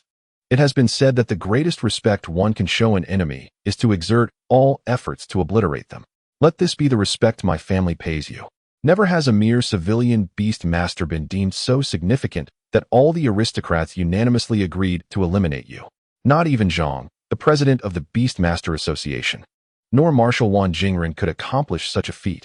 You, Su Yuan, are the first. I merely did not expect you to come with us so readily. I had anticipated a bloody battle. Su Yuan raised his hands and blinked. Wan Jingren? By the way, how did the marshal meet his end? Lu Xian replied. Is it necessary for you to know? Su Yuan sighed. Just a curiosity before death. Since you have shared so much, this question should not be a bother, right? Lu Yuan scoffed. Brother, why waste words with him? Just kill him. We need to report back. Lu Xian furrowed his brow and said, very well. It matters little to tell you. Wan Jingren discovered the transaction between Lu Shan, the head of our family, and that 9 serpents, and he attempted to intervene, only to be killed by the joint efforts of the 9 serpents and Lu Shan. So that was it. This clarified Su Yuan's last doubt regarding the demon beast tide. Ha! Su Yuan laughed heartily. What a nobleman. What a Lu family. To achieve your unspeakable goals and filthy profits, you are willing to betray 2 million souls of Dawn City. What shame and bottom line do you possess in your eyes? I offer you 16 words. You enjoy your privileges while the common people suffer. The lowly are easily oppressed, while the heavens are hard to deceive. Do you really believe that under the heavens, a traitor can be tolerated? Do you think I, Su Yuan, have truly come to deliver myself to death? Do you think I will just sit idly by? Do you believe your secrets can remain concealed from anyone? Lu Yuan coldly remarked. You speak with the air of a righteous gentleman, but alas, you shall perish here. Lu Yuan summoned a hexagram-shaped beast, wielding a sharp blade directed at Su Yuan. Give up, Su Yuan. Blame it on your birth outside the nobility. Before he could finish, Su Yuan simultaneously summoned the Ice Snow Maiden, utilizing the insect positioning of Shadow 1 to activate his innate ability, Mythical Aurora Dance. With a flash, Su Yuan's figure vanished from the spot. The entire Lu guard stood frozen, instantly sensing their surroundings. Where is he? Chapter 52. Su Yuan disappears? The desperate Lu family, where is he? Not only Lu Yuan, but the accompanying Lu guards looked around in bewilderment at the desolate graveyard, surrounded only by tombstones and scattered white paper. With no trace of Su Yuan in sight, Lu Yuan could hardly believe his eyes. How could Su Yuan vanish in an instant right before him? Lu Xian quickly said, he must possess a spatial type skill. With his 3-star beast master abilities, it cannot exceed a kilometer. Everyone disperse and search within a 10-mile radius. Even if we must dig 3 feet into the ground, we will find Su Yuan. I refuse to believe he can vanish into thin air. Moreover, employ widespread offensive capabilities. If Su Yuan possesses invisibility or stealth abilities, we must remain vigilant. Lu Xian immediately deduced every possible scenario. It must be that he is utilizing spatial or stealth powers. There is no way he can escape. The 26-star Beastmasters, bewildered at first, soon regained their composure. Yes, it must be so. The group swiftly scattered, unleashing the formidable power of their dusk-level beasts to conduct a carpet bombing and thorough search. However, half an hour passed with no results. Where on earth is he? Lu Xian furrowed his brows, asking, still no sign of him? Lu Yuan, kicking the ground in frustration, replied, no, elder brother. We have searched the surrounding area thoroughly and found no trace of Su Yuan. We even bombarded the entire 10 miles, apart from unearthing a pile of bones. There's nothing. Someone else suggested, Commander, could it be that Su Yuan possesses a spatial treasure? Lu Xian shook his head, impossible. Any spatial artifact capable of transporting someone elsewhere would at least be of supreme quality. We are well aware of Su Yuan's background. He cannot possibly possess such a treasure. Then where has he gone? The group exchanged perplexed glances, feeling at a loss. Lu Yuan seemed to recall something and rushed to a cart, shouting, this is bad. Elder brother, the 10 treasures and 5,000 gold coins are all missing. He might have anticipated our lethal intentions, which is why he dared to come alone. He was confident he could escape. He even snatched away our bait. Lu Xian suddenly understood. No wonder he was so easily deceived into coming here. It was us who had fallen into his trap. This is dire. Lu Xian exclaimed. Just now, Su Yuan was probing us for information. Lu Yuan was initially startled, but then replied, but what does it matter, elder brother? Even if he returns to accuse us, it would be mere words. Who would believe him? Lu Xian retorted, fool. Since Su Yuan dared to take such risks, he must have means to record images and conversations. Otherwise, why would he come alone? Does he truly believe he can just offer his neck for you to strike? Quickly, the only course of action left is to take a desperate gamble. Notify the family head, Lu Shan. We can wait no longer. We must act decisively and contact the Beast King to launch an assault. Su Yuan may yet perish amidst the chaos. If we allow him to return to Dawn City to accuse us, the Lu family will be plunged into an irretrievable abyss. If we cannot find Su Yuan, then let us not hesitate any further. We shall incite a greater turmoil, ensuring Su Yuan meets his end in the war. The Shilio guards, seeing no hope of locating Su Yuan, ultimately chose this perilous strategy. As they departed, Lu Xian sighted the spot where Su Yuan had just stood. Muttering the 16 words, the common people are easily oppressed, but heaven is not easily deceived. 1,000 meters underground, Su Yuan, having been teleported to his designated location, brushed the dust off his face. That was a close call. He felt a surge of relief as the corners of his mouth lifted in a smile, having successfully escaped to safety. Surrounding him were Ouyang Shui, Ying Yi, Ying Er, Li Mi, and the three brothers from the Beast Tamer Association, the Zhang family. Before leaving the Wanzi camp and entering the Shilio Guard, Su Yuan had devised a plan. He instructed Ying Yi, Ying Er, and the Zhang brothers to assist Li Mi in tunneling underground, employing earthworking techniques to dig their way in. Maintaining a constant vertical distance of 1,000 meters with the aid of Ying Yi's insect-type beasts positioning abilities. In moments of danger, they would utilize the Snow Woman's Aurora dance to flicker precisely to a distance of 1,000 meters. Lu Xian and Lu Yuan would never have imagined that Su Yuan had not fled at all. He was merely 1,000 meters beneath their feet. Although a 6-star beast tamer possesses remarkable sensory abilities, their capacity for downward perception is quite limited, a fact Su Yuan had previously confirmed with Ying Yi. His reckless venture was twofold: to provide relief to the Wanzi camp and to the army, as confronting military law was not a trivial matter, and secondly, to utterly dismantle the Lu family by obtaining undeniable evidence of their crimes. He had expected the Lu family to boast in their arrogance, but to his surprise, Lu Xian's demeanor was not as dreadful as anticipated. He seemed to confess. While the process deviated from his expectations, the outcome remained unchanged, revealing the intricacies of human nature. Zhang Miao clutched his heart, exclaiming, "Please don't scare Su Yuan like that again. If anything happens to you, the commander will surely flay me alive." Su Yuan triumphantly raised the insect-type beast in his hand, declaring, "But I have obtained what I desired. This time, we must eradicate the Lu family." Then, turning to Li Mi, he said, "Sister, you truly saved my life. Without you, we would have faced great peril. I have always said your abilities are immensely valuable. They are an exceptional means of survival, particularly for beast tamers with spatial powers."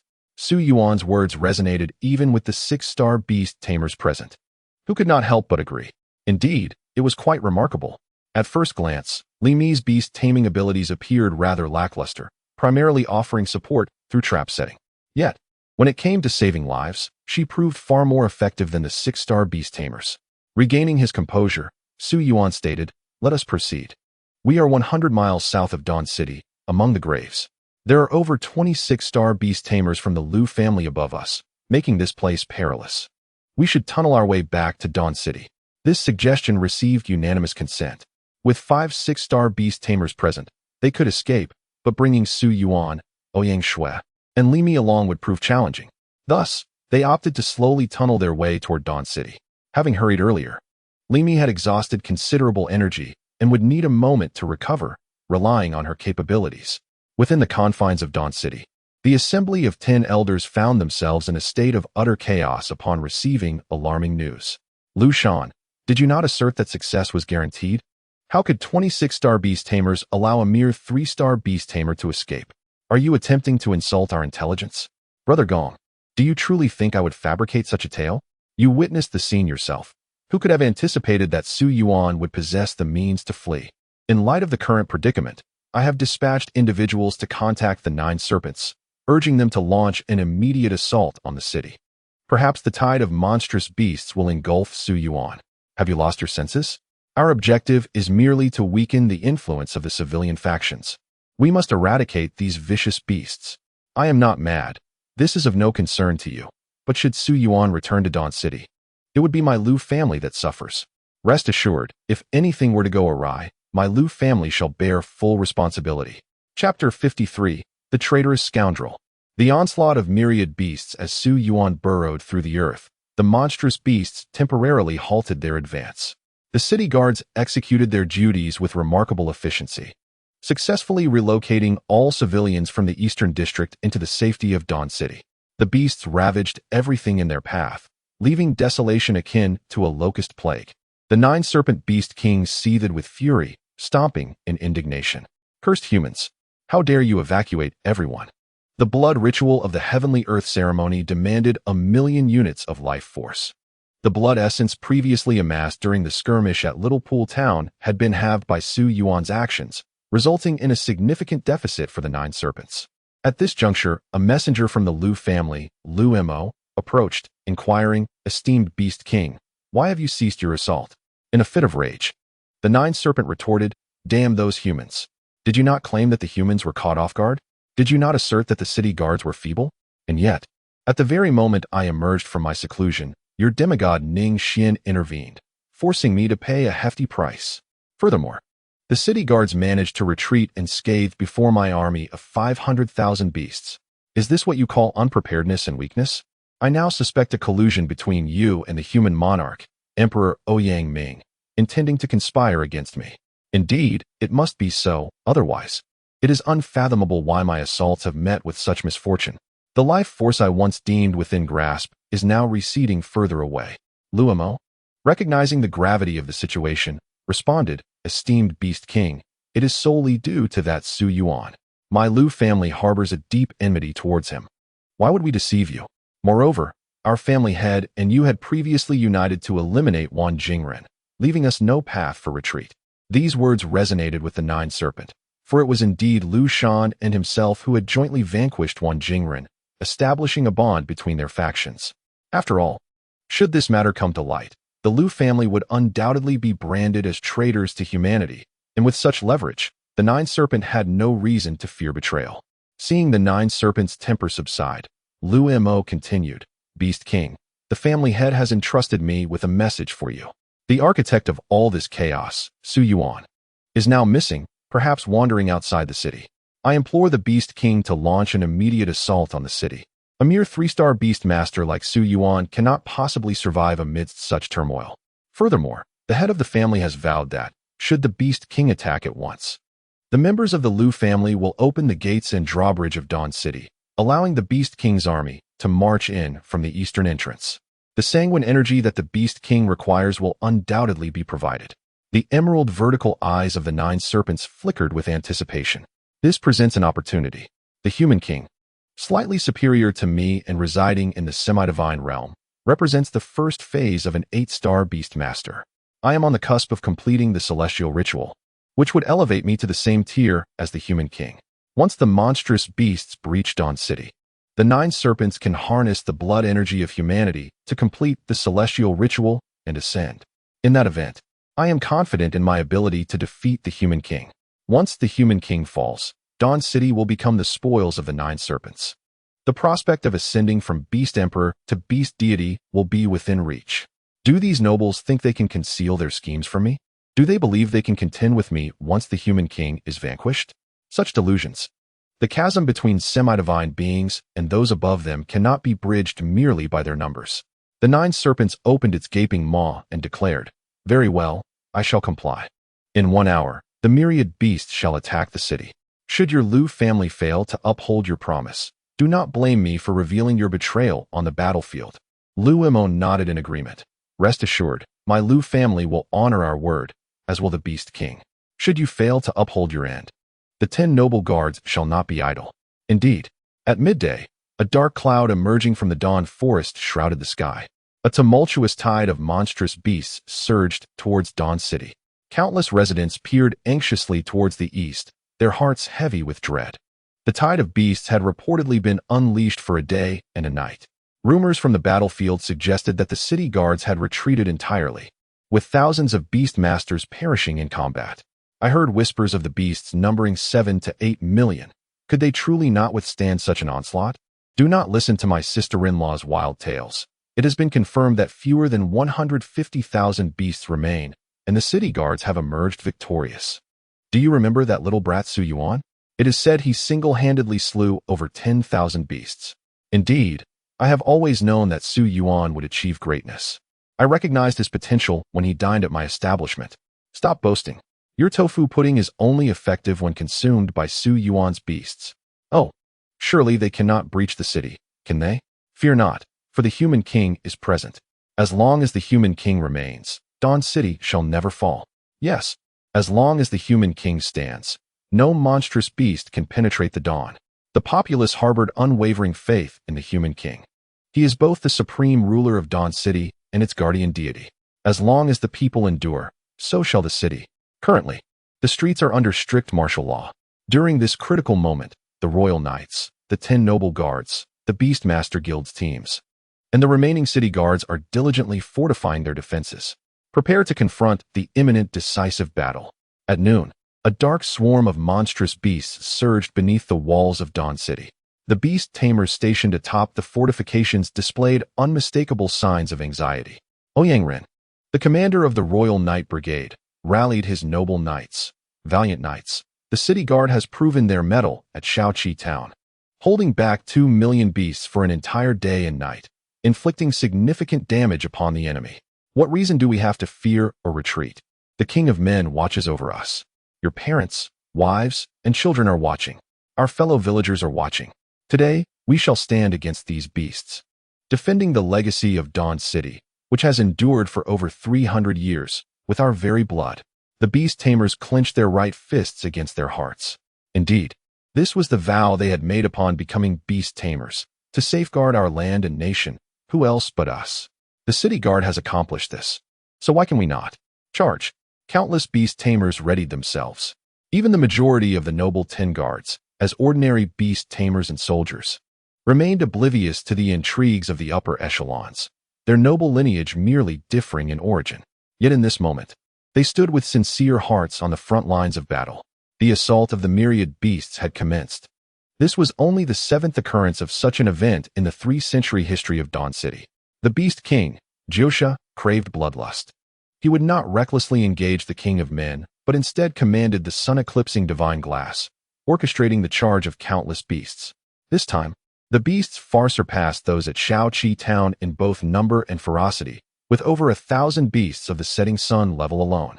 The battlefield resembled a blood-soaked millstone, harvesting the lives of the lower-tier beasts and beast tamers. As the conflict escalated to a fever pitch, innumerable beast tamers were engaged in battle when they observed, to their astonishment, that the once impenetrable city gates had inexplicably swung open. The drawbridge, once under their control, began to descend slowly. Chapter 54, The Strategist. The King of Men slays Jiosha. The tide of beasts dwindles. What on earth is happening? Who is guarding the gates? How could they have fallen? It must be the Willow Guard. This is unexpected. There are so many strong warriors among the Willow Guard. How could they not hold the gates? Could it be that they were attacked by illusionary and psychic beasts? Quickly, 3rd Brigade, come with me to support the gates. The beast tamers in combat had never considered the possibility of treachery within their ranks. They instinctively believed they were under the control of illusionary beasts, which led to the opening of the gates. However, gradually, they began to realize that something was amiss. How could those inside the gates be struck by illusions or psychic attacks? Typically, such attacks require eye contact to initiate. Then, a dreadful possibility dawned upon them. Could it be that the Willow Guard had willingly opened the gates? Yet, the brutal struggle for the city offered no time for contemplation.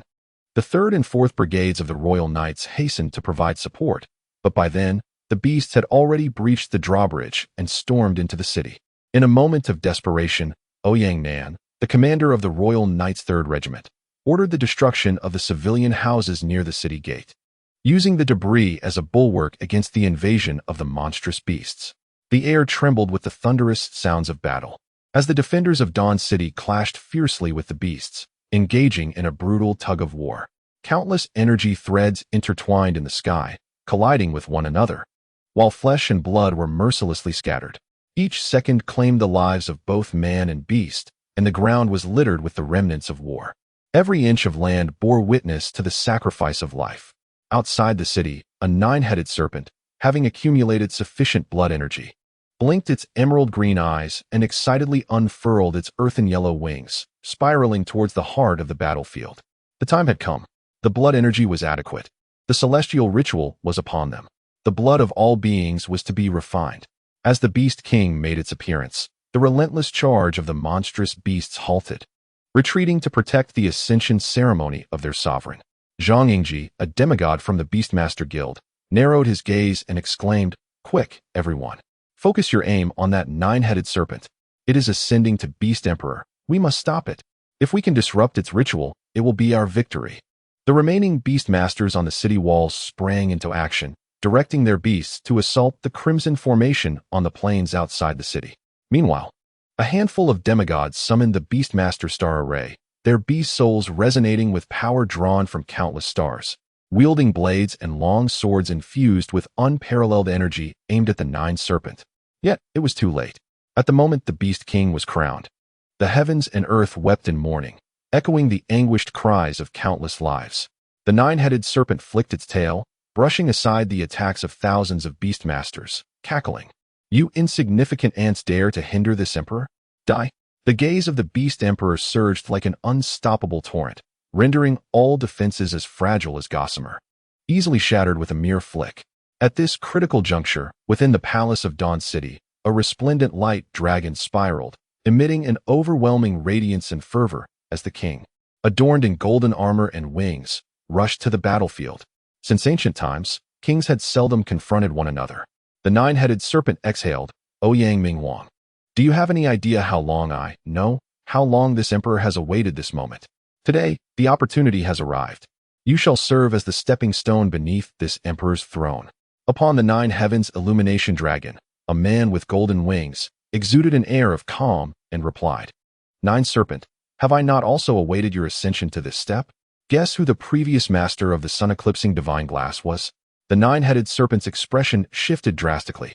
To harness the sun-eclipsing divine glass, it must be integrated as its own life treasure, allowing it to exert influence over the beasts. Now, the sun-eclipsing divine glass was already entwined with its heart. It was horrified as it peered inward, discovering a thread of divine light emanating from the sun-eclipsing divine glass. For the beasts, the purifying power of light was lethally destructive. No, despicable humans. In the depths of its heart, the nine serpents roared in anguish. It sensed its power waning, its life force stagnating, and its ambitions dissolving. The human king, with an air of indifference, remarked, "Regrettably, Nine Serpents, I have ascended to the second stage of royal power. All that remains is the heart of a beast emperor and the triumph of a grand war to solidify my foundation. Among the myriad poisons of the world, none is more venomous than the human heart." Who, after all, was orchestrating this scheme? The Nine Serpents, once conceited in its role as hunter and strategist, finally awakened to the grim reality. Perhaps from the very beginning, it had merely been a fish on someone's chopping block. The human king's right hand coalesced into a luminous sword, transforming into 9 blades that pierced through the 9 heads of the 9 serpents. There was no extravagant exchange of blows, no shifts in advantage. It was a single, lethal strike. The essence of the human king could be encapsulated in one word: invincible. At the moment the sun-eclipsing divine glass of the 9 serpents surged with frantic energy, its defeat was sealed. The Beast Emperor, no, the Beast Sovereign, had fallen. Suddenly, a tempest raged in the east of Dawn City, accompanied by flashes of lightning and thunder, yet the skies remained clear and serene. Ethereal rain descended from the heavens, an apparent omen following the Beast Emperor's demise. The blood-soaked earth was cleansed by this mystical rain, transforming decay into rejuvenation amidst the deep autumn. As life began to stir once more, the beasts liberated from the sun-eclipsing divine glass regained some semblance of reason, fearfully gazing at the increasingly formidable human king as they fled, in disarray, towards their lair in Eagle's Cry Gorge. Subsequently, the human king solemnly proclaimed to the citizens of Dawn City, "The Beast Emperor has fallen. The human race shall prevail. Let us celebrate our valiant heroes. Let us rejoice for our kin." To the soldiers and civilians witnessing the dispersal of the ominous clouds, this was the clarion call of victory. Now, I urge you all to tend to the wounded soldiers and civilians, to pursue the fleeing beasts, and to seize territories we once dared not tread. Henceforth, from this day forward, the Dawn Forest and Eagle's Cry Gorge shall become part of our dominion. In that moment, countless souls wept tears of joy. We have triumphed. In this epic siege against the legion of beasts, humanity emerged victorious. The beasts that dared to assail human territory would undoubtedly pay a grievous price. Those unclaimed lands, rich in resources, the Dawn Forest and Eagle's Cry Gorge, would transform into an inexhaustible treasury for humanity's resurgence. Countless people rushed to share the news, spreading the joy of victory through the streets and alleys.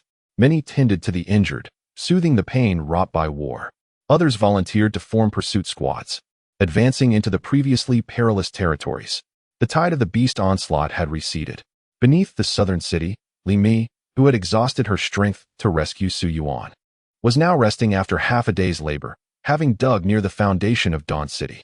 Yet, the others dared not show themselves, for they remained uncertain of the current circumstances.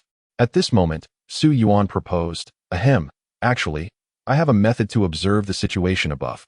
Indeed, it was the celestial projection ability of the Forest Elf Queen. Chapter 55, Su Yuan's Decision. Courage in the return of heroes. Ouyang Shui exclaimed in surprise. "Huh? Is it using your flickering ability?" She instinctively thought Su Yuan would employ the power he had used to escape the clutches of the Lu family. Su Yuan shot her an exasperated glance. "Your Highness, are you lacking oxygen? Why is your mind so sluggish? If I ascend from underground and flicker again, even a dog would know we're down here." Before Ouyang Shui could retort, Ying Yi and Ying Er, who were nearby, interjected hastily. "How dare you insult Her Highness by comparing her to a dog?" Ouyang Shui's ears, already slightly flushed, turned an even deeper shade of red. "You would have been better off not saying anything." Su Yuan regarded the trio with a knowing gaze, realizing the inherent connection between a master and their servant. "Why waste my breath?" he thought, swiftly changing the topic. "Let us simply observe." He then summoned the Forest Elf Queen. On their way, Su Yuan engaged in some heartfelt communication with this new beast companion. Learning her original name was Fujia. Thus, he affectionately addressed her, "Jia Jia. Let us use celestial projection to see what is happening." The Forest Elf Queen cast a glance at Su Yuan.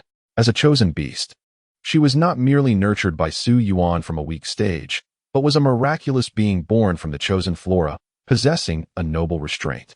This was a challenge many beast masters faced, breaking the ice with their companions. Yet, Su Yuan's laid-back demeanor often prevented her from maintaining her pride. To argue with him would be to lose face. To let it go would feel uncomfortable. Besides, she was the third in line. Indeed, in terms of order, the Dragon Lady and Snow Lady seemed to share a close relationship with their casual master. After some hesitation, she ultimately activated her ability, Epic Celestial Projection. Suddenly, Su Yuan's body slumped onto Ouyang Shui, while Fu Jia fell onto Su Yuan, forming a peculiar shape. Ouyang Shui, witnessing Su Yuan's sudden collapse, thought he had sustained some internal injury and became anxious. However, Ying restrained her, saying, "Your Highness, it appears to be a soul-related ability. It is well known that chosen beasts can possess extraordinarily rare abilities, but I never anticipated one related to the soul. What an eye-opener." Ying Yi's words enlightened the group. No wonder Su Yuan claimed to have a way to investigate. It seemed he spoke the truth. After utilizing celestial projection to separate their souls, Su Yuan and Fu Jia floated upward in a wondrous form. Even Su Yuan couldn't help but marvel at the rarity of beast abilities. Upon surfacing, everything before Su Yuan was astonishing. What was happening? Was this Dawn City? The entire city wall is riddled with countless holes, remnants of shattered walls and the debris of war. It is evident that a fierce battle has taken place. Yet, both inside and outside the walls, numerous diligent workers labor tirelessly, while a few beast tamers are busy clearing the battlefield, suggesting that humanity has emerged victorious. Su Yuan floated forward, eavesdropping on several conversations, gaining a general understanding of the recent events. The myriad of beasts had attacked the city, but the soldiers and civilians of Dawn City united to repel the monstrous invaders. The King of Humanity intervened, slaying the Beast Emperor, and thus the entire Dawn Forest and Eagle's Cry Gorge were incorporated into the territory of Dawn City. What a splendid victory! Many spoke of Su Yuan, acknowledging his pivotal role in the defense and evacuation during the battle at Little Pond Town, making him the focus of their discussions. The excitement within Su Yuan was palpable. This battle was not fought in vain. His efforts bore fruit, saving countless lives and earning him renown within the realm. However, not everyone shared Su Yuan's fortune. He recalled the fallen comrades from the battlefield at Little Pond Town, whose names might forever remain forgotten. Their memories stirred thoughts of the treacherous Liu family and the nobility who betrayed Dawn City. Su Yuan silently resolved within himself, I cannot falter. The evidence he held, if reported to the military judicial office, might be handled with internal discretion due to the intricate web of vested interests. Yet, to do so would betray the comrades who had fought alongside him at Little Pond Town without hesitation. In the past, he dared to petition the king for his own sake. Now, he intended to undertake an act of even greater courage. May my fallen comrades bless me. Through their shared bond, the beast tamer sensed the turmoil within Su Yuan's heart. Upon realizing his intentions, the usually stoic face of the elven queen, Fuga, broke into a faint smile. It was no wonder that even a proud being like her would be willing to dance with him. What makes you smile? Su Yuan inquired. Puzzled by Fuga's expression, the golden-haired, azure-eyed elf indeed looked enchanting when she smiled. Fuga gently lifted the hem of her verdant dress, replying, You are the bravest person I have ever encountered. Su Yuan was momentarily taken aback. Then, with a dawning understanding, he chuckled, I still have much to learn. Knowing what I plan to do, are you still willing to join me? I may find myself at odds with many. Fuga's pupils flickered as she responded. I am your beast, it is only natural. Su Yuan gestured with his hand. To me, there are only companions, not mere beasts. If you are unwilling, I shall grant you your freedom. Fuga's heart stirred as if touched by an unseen force. Ripples danced across her calm, emotional lake. Your desires are my guiding light. As the guardian of the world tree, I, Octavial Fuga Adeline, am willing to dance with you. Ah, so this chosen beast possesses such significance. The full name feels cumbersome. I shall call you Jia Jia, for ease of remembrance. Very well, let us go, Jia Jia. Fujia felt no hesitation this time as she followed Su Yuan back underground. After regaining consciousness, Su Yuan calmly recounted the events that had transpired above to the group, who collectively sighed in relief. The joy of victory was shared by all. After a brief respite, Li Mi began to dig upward. Before leaving the surface, Su Yuan deliberately tore his relatively intact clothing into tatters, smeared some dirt on his face, and even exposed some minor injuries. Ouyang Shui, curious, inquired, What are you doing? Does the smell of dirt appeal to you? Su Yuan shot her a glance, replying, Do you not understand the concept of public relations? He continued, Moreover, I have resolved to undertake a significant task. Do not blame me for not informing you in advance. Public relations? A question mark floated above Ouyang Shui's head, as Su Yuan often employed peculiar terminology. After Su Yuan elaborated on his intentions, Ouyang Shui exclaimed, Are you out of your mind? Do you realize the implications of your actions? Su Yuan interjected, Of course I do, Your Highness. Precisely for that reason, I must proceed. I require Yingyi's cooperation. I intend to expose the filth of those despicable beings to the light of day. Otherwise, I would be betraying my comrades who fought alongside me on the front lines. Ouyang Shui had also been on the battlefield and understood the sentiments Su Yuan expressed. She too had harbored similar desires. Yet, her status constrained her actions. Now that Su Yuan had made up his mind, she recognized that not even 8 oxen could pull him back. Ultimately, Ouyang Shui smiled gently and said, Very well. Su Yuan, today I have come to realize that you are not merely a genius, but also a hero. Chapter 56. I have slain countless foes. I shall unmask this conspiracy to stand against an entire interest group single-handedly is a tale spun by countless storytellers. Yet in reality, such individuals often meet a grim fate. In Ouyang Shui's mind, the conventional approach would involve submitting the evidence in her name to the military law office and the royal family, subsequently holding the involved nobles accountable in a tri-level meeting, thereby compelling them to relinquish substantial benefits to be redistributed among the common folk. This would not only spare Su Yuan from becoming a thorn in the noble side, but also weaken their influence while providing more opportunities for the lower classes, a strategy yielding 3 benefits in one. Such is the quality expected of a clever individual and a competent politician. However, Su Yuan opted for a more radical approach. When Yingyi learned of Su Yuan and Ouyang Shui's decision, he instinctively wished to object. Yet, the princess insisted on supporting Su Yuan, leaving Yingyi no choice but to acquiesce. Once the group was prepared, they chose to take a detour to the east of the city, entering Dawn City from that direction. Most prominent figures and the majority of civilians resided in the eastern part of the city, making this route more effective. Upon reaching the eastern part of the city, Su Yuan, at the forefront, adjusted his tattered garments and the dust and blood that adorned him, striding boldly into Dawn City with an air of confidence. The gatekeeper, a beastmaster, upon noticing the insignia of the 10,000 character camp on Su Yuan's shoulder and the injuries that marred his body, saluted respectfully, exclaiming, "Welcome back to Dawn City. By the way, my brother, the 10,000 character camp entered the city early this morning for rest. The military law department, sympathizing with their heavy losses, did not permit them to participate in the city defense battle. Why are you few from the 10,000 character camp still outside the city?" Su Yuan stood tall, proclaiming loudly, "I am Su Yuan of the 10,000 character camp, surrounded by demon beasts, fortunate to have returned." Su Yuan? That name sounds somewhat familiar. Ah, it is that Su Yuan, the Su Yuan of the 10,000 character camp. His declaration drew the attention of countless citizens and beastmasters. Indeed, Su Yuan had not been seen among the ranks of the 10,000 character camp that morning, and rumors had circulated that he had perished on the battlefield, leaving many citizens and soldiers in sorrow. The public was well aware of Su Yuan's remarkable achievements on the front lines. Many had bestowed upon him the title of hero, praying day and night in the sanctuary for his safe return. Now he had returned. A multitude of citizens and beastmasters flocked to him, eager to glimpse the legendary figure who had caused celestial phenomena on the battlefield and accomplished extraordinary feats.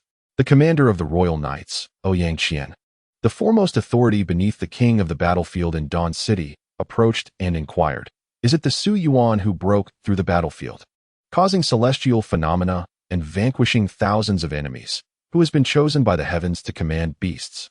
Without elaboration, Su Yuan removed the insignia from his arm and recited the statistics emblazoned on it. Killed, 6 Starfall-level demon beasts, 376 Gold-level demon beasts, 9, 647 Silver-level demon beasts, 17, 551 Bronze-level demon beasts. As a mere 3-star beast master, safeguarding the land is my duty. These modest accomplishments are hardly worth mentioning. I encountered over 100 sunset-level demon beasts on my journey back and narrowly escaped. Today, I return, having fulfilled my mission. Indeed, the insignia accounted for the demon beasts he had slain, contributing to the celestial phenomena. His words ignited waves of astonishment among the crowd. It was confirmed. He was indeed Su Yuan, the Su Yuan who had shone brilliantly on the battlefield. In an instant, discussions and whispers enveloped him. Dawn Academy, Su Yuan of the 10,000 character camp, with nearly 30,000 demon beasts slain, had even surpassed the rank of Starfall-level demon beasts, escaping from the clutches of Sunset-level demon beasts. Is this for real? I thought the toilet paper reports were just fooling the gullible. Did he truly slay 30,000? Indeed, words alone may not suffice to prove this, but Su Yuan's insignia from the 10,000 character camp is not to be doubted. He is just a mere 3-star beastmaster, having recently broken through to this rank. I, a 4-star beastmaster, have not slain even a fraction as many. How could he have managed such a feat? 6 Starfall-level demon beasts? I know about this. A friend of mine is from the 10,000 character camp, and Su Yuan has indeed made a breakthrough on the battlefield, ascending to become a formidable force at the Starfall level. Has he broken through again? The speed at which he moves is astounding. Does he not consider the toll on others? How did he manage to escape from the grips of over 100 sunset-level beasts? It remains a mystery, yet the wounds adorning his body suggest otherwise. Such a remarkable feat, when merely presented, is indeed intimidating. Coupled with the countless miracles Su Yuan has previously wrought, the waves of excitement have surged continuously, from the Eastern Gate to the Eastern District, reverberating throughout the entire Eastern area, even reaching the Central District and the Northern and Southern sectors. Everyone is aware that Su Yuan has returned, and he stands at the entrance of the Eastern Gate. It is that Su Yuan, the one who has slain innumerable foes, the one who has fought beyond his means and vanquished tens of thousands, the very hero who delayed the beast tide for an entire day, achieving monumental merit for Dawn City.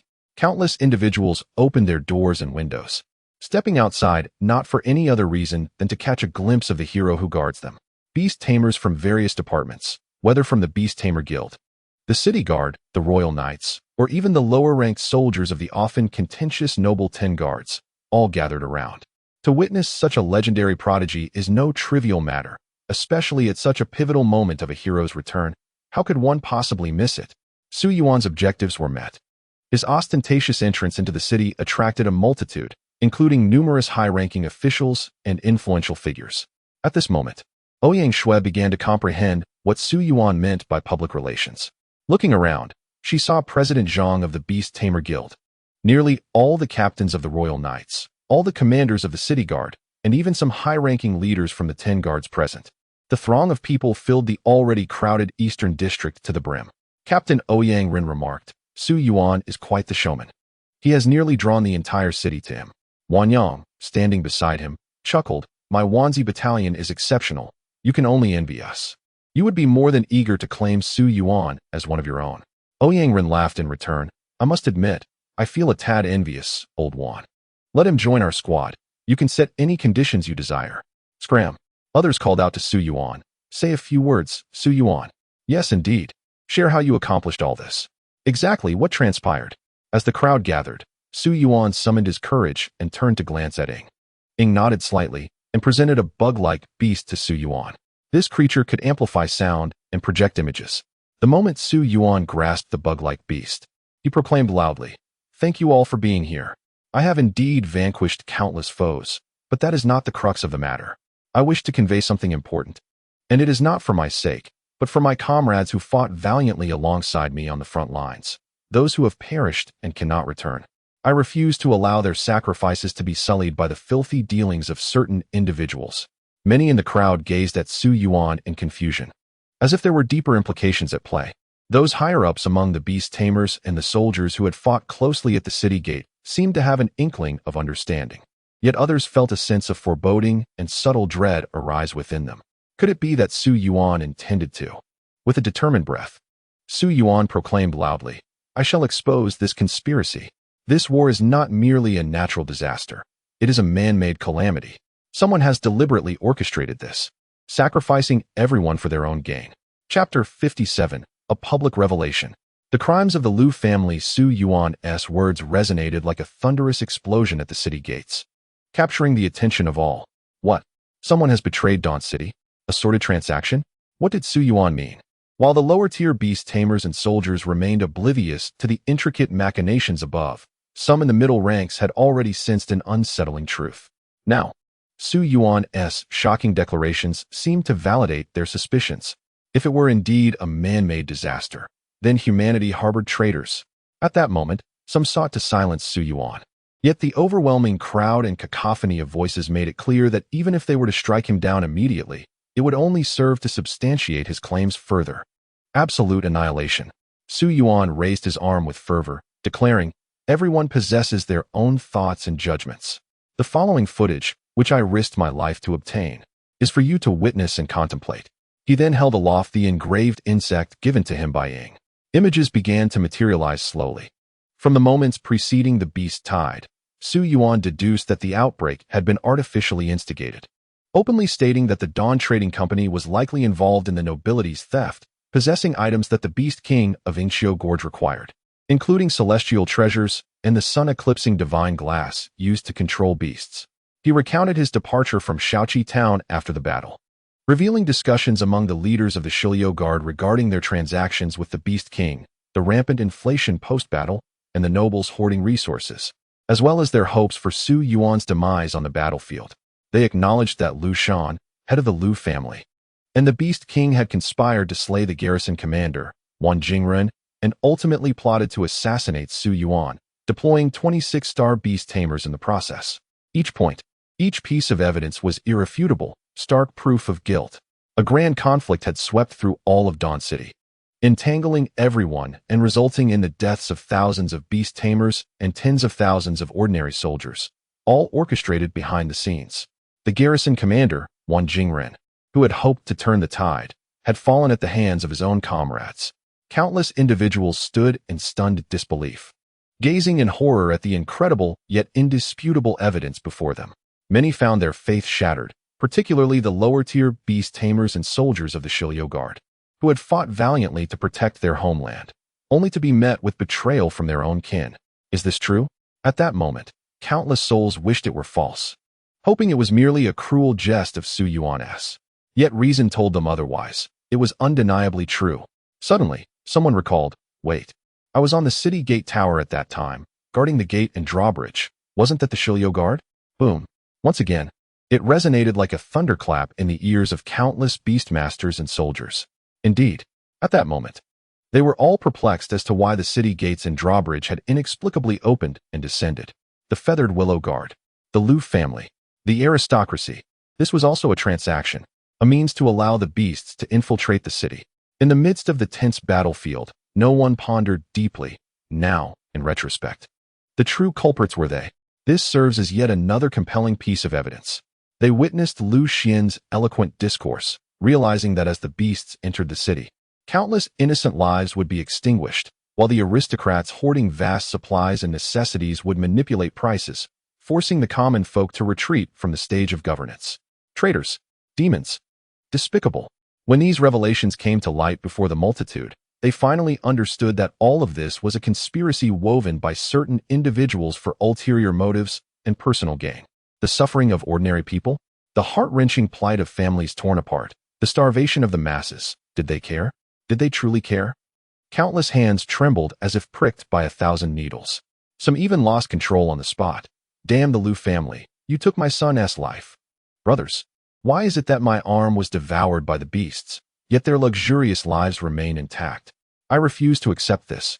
Let us go to the West District and confront them. Damn it, 3 of my 6 brothers perished. They were slaughtered by this vile bunch. I refuse to accept this. Count me in. The agitated commoners were like dry tinder, ignited by Su Yuan's spark, igniting a conflagration that soared to the heavens. In the face of the beasts. Even if it meant death, the people would rather bleed than shed tears.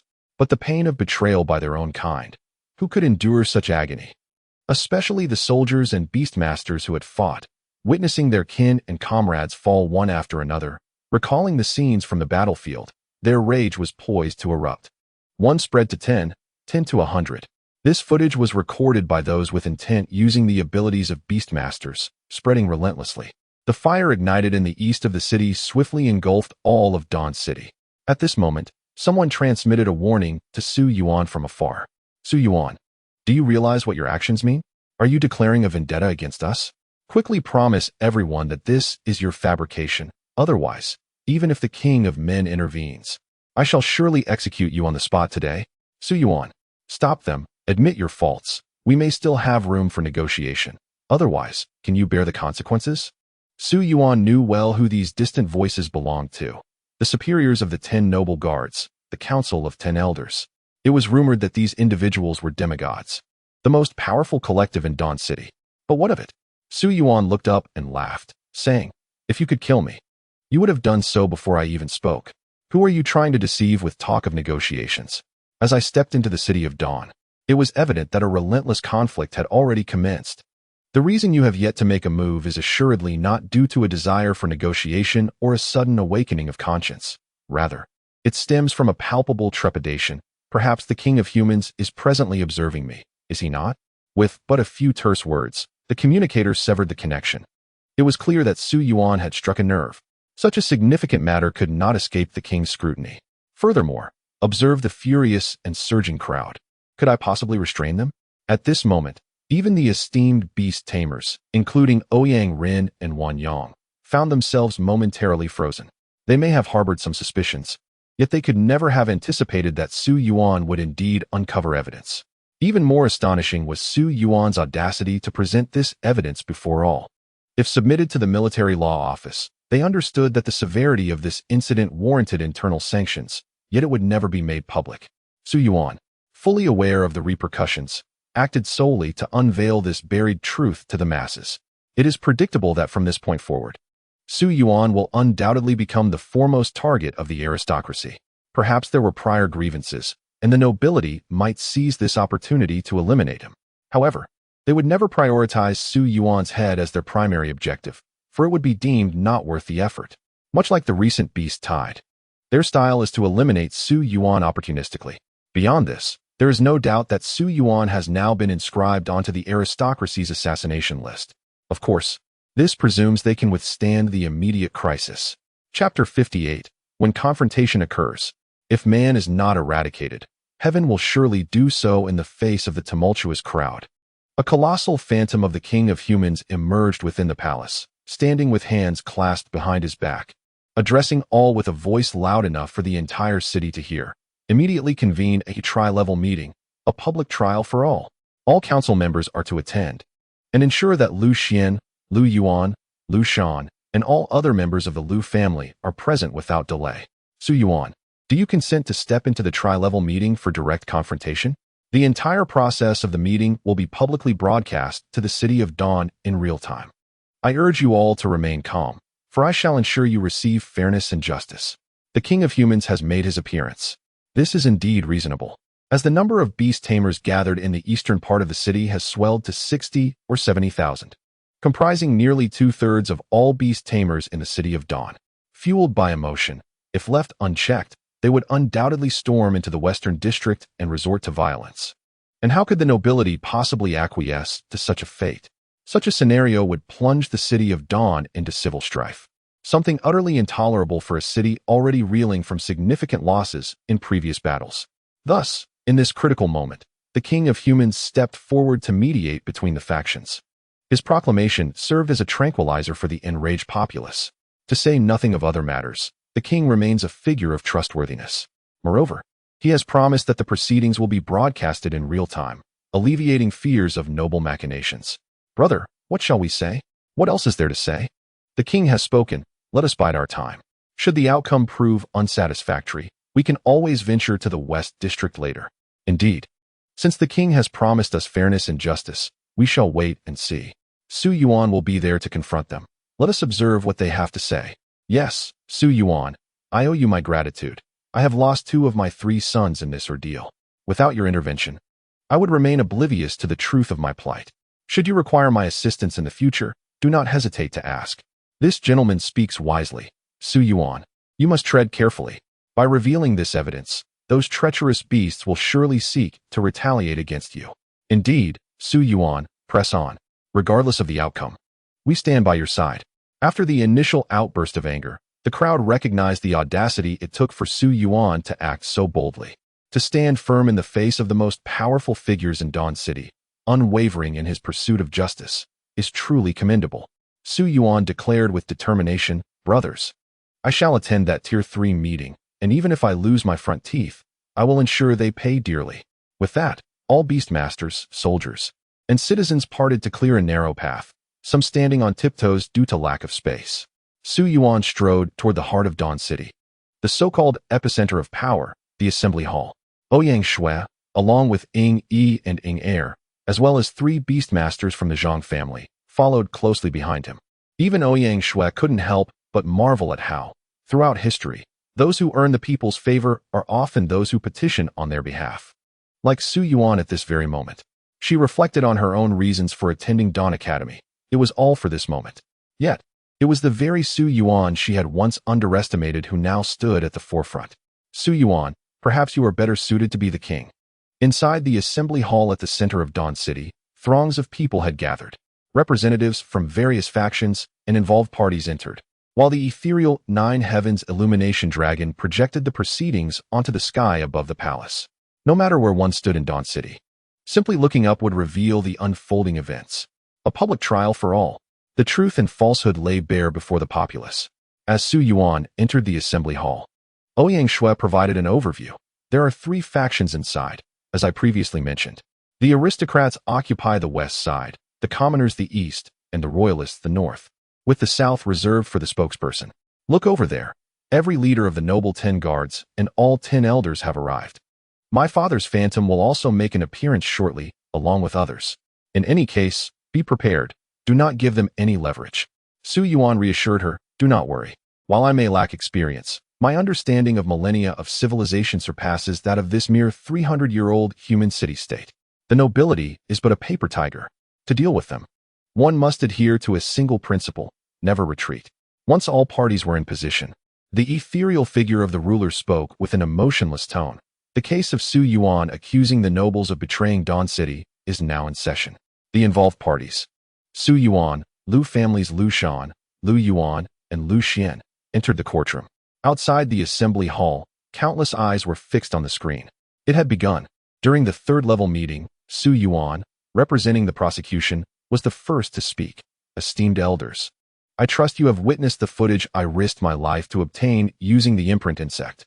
It clearly shows that the Liu family, in collusion with the Beast King of Eagle Cry Gorge, orchestrated the death of the garrison commander, Yuan Jingren, which in turn incited the Beast Tide. The meticulousness of their scheme, the treachery of their conspiracy, and the malice of their intentions need not be elaborated further.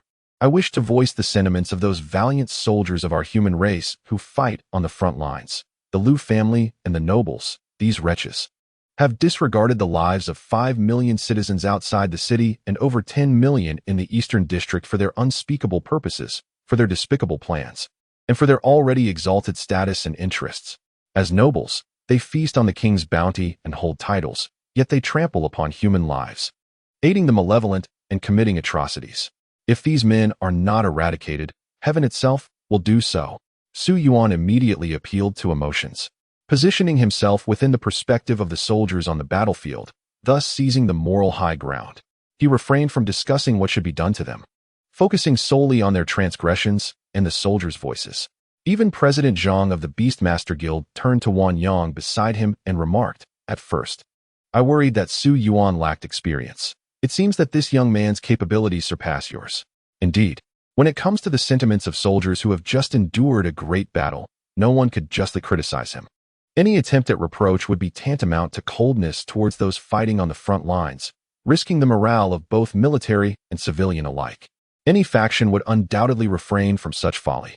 However, the head of the Gong family, Gong Yuan, interjected, "Su Yuan, I believe your evidence to be genuine. The figures indeed resemble Liu Yuan and Liu Xian, and they are certainly affiliated with the Xiaolu Guard. Yet, this is merely the one-sided account of the Liu family. If there is a traitor, it is among the Liu family. Why then do you target us?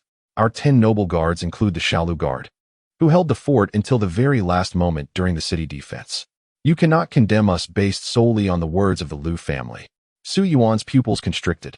The nobles were quick to divide rather than unite. He had expected them to band together for warmth, only to see them swiftly distancing themselves from the Liu family. Indeed, Su Yuan's evidence pointed squarely at the Liu family. If they were to bear the brunt of the blame alone, the other nobles would suffer the loss of merely one family, a small price to pay compared to the widespread public outrage. However, such an arrangement would allow the rest to evade justice. "No, I cannot accept this." Su Yuan composed himself and replied, "Do not be so hasty to distance yourself. Head of the Gong family, I have not yet addressed you. Why are you so eager to disassociate from the Liu family?" Chapter 59. Governance is not a singular path. The death penalty is imperative. Gong Yuan and Dan Dan responded, "Not so. It is merely to uphold the reputation of the Gong family." After stating this, they fell silent. Furthermore, such a declaration might create an impression of a deliberate attempt to distance oneself. In truth, Su Yuan had contemplated the possibility that the nobles might abandon their chariots to protect their general. After all, the evidence he possessed was irrefutable and could decisively condemn the guilty. However, the reckoning must be executed one family at a time. The matters concerning the Liu family should be resolved first. The king of humans inquired, "Liu Shan, Liu Xian, do you have any defense against Su Yuan's accusations?" Liu Shan, visibly struggling, cast a glance towards the 10 elders on the western side, his lips quivering and fists clenched. Eventually, he relaxed his grip, as though deflated, and admitted, "There is no defense." However, the statements made by young Liu Xian in that footage do not entirely align with reality. He is not the mastermind, and some of his assertions are mere conjectures. All plans were orchestrated solely by me, Liu Shan. It was I who killed Wang Jingren, I who colluded with the beasts, I who opened the city gates to let the beasts in. All these misdeeds were committed by me alone. Upon hearing this, the assembly hall erupted in uproar, as did the entirety of Dawn City. So it was the Liu family responsible? How could they act in such a manner? What benefit could they possibly gain? One might ask, was it not already stated by Su Yuan that the Liu family could exploit this opportunity to manipulate market prices and hoard goods? Tomorrow, we might not even have enough to eat. How revolting, to think such inhumane creatures exist. Liu Shan's declaration effectively bore all the blame upon himself. What emboldened him so? Nothing other than the laws of Dawn City. Those who have rendered great service may use their merits and titles to mitigate their crimes. Su Yuan speculated that perhaps the 10 elders behind the scenes had struck some form of bargain with the Liu family. For instance, if Liu Shan took all the blame upon himself, They would strive to preserve the Liu family's lives and assets, allowing them to rise again in the future. If that were the case, it would be too lenient upon them. The king of humans posed another question. Let us set aside the involvement of the other nobles for now and focus on the Liu family. The Liu family has confessed. The evidence is overwhelming and irrefutable. Thus, they should be condemned on the spot to soothe the hearts of the soldiers and comfort the wishes of the common people. What do you all believe should be their sentence? This inquiry immediately raised the alertness of several nobles. There are established laws sufficient for condemnation. Why pose an additional question? It was clear that the king sought to bypass the law and deliver a severe punishment. Such a course of action was utterly unacceptable. This was the nobility's bottom line, the foundation of their privileges. Ning Fenghong, the head of the Ning family, interjected, "Your Majesty, esteemed counselors, and beast tamers. The laws of Dawn City dictate that the Liu family's assassination of the garrison commander and collusion with beasts constitutes a grave betrayal of humanity. According to the law, those involved should face execution. However, considering the Liu family's significant contributions and sacrifices for Dawn City, we must strip all members of the Liu family of their noble titles and positions, while simultaneously confiscating their assets as a warning." Su Yuan furrowed his brow. The focal point had arrived. Last time, Wang Zhu, Liu Yuan, and Liu Xiang received leniency under the protection of this very law. This time, for the grievous crime of betraying humanity, they are still met with a light punishment. How reminiscent this is of the saying that punishment does not extend to the nobility. At this moment, the onlookers outside erupted into chaos. What? Another expulsion and fine? Why is it always the same for nobles when they break the law? This is outrageous. If even betrayal of humanity can be absolved of the death penalty, what standards will noble conduct adhere to in the future? I refuse to accept this. Why should nobles possess such privileges? My son has died. If they escape capital punishment, I shall ensure we meet our fates together. The uproar from outside even penetrated the walls of the assembly hall. Chairman Zhang of the Beastmaster Association seized the opportunity to speak candidly. Ladies and gentlemen, have you heard? How can such a punishment pacify the hearts of the common folk? How can it inspire confidence in our soldiers? Ning Fenghong's expression darkened as he replied, "Your Excellency, esteemed colleagues, this is a law passed down from our ancestors. The laws of our forebears cannot be disregarded. Do you wish to forsake our lineage? Are you slandering the wisdom of those ancestors who paved the way for humanity?" The moment these words left Ning Fenghong's lips, the entire assembly hall fell into silence. The less than 300 years of history had left the city of Dawn still enshrouded in superstition. The legacy of our ancestors is a deeply rooted shackle in the hearts of the people. In that instant, even the representatives of the aggrieved populace found themselves at a loss for words. However, Su Yuan stepped forward and declared vehemently, "A nation cannot govern by a singular doctrine, nor can it rely solely on ancient laws. Ning Fenghong, how vast is your palm? How great is your power? Who bestowed upon you the authority to distort truth and justice? Who granted you the power to engage in eloquent sophistry within this assembly hall? Do you still have the audacity to invoke our forebears? The ancestors toiled and sacrificed for humanity, hoping that their descendants would bask in the fruits of their labor, not serve as a shield for traitors. Do you dare assert before everyone that the laws established by our ancestors were intended to protect those who betray humanity?" Su Yuan's words seemed to awaken a breakthrough for all the representatives of the common folk, who began to chime in. Indeed, Ning Fenghong, who is truly forsaking our lineage? Would the ancestors have allowed their descendants to betray humanity? Ning Fenghong, I cannot help but see you as a traitor. Are you not attempting to shield yourself with such statements? Our ancestors possessed wisdom, but they were not deities and could not foresee everything. Young Su Yuan is right. A nation cannot govern by a singular doctrine, nor can it rely solely on ancient laws. This is truly adhering to the original intent of our ancestors. The tide turned, and the once dominant nobles found themselves drowned by a torrent of voices. Ning Fenghong clenched his fists and directly transmitted to Su Yuan. Su Yuan, leave some room for negotiation. You have already triumphed over the Liu family. Must you pursue total annihilation? Are you aware of the consequences of your actions? Step back, and we shall part ways amicably. I assure you that the nobility will not trouble you again. The moment Su Yuan presented the evidence, he had already bested the Liu family. The crux of the dispute lay not in their guilt, but in the manner of their conviction. Su Yuan let out a cold laugh, saying, "Imagine if I were the one to lose today. Would you take a step back? No, you would seek to annihilate me, reducing me to ashes. His words resonated with countless supporters. The beast tamers gathered outside fervently shouted, Su Yuan speaks the truth. You are the traitors betraying humanity. Death is the only punishment. Those who betray us must die. We will never retreat. The public sentiment surged, echoing even into the council hall, where the chants of death, death, rang out incessantly. Then, the shadow of the king of humanity raised his hand, commanding silence.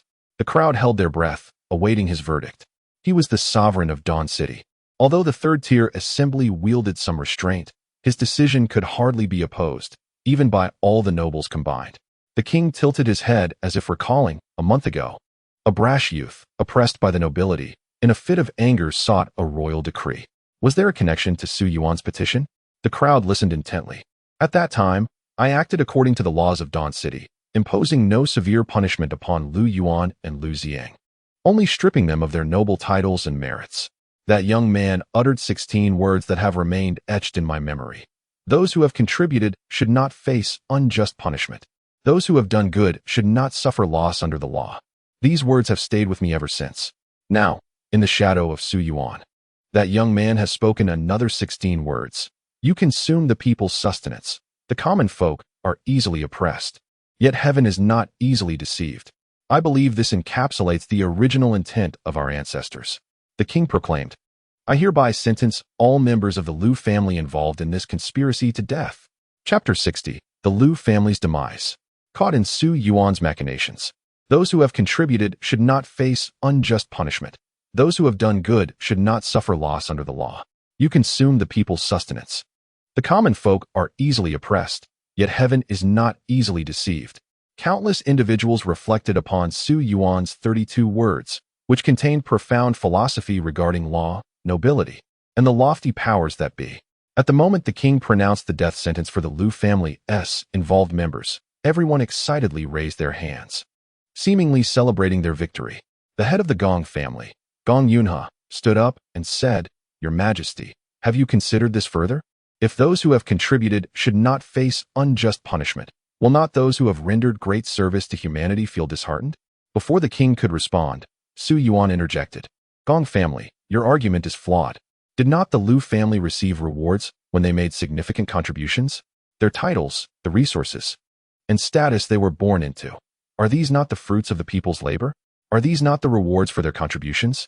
Furthermore, look at those heroic souls who perished on the battlefield, those soldiers who sacrificed themselves against the monstrous hordes.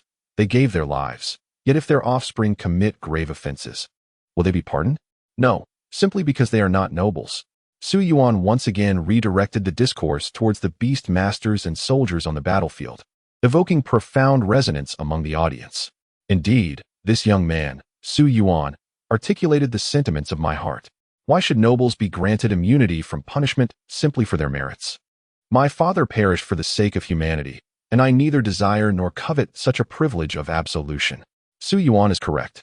Execution is imperative. I stand in support of the King of Humanity's decree, in support of Su Yuan. Execution, execution, execution. Gong Yun was left speechless. How could he have underestimated Su Yuan's eloquence?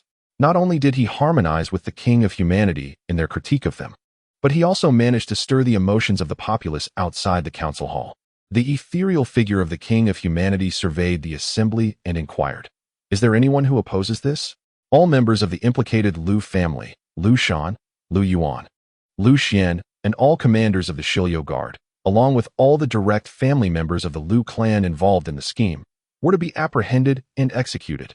The moment the king's decree was issued, the once confident visages of Lu Shan and Lu Yuan transformed into expressions of sheer horror and despair.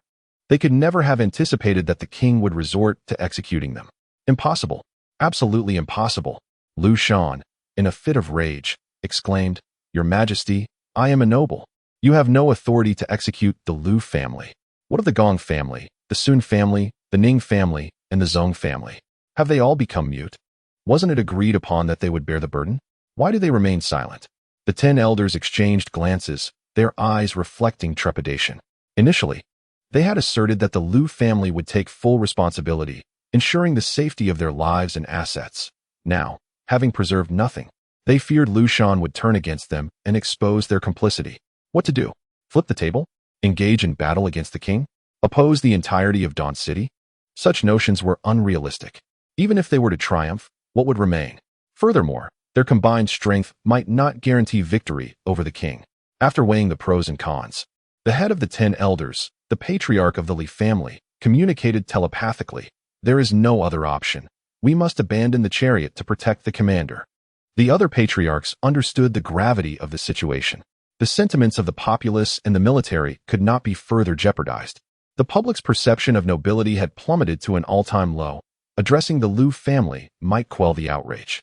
As long as the people remained entrenched in their hierarchical beliefs, as long as there were beast masters aspiring to nobility, time would inevitably allow for the fading of these grievances. The several patriarchs acted decisively. They forsook Lu Shan. Gong Yun rebuked. Silence. Lu Shan, we are merely contending for the sake of propriety.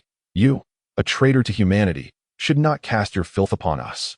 Ning Fenghong, with an air of indifference, remarked. Lu Shan, we are only upholding the laws of our ancestors. If the consensus is that the law is flawed, then there is little we can do. Do not slander us, you wretched traitor. The patriarch of the Li family, Li Jianli, slammed the table and declared, what is there to discuss with a beast in human guise like you? Your Majesty, since you have decreed execution, let us swiftly execute this scoundrel publicly. Otherwise, he, being a demigod, may yet possess means to escape. The aristocrat's transformation of attitude was astonishingly swift, resolute, and far beyond everyone's expectations. Even Su Yuan found himself momentarily taken aback. At this juncture, Lu Shan was utterly broken. Even more devastated was Lu Xian, the one who still harbored a semblance of conscience, who had confided in Su Yuan with what could only be described as a confessional tone. Su Yuan had previously warned him that the nobility were merely paper tigers, a notion Lu Xian had dismissed. Now, witnessing the aristocrat's abrupt betrayal, Lu Xian erupted in laughter, realizing that Su Yuan had been right all along. For the sake of their own interests, they were willing to engage in unscrupulous activities, to betray their allies, and to bow their heads in submission. In a fit of rage, Lu Shan shouted, don't you want to know who was behind all this? Before he could utter another word, Li Jianli, Ning Fenghong, and Gong Yunhe, among several others, struck without hesitation. The ethereal beast soul star formation materialized behind them, a distinctive emblem of the demigods. As the power of the beast souls surged forth, multiple demigods simultaneously attacked the unsuspecting Lu Shan. Bang! Even someone as formidable as Lu Shan found it difficult to withstand the ambush from his fellow demigods. Moreover, he had never anticipated that these individuals would act so decisively and ruthlessly. He could hardly fathom dying at the hands of those he once considered allies. After executing Lu Shan, Gong Yunhe took a moment to explain, I am one of the appointed officials of the military law department. Since the King of Men has decreed the execution of Lu Shan, I observed that this individual sought to incite chaos and malign others. Thus he was killed on the spot. I advised the remaining members of the Lu family involved to surrender at once. A shocking scene unfolded. Even ordinary people outside could hardly believe that a prominent noble had been slain during a third-level assembly, and by the hands of fellow aristocrats no less. How hypocritical! How desperately they sought to cover their tracks. Everyone awaited Lu Shan's response, only to find that he had been silenced by death. The pretext was grandiose, clearly motivated by a fear that Lu Shan might divulge damaging evidence against them. Yet, their justification was somewhat plausible. The king had indeed issued a decree. Lu Shan possessed the means to escape, and they were indeed entitled to enforce the law. Members of the Lu family, including Lu Yuan and Lu Xian, weakened and collapsed to the ground, apprehended by the royal knights, destined for execution at a later date. After this affair was settled, the king showed no signs of stopping. Continuing, the matter concerning the Lu family ends here for now. The military law department will confiscate their assets, with specific penalties to be announced shortly. Next, let us discuss whether other aristocrats are involved. Su Yuan, you have accused other nobles. Do you possess evidence? Li Jianli and Gong Yunhe's steps faltered slightly. This was disastrous. They had fallen into a trap. This was a scheme devised in collusion between the king and Su Yuan. First, they judged the Lu family, forcing their hand, and now, the scapegoats were gone. Now, Su Yuan had turned his sights upon them. Well played, Su Yuan. Cunning indeed. Su Yuan deftly shifted the conversation, stating, Of course. Chapter 61. Deception in Warfare. Li Jianli admits defeat. Indeed, such evidence from the Lu family was solely due to Su Yuan's audacity and Lu Xian's confessions, akin to a penitence. Without this, acquiring irrefutable evidence from the Lu family would have been impossible. Currently, Lu Shan has taken responsibility for all actions, yet it presents a challenge to convict the noble families. However, a lack of conclusive evidence does not imply the absence of a breakthrough. Su Yuan inquired, "May I ask who is responsible for safeguarding the treasury of the Dawn Exchange?" Li Jianli's pupils constricted, revealing that this was indeed the focus of inquiry. Zhang Yingji, the president of the Beastmaster Guild, responded, "The treasury of the Dawn Exchange is protected in rotation by the Guild, the Night Order, and the 10 guards." "And who was on duty the day the treasury was robbed?" Su Yuan pressed. After a moment of contemplation, Zhang Yingji replied, "It was the Dawn Guards of the Li family." Taking a deep breath, Su Yuan declared, "Then that settles it." Li Jianli, feeling a pang of guilt, feigned calmness and asked, "What do you mean, Su Yuan?" "It is well known that the robbery of the Dawn Exchange's treasury was perpetrated by the Red Heart Thieves Guild. My Li family has already imposed strict penalties on the guards stationed at that time." Su Yuan shook his head, stating, "No, it was not the Red Heart Thieves Guild. It was you, the head of the Li family." In that footage, Lu Xian candidly admitted that the dragon and serpent-type treasures, along with the sun-eclipsing divine glass, were gifts to the 9 serpents. If the Red Heart Thieves Guild were responsible, how could they have obtained such treasures? Therefore, I have grounds to suspect that you pilfered the treasury, handing over its valuables to the Lu family, who then delivered them to the 9 serpents, consequently triggering the beast tide. Now that Lu Shan has been eliminated, it would only take inquiries with some illusion-type beastmasters regarding the guards present at the time for the truth to be revealed, which would serve as evidence of your collusion with the traitors against humanity. Li Jianli and Gong Yunhe gasped in unison. Thus, Su Yuan and the King of Humanity sought to bring Lu Shan to justice. With Lu Shan deceased, they could no longer place the blame solely upon him. Otherwise, Lu Shan could simply confess that the Dawn Exchange was also his doing and evade culpability. Before the elder could respond, Su Yuan interjected, "Wait, I have yet to finish. There is a second piece of evidence. I departed from Dawn City at the end of September, having visited the Golden Dragon Pavilion, which is on the 9th floor of the Dawn Exchange. Head of the Gong family, your cherished son Gong Jingyan distinctly asserted that I, Su Yuan, would surely meet my demise outside the city. This can be corroborated by all present at the Golden Dragon Pavilion at that time. Why was he so certain of my death outside the city? Because the assailants were from the Shi Lu guards, numbering 26-star beastmasters. Death was inevitable. Yet you claim the perpetrators were of the Lu family. How could your Gong family be so well informed? You knew, did you not?" Gong Yunhe's ears flushed red. He was indeed aware of the matter. His despicable son engaged in a contest of jealousy with Su Yuan, spouting nonsensical rhetoric. At the time, he believed Su Yuan was doomed, so he dismissed it, only to discover it became Su Yuan's pivotal moment. On the 3rd day of October, the very evening the beast tide erupted, the entire Dawn City was lamenting the soaring prices of goods. This was due to the nobility having completed their autumn harvest in advance. It is well known that Dawn City enjoys a milder climate, allowing for a harvest that occurs at least half a month later than in other regions. The common folk in the east and south of the city had yet to begin their harvest, while the nobles had already finished, indicating they commenced the harvest in mid-September and were also hoarding grain. This at the very least suggests one thing. They were aware of the impending beast tide. Were they not? How did they come to know? Must I elaborate further? Su Yuan's 3 probing questions pierced the heart of the matter. All his previous encounters and gathered information crystallized into a blade he wielded against the nobility. Outside the council hall, countless beast tamers were struck by a sudden realization upon hearing Su Yuan's words. "Yes, I can attest to that. I was present at the Golden Dragon Pavilion."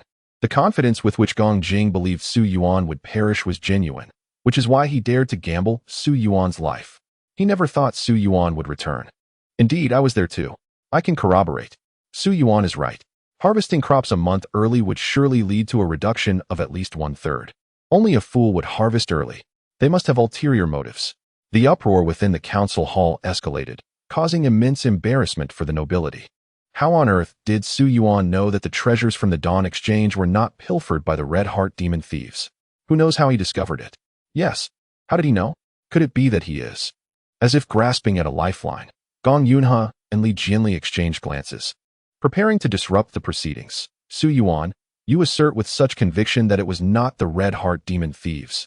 How do you know this? Are you one of them? Su Yuan chuckled inwardly. Their composure had faltered, their logic and reasoning lost. They were merely desperate to drag Su Yuan into their quagmire. There was no need for him to clarify. Zhang Yingji of the Beast Tamer Guild interjected, Gong Yunhe, do not recklessly accuse. When Su Yuan enrolled, he underwent testing. One of the tests was to ascertain whether he was a member of the Red Heart Demon Thieves. Would you care to see the results? Moreover, this was a label forcibly pinned on Su Yuan by the Liu family, and you too would follow suit? Could it be that you?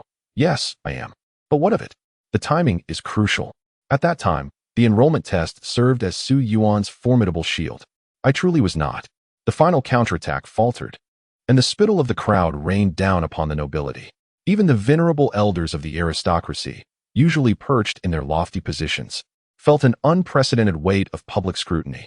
A rout, Li Jianli, the foremost among the 10 elders, felt compelled to transmit a message. Continuing down this path would only result in disgrace. From the previous dialogue, he discerned that Su Yuan possessed no concrete evidence. It was merely a facade, an attempt to incite urgency among them, followed by 3 probing questions to exert public pressure, ultimately positioning himself on an impregnable pedestal of self-justification. The art of war indeed favors deception. The only viable course of action now was to mitigate losses. Li Jianli's lips trembled slightly as he addressed the assembly. Esteemed colleagues, this matter is entirely orchestrated by the Liu family. Though we have not participated, and our knowledge of the detailed plans is scant, we are aware only that a beast tide may come or may not come, and nothing more.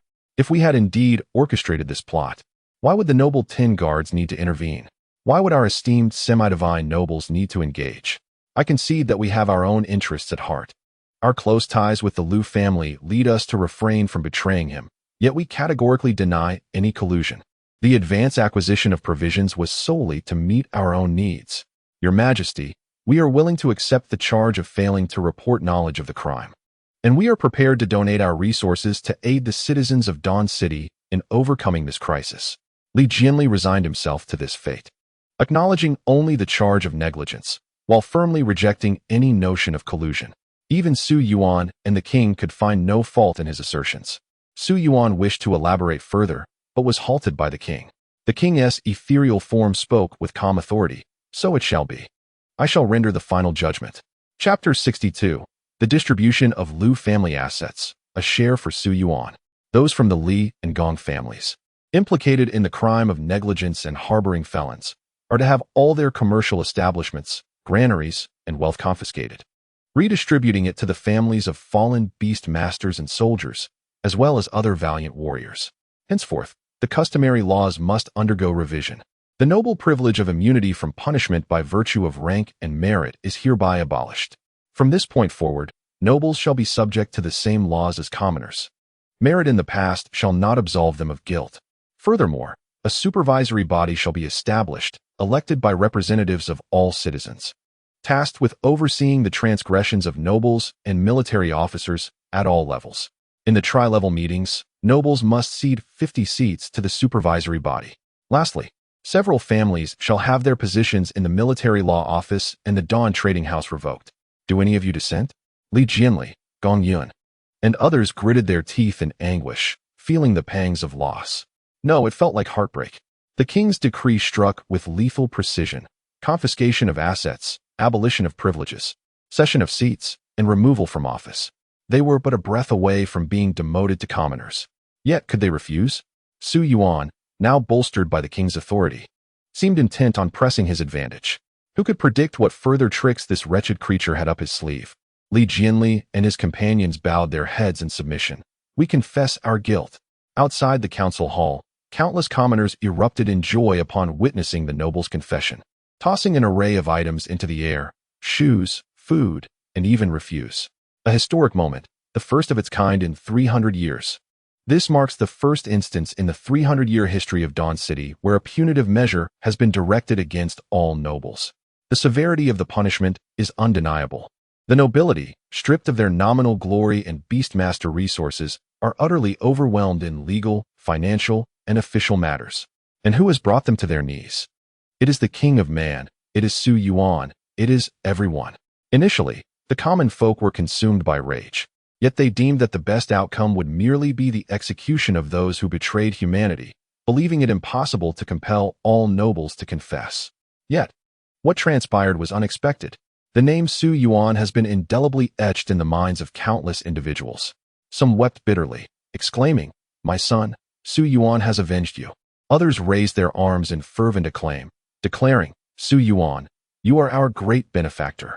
Some raised their heads in pride, proclaiming, "Today, Su Yuan has made history for Dawn City. There shall be no more noble privileges." As Su Yuan listened to the cheers and expressions of gratitude resonating through the council hall, warmth filled his heart. At last, I have not failed those who fought alongside me in bloodshed. As for the King of Man stopping Su Yuan, he understood that it was unrealistic to hope for the complete eradication of the nobility. In this world, might reigns supreme. To truly bring them down, one must rely on strength. With the nobles' confessions, the third-tier meeting came to a close. For security and to maintain order, Su Yuan and his companions could not exit through the main entrance. Moreover, he was to be honored for his merits. Conveniently, the military law office was nearby, so they proceeded there together. As he stepped down from the podium and entered the backstage, Su Yuan felt his legs weaken, nearly falling. Fortunately, Ouyang Shui and Wan Yang rushed to support him. Su Yuan forced a smile and said, "Well, I hope I didn't bring disgrace to our Wanzing, the city guards, and the citizens." Wan Yang lightly punched Su Yuan on the chest, exclaiming, "Disgrace? Not at all. You performed brilliantly. I never imagined you could be so cunning, playing them like a finely tuned instrument." Ouyang Shui smiled gently. "Thank you for your hard work, Su Yuan. The nobles have met their misfortune today. You'd best not think of leaving the city easily in the future. Even 3 demigods might not be able to protect you." Zhang Yingji, who had accompanied them, remarked, "Your Highness, on this joyous occasion, let us refrain from such words. Su Yuan, allow me to introduce myself. I am the president of the Beastmaster Association. I never anticipated that you could make those old foxes suffer so." Su Yuan replied with a hearty laugh. "Oh, it was thanks to President Zhang's support. And no doubt the King of Man also wished to punish the nobility, along with everyone's efforts. I merely did what I could." President Zhang nodded, saying, "A youth of great merit who remains humble and unassuming. Previously, the young lady's Wuqing was naive to discuss any agreements with you. I believe we can forego that. Just from this occasion alone, we have gained immensely. Su Yuan, the Beastmaster Association shall always be your ally. Do not hesitate to call upon us." The king compelled the nobles to relinquish their power and positions, leaving vacant spaces that, without a doubt, Zhang Yingji would seize to his advantage. Naturally, he understood the importance of reciprocation. Su Yuan smiled slightly, expressing his gratitude. "Thank you for your kindness, President Zhang." After a few more pleasantries, Zhang Yingji took his leave. Then, Ouyang Shui said, "Su Yuan, come, I shall take you to the Military Justice Department.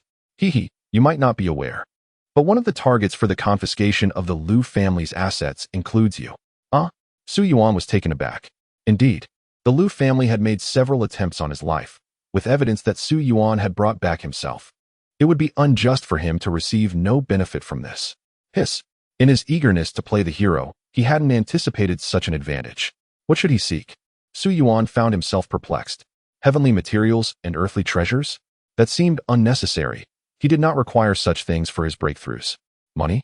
That seemed of little use. Ouyang Shui chuckled. "I knew you wouldn't know what to choose. Would you like me to point you in the right direction? Just ask me." Ouyang Shui crossed her arms, gazing at Su Yuan with affectionate eyes. It dawned on Su Yuan. Since the battlefield, Ouyang Shui, as a royal, had aided him in numerous ways, providing intelligence, knowledge of beast taming, and crucial evidence through the imprinting insects of Shadow One, as well as attending the tri-level meetings. He owed her a considerable debt of gratitude. Thus, Su Yuan respectfully said, "I humbly request your guidance, Your Highness. I am deeply grateful, and I shall go through fire and water to fulfill any request you may have." Ouyang Shui smiled. "Then I must ponder it well. For now, you may owe me." Su Yuan, what do you think you lack the most right now? Su Yuan contemplated. Strength? If I were a demigod, I would surely break a few noble teeth today. Ouyang Shui shot him a disapproving glance. A demigod? Generally, it takes at least a decade for a beast master to achieve that level. You are still far from it. That is indeed the case. Besides strength, what else? Su Yuan shook his head in confusion. Ouyang Shui replied, It is your own influence. You see, although your words are sharp today, you still need President Zhang, my father, and the support of the civic representatives to lend weight to your statements. To put it plainly, you lack people, a force that belongs to you, your own direct troops. The Liu family has fortuitously left you a substantial fortune. The Shilio Guards, the ordinary soldiers and beast masters of the Shilio Guards, are unaware of the intrigues at the upper echelons. They fought valiantly with sincere hearts during the siege of the myriad monsters, and now, burdened with immense shame from the Liu family, their faith has even crumbled. The only one who can save them is you. And you, Su Yuan, possess the ability to transform the decayed into the miraculous, with the capacity to break through without the need for heavenly materials or earthly treasures. You have immense prestige and are even a symbol of justice. You will come to rescue them, to restore their faith. You will train them.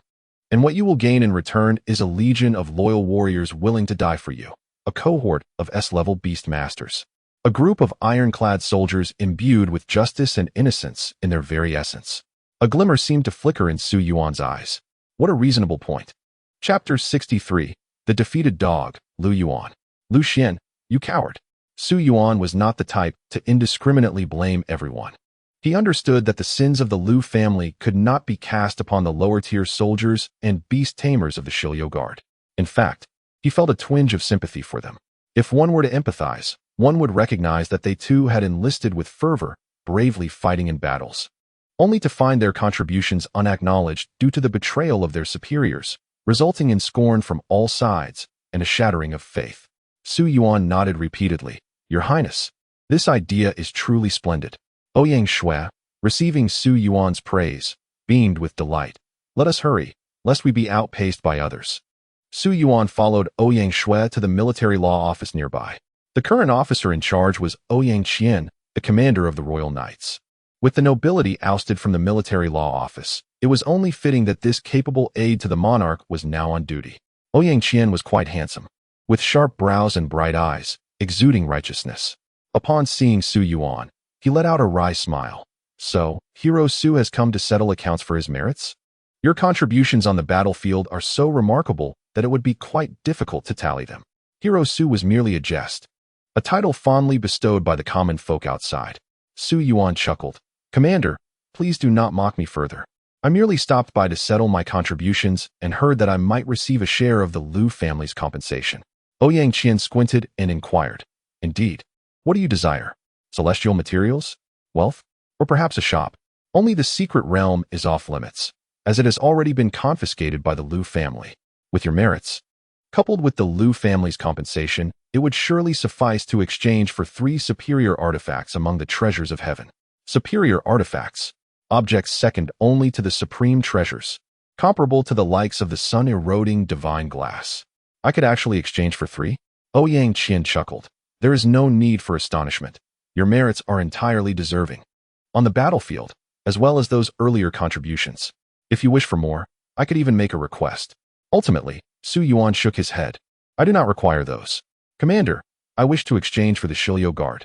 Su Yuan continued. I wish to obtain those beast tamers and ordinary soldiers who were not involved. Would that be permissible? Ouyang Qian looked at Su Yuan in surprise. You actually wish to exchange for them? It is not impossible. Though the Shilio Guard has long been detained and subjected to separate questioning with illusion-type beast taming. Essentially, only a few upper-tier beast tamers are implicated, while the rest are unaware. Have you given it no further thought? Su Yuan shook his head.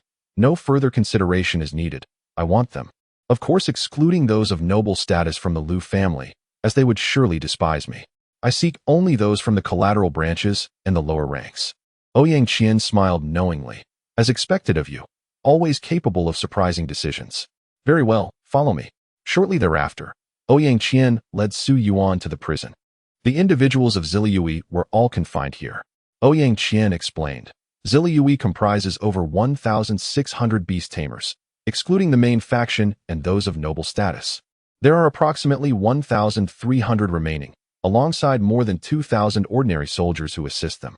Managing the sustenance and needs of such a multitude is certainly a considerable expense. Is it truly so many? Just the rice needed to feed their beasts must amount to several hundred kilograms, Su Yuan remarked. The more people, the greater the strength. It is indeed advantageous.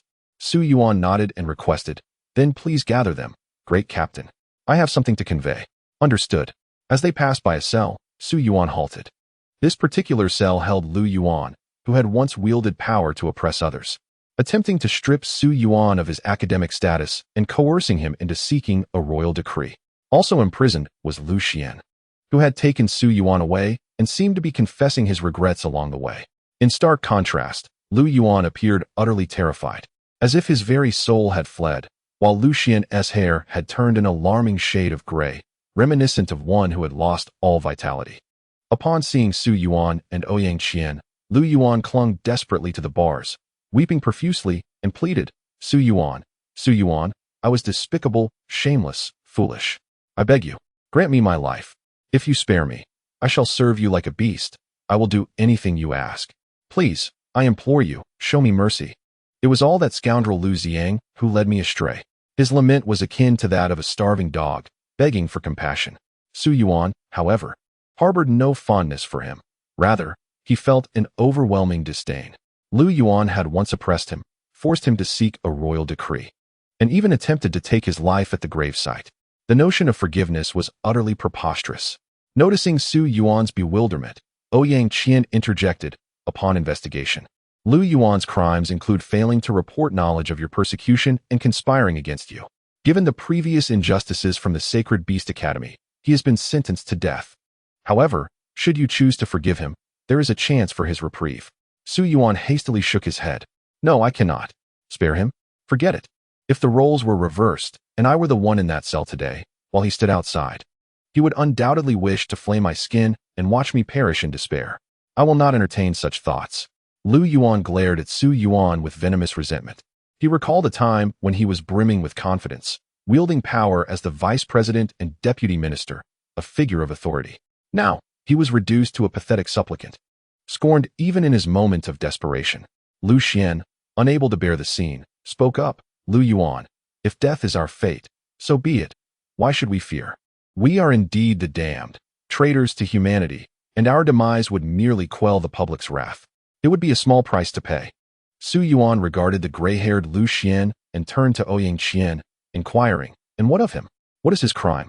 Ouyang Qiandao remarked, much like Lu Yuan, the only matter he participated in was the assassination plot against you. The collusion with the Beast King was primarily orchestrated by Lu Shan and several of his close confidants. In truth, the Silky Lu guards had minimal involvement, save for the 50 personal guards who brazenly opened the city gates on the battlefield. However, those 50 have already been executed and will soon be displayed hanging at the city gates as a warning. Lu Xian replied, Su Yuan, I seek only a swift demise. Do you recall when I told you that one fears choosing the wrong side? Back then, I lamented your birth outside the nobility.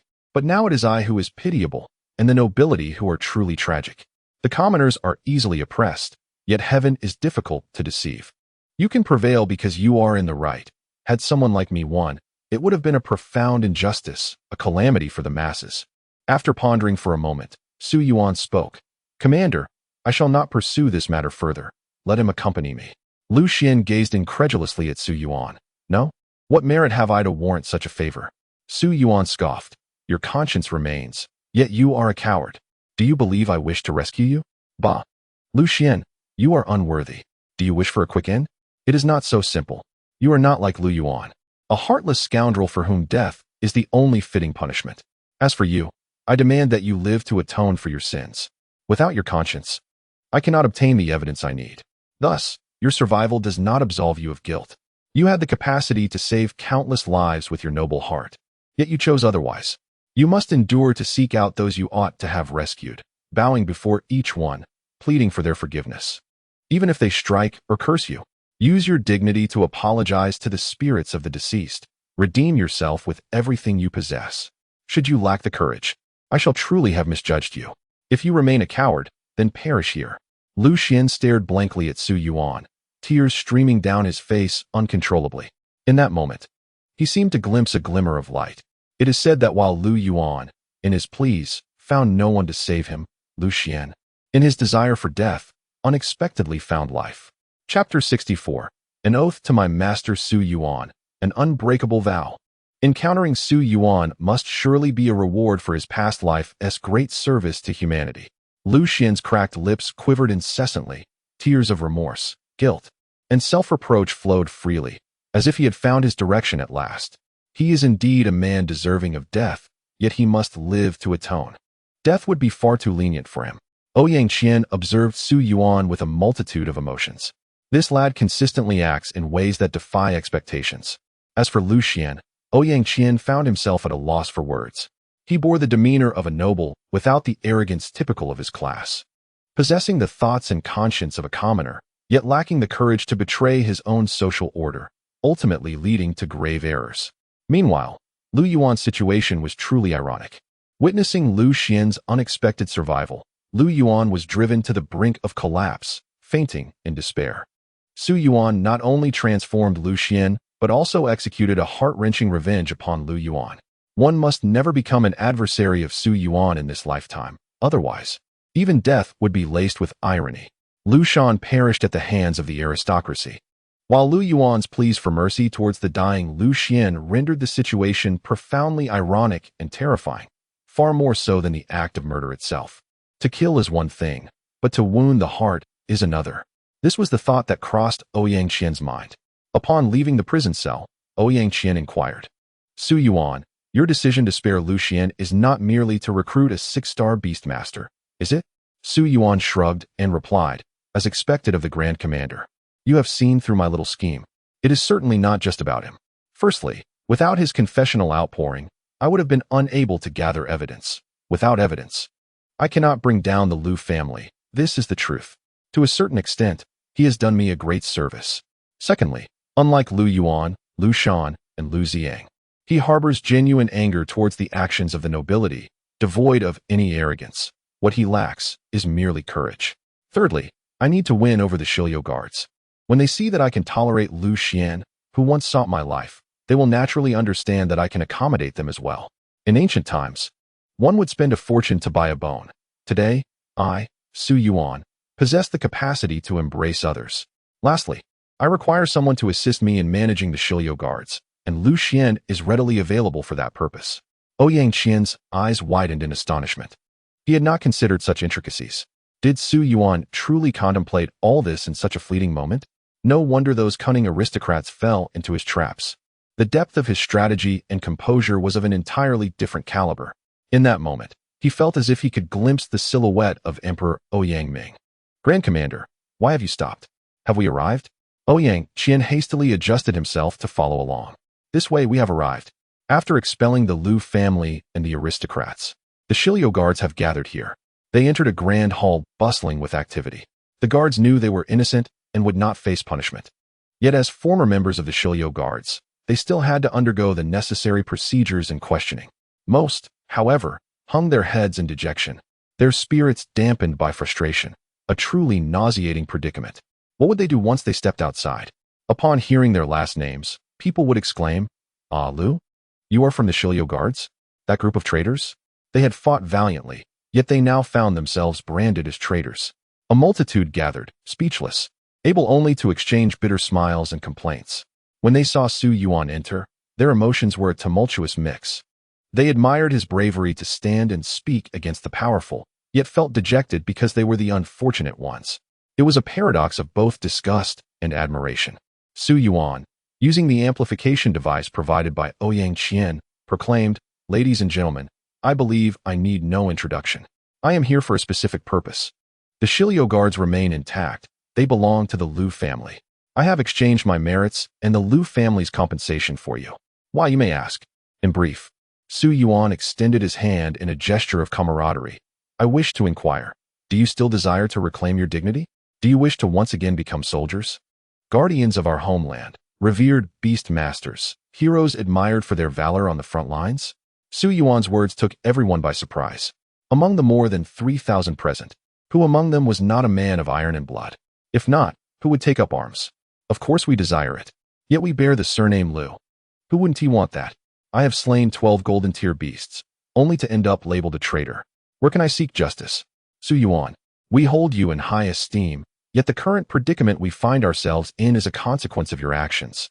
Of course, we cannot blame you.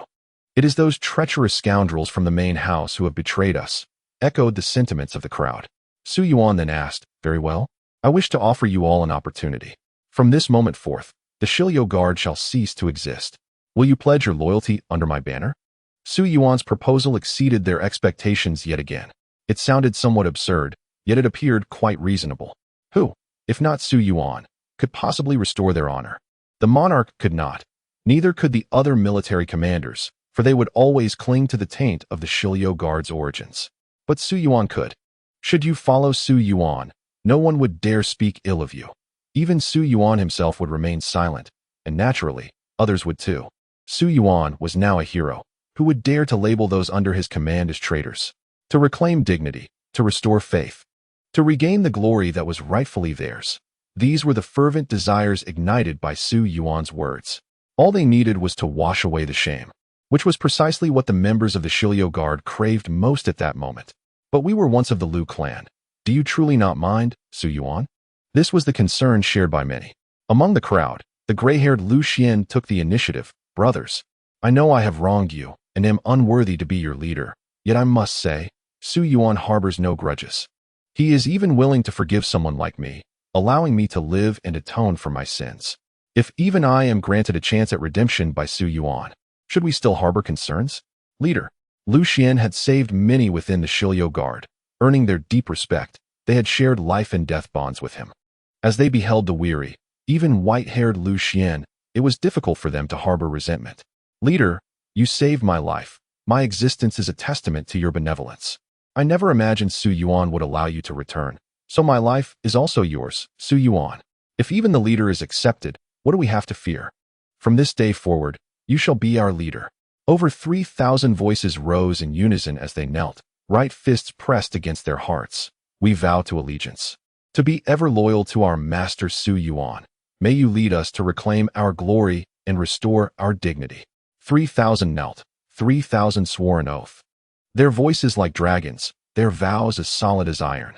Ouyang Qian remarked, to swear an oath to the covenant is to pledge allegiance to the second most fearsome beast among the world's 10 dread creatures. It possesses power of the domain level. And to violate such a vow is to be eternally condemned to the underworld. This is the most unbreakable oath on the sacred Xian continent. At the same time, he cast an envious glance at Su Yuan. Throughout history, no individual has ever garnered the loyalty of thousands so swiftly.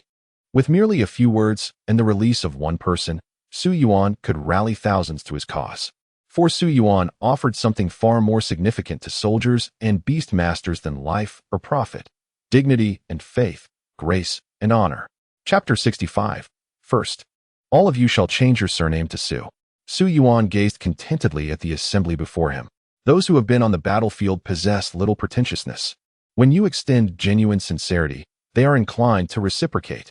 Su Yuan smiled and said, rest assured, my friends, since you are willing to pledge your loyalty to me, I too shall not betray your trust.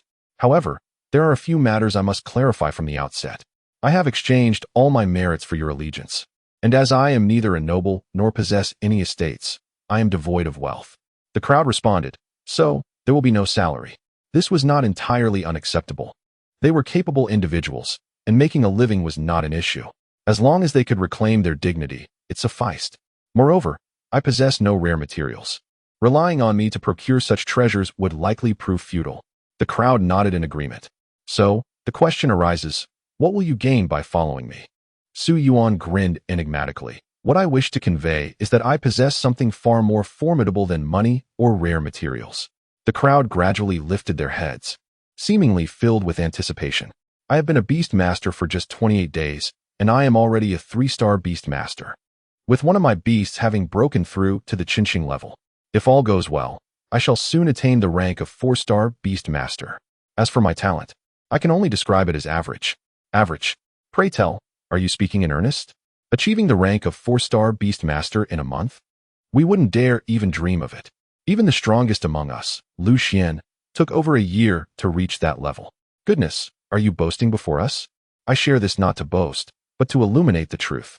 Under normal circumstances, such an achievement is unfathomable. My talent may indeed be ordinary. Yet I possess a unique ability as a beast master. I am a heavenly beast master. In essence, I wish for you to understand that by following me, you too can achieve such remarkable speed. You will attain something far more potent than rare materials or wealth. Su Yuan laid his cards on the table. I possess a power that surpasses even the heavenly eye. This revelation enlightened the crowd, who began to comprehend the implications. Oh, so that's how it is. Indeed, under normal circumstances, who could possibly break through to 4-star status in a month? They regarded Su Yuan as a prodigy, yet failed to ponder the nature of his genius. What if Su Yuan had a unique method of mastering beasts? In this world, power reigns supreme, and the mastery of beasts holds unparalleled significance. Unique methods and untold secrets are undoubtedly more precious than even the rarest treasures of heaven and earth. Truly, our revered leader is deserving of such admiration. How foolish we are to have underestimated the wisdom of our master, reducing it to mere boastfulness. What a profound sacrilege! The depth of our master's magnanimity, wisdom, and strength is unfathomable. The crowd's eyes sparkled with newfound respect for Su Yuan, intensifying their reverence. Clearing his throat, Su Yuan stated, "Of course, it is essential that you adhere to certain principles while following me. After all, establishing authority must follow the grand vision. Rules are well understood by all who have walked the battlefield. Without rules, there can be no order. Henceforth, the Liu clan shall cease to exist. Those bearing the surname Liu will inevitably face scorn. Therefore, first and foremost, you shall all change your surname to Su. From now on, we shall be known as the Su family army." The crowd murmured, "What is this? It feels as though we've boarded a pirate ship. Have we perhaps sworn our loyalty too soon?" It seemed their leader was slightly unconventional, yet the reasoning was sound. Upon stepping outside, anyone recognizing them as members of the Liu family would surely point fingers, regardless of their past deeds. It was akin to wearing a label that draws attention solely for one's beauty, which, albeit uncomfortable, began to make sense upon reflection. Just then, Liu Xian stepped forward and declared, "Brothers, what is there to feel embarrassed about? Our master bestowing his surname upon us signifies that he regards us as family. Do you truly believe our master is in need of our allegiance by sharing his name? Not at all. This is entirely for our benefit, to prevent the common folk from casting judgment upon us. I express my gratitude for this gift of a surname. From this day forth, I shall be known as Su Xian, serving our master faithfully." The crowd appeared to awaken to this realization, as if a light had dawned upon them. Indeed, did Su Yuan lack for the name Su? Not in the slightest. Yet, his willingness to share his surname with them was not for his own sake, but for the sake of those burdened by stigma. I had not grasped this until now. Forgive me, my master. I wish to change my surname to Su. I too wish to shed the Liu name. The Liu family has brought us ruin. What use is their name now? It is not us who have wronged the Liu family, but rather they who have wronged us. My master, please permit me to adopt the surname Su. From this day forth, I shall no longer be Liu Yin, but Su Yin. Yes, from this moment, I shall be known as Su Dezhuang." Su Yuan was taken aback, his head adorned with an enormous exclamation mark. "Oh, I merely felt a slight discomfort with the surname Liu, and besides, those named Su are indeed rare. Perhaps you have misunderstood my intentions." He displayed a remarkable magnanimity, exclaiming, "Indeed." The crowd nodded in unison, acknowledging the generosity of their master. Immediately after, Su Yuan continued, "As for the second rule, I implore you to aspire to greatness. Who has tarnished your honor? Indeed, it is the Liu family, but are they the sole culprits? I trust your discerning eyes can see clearly. They remain unpunished. Are you not outraged? No, I believe you are incensed, yet feel powerless to exact revenge. Follow me. Trust in me, for one day I shall reclaim what rightfully belongs to us, restore all that we have lost." My lord, your words resonate deeply. It is clear to all that the Liu family is but a pawn in the noble's game of self-preservation. Other families are undoubtedly complicit, albeit lacking evidence and strength. Can we remain indifferent? A multitude has spent these days cursing the Li and Gong families to the point of raising their ancestors from the grave. Yet to what end? What can we do? But Su Yuan is different. He has stepped forward and struck a blow against the aristocracy. Do not underestimate this moment. One victory leads to another. With the second comes the third and the fourth. Who is best suited to challenge the nobles? Su Yuan. Suddenly, one individual, moved to tears, proclaimed, "I understand now. Our Lord fears we may succumb to despair, that we might falter, which is why he urges us to aspire. Rest assured, my lord. This hatred cuts to the heart. We shall never forget. Ah, the crowd was enlightened once more. Is it truly for our sake? The wisdom and magnanimity of our Lord are boundless. Su Yuan mused, I merely stated that we share a common enemy. Let us confront them together.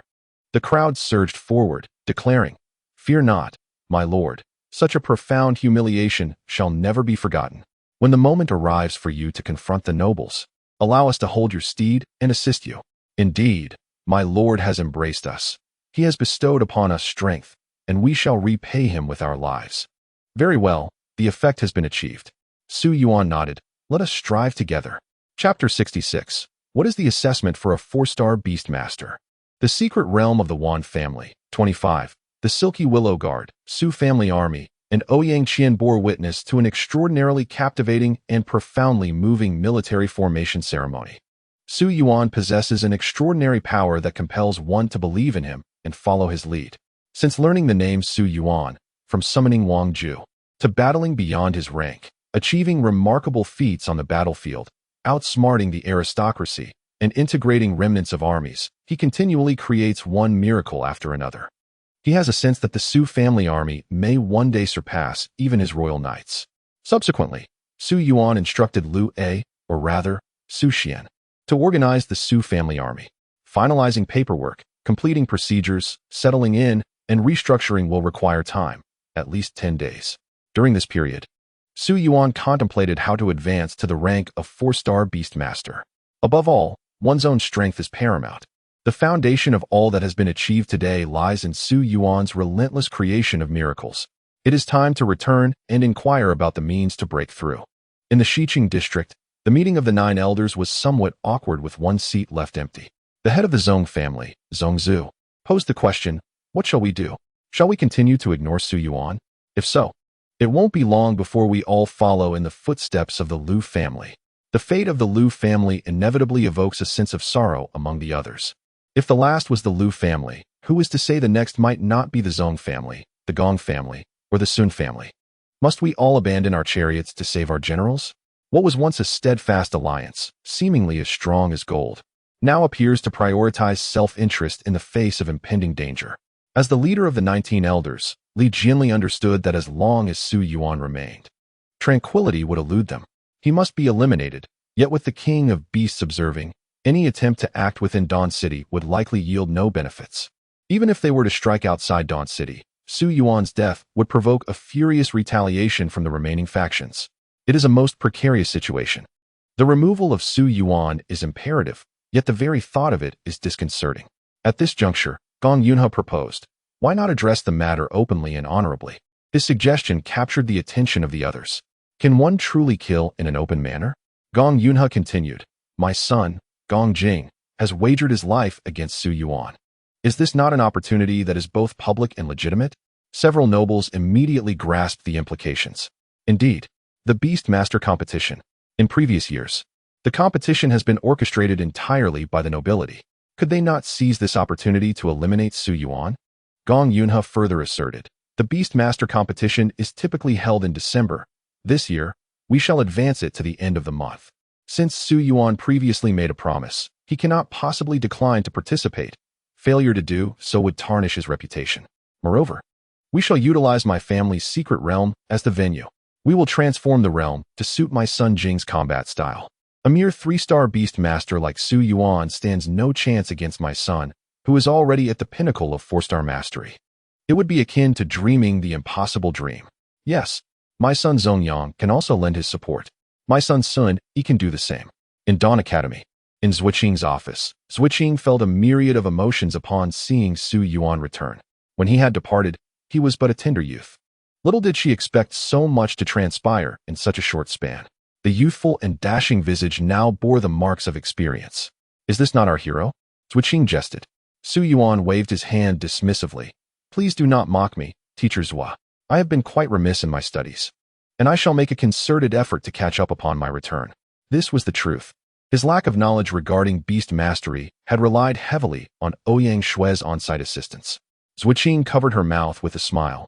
You are growing far too quickly. I can scarcely keep pace with your progress. Do not hesitate to seek me out whenever you have questions. Su Yuan nodded gently. All right, Teacher Zhua. May I inquire about the assessment criteria for becoming a 4-star Beast Master? His question caught Zhuqing off guard, causing her to choke on her tea. Ahem. You have only just become a 3-star Beast Master, haven't you? According to reports from the front lines, you achieved a breakthrough on the battlefield just a few days ago. Are you telling me you wish to advance to a 4-star Beast Master already? Wait, it has only been 28 days since you became a Beast Master, hasn't it? Zhuqing was unable to hide her astonishment, and after a moment, she asked, what is your current situation? To what extent have your beasts grown? Yuan candidly replied. One of them has seized the essence of a demonic beast on the battlefield and has reached the level of a celestial star, while the other 2 are at the pinnacle of gold level, poised for a breakthrough at any moment. Zhuqing pressed further, what about rare materials? Have you gathered them all? Yuan thought for a moment. He recalled that Ouyang Shue's bag was filled with an abundance of cookies, so he responded, yes, I have everything readily available. It was all prepared long ago. That's astonishing. Although their conversations seemed to diverge, Zhuqing was still taken aback by Yuan's rapid advancement. What you need now is to elevate the other 2 beasts to the celestial star level, which will require you to seek out the essence of the stars. Yuan nodded in agreement. Indeed, aside from hunting demonic beasts, where else can one find the essence of the stars? Zhuqing replied, in secret realms. The secret realms controlled by various families contain areas that gather stellar power, some that brim with lunar energy, and others that absorb solar energy. As for the levels of Beast Masters, you may not yet be aware, but the lower tiers are represented by gold, silver, and bronze, which correspond to the earthly triad, while the intermediate levels are denoted by sun, moon, and star, representing the heavenly triad. Your current objective is to gather the powers of heaven and earth. As for the assessment for becoming a 4-star Beast Master, you have already accomplished it. The goal of the assessment is to obtain access to a realm of stellar power, which you can acquire through merit or by exchanging combat achievements against other Beast Masters. And you, with the military exploits you have garnered, have indeed secured an entry quota to a secret realm from the Yuan family, haven't you? Once your beasts reach the celestial star level, you will also require a realm that gathers stellar power for yourself, which will augment your abilities. At that time, you shall be on the threshold of becoming a 4-star Beast Master. Yuan understood. So that's how it is. It appears Yuan Yang has been quite generous, paving the way for me. Zhuqing continued. The Yuan family's secret realm happens to be a realm of stellar power. You can go seek out Yuan Yang to head to the secret realm shortly. Yuan nodded, feeling that his progress was smoother than anticipated. However, Yuan, be aware that the other Beast Masters entering the secret realm with you will be your competitors. Oh, what do you mean by that? Zhuqing smiled. Yuan, a 4-star Beast Master possesses a certain level of combat prowess, and the strength of that prowess hinges upon the amount of stellar power you can absorb. After all, we Beast Masters cannot always hold our beasts back, can we? The great fish has entered the pond, and if the smaller fish wish to vie for greater power, they inevitably find themselves at odds with you. Chapter 67, Fireside Conversations, Long Yao's Dream, 35. Zhuqing's extraordinary metaphor allowed Yuan to swiftly comprehend the ascent of a 4-star Beast Master. The power of the stars resembles a pond. The more one occupies, the less remains for others, and those with greater possession become ever stronger. This is akin to a battle royale, where each fights for themselves. It is generally accepted that the strongest must be eliminated first, otherwise, it becomes a case of larger fish devouring smaller ones, leaving no escape for anyone. Indeed. Yuan nodded. Very well, Teacher Zhua. I will prepare and seek Commander Yuan tomorrow. This matter necessitates thorough communication with Long Yao, the Snow Maiden, and Fujia. Speaking of which, Yuan realized he had spoken little with them in recent days. He was entirely unaware of their needs regarding the power of the stars, what they desired, or their aspirations. Having been preoccupied with his own affairs, he finally found the time to inquire. Coincidentally, today, Ouyang Shui returned to the palace, leaving their dormitory undisturbed. That evening, Yuan ignited a small furnace, summoning Long Yao, the Snow Maiden, and Fujia from the Beastmaster's space. Once the 3 transformed, they gathered around the furnace, warming their hands. After the war, the temperature had plummeted drastically. The once mild and comfortable atmosphere had now dipped below 10 degrees. Yuan chuckled. Long Yao, if you had the chance, what would you wish to do most at this moment? Long Yao slightly parted her crimson lips, playfully brushing Yuan's chin with a delicate finger. Of course, I wish to fill my stomach. Yuan grasped her finger, I mean seriously. Long Yao coyly replied, actually, I've been having a dream lately. A dream? Rumor has it that a dragon-esque dream serves as a warning, potentially foretelling opportunity or disaster. What dream? Long Yao strained to recall. Well, it takes place in a desolate and eerie realm, where countless dragons soar through the sky, ultimately all bowing at my feet. Little one, you are upon me, and they refer to you as the Dragon King. Me? The Dragon King? While I can understand why they would call you the Dragon King, given your dragon lineage, if fully awakened, would you not be akin to a dragon god? Why call me? That makes no sense. Long Yao gently bit her fingertip. That place must be the dragon nest. Once you possess sufficient strength, I hope you can accompany me to see it. The dragon nest lies 1,000 miles west of Dawn City, beyond the Nether Valley, and 300 miles further still. Previously, the Eagle's Cry Gorge was a forbidden zone for those beneath demigod status. Wouldn't venturing to the dragon nest without demigod strength mean risking one's life? Wait. Su Yuan turned to Fu Jia. Fu Jia, in a stellar projection state, does the soul suffer any harm? How far can it travel? I cannot go myself, but I can utilize Fu Jia's ability to project my spirit. Fu Jia tilted her head and remarked, one may incur harm, particularly from curses aimed at the soul, though such abilities are relatively rare. As for distance, there are no restrictions. Rather, it is time that is limited. 7 days. Beyond that, the soul cannot be sustained. In 7 days, one could traverse 2,600 miles, yet it seems that Su Yuan currently cannot run that fast. Well, I shall wait until I become a 4-star beast master to see if that changes. I have noted this down. Once my stamina catches up, I will employ my astral projection abilities to explore. Now, Snow Maiden, do you have any desires? The Snow Maiden shook her head. Everything I possess is bestowed by my master. As for the memories of my bloodline, they seem to be frozen by the Snow Emperor. I cannot recall them as Dragon Yao did. If I must express a wish, I hope my master can treat me as he does Dragon Yao. Upon finishing her words, the Snow Maiden's alabaster cheeks were tinged with a rare blush. Su Yuan, caught off guard by the confession of affection, felt somewhat dazed. Indeed, the Snow Maiden was merely a snow fox at first. Most discarded beast eggs, aside from serving as pets, would face a grim fate. The kindness bestowed upon her was something the Snow Maiden had never resisted. It was even the root of her affection for Su Yuan. Long Yao gave Su Yuan a gentle shove on the back. Little one, it is quite impolite not to respond to a lady's affection. Su Yuan, no longer inexperienced, grasped the Snow Maiden's icy, jade-like hand and boldly declared, very well, allow me to feel the warmth of your heart. After embracing her, Su Yuan turned to Fu Jia and inquired, what about you, Jia Jia? Is there something you yearn to do? I recall that Jia Jia originates from the seed of the world tree and serves as the guardian of the forest elves, correct? Fu Jia twirled her golden locks and replied softly, yes, I possess some memories of my race. The forest elves reside in the world tree, and the distance to Dawn City is far too great. With my master's current strength, we cannot possibly traverse it. Su Yuan pondered a possibility and eagerly asked, ahem, Jia Jia, are all forest elves as beautiful as you, with golden hair and pointed ears? Fu Jia instinctively responded, indeed, even our subordinate race, the beastmen, are all lovely with beast ears. Su Yuan's eyes sparkled as if ignited by some special inspiration. A gentleman must act with purpose. He quickly took out his notebook and wrote down, let us immediately set the conquest of the entire forest elf kingdom and the beastmen as our goal. Right now? At once. Fu Jia, despite constantly observing Su Yuan, still found his spontaneity a bit disconcerting. Her modesty was consistently dismantled by his unreserved nature. Following this master, was it a blessing or a curse? Then, Su Yuan declared, tomorrow, we shall venture to the secret realm of the Yuan family. Regrettably, my master, I am indeed too dazzling.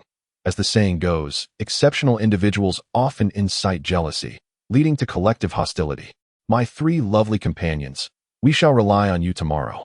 Long Yao chuckled, do not worry, little one. With me around, I shall vanquish any foe that dares to approach.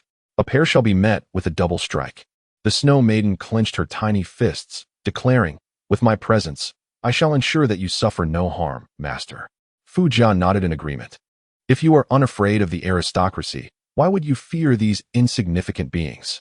The conversation lingered on into the late hours. The following day, upon returning to the dormitory with her belongings, Ouyang Shui was taken aback by the scene that unfolded before her. A crimson hue rushed to her cheeks as she shielded her eyes with her hands, though not entirely, allowing a glimpse through her fingers as she exclaimed, "Rogue." Su Yuan, startled awake by the outburst, blinked sleepily at Ouyang Shui, her silver-blue hair cascading elegantly against her white attire, radiating freshness alongside her bashful countenance. Realizing the situation, he stammered, "Your Highness, please allow me to explain. Weren't you supposed to be at the palace for several days? How is it that you have returned so soon?" He hastily dressed as he spoke. Ouyang Shui retorted, "I have matters to discuss with you. Who would have thought you? Ah, I am 20 years old. Is that not entirely normal? Have you not experienced such things, Your Highness?" "Of course not." Su Yuan realized he had forgotten she was a seemingly worldly, yet genuinely innocent young lady. "Very well, I concede. I shall be more cautious in the future." After taking a sip of water to calm her nerves, Ouyang Shui resolved to put aside the earlier incident and said, "Su Yuan, there are 3 matters to address. One pertains to the final judgment results, another concerns the Beast Master competition, and the last relates to the Yuan family's secret realm. Which would you prefer to hear first?" "The judgment results," Su Yuan replied, eager to learn the outcome of an event in which he had actively participated, even opposing the entire aristocracy. Ouyang Shui handed him a letter along with the latest edition of the Dawn newspaper, detailing the comprehensive account of the judgment's results. The Liu family's implicated members faced execution, with over 1,600 individuals beheaded and their remains displayed beyond the eastern city wall for public outrage. Such severity.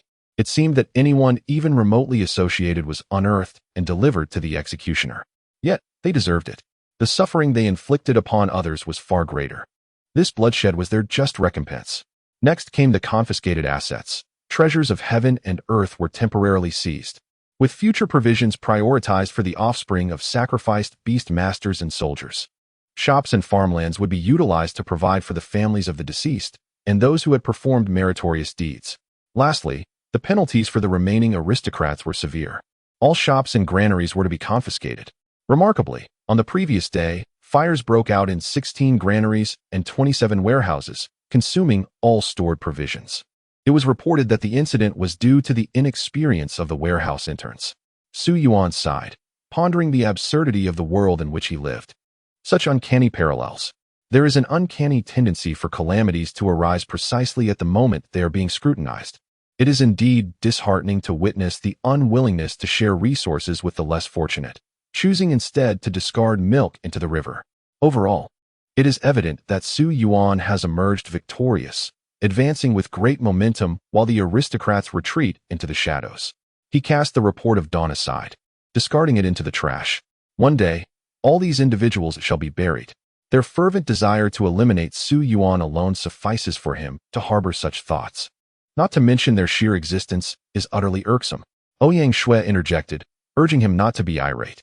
"There is another matter concerning you," she said. Su Yuan reclined with his head resting on his hand.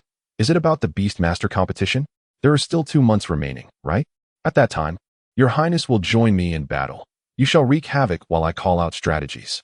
We are bound to win." Ouyang Shui replied softly, "It's not 2 months. It has been moved up. Just 20 days from now." Moved up?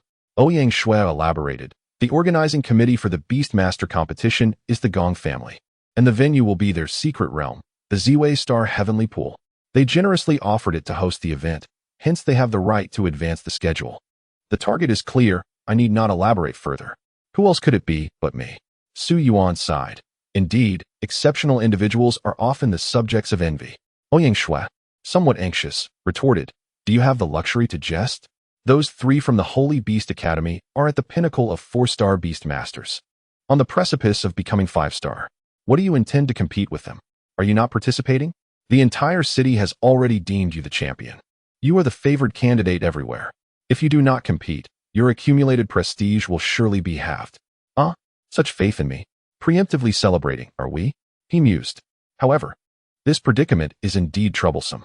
The aristocrats have specifically offered the venue for the Beastmaster competition, all to seize the opportunity to eliminate me. This aligns with the wager made with Gong Jing. It is all above board, entirely legitimate. Should Gong Jing succeed in taking my life, no one could find fault, as it would be a result of my own agreement, one I confidently accepted at that time, believing that by year-end, achieving 5-star status would be effortless. Yet, the aristocrats are not foolish. They have orchestrated an early competition. Will you attend? If you do not, your hard-earned reputation will be severely diminished. If you do come, even better, that will be your prepared grave. Ouyang Shui inquired, what are your thoughts? Su Yuan replied, of course I shall participate. I do not believe they can assuredly eliminate me. His words radiated unwavering confidence. Ouyang Shui furrowed her brow slightly, but if that is the case, I will be of little assistance to you. I have only just become a 3-star beast master, and there are merely 20 days remaining. Su Yuan chuckled lightly, Your Highness, you have aided me greatly in the past. Now it is my turn to assist you. Ouyang Shui gazed at Su Yuan, observing the peculiar smile upon his face, and recalled the moment on the battlefield when he miraculously extracted a cookie from her waist pouch to achieve a breakthrough. Do you have a way? She inquired. Su Yuan did not deny it. Of course. Leave it to me. Within 10 days, I shall assist you in maximizing your beast mastery experience. You lack neither celestial materials nor secret realms, so how does that sound? Quite a bargain, wouldn't you agree? Ouyang Shui, filled with excitement, stood up and exclaimed, Indeed, I did not choose the wrong person to assist. Thank you, Su Yuan. By the way, there is a third matter, the issue concerning the Wanjia secret realm. Su Yuan looked up, intrigued. What about the Wanjia secret realm? Ouyang Shui produced a piece of paper, writing and illustrating as she spoke. As you should know, there are 3 types of secret realms, sun, moon, and star, each family possessing different realms. Over time, a tradition of exchanging quotas has developed. The Wanjia family, along with the Gong family and the Lu family, hold the star's secret realm, but currently, the Lu family's quota has been temporarily confiscated, leaving only the Gong and Wanjia family's secret realms. Most beast masters from the city guard typically venture to the Wanjia-managed secret realm known as the Yaoguang Ice Field. Meanwhile, the beast masters from the Lang and Hai battalions, primarily of noble descent, have received strict orders from the 9th Elder to keep a close watch on you. Whenever you enter the secret realm, the promising youth from the Lang and Hai battalions will also join, rallying everyone to eliminate you first. To put it plainly, they aim to trip you up. You wish to break through? You will need the power of the stars. The Gong family has been designated as the venue for the Beast Master competition, thus you are left with no choice but to go to the Wanjia family's realm. We shall create disturbances there to hinder your advancement. Indeed, a comprehensive assault. This is the consequence of Su Yuan's heroism, as he must now brace for their retaliation. Ouyang Shui continued, Among them, you must pay particular attention to Zhong Tianda from the Lang battalion and Hing Yun from the Hai battalion. Both are peak 3-star beast masters, and they have beasts that have reached the Qinxing level, rivaling your own strength. They will surely seek to trouble you then. Let the soldiers come. Let the water flow. There is nothing to fear, Su Yuan replied, undaunted by the prospect of trouble. However, Ouyang Shui expressed her concerns. Su Yuan, I mean, do you really want to? Su Yuan looked at her in confusion. What are you stammering about? Just say it plainly. Your hesitation is uncharacteristic of you. A blush graced Ouyang Shui's cheeks, as if she had summoned great courage to voice her thoughts. With her eyes cast upward, she said, Our Ouyang family possesses all 3 secret realms, the sun, moon, and star, but entry is restricted to our kin. What I mean to propose, Su Yuan, is whether you would like to become my royal knight. A royal knight? What does that entail? Su Yuan inquired. Ouyang Shui clasped her fingers together and, lifting her chin, explained, Each member of the royal family with inheritance rights can designate a royal knight. Henceforth, you would be considered part of the Ouyang family, granting you unrestricted access to the secret realms and more. Su Yuan raised his eyelids slightly. Isn't that akin to becoming a son-in-law? Oh, Your Highness, if you desire me, just say so directly. Why go around in circles? Of course, I would not refuse. Ouyang Shui's already rosy cheeks turned pale in an instant, her eyes glistening with tears. Get lost. With that, she tossed her head and walked away. Su Yuan gently shook his head. Although Ouyang Shui did not elaborate on what a royal knight entailed, he could vaguely surmise its connection to the struggle for the throne. The expression on the young girl's face had been akin to that of a shy maiden confessing her feelings, bashful yet awkward, full of affection yet somewhat coy, wanting to break through the window of restraint but fearing the loss of composure. Her emotions were plainly written on her face. Su Yuan, of course, declined her advances in his own way. He did not harbor any dislike for Ouyang Shui. In fact, he found her quite pleasant in both appearance and demeanor. Yet he believed that love should not be tainted by ulterior motives. Were she to genuinely express her affection, he would respond sincerely. However, for someone like Ouyang Shui, who had been surrounded by flattery her entire life, being rejected must have been a rather humiliating and sorrowful experience. Alas, Su Yuan picked up a pen and penned a letter, placing it on her bedside. He hoped she would see it upon her return. Subsequently, having gathered his belongings, Su Yuan made his way to the headquarters of the city guard in Dawn City. At that moment, Wan Yang was busy handling various affairs within the city and had yet to return to Little Pond Town. Upon revealing his intentions to Wan Yang, the latter readily took Su Yuan to their family estate, introducing along the way, "Su Yuan, I knew you couldn't sit still. Just now, I was discussing you with Vice Officer Sun, and here you are." Our Yuan family's secret realm is called the Glimmering Ice Field. As the name suggests, it draws upon the star power of the glimmering star among the Big Dipper. The ice field and snowy mountains serve as a test for those seeking to harness this star power. The straight line distance is approximately 5 kilometers. If one fails to traverse this segment of the snowy mountains, they will be teleported out, awaiting the next accumulation of star power. This accumulation generally takes about a month. And should you miss this opportunity, Su Yuan, you will be unable to break through to a 4-star Beast Tamer before the Beast Tamer competition. Failing to reach 4-star status would surely spell your doom in the competition. Thus, this is your last chance. It must not be squandered. Anyone who stands in my way shall not blame me for unleashing my wrath. I do not relish taking lives, but when necessary, I shall not hold back. Whoever obstructs me shall perish. As Su Yuan journeyed onward, Ouyang Shui returned to her dormitory. Grasping a silver needle and targeting a doll adorned with a paper bearing Su Yuan's name, she relentlessly jabbed at the doll, muttering incantations. "You scoundrel, you rogue. Why can't you understand?" Exhausted from her efforts, she climbed onto her bed to rest, only to feel something caught in her hair. Upon retrieving it, she discovered a letter. As she opened it, the lack of regal elegance struck her. The handwriting was starkly at odds with its appearance, possessing an almost crude quality. She began to read intently. "Dear Prince, I presume that selecting royal knights is a matter of great significance for every heir, is it not?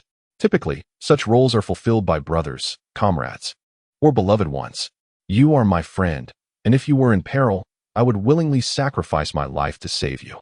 However, I do not wish to be ensnared in the complexities of royal aspirations or power struggles. My sole desire is to aid those who have treated me kindly, nothing more. Furthermore, should you wish to confess your feelings again, please refrain from using the guise of a royal knight.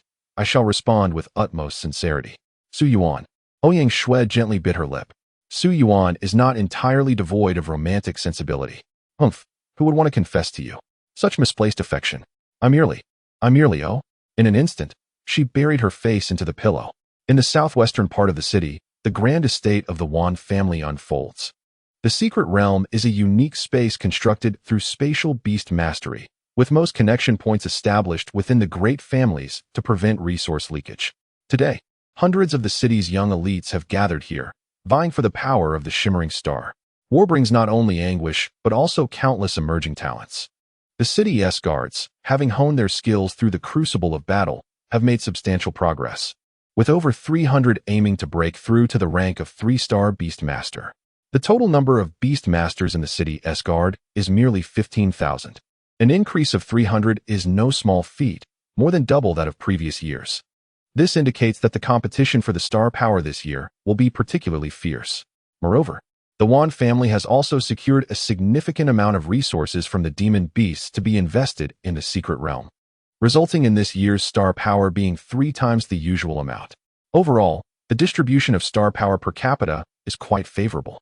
When the gathered crowd saw Wan Yang arriving with Su Yuan, countless faces contorted in bitterness, as if they had tasted a bitter herb. Hey, isn't this excessive?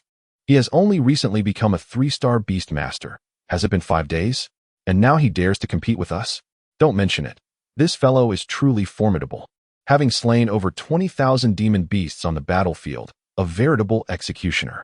I certainly do not wish to encounter this ruthless killer. With Su Yuan here, there is no hope for this month. Perhaps we should try again next month? Some displayed overt pessimism. However, amidst the crowd, someone spoke up. What is the rush? If one cannot defeat him, can 10 or 100 not prevail? Besides, most of the demon beasts Su Yuan has slain relied on the celestial phenomena triggered by his breakthrough. He has likely personally engaged fewer than 1,000. We are over 300 strong, with a combined 1,000 beast masters, our battle prowess far surpassing that of the demon beasts. Without any allies, Su Yuan would have to concede when faced with us. Indeed, let us contemplate. If Su Yuan reaches the finish line, can we possibly outmaneuver him for the star power? There is but one solution. Let us besiege him. In mere moments, the sentiments of the crowd coalesced into a singular resolve. Yes, let us surround him. Although Su Yuan left a remarkable impression on many ordinary individuals, within the ranks of the city guard, opinions diverged significantly. To those who regarded him as an ally, he was deemed exceedingly reliable. To those who maintained neutrality, he was celebrated as a hero. Yet, to those who considered him an adversary, he was utterly repugnant, akin to a relentless executioner. This perception inherently instilled a sense of trepidation among many. With just a few words, Zhong Tianda and Hung Yangyun managed to galvanize the crowd, uniting them in purpose. Su Yuan found himself at a loss, unable to resist this alliance. Very well, let us unite, he conceded. For he had his own ambitions to explore within this secret realm. Wan Yang, too, found himself powerless to intervene, as both sides belonged to the city guard. All he could do was announce, "Everyone, the secret realm of Yaowang Icefield is about to commence. Please exercise caution. Should you encounter peril, you can strike your arm insignia to escape. Now, let us not linger on unnecessary words. We are all here in pursuit of opportunity." With that, he called for readiness and initiated the teleportation. Chapter 70. Upon the Snowy Mountain, 1 verses 300. 15. A cascade of starlight enveloped the over 300 participants, transporting them to another expanse. Before them lay a landscape blanketed in pristine snow, dominated by a towering snow-capped mountain, nearly 1,000 meters high. The celestial bodies above were obscured by a fierce blizzard, with visibility severely compromised. Only by traversing this mountain could one behold the sights beyond. This served as a trial for beast tamers, for within the snowy heights lurked various beasts, some of golden caliber, others of the more formidable sunken star rank. For those aspiring to ascend to the rank of 4-star beast tamer, the challenge was not insurmountable, yet the greatest obstacle lay in the snow itself, where snow spirits could unleash their full combat prowess. Instinctively, Su Yuan sensed the biting cold, as the temperature plummeted below -40 degrees. Fortunately, having undergone the sanctification of the Holy Hall and the baptism of blood energy upon becoming a beast tamer, his physical constitution far surpassed that of ordinary individuals, granting him exceptional resilience against the cold. For Su Yuan, the true inconvenience was not the frigid air, but rather the watchful gazes of those surrounding him. Over 300 individuals scrutinized him with predatory intent. Su Yuan chuckled. "What is this? Have you all conspired to eliminate me first?" The leader among them was Zhong Tianda, who stepped forward and stated, "There is no other choice. You shine too brightly, Su Yuan. We are all here to vie for a share of fortune. If you reach the destination first, we shall receive little of the star power. Even if you become a 4-star beast tamer, it would still be of the weaker variety." This sentiment garnered unanimous agreement from the crowd. Another voice, Hing Yuan, chimed in, "Perhaps you could first pledge an unbreakable oath to only claim your fair share, and we could refrain from targeting you initially." Both Zhong Tianda and Hung Yangyun were fundamentally obstructing Su Yuan. Their proposals were unacceptable to him. He had come with the intention of claiming bountiful rewards for himself. Su Yuan grinned. "Do you think I'm oblivious to your little schemes? It is merely your clans, the Zongs and the Hangs, that have incited you to hinder me. Do you believe I would cower? Or that your numerical advantage would suffice to vanquish me? In the Wanzi camp, we once fought side by side. You may choose to depart or opt not to stand against me. Consider it a favor to Commander Yuan. Should you decide to join forces against me, do not blame me for my lack of mercy when the time comes." The confidence exuded by Su Yuan caused hesitation among some, for he was a formidable presence on the battlefield, having claimed many lives. This instilled a sense of trepidation in them. However, Zhong Tianda scoffed, "Do not be so arrogant, Su Yuan. We number over 300, while you stand alone. Do you truly believe you can take on all of us?" Hing Yangyun could hardly conceal his amusement, adding, "Indeed, indeed. Our hero Su possesses limited skills, but boasts an inflated ego. Without the assistance of Wang and the others, what are you worth?" Encouraged by the mockery of these two, many rallied, proclaiming, "Su Yuan, swear that you do not wish to engage us. I am of the Wanzi camp. I will not interfere. You resolve your own issues." Su Yuan, Cease your resistance. We are too many for you to handle. As the members of the Wanzi camp gradually retreated, about 300 remained before Su Yuan. 1 against 300? Su Yuan narrowed his eyes. 300, is it? Very well, let us see if you possess the capability to vanquish me. Seeing that Su Yuan had no intention of surrendering, the 300 summoned their beasts. 900 beasts surged forth to attack Su Yuan. A brilliant jade-green aurora erupted as Su Yuan summoned the Snow Maiden. Utilizing his mythical talent, the Dance of Aurora, he instantaneously transported himself to the ascent of the snow-capped mountain. Zhong Tianda was taken aback. He had forgotten that Su Yuan possessed the ability of instantaneous movement, which had previously enabled him to evade the pursuit of the Shiliu Guard, though he was uncertain of the specifics. Witnessing it firsthand today revealed that Su Yuan's teleportation had an extensive range and remarkable speed, a truly divine talent. Not good, pursue him. Quickly, let us all ascend the snow mountain after him. Su Yuan must not reach the summit. They believed that the snow mountain would restrict his spatial powers, making it the perfect place to capture him. The group hastily urged their beasts onward. After executing 2 successive teleports, Su Yuan arrived at the foot of the snow mountain. Here, it seemed that the Snow Maiden's mobility was constrained. Master, it appears that the Dance of Aurora can only move us 10 meters here. As if spatial powers have been restricted, the Snow Maiden informed him. Indeed, the secret realm will not yield the star power so easily. It will require effort. Then we shall climb. Su Yuan replied. Snow Maiden, upon hearing that this was an ice field, I felt we could attempt that technique. What do you think?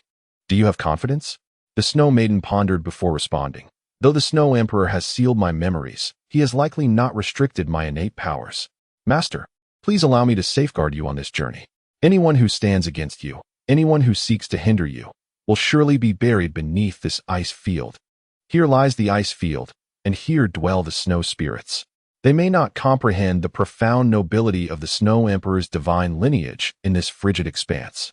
Su Yuan has afforded them a chance. However, should they remain obstinate, they must not blame him for severing their tender shoots. Behind them, 300 individuals, led by Zhong Tianda and Hung Yuan, formed an assault team. It must be noted that the foundational tactical proficiency of the Hai and Lang battalions is commendable, as they vanquished numerous demon beasts along the way, effortlessly reaching the base of the snow-capped mountain. The mountain towers a full 1,000 meters, and Zhong Tianda organized everyone into 3 groups, taking turns to withstand the onslaught of the blizzard and the demon beasts. In less than an hour, they had ascended to 500 meters up the slope. Here, amidst the hazy snow shadows, a striking young man clad in white stood, with an ice-blue snow shadow enveloped in crystalline frost hovering behind him, seemingly awaiting their arrival in this vast expanse of snow. Upon closer inspection, Zhong Tianda realized that the figure in the snow was none other than Su Yuan. Overjoyed, he exclaimed, Why have you stopped running, Su Yuan?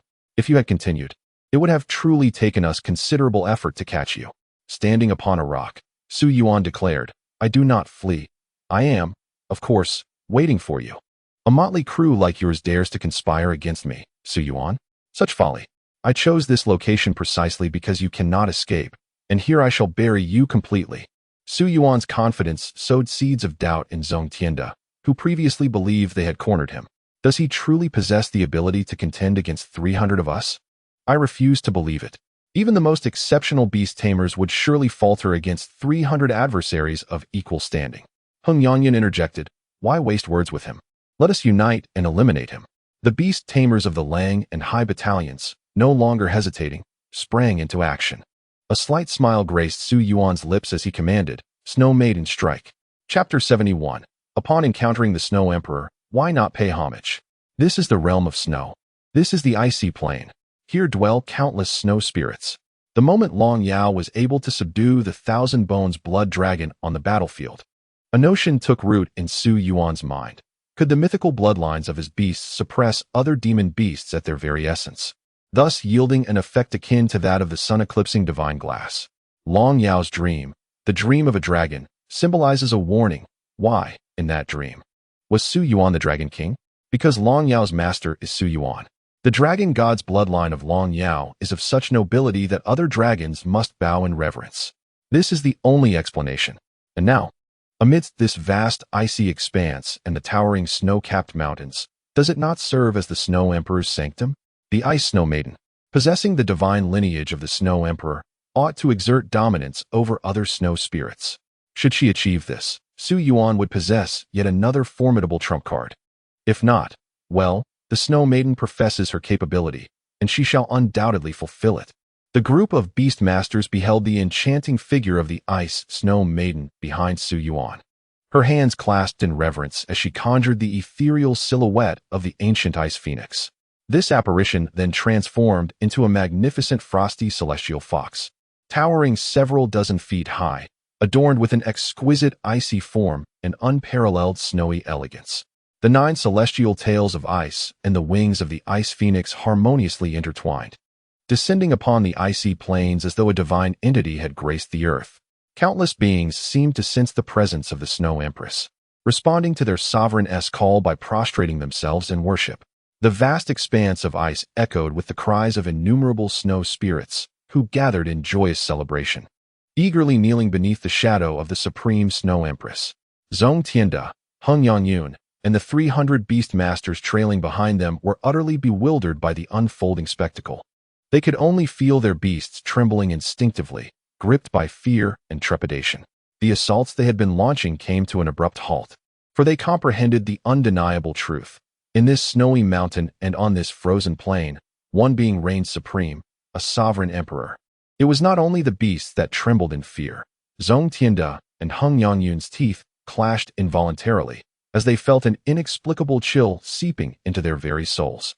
Despite the absence of cold, witnessing the adoration of the myriad snow spirits and the dread radiating from the beast masters, Su Yuan could hardly contain his exhilaration. He had succeeded. Such impact from an incomplete lineage of the Snow Empress? It was no wonder that even demigods like Hongshin San were drawn to the pursuit of divine bloodlines. For when the mythic bloodline fully awakened, one would be invincible within their realm, undefeated in battle. At this moment, brimming with confidence, Su Yuan addressed Zhong Tianda and Hung Yangyun with a commanding voice. How audacious! Having seen the Snow Empress, why do you not bow? His words carried an unparalleled weight, as if they bore the crushing force that could compel Zhong Tianda and Hung Yangyun to their knees. In that instant, both felt an overwhelming sense of shame.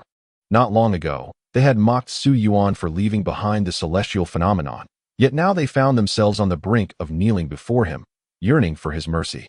No, how could this be? We are 300 strong, they thought in disbelief. Why was it that Su Yuan could invoke such celestial phenomena both within the secret realm and upon the icy plains? Why? They could not fathom it, nor would they ever comprehend. Yet, this realization did nothing to sway Su Yuan's resolve. The Snow Maiden echoed Su Yuan's proclamation.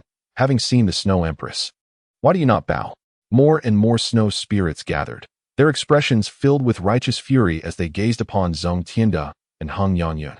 How dare they exhibit such arrogance before the Snow Empress? To stand before her was the utmost disrespect, a grievous sacrilege. Zhong Tianda, Hung Yangyun, and the 300 beast masters found themselves overwhelmed by the oppressive aura of the Snow Empress, the might of Su Yuan, and the tide of snow spirits who surged to pledge their allegiance to him, forcing them to kneel before his presence. What further words can be uttered regarding the siege? What more can be said about compelling Su Yuan to vow? At this moment, they appeared as mere jesters. They found even the simplest act of rising to their feet fraught with insurmountable difficulties. The most arduous aspect was that they could not even reach to touch the insignia upon their shoulders, which could be easily cast aside. Spare me, Su Yuan. I beseech you. I merely seek a share of fortune. Indeed, I too, Su Yuan. We harbor no deadly animosity. The once majestic figures of the sea character camp's beast masters began to plead for mercy. Yet, Su Yuan scoffed, enough of this charade. Do you genuinely believe I am oblivious to your schemes? You are the nobles dispatched to thwart my acquisition of stellar power before the Beastmaster tournament. You linger daily at the gates of the Yuan family, awaiting my arrival to join you. Am I correct? I, Su Yuan, extended an opportunity to you. I made it clear from the outset that I did not wish to take lives indiscriminately, advising you to act prudently. Yet, you still chose to follow Zhong Tianda and Hung Yangyun to obstruct me, did you not? No deadly enmity. How dare you utter such words? Should I fail to break through, would I not be doomed in the upcoming Beastmaster tournament? Those who hinder me are all my foes. Those who block my path are all my enemies. You are not ignorant of this. Rather, You are acutely aware. You wish to curry favor with the nobility by impeding my progress, to trample upon my corpse to attain your own wealth and glory. And you still expect my clemency? Dream on. Remember this in your next life. Do not play the part of a despicable sycophant. After Su Yuan's disdainful huff, the Snow Maiden summoned the phantom of the Snow Emperor, intensifying the blizzard that raged upon the snow-capped mountain. The temperature plummeted around Zhong Tianda and his cohorts, descending below -200 degrees. Zhong Tianda, Hongyang Yuan, and their sycophants were frozen solid amidst the storm conjured by the Snow Maiden. The myriad snow spirits bowed reverently before the ethereal figure of the extreme ice Snow Maiden. Subsequently, the king of snow spirits, the thousand-shadow snow fox, emerged slowly. It was a creature of the celestial star rank, the mightiest beast in this frigid realm. At this moment, it recognized its duty to pledge allegiance to its sovereign. It crawled before the Snow Maiden, plunging a claw into its own heart. Reacting swiftly, Su Yuan tossed a cookie towards the Snow Maiden. Snow Maiden, break through. The extreme ice Snow Maiden devoured it, and as her power surged, she shed her prior guise, her ice-blue form sprouting the wings of an ice phoenix. While the snow fox transformed from a single tail to 5, countless snow spirits knelt in reverence, some even triggering avalanches to herald the birth of their king. Above the thousand-shadow snow fox, a star of unparalleled purity emerged. It was the most vibrant star in this snowy expanse. Origin star, radiant light star, progress, 50100. Star analysis, radiant light star, a star symbolizing auspiciousness. Possessing this star grants the beast master the ability of foresight, with each point of progress providing 1 second of precognition. The power of the radiant light star. Its acquisition was indeed beyond Su Yuan's expectations. In this manner, his second beast, the extreme ice Snow Maiden, successfully ascends to the zenith star level. Chapter 72, SS level. Transformation, the extreme northern snow phoenix. As the extreme ice Snow Maiden consumed the primordial star, the ancient ice phoenix and the nine-tailed celestial fox intertwined, leading to a further metamorphosis of the Snow Emperor's divine lineage. Her already snow-kissed skin transformed into an even more lustrous and translucent alabaster, while the frosty aura within her became increasingly formidable, with celestial lights dancing and snowflakes cascading from the heavens, as if the entire snowy realm bowed to her dominion. Evolution. The extreme ice Snow Maiden evolved from S level to SS level, transitioning from gold tier to zenith star level. The extreme ice Snow Maiden, extreme northern snow phoenix. Su Yuan's mind conjured the data of the evolved Snow Maiden. Beast, extreme northern snow phoenix. Rarity, SS. Level, zenith star initial. Experience, primordial star, flickering light, progress, 50100. Talents, ice seal, epic. Dance of the Aurora, mythical. Destiny of the Nine Tails, mythical. Skills, Snow Moon Prison, epic. Ice Phoenix Divine Seal, mythical. Snow Emperor's Peerlessness, mythical. Bloodline, Snow Emperor's Divine Lineage, 30. New talent. Destiny of the Nine Tails, mythical. Each tail of the nine-tailed celestial fox represents a strand of fate. Even when faced with deadly assaults, she will recover fully. Current tails, 5 tails. New skill, Snow Emperor's Peerlessness. Mythical, activating the Snow Emperor's divine lineage. She manifests as a spectral figure, permanently altering the surrounding landscape into frozen plains and snow-capped mountains, compelling all snow spirits to submit. The second beast to ascend to zenith star level has arrived. With new talents and skills, unlike Long Yao's ruthless capabilities, the Snow Maiden leans towards ultimate protection and control. She can even reshape the terrain to create an advantageous battlefield for herself. It is no wonder that Su Yuan, after an arduous quest of 1,000 beast eggs, uncovered such a formidable bloodline. Indeed, the potency of bloodlines in influencing beasts is astonishing. This further highlights Su Yuan's incredible ability to activate mythical bloodline powers with but a handful of rice. Truly remarkable. The Snow Maiden's ascension to zenith star level signifies that Su Yuan merely needs to locate another primordial star for Fu Jia to elevate to a 4-star Beastmaster. That star can be sought across this snowy mountain on the other side. Su Yuan gazed at the now even more radiant and sacred Snow Maiden, who opened her arms, saying, "You have worked hard." The Snow Maiden, exhausted, lay in Su Yuan's embrace, her arms wrapped tightly around his neck, reluctant to let go. Su Yuan spoke softly, "Come." I will carry you over this mountain. He began his gradual ascent, step by step, climbing the snowy peak. Countless snow spirits cleared a wide path, none daring to obstruct the man who embraced the Snow Emperor. In this snowy realm, Su Yuan was the undisputed king. Beyond the secret realm, Yuan Yang suddenly realized that the luminous dots representing the more than 300 individuals who had entered had abruptly vanished. Apart from his own Wanzi camp, the beast masters from the other camps not only failed to utilize their arm badges to escape, but also left no trace of their presence. The conclusion was inescapable. They had perished within the secret realm. How could this be? With the arm badges at their disposal, they could have activated them at the slightest hint of impending death. What could have transpired? How could over 300 three-star beast masters be unable to employ their arm badges? Could it have been an avalanche triggered by the snow-capped mountains? That seemed implausible, as there should have been at least some time to react. Unless… No, it couldn't be Su Yuan, could it? Yuan Yang recalled that prior to their entry, it appeared these individuals had conspired against Su Yuan, with the leaders seemingly being the descendants of the Zhong and Hung families from the Langhai camp.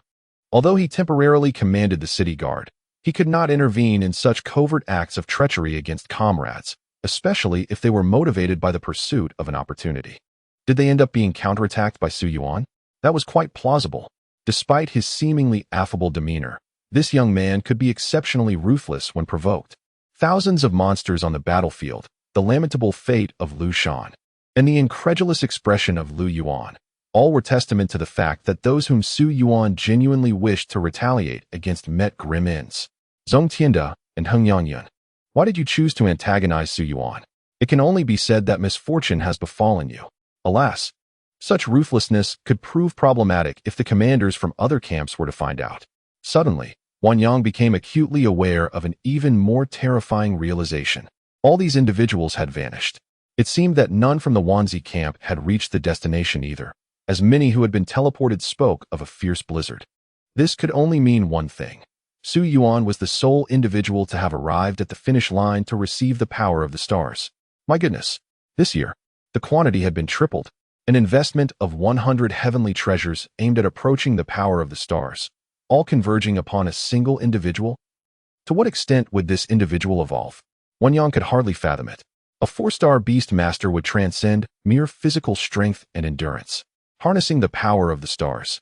Although they might not compare to formidable beast masters, vanquishing weaker monsters would be well within their capabilities. And what about Su Yuan? What transformation awaited him? Yuan Yang longed to be present in the radiant snowfield to witness this momentous occasion.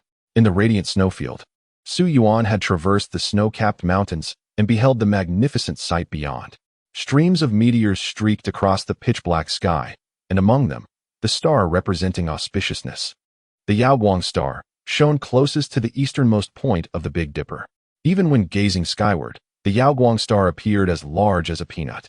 Behind the mountains lay an altar, at the center of which rested the heavenly pool. According to Yuan Yang, the power of the stars would be infused into the heavenly pool through the altar. The beasts of origin and the beast masters who require the power of the stars can gather the celestial energy simply by entering the heavenly pool. Su Yuan simultaneously summoned Long Yao and Fujia.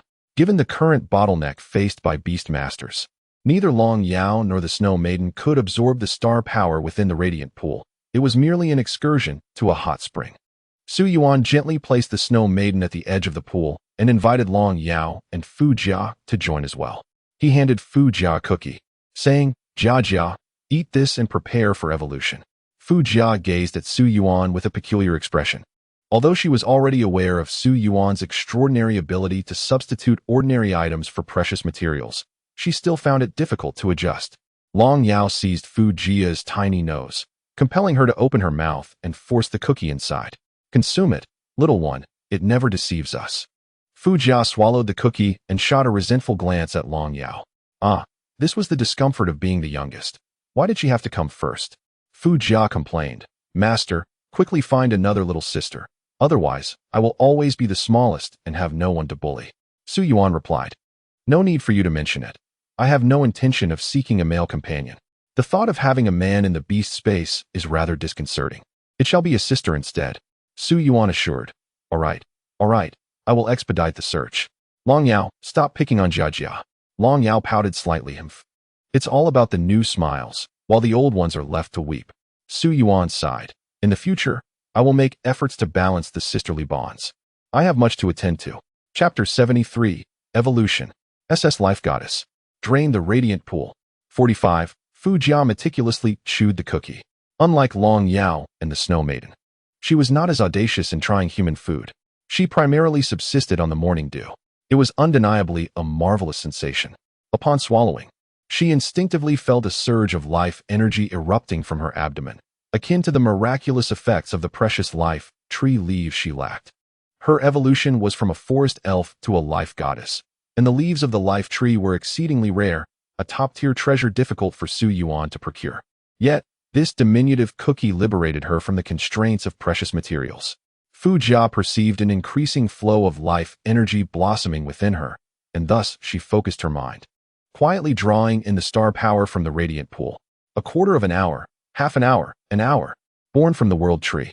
Fu Jia's ascension was unlike that of Long Yao or the Snow Maiden. She advanced slowly and steadily, like a great tree rooted in the earth, yet possessed an indomitable resilience. At last, a pale green energy halo gradually unfurled, and Fu Jia's golden-haired, pointed-eared visage became increasingly harmonious with nature. Adorned in a gown of azure reminiscent of a forest maiden, she exuded a refreshing aura, and merely approaching her evoked a gentle spring breeze, invigorating one's very essence. Suddenly, Su Yuan's mind was flooded with the data of Fu Jia post-evolution. Beastmaster, Goddess of Life, Rarity, SS, Level, Initial Starfall, Experience, Origin Star, Flickering Light, Progress, 1100. Talents, Spring of Spirit, Epic. Stellar Projection, Epic. Divine Miracle of Life, Mythical. Skills, Emergence of the Tree Realm, Mythical. Sacred Song of the Spirit Blade, Mythical. Dreamleaf of the Elves, Mythical. Bloodline, World Tree Bloodline, 30. New Talent, Divine Miracle of Life, Mythical. The ability to forcefully infuse dying individuals with life force. As long as someone willingly bestows their vitality, one can reverse the cycle of life and death, wielding the essence of existence. New Skill, Dreamleaf of the Elves, Mythical. Bestows wisdom upon the living, infuses life into the inanimate, enabling all existence to become a force under the control of the Goddess of Life. Finally, Jia Jia too has completed her evolution. The newly acquired talents and skills were rather daunting. The Divine Miracle of Life is a tremendous boon for those willing to trade their lives for another. And if utilized wisely, Su Yuan might reap unexpected favors. As for the Dreamleaf of the Elves, he found it difficult to articulate his thoughts. Could it be that in the future, all beings in the world could be endowed with life and wisdom, serving his purposes? At the very least, in matters of espionage, he would possess a network more formidable than any other. A chosen beastmaster? It seemed that all her abilities were designed to compensate for his weaknesses. A rare and irreplaceable power. Upon Fu Jia's ascension to the Starfall level, Su Yuan instinctively sensed that he had reached a certain threshold. A 4-star beastmaster? What distinguishes a beastmaster who channels the power of the stars? Let me find out. The star power Fu Jia absorbed was modest. The entire flickering light pool had consumed less than 1/10.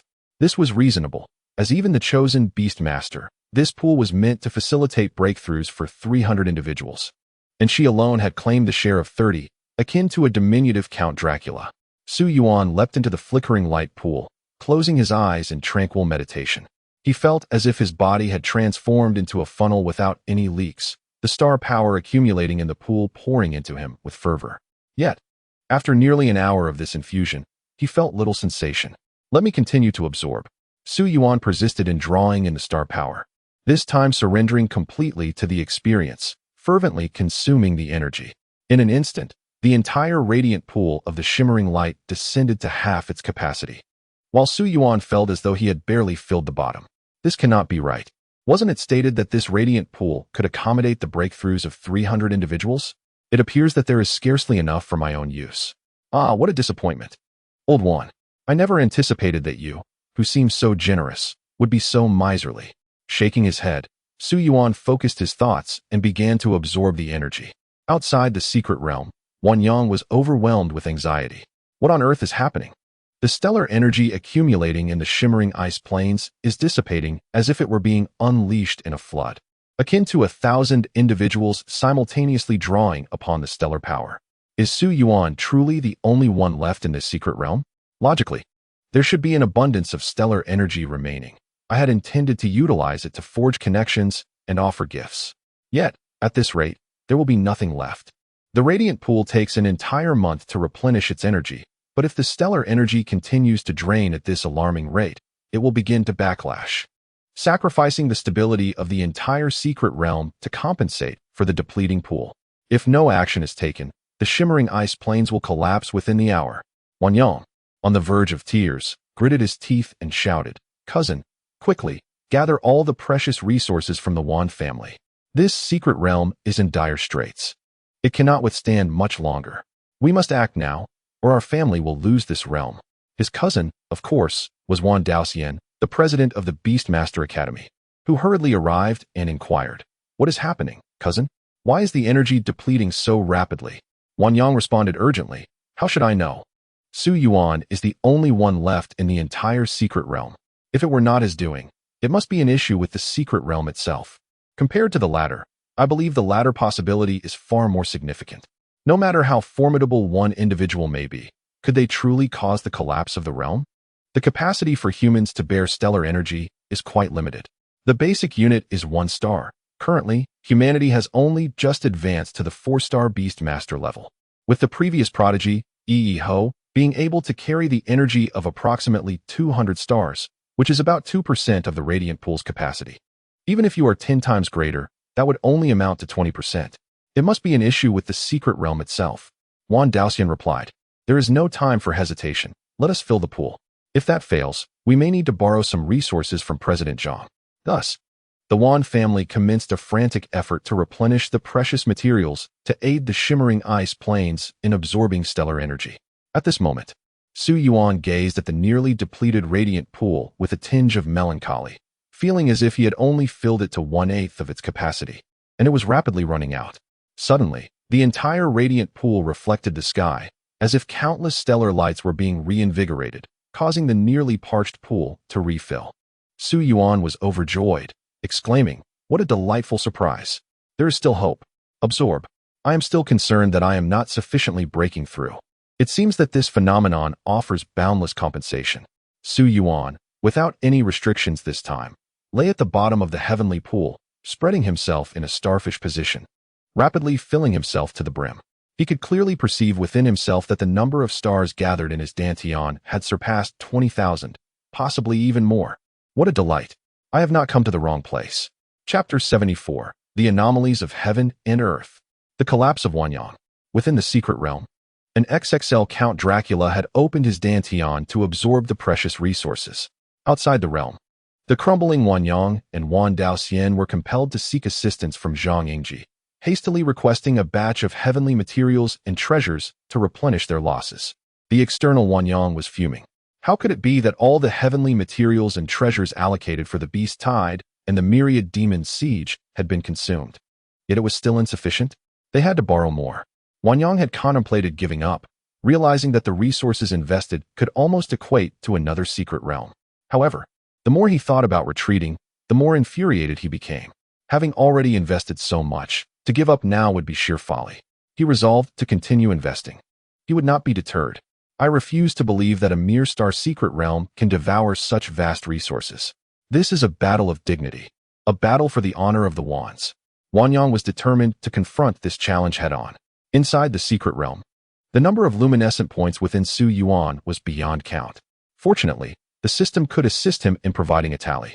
Host, Su Yuan. Level, 4-star Beastmaster. Number of stars, 210, 136. Title, None, 210,000 stars. Excellent. I forgot to inquire how many stars everyone else had upon entering. Perhaps I am a bit unique, able to accommodate more stars. Surely, they would not be below 10,000, would they? Common sense suggests otherwise. Su Yuan acknowledged that Ouyang Shui and the others possessed their own talents at level 5. The capacity was approximately 220,000 stars, and Su Yuan gradually slowed his absorption rate to conclude the process, estimating that he would reach full capacity in about 15 minutes.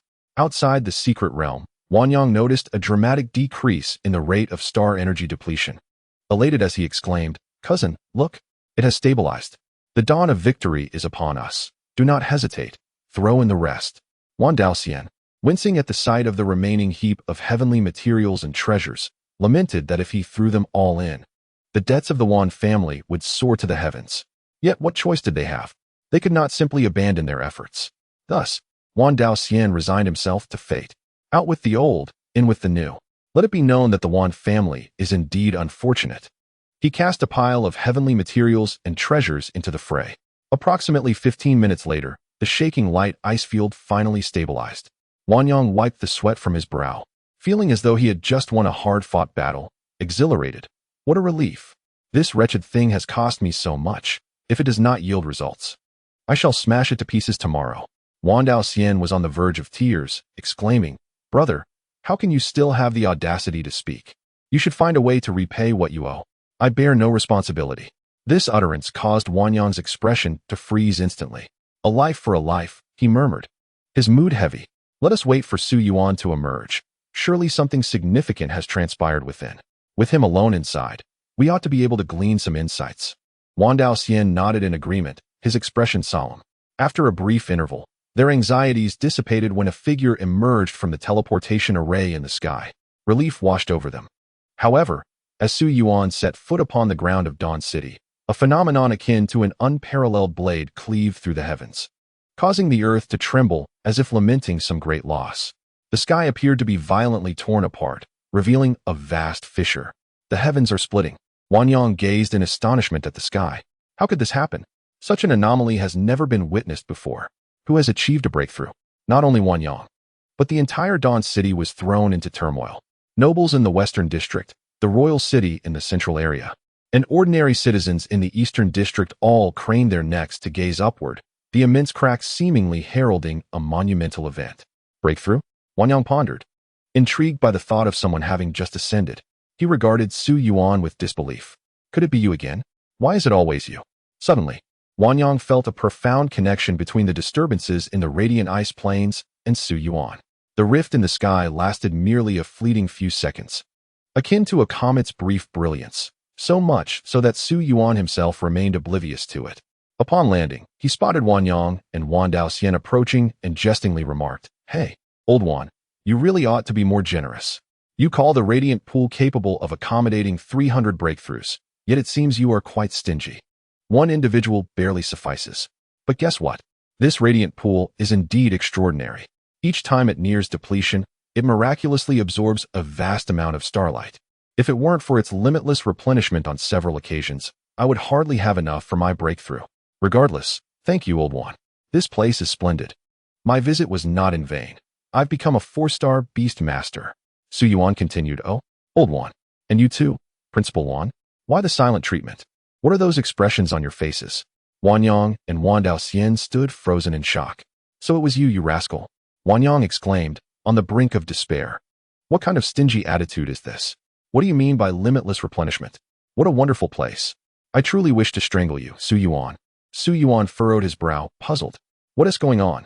Why does old one seem so furious? I haven't done anything wrong, have I? I let the members of the Yuan character camp go free, after all.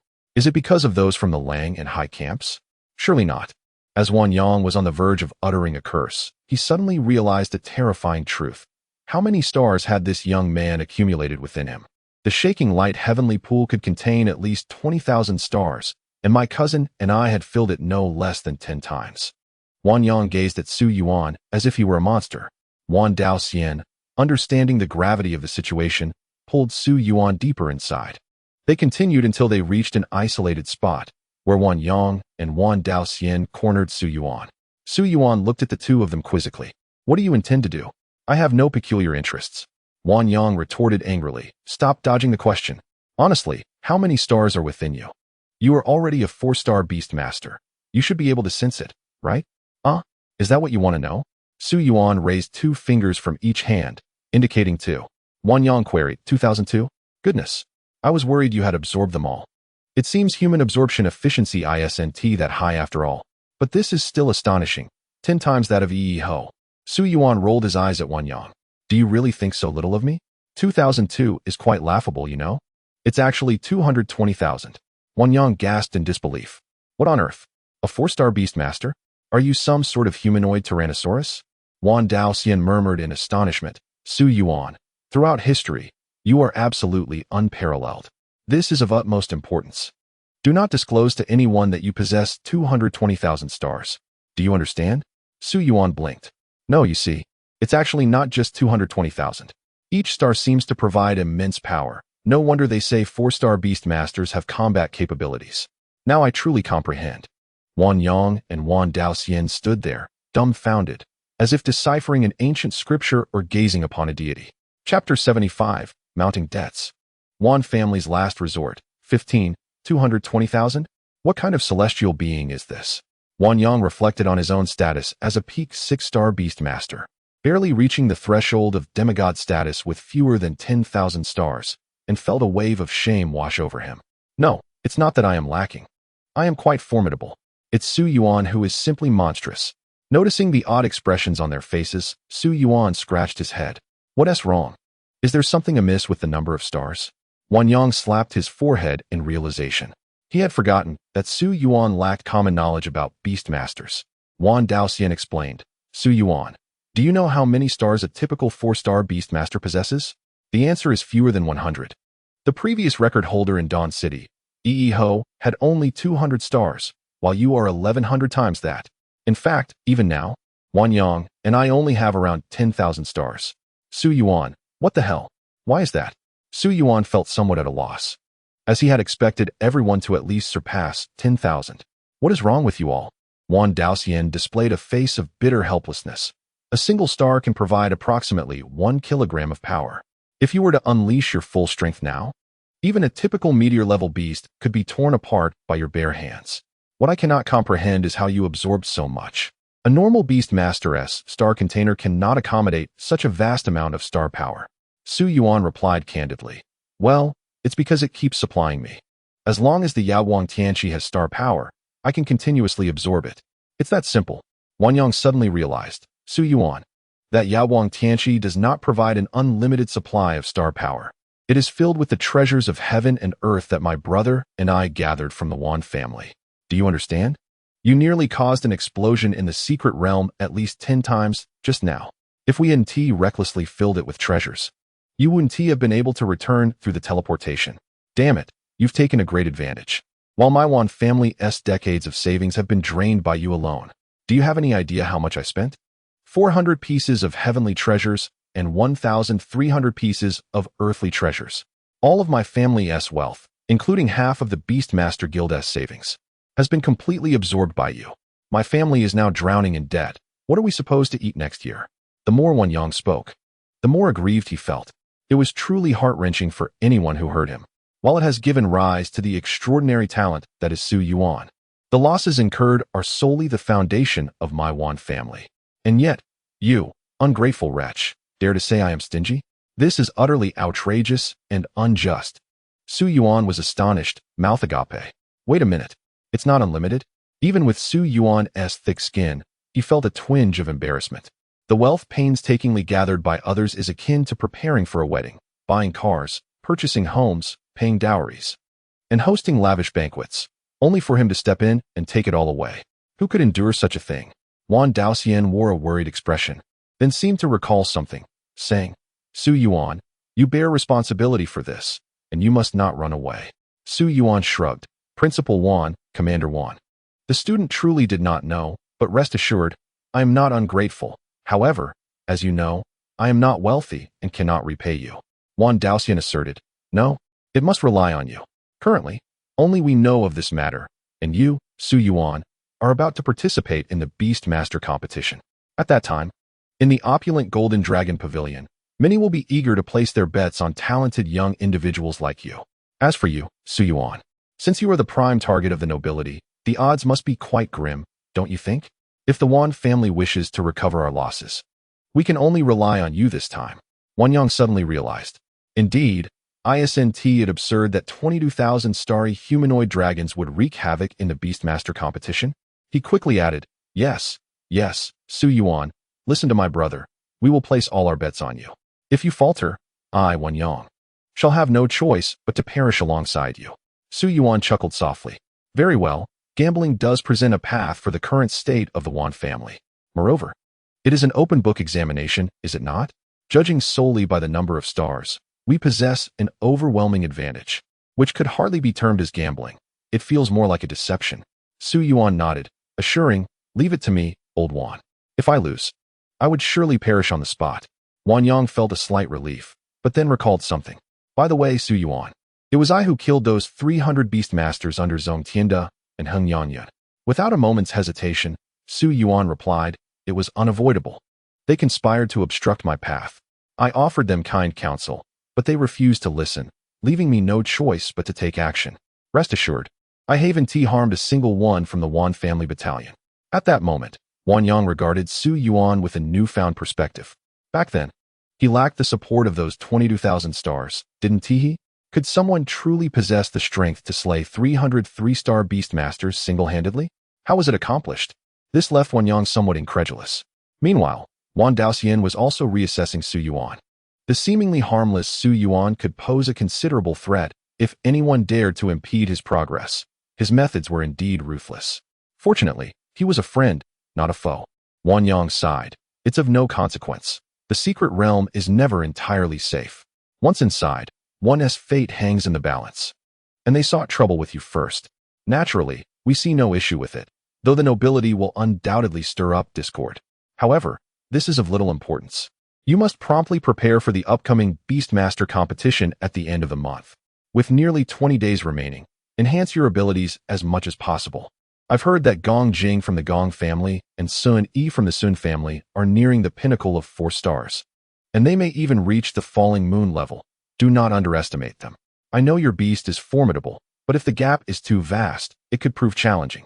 If you can elevate your level to the intermediate level of the sinking star within these remaining 20 days, you will have a solid chance. Su Yuan nodded. Intermediate sinking star? For someone like Su Yuan, who has a simplified beast system, it would pose no difficulty. Very well, Principal Yuan, Commander Yuan. I shall take my leave now. After bidding farewell, Su Yuan hurried back to Dawn Academy. He intended to make the most of the upcoming days to swiftly upgrade and acquire a new beast, striving to elevate his current beast to the bottleneck stage before the competition, with the new beast also reaching the sinking star level. At the moment when Zhongzhua, the head of the Zhong family in the West District, received the alarming news, he nearly lost consciousness. What did you say? Tianda and Yang Yun are dead? Impossible. Absolutely impossible. How did they die? The secret realm has a teleportation arm badge. I refuse to believe it.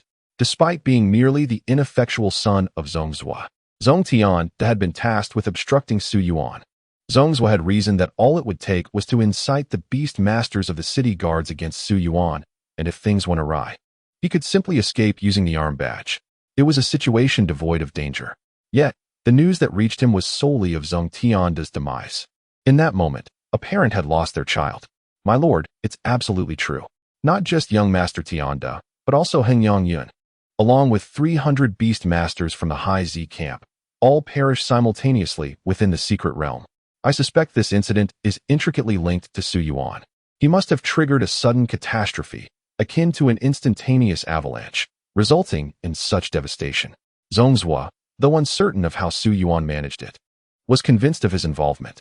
He slammed his fist heavily on the table, summoned Zhong Yang to attend his brother's funeral, inform him that if he and Gong Jing fail to bring back Su Yuan's head by the end of the month, he shall never again set foot in this home. At Dawn Academy, upon returning to his dormitory, Su Yuan found Ouyang Shui fast asleep, clutching a pillow. He summoned Long Yao, Shui Nu, and Fujia. Ever since his beast ascended to the Qingxingji level, the experience section in the system had vanished, replaced by the progress of the source stars. System, pray tell. How does the upgrade to Qingxingji work? Beep. Returning to the host.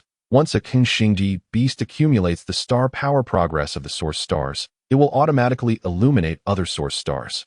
Each star represents a level. Collecting 3 stars will elevate the beast to the Geji threshold. I see. The source of star power is solely within the secret realm. Does this mean I cannot cultivate further and must continue seeking the star secret realm? Without the star secret realm, would I not be stuck? System, could you simplify this? Beep. Simplification in progress. Simplification complete. The host merely needs to gaze at the stars with their beast to gain star power and increase source star progress. Oh, as expected, the simplification system did not disappoint Su Yuan. In the entirety of Dawn City, there existed only 4-star secret realms, opening once a month, with limited slots available. If he relied solely on the secret realm for breakthroughs, when would he ever succeed? However, with the assistance of the simplified system, Su Yuan circumvented this most troublesome step. Indeed, with my innate genius combined with the system's modest assistance, I could transcend the constraints of time, advancing towards the Girji and 5-star Beastmaster levels. Observing Su Yuan brimming with confidence, Long Yao rested her chin on her hand, saying, "Little one, why have you summoned us? Your little girlfriend is still here. It might not be appropriate." Su Yuan shot her an exasperated glance. "What is this little girlfriend nonsense? Moreover, your thoughts are rather impure. Long Yao, Xuan Nu, Jia Jia, let us go to the balcony and gaze at the stars." Gaze at the stars? The three women looked at Su Yuan in confusion. What purpose does that serve? Does Su Yuan actually enjoy such things? Su Yuan led the three of them to the balcony, providing each with a reclining chair, and they quietly admired the constellation-studded sky. One must admit, the sky above the Dawn City, free from the shackles of industrialization, was remarkably pristine, adorned with a moon and stars reminiscent of Su Yuan's childhood skies. The three women accompanied Su Yuan in contemplative silence as they gazed upwards. Suddenly, they all sensed a stirring among the primordial stars. Dragon Goddess Ji gazed at the stars for 20 minutes, gaining 1 progress in primordial star energy. Total progress, 31,100. Extreme North Snow Phoenix gazed at the stars for 20 minutes, gaining 1 progress in primordial star energy. Total progress, 51,100. Life Goddess gazed at the stars for 20 minutes, gaining 1 progress in primordial star energy. Total progress, 1,100. By merely observing the stars for 20 minutes, one could attain a progress of 1. The brilliant stars above their heads seemed to draw in the power of the celestial bodies. This implied that with the sun rising at 6:30 in the morning and setting at 5:30 in the evening, the night lasted a total of 13 hours. Allowing for an hour until the stars emerged meant 12 hours, or 720 minutes, thus enabling a daily acquisition of 36 progress points in star energy. Roughly 3 days would suffice to fill a star. According to the system, a stellar-grade beast required 3 primordial stars to accumulate, which indicated that in 9 days, he could completely enhance his beast star progress. Goodness, this utterly surpassed the so-called secret realms. Among the various esteemed families, who could possibly match my speed? Just as Su Yuan was caught up in his excitement, Ouyang Shui inside detected the commotion, slowly rising from her bed. After changing into her nightwear, she discovered Su Yuan was out on the balcony stargazing with his 3 beasts. Oh, why is he so leisurely? Hearing the movement behind him, Su Yuan turned to see Ouyang Shui had awakened. Upon meeting his gaze, Ouyang Shui felt a wave of embarrassment wash over her as she recalled the awkward incident from the morning, unsure of how to initiate conversation. Unexpectedly, Su Yuan exclaimed with enthusiasm, "Your Highness, come here quickly. Have you not always wanted to know how I enhance my beast's experience? Of course, it is now referred to as enhancing star progress. Allow me to demonstrate." Ouyang Shui's eyes sparkled with intrigue. Yes, he did mention wanting to help me boost my experience. Thus, she pushed open the glass door and stepped onto the balcony, gazing at Su Yuan, awaiting his further explanation. Su Yuan cleared his throat and proclaimed, "The method to enhance the star progress of a stellar-grade beast is simply to gaze at the stars." He beamed with pride, giving a thumbs up. Ouyang Shui immediately became infuriated. "Su Yuan, do you think this princess is easily deceived? How could that possibly be true? The prominent families have invested immense resources into creating secret realms to harness the power of the stars, and you tell me merely to gaze at the stars? Preposterous. Do not think for a moment that you can toy with me." Su Yuan suddenly realized that such a blatant disregard for common sense, a trampling of intellect, a humiliation of reason, is indeed difficult for ordinary individuals to accept. He scratched his head and sighed. "Ah, I knew it. You merely have to look at them. Why would I deceive you at this late hour?" Ouyang Shui glared defiantly at Long Yao, the Snow Maiden, and Fujia. A minute passed. 2 minutes.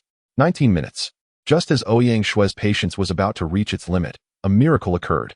She observed that Long Yao, the Snow Maiden, and Fujia's celestial bodies suddenly grew a tad brighter, a touch purer. They truly improved. Could it be? Looking at the stars is genuinely effective? Ouyang Shui felt as though the knowledge she had acquired as a beast master was being utterly trampled before Su Yuan. After being humiliated, she was further mocked. Was this all there was to it? Her worldview had been shattered. She had tolerated the absurdity of breaking through by consuming cookies. But now there was this ludicrous method of gaining experience through stargazing? Ouyang Shui was left dumbfounded. Su Yuan, stroking his chin, declared triumphantly, "Is it any wonder I am hailed as a genius? A secret realm? Not a chance. True mastery over beasts still relies on me." Su Yuan. In Chapter 77, titled The Selection of the Fourth Beast Master, Ouyang Shui's resolution. Ouyang Shui could scarcely pay heed to Su Yuan's triumphant demeanor. A tempest of thoughts surged within her mind. No wonder he could enlist Wang Ju with success. No wonder he could ascend through the ranks in mere days. And no wonder he could break through so swiftly on the battlefield. This method of acquiring experience, combined with his unique approach to breakthroughs and the ability to awaken his mythical bloodline, made his rise almost inevitable. With his quick-witted intellect and keen strategy, it was only natural he would flourish.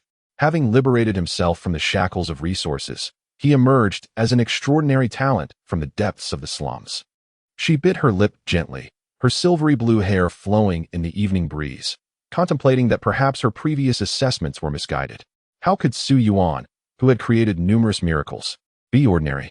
One cannot measure Su Yuan by conventional standards. He is an anomaly.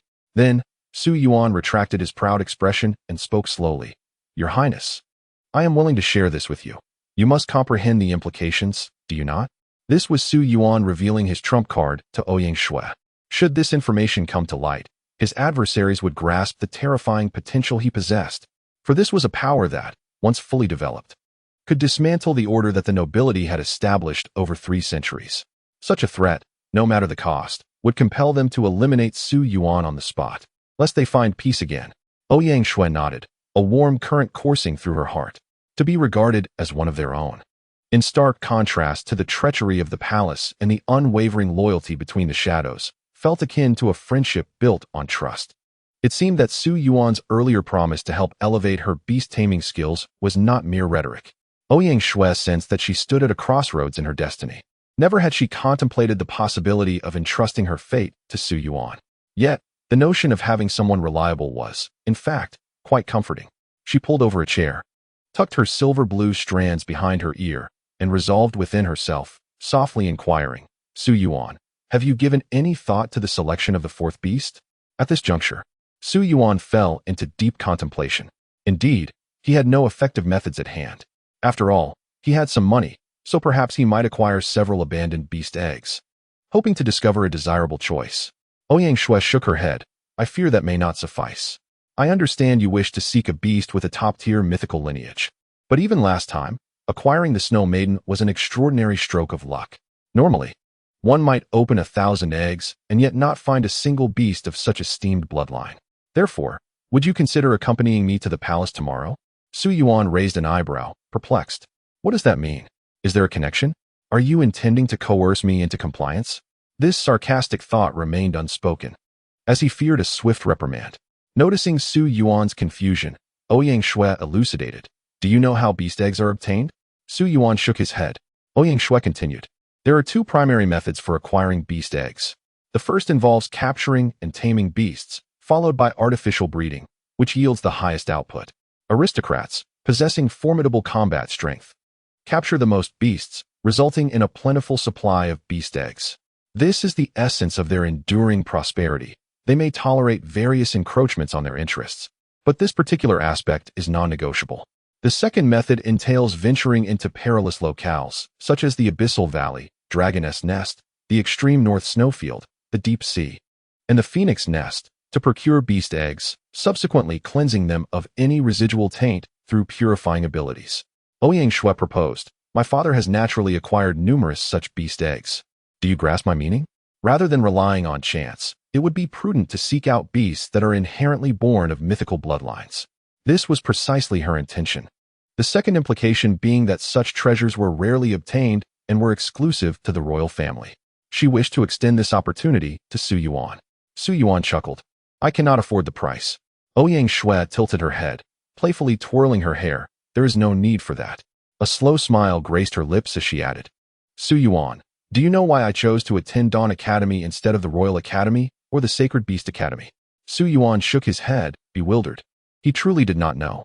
Zuiqing expressed her ambition and personal motives, while Su Yuan, not being overly curious, refrained from inquiring further. Ouyang Shui exhaled. Regarding the royal family, it is inevitable that one must contend for the right of succession. The two elder brothers are over a decade my senior. And the entire Royal Academy, the Royal Knights, and the Military Law Department have long been their adherents.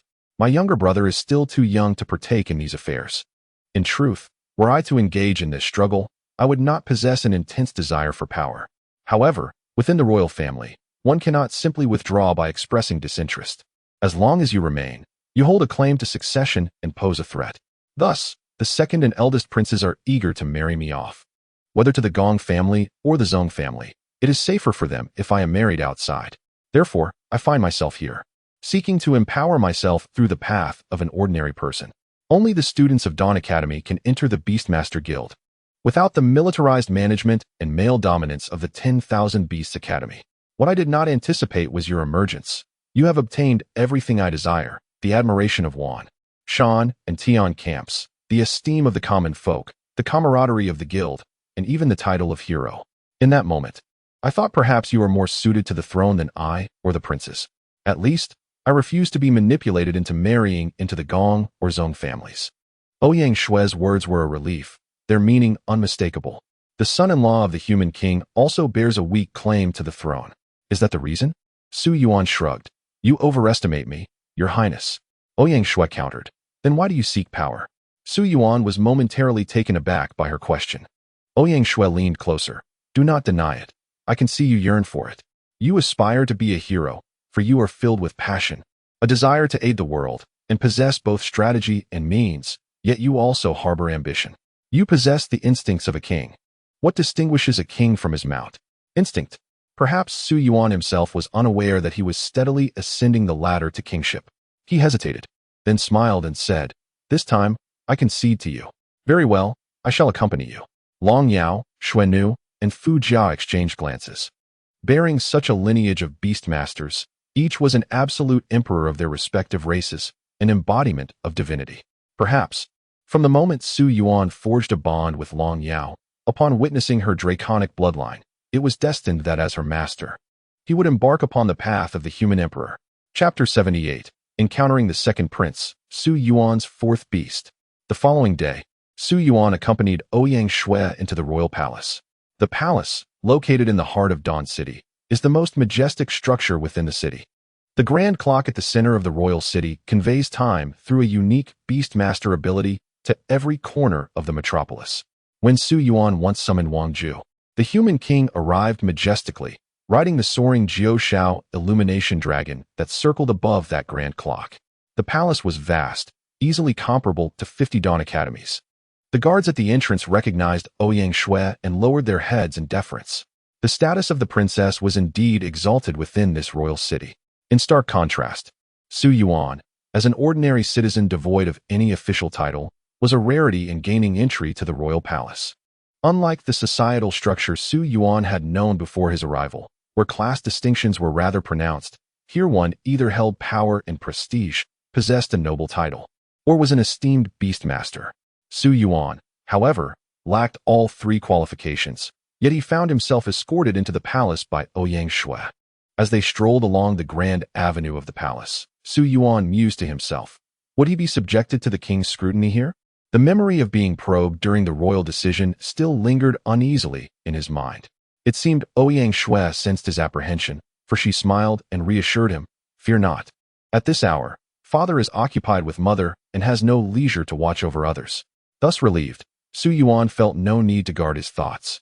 The palace was indeed immense. After a full half-hour of walking, they had yet to reach their destination.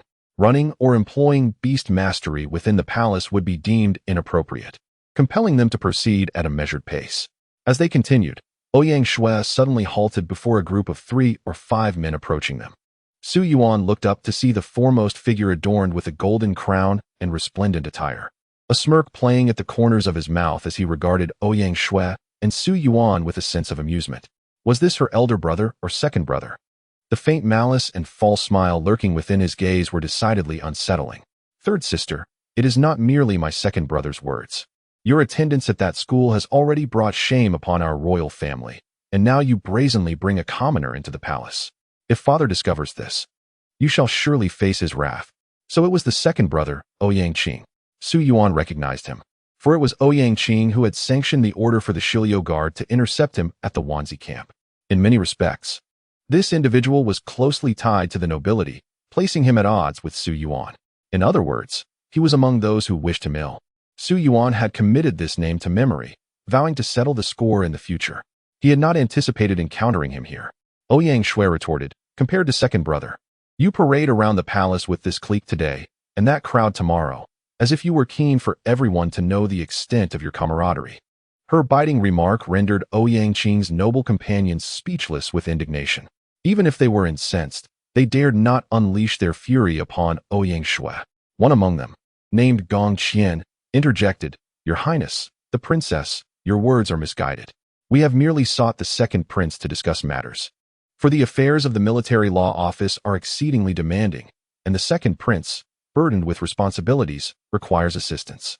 It was not unlike some individuals who would seek to manipulate the princess with their words, flaunting their influence from behind. Su Yuan was taken aback. Were they referring to him? No, you are bickering, so why include me? I have no choice but to respond. Su Yuan chuckled. I wondered who it was. Are you a member of the Gong family? Never mind. I tend to forget easily, like a small fish, unable to remember much. Compared to you, the head of the Gong family, Gong Yunhe, possesses more refinement.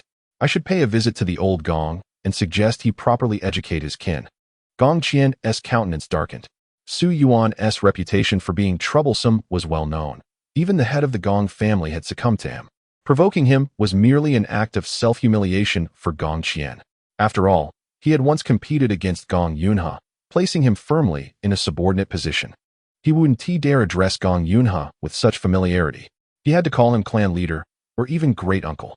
Ouyang Qing, realizing that words alone would not suffice, attempted to mediate. All right, Gong Qian, we still have many matters to attend to, so let us not disturb them. Subsequently, the group followed Ouyang Qing as they departed. Ouyang Shui let out a sigh of relief. Su Yuan, thank you. Su Yuan shook his head. It's nothing, Your Highness. If one day I must draw a blade upon my neck, it would be a hint of my future retribution against the second prince, Ouyang Qing. Will Ouyang Shui show mercy because of their sibling bond? Ouyang Shui's eyes brimmed with murderous intent, aside from father and mother. There is no kinship within the royal family. I have never felt a shred of concern for my two elder brothers. They would rather see me married off, or even dead. This served as a response to Su Yuan. That is good. Otherwise, I might fear not being decisive enough. Soon after, Su Yuan accompanied Ouyang Shui to the royal treasury. Outside the door, Ouyang Shui turned back and said, I used my share to help you exchange for this. After this, I will have no share left for heavenly materials and earthly treasures. Su Yuan patted his chest. Rest assured, I've got this covered. A small task, easily resolved with a few biscuits. It's nothing to worry about. The guardian of the treasury was none other than Ouyang Shui's guard, Shadow 2. Upon seeing Su Yuan, Shadow 2 was filled with indignation, pulling Su Yuan aside. You little rascal, don't overstep your bounds. His Highness wanted you to become a royal knight, and you rejected. Do you know how heartbroken he is? I've watched him grow up. If you continue to bully him, beware of my wrath. Ouyang Shui gently pinched the bridge of his nose. The two guards, Shadow 1 and Shadow 2, were commendable in every respect. Loyal, capable, yet not the sharpest. Shadow 2's remarks made Ouyang Shui feel even more awkward. Su Yuan couldn't help but chuckle at Shadow 2's antics. It seems you truly are his devoted protectors, knowing even this much. Ouyang Shui remarked, Uncle Shadow 2, perhaps you could say a little less. I'm here to exchange for a beast egg. A beast egg? Shadow 2 questioned, perplexed. Didn't His Highness just exchange for the third one? Ouyang Shui pointed at Su Yuan. I'm giving him the fourth. As soon as the words left her lips, Shadow 2 clenched his fists even tighter. What a remarkable fellow this is, to be so favored by His Highness. It truly evokes envy in others. No wonder Gong Jing is determined to compete with him. If the suitors of Ouyang Shui were to discover this matter, they would undoubtedly be driven to extreme resentment. After a moment of struggle, Ing Er said irritably, Follow me.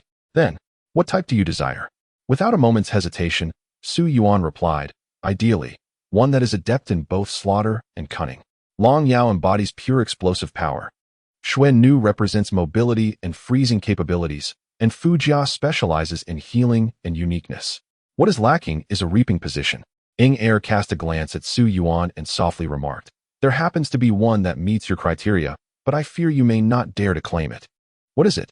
The third among the world's 10 ferocious beasts, the offspring of the abyssal demon emperor, embodying both slaughter and cunning.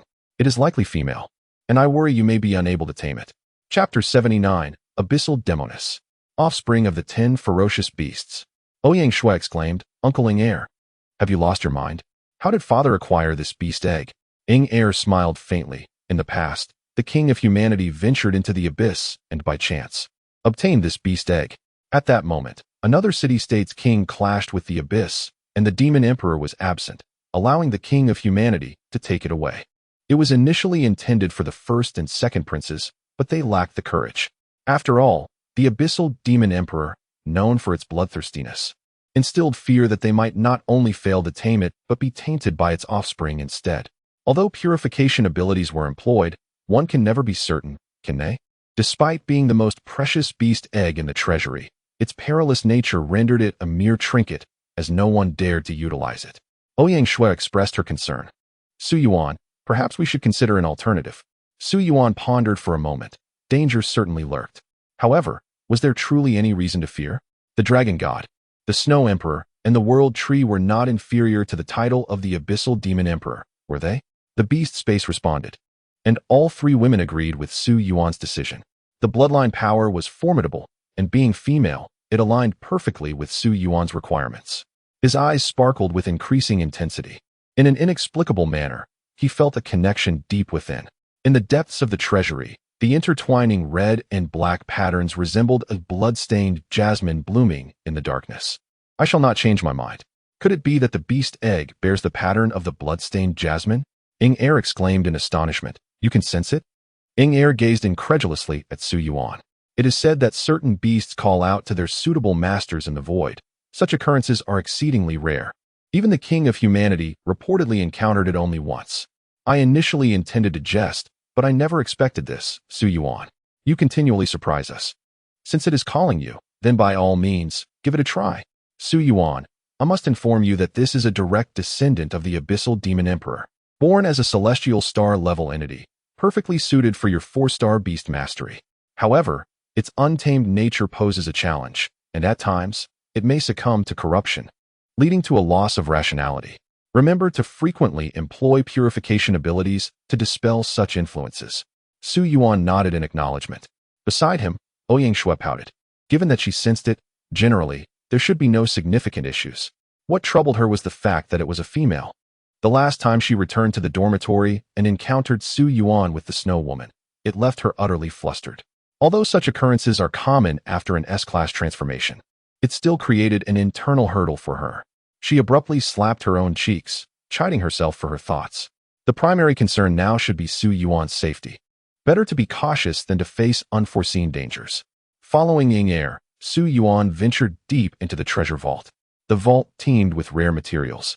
A stark contrast to the mere 1,000 or so treasures he had exhausted in the Wanjia district just yesterday. Here, the quantity of superior celestial treasures exceeded 100. The royal reserves were indeed formidable. As he entered a chamber resembling an altar, Su Yuan beheld 6 or 7 beast eggs displayed within, seemingly the progeny of exceptionally elite beasts or ferocious creatures. The most striking among them was a blood-stained jasmine egg that captivated attention. Merely gazing upon it evoked a sense of dread from the abyss and an irresistible urge for slaughter. Indeed, it was a wild and untamed specimen. Unlike the previous naive beast eggs, these contained beasts that had matured to a certain extent, possessing intelligence and thought. After all, how could they be classified as celestial star level? Su Yuan approached, gently placing his hand upon the beast egg. Behind him, Long Yao, the snow woman, and Fu Jia all emerged, fixated on this particular egg. Information surged into Su Yuan's mind. Beast, abyssal sorceress, rarity, SS. Level, celestial star beginner. Experience, origin star, Tianxian, progress, 1100. Talent, blood cry blade, epic. Fate Puppet, mythical. Soul Lock, mythical. Skills, Grim Reaper's Scythe, epic. Blood Moon Extermination, mythical. Sky-Splitting Divine Annihilation, mythical. Bloodline, Abyssal Demon Emperor, 30. Blood Cry Blade, a sorcery that manipulates blood, capable of condensing into incredibly sharp weapons. Fate Puppet, allows the wielder to control beings or beasts that have perished at the hands of the Abyssal Sorceress, with a limit of 10 at the same level, doubling for each level lower. Soul Lock, the Abyssal Sorceress can taint or invade the enemy's soul with her spiritual power, thereby imprisoning their essence. Grim Reaper's Scythe, a weapon forged from the Grim Reaper's Scythe. Any injury sustained will be eroded by the deathly aura emanating from it. Blood Moon Extermination, transforms one's own blood energy into a blood moon. Any living being affected by the blood moon will lose their sanity and enter a frenzied state. Sky-Splitting Divine Annihilation, condenses blood energy into a blade of extermination. The more beings that perish, the greater the blood energy, and thus, the more formidable the power, capable of splitting the heavens at its peak. Su Yuan inhaled sharply, truly taken aback by the sheer brutality of the situation. Almost every ability he encountered was steeped in violence and soul harvesting. It is you. Through the exchange of souls, Su Yuan understood that her name was Hong Mo. Would you be willing to forge a pact with me? Will you become my companion henceforth? With a crack, before Su Yuan could activate the contract, the shell of the red-black beast egg began to splinter and shatter, as if responding to a summons, breaking free. Before the gathered crowd materialized tendrils of intertwining red and black mist, which appeared to possess a life of its own, the black fog concealing the visage of Hong Mo. Yet her silhouette alone was enough to captivate the heart. If the mist were to dissipate, what kind of breathtaking beauty would be revealed to Su Yuan? Who are you to presume? How do you know my true name? A beguiling voice emerged from the depths of the black mist. Indeed, wildness is difficult to tame. Su Yuan extended his hand, stating, "From the moment I stepped into this realm, I sensed your presence, Hong Mo. Let us be partners." Suddenly, the red-black mist surged forth, waves of spiritual force crashing towards Su Yuan's face. Soul reaping. She sought to taint Su Yuan's very soul. Behind him, Ouyang Shui, Ying Er, Shui Nu Long Yao, and Fu Jia prepared to intervene, but Su Yuan halted them with a single hand, forbidding any movement. He opened his arms wide, offering no resistance, bravely facing the psychic assault unleashed by Hong Mo. The red-black mist sliced through the air like a blade, intent on tearing Su Yuan's flesh apart, while the abyssal essence sought to devour his soul. Yet, in a moment both heart-wrenching and awe-inspiring, something remarkable occurred. As the powerful abyss which struck at Su Yuan's essence, an incredibly radiant light of the starry cosmos erupted from his being. This was the power of 220,000 shimmering stars. Even the abyssal witch, confronted by such brilliance, found her chaotic darkness, foul mist, and primal fury utterly overwhelmed. Chapter 80, The Witch's Despair. Hong Mo acknowledges her master, 15. Ouyang Shui and Ying Er stood in stunned silence. What was happening? Just moments ago, Su Yuan had nearly succumbed to the abyss witch's soul-harvesting grasp, yet now it was the witch who was sent reeling. Furthermore, the constellation he wielded was beyond mere stars. It could be likened to a galaxy. How could a 4-star beast master possess such an abundance of celestial bodies? Su Yuan had yet to inform Ouyang Shui of his stellar prowess. Clearly, something extraordinary had transpired during his time in the secret realm. The abyss witch, taken aback, could hardly fathom how a mere human could gain the upper hand in their soul clash. It defied all logic. Humans, not being demigods, were typically weak. Unwilling to concede defeat, Hong Mo entwined herself in the red-black mist and charged fiercely at Su Yuan once more. As a result, Su Yuan firmly pressed a finger against her forehead. Despite her exerting all her might, she could not advance an inch. The shock to her soul was so profound that it could not penetrate Su Yuan's essence, instead being repelled by the resplendent river of stars. Even Hong Mo's spirit was affected by this force. The enhancement of the stars not only fortified the physical body, but also the strength of the soul. Presently, Su Yuan's soul strength was 2,200 times that of an average beast master of his level. How could it be easily seized by her? Hong Mo, in a state of despair, knelt helplessly on the ground, the crimson and black mist dissipating to reveal her breathtaking beauty, juxtaposed with her bewilderment in the face of incomprehensible circumstances. In terms of sheer beauty, She could stand shoulder to shoulder with Long Yao, Xuannu, Fujia, and Ouyang Shui, yet her enchanting allure and captivating curves surpassed theirs by a significant margin. Su Yuan chuckled. So what now? Feel free to use any tricks you have up your sleeve. The wilder the girl, the more amusing it becomes. Hong Mo's cheeks burned with indignation, acutely aware of Su Yuan's disdain. As a scion of the Abyssal Demon Emperor's bloodline, the most exalted symbol of the Abyssal Demon clan, how could she tolerate being belittled by a mere human? She unleashed the blade of weeping blood, crimson and black mist coalescing into a spear of blood, while in her right hand, she wielded the scythe of death, vowing to bring this audacious human to his knees, to flay him alive. However, Su Yuan merely swung his fist toward her. With the fury of 220,000 stars ignited, a force exceeding 400,000 pounds surged forth like a mountain, shattering the spear and scythe wielded by the fledgling abyssal sorceress Hong Mo with a single blow. All her methods seemed but a jest before Su Yuan. Hong Mo gazed at Su Yuan in disbelief, unable to fathom how a human could possess such monstrous strength. Beside her, Long Yao, Xuannu, and Fujia observed Hong Mo's despondent demeanor, realizing that their master had successfully stripped away her pride and obstinacy. Long Yao stepped forward, grasping the demonic horn atop Hong Mo's head, saying, "To challenge such a little creature head-on is surely a futile endeavor." The pressure from her dragon god bloodline posed no fear to the might of the demon emperor. Hong Mo looked incredulously at Long Yao, then at Xuannu and Fujia, bewildered that she held no advantage in bloodline whatsoever.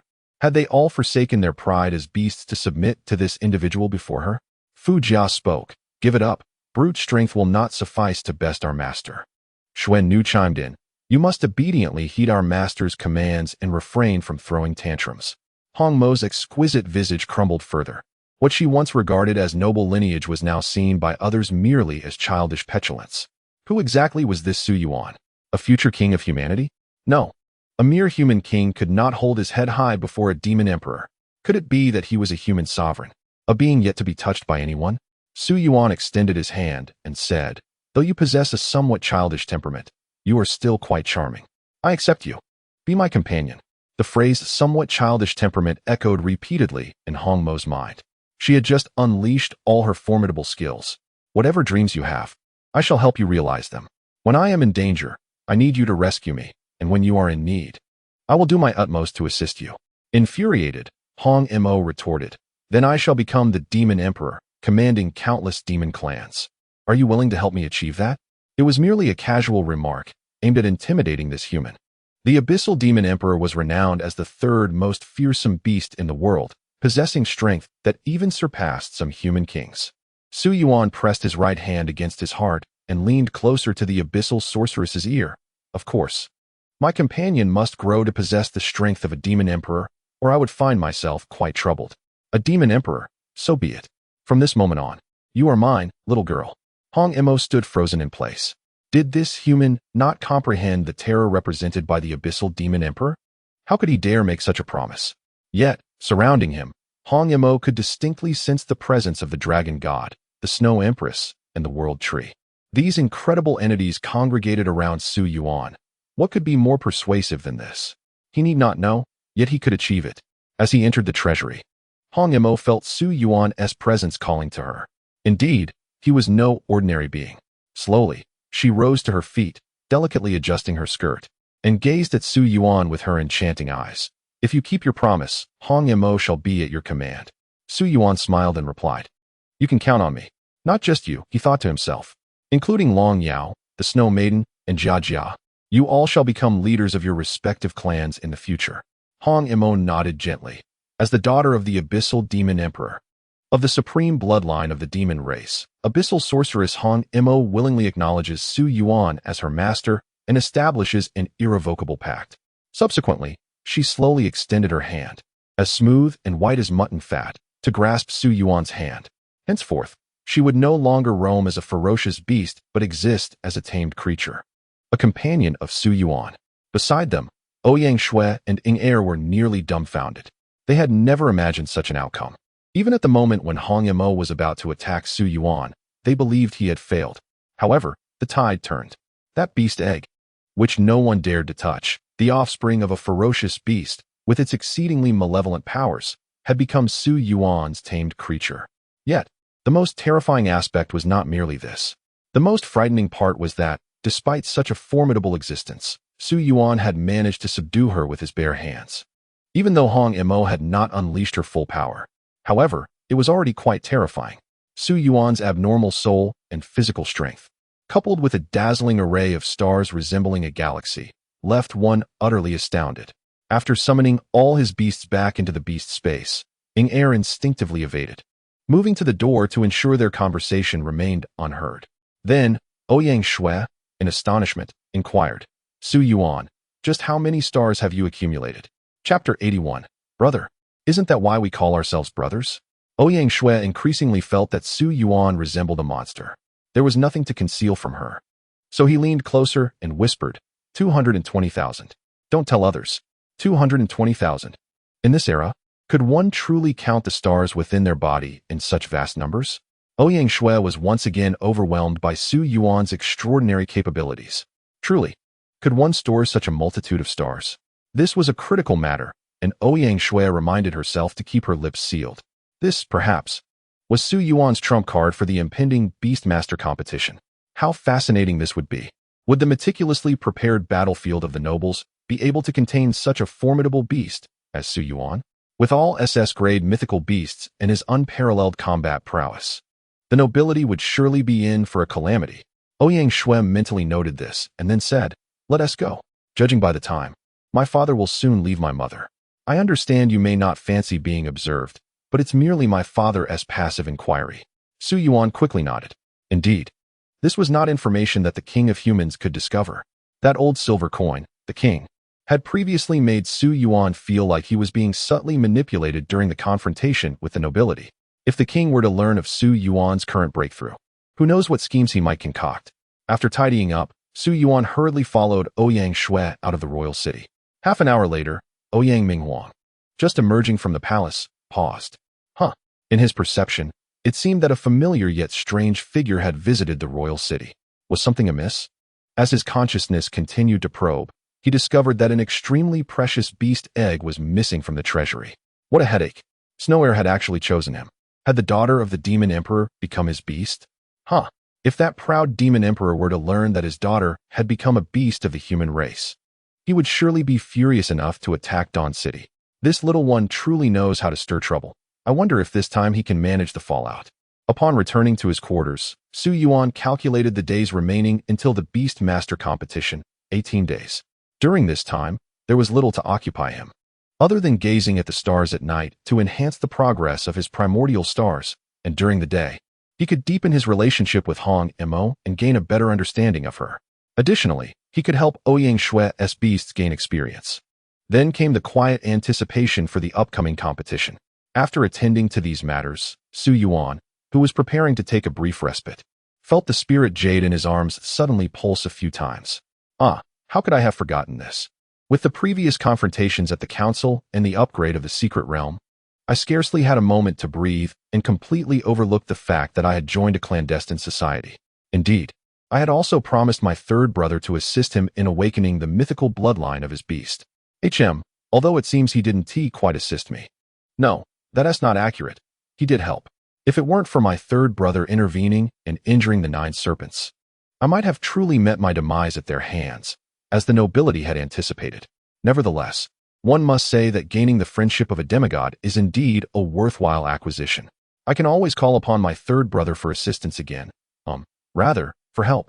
After Ouyang Shui escorted him out of the palace, she did not return, likely occupied with some matter.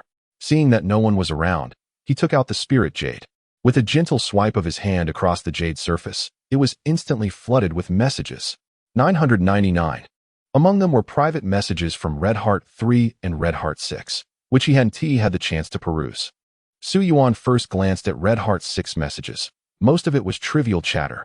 As expected, the intellect of Sister 6, Little Sister 6, is not particularly sharp, filled mostly with expressions of shock and inquiries. Su Yuan replied with a flurry of affirmations and hastily skipped past it. Next came Red Heart 3. The messages from this demigod of the human race conveyed that his injuries had healed and he would be returning shortly. Furthermore, He extended his apologies to Su Yuan, explaining that during the dire circumstances, he felt compelled to remain and thwart the 9 serpents, thus failing to fulfill his promise regarding the activation of the mythical bloodline of the beast. This urgency stirred Su Yuan, as the saying goes. Favors are the hardest to repay, and opportunities for a demigod to owe me a favor are exceedingly rare. He promptly composed a message. Red Heart 7. You are being too modest, third brother. It is I who invited you. Had I not invited you, you would not have been injured. I, Su Yuan, will uphold my end of the bargain with utmost sincerity. If you refuse, it would be a slight against me. How can we call ourselves brothers otherwise? After a brief silence, the response came. Red Heart 3. Agreed. Consider it a personal favor owed to you. This one is on me. Should you need my assistance in the future, do not hesitate to ask. I will come to find you tomorrow. Red Heart 3. I never anticipated that you, Old 7, would be so formidable this time, managing to cause those old foxes such significant losses. They haven't stumbled so badly in decades. Red Heart 3. Speaking of which, I owe you once again. The 10 Elders family harbors my enemies, and you have helped me vent my frustrations. Upon my return, I must pay them a visit to annoy them. It feels absolutely delightful. Su Yuan replied with a smile. Red Heart 7. It was merely a stroke of luck, aided by the King of Humans and President Zhang. I am but a small fry. Tomorrow, I shall await your arrival at Dawn Academy. After exchanging humble pleasantries, Su Yuan concluded the private conversation. Red Heart 3 is indeed a warm-hearted individual, possessing a lofty status, formidable strength, and commendable character. Furthermore, he shares a common adversary with Su Yuan, which is a piece of fortuitous news. Tomorrow, when he arrives, Su Yuan will finally have the opportunity to glimpse the true visage of one of the members of the Demon Thief Guild. Otherwise, it would be rather awkward for him to be the only one online under his real name. Returning to the public screen, Red Heart 7 announced, Hello everyone. I have returned. After undergoing numerous experiences, I can finally take a moment to peruse the messages. Su Yuan's appearance instantly incited a flurry of responses in the public chat. Red Heart 6 exclaimed, please tell us how you managed to put the nobles in their place. I missed it while I was out of town. Red Heart 4 added, Sister 6, couldn't you just find a recording company to get a copy of that? Old 7, splendid work. At first, I thought you were merely a talented young man, but it seems I was rather short-sighted. Red Heart 3 remarked, Old 7 is indeed ruthless. Reflecting on my days as a 3-star beast master, I was still busy with trivial tasks while he was already gallivanting across the battlefield. The flattery from the group was quite gratifying for Su Yuan. These individuals were all prominent figures in Dawn City. Red Heart 3 was already a demigod, and the unseen Red Heart 2 and Red Heart 1 must surely be even more formidable than him. It would be wise to cultivate this relationship, as it might prove useful in the future. Su Yuan pondered extensively. He might need to exert himself fully in the Beastmaster competition, potentially exposing the existence of his 220,000 stars. At that moment, he would undoubtedly require a powerful ally to ensure his safety from the noble's lethal pursuits. Just as he contemplated a breakthrough, the taciturn leader spoke up. Joker, there is a mission. You may choose whether to participate. Chapter 82. Stealing from Old Man 9? I am most willing. 35. A mission? Su Yuan furrowed his brow. Indeed, we are the Red Heart Demon Thief Guild, with thief entrenched in our name. How could we possibly refrain from thievery? However, thievery must adhere to a code. The morality of the act largely hinges on who is being stolen from and the intent behind it. Continuing to read, Joker elaborated. Mission objective. In the treasure vault of the Lee family, there exists an artifact known as the 9-Dragon Cauldron, which is classified as a supreme treasure. Mission requirements. You are not obligated to steal it. The defenses surrounding this artifact are exceedingly formidable. All that is required is to ascertain its location and condition. Mission item description. As a supreme treasure, the 9-Dragon Cauldron can unite the powers of 9 demigods into one, exhibiting strength that far surpasses that of its peers. There are no additional stipulations. Participation is entirely at your discretion. Stealing from Old Man 9? I am most eager to engage. These wretched entities have long sought my demise. Naturally, I would not refuse the opportunity to see them thwarted. How could such a venture possibly exclude me, Su Yuan? By the way, what about the rewards? Su Yuan inquired. Joker, what shall be the compensation? This is a supreme treasure, after all. Consequently, it was not the leader who responded to Su Yuan, but rather Red Heart 6. Red Heart 6. You always claim I am foolish. Yet look at the so-called wise ones. Their intellect appears to be lacking as well. You ventured into the Li family treasury. Why not retrieve what you seek? How could I have been so naive? Why hadn't I thought of that? I must put on an extravagant display, a grand facade. Su Yuan commands an army of the Su family, over 3,000 souls to sustain. Although he proclaims a lack of wealth and precious resources, he still bears responsibility. As the leader, it is imperative to procure some assets. The Li family is our hope. Red Heart 7. I'm in, take me with you. The members of Red Heart 3, 4, and 6 from Dawn City agreed to participate, even the previously silent Red Heart 5. They arranged to convene in the Central District the following night, and then infiltrate the Li family in the West District to investigate. After logging off, Su Yuan gazed at the stars from his balcony, accompanied by his beasts. It is essential to enhance one's strength as much as possible. Su Yuan felt an ominous premonition that significant events were on the horizon. The Nine Dragons Cauldron, as hinted by the description of this mission's artifacts, is a treasure capable of harnessing the power of 9 demigods. Could its strength surpass that of a demigod and elevate one to an 8-star beastmaster? Su Yuan's inaugural mission seemed far from ordinary. This realization illuminated the source of the nobility's confidence. The heads of the 9 elders are demigods. Facing the king of men individually, they would likely be easily defeated. The disparity between 7-star and 8-star is evident from the 9 serpents' decades-long confinement in Eagle's Cry Gorge. Without breaking through to the Beast Emperor level, they dare not relocate. And the nobility? What grants them their exalted status and power in Dawn City? Is it not the strength they wield? Yet, can any force truly rival the King of Men? The answer is a resounding no. So why does the King of Men not eliminate them? To be fair, if I were in Su Yuan's position, I would undoubtedly seek to eradicate the nobility. The King of Men would likely share this sentiment. Now, the answer has become clear. The nobility possesses a treasure that enables them to contend against the King of Men. But why did they falter during the council? It is because the King of Men currently holds the upper hand. Observing the news of the Thieves' Guild, it appears the King of Men has set a trap. He is the former master of the eclipsing sun god Glass, having dug a pit, into which the 9 serpents unwittingly stepped.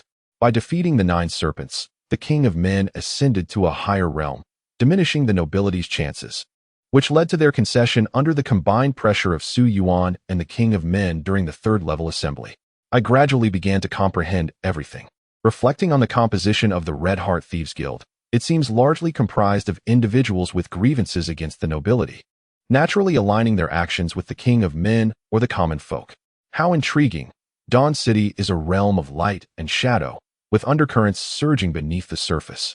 Once the existence and status of the 9 Dragons Cauldron are confirmed, it is highly probable that a fierce competition will ensue over this precious artifact. At that moment, it would be a life-and-death struggle that would touch the bottom line of both parties. Before that, I must hasten to elevate myself. Indeed, I shall set my ambition to reach the demigod level. With the existence of an extremely simplified system, I hope to touch the threshold of demigod status within 6 months.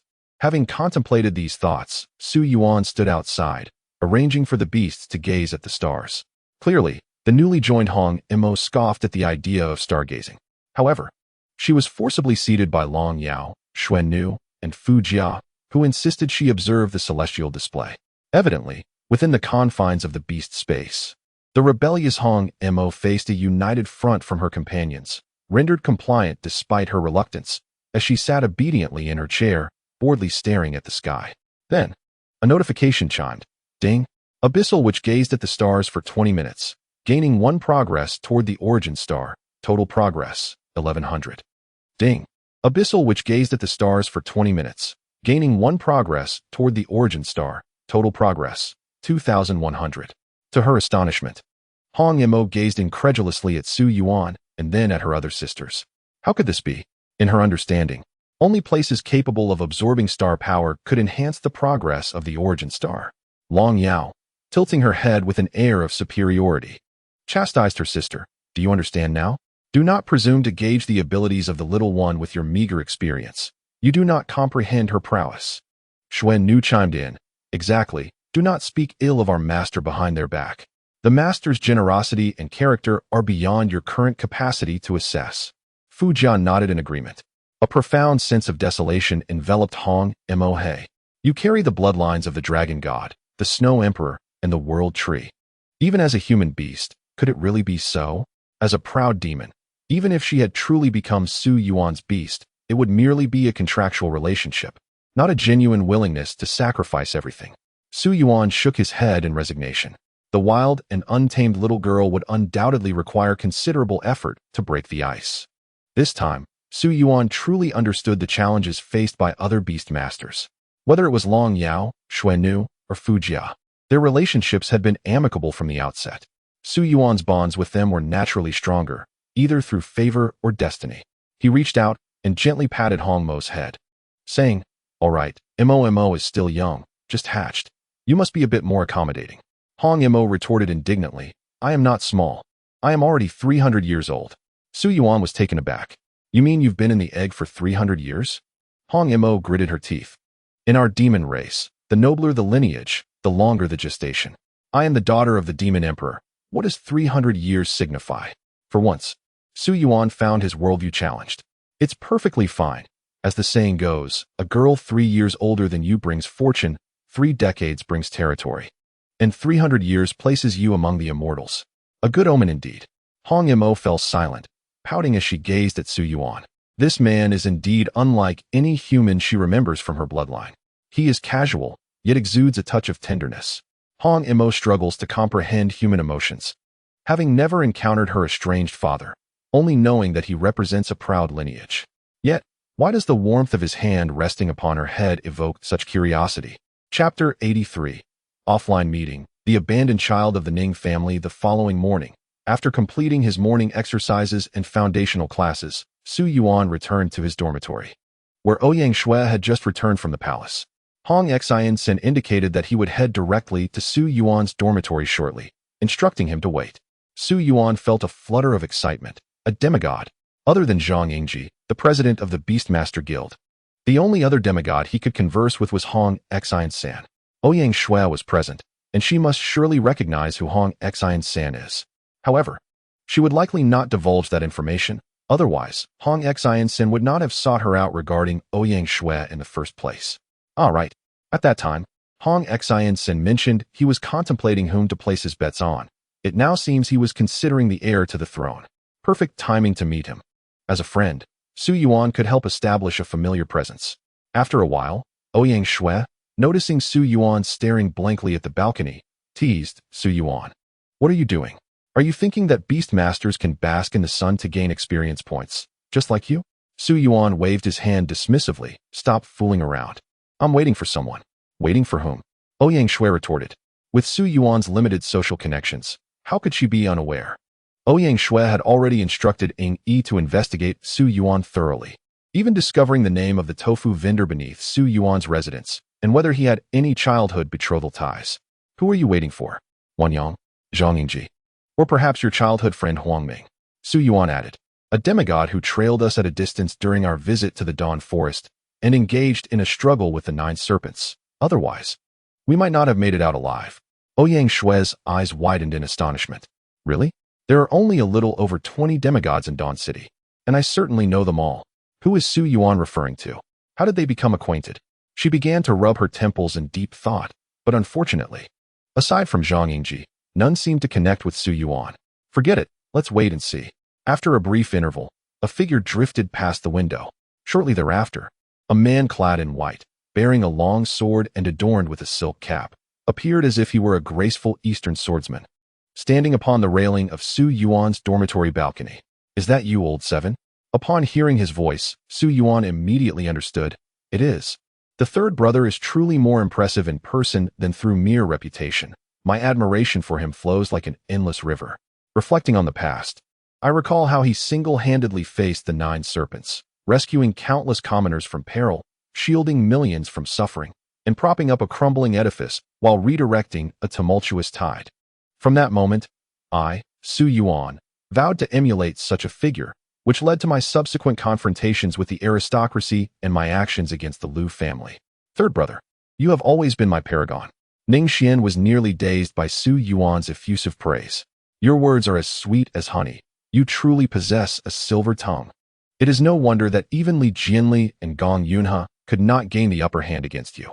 Ning Xian felt a tinge of embarrassment. By the way, what is the name of the third brother? I forgot to ask. Ning Xian remarked. It is said that the seventh is quite carefree and occasionally a bit eccentric. The reputation is well-deserved. Ouyang Shui, standing behind Su Yuan, covered her mouth and exclaimed, You are not Ning Xian, are you? Ning Xian slightly bowed his head and indicated, I have met Her Highness the Princess. It is indeed I. Ouyang Shui looked incredulously at Su Yuan, her eyes filled with confusion. How did you come to know such a notable figure? To be honest, it is rare for anything to astonish Ouyang Shui nowadays. Regardless of how talented or exceptional Su Yuan may be, she found it quite reasonable. However, in terms of social connections, she could never have anticipated that Su Yuan would be acquainted with this demigod of Dawn City. Seeing Su Yuan's perplexity, Ouyang Shui explained, Su Yuan, the original head of the 10 Elders family was the Ning family, but now it has shifted to the Li family. Do you know why? It is because of the demigod standing before you. He is a branch of the family, and after offending the Ning family, he was cast into the Eagle's Cry Gorge to fend for himself. Miraculously, he survived and left for Dawn City, returning 30 years later as a demigod to challenge the Ning family, engaging in a fierce battle with their head, nearly bringing half of the Ning family to ruin. The Ning family, having lost a demigod, was subsequently dethroned from its position as the head of the 10 Elders.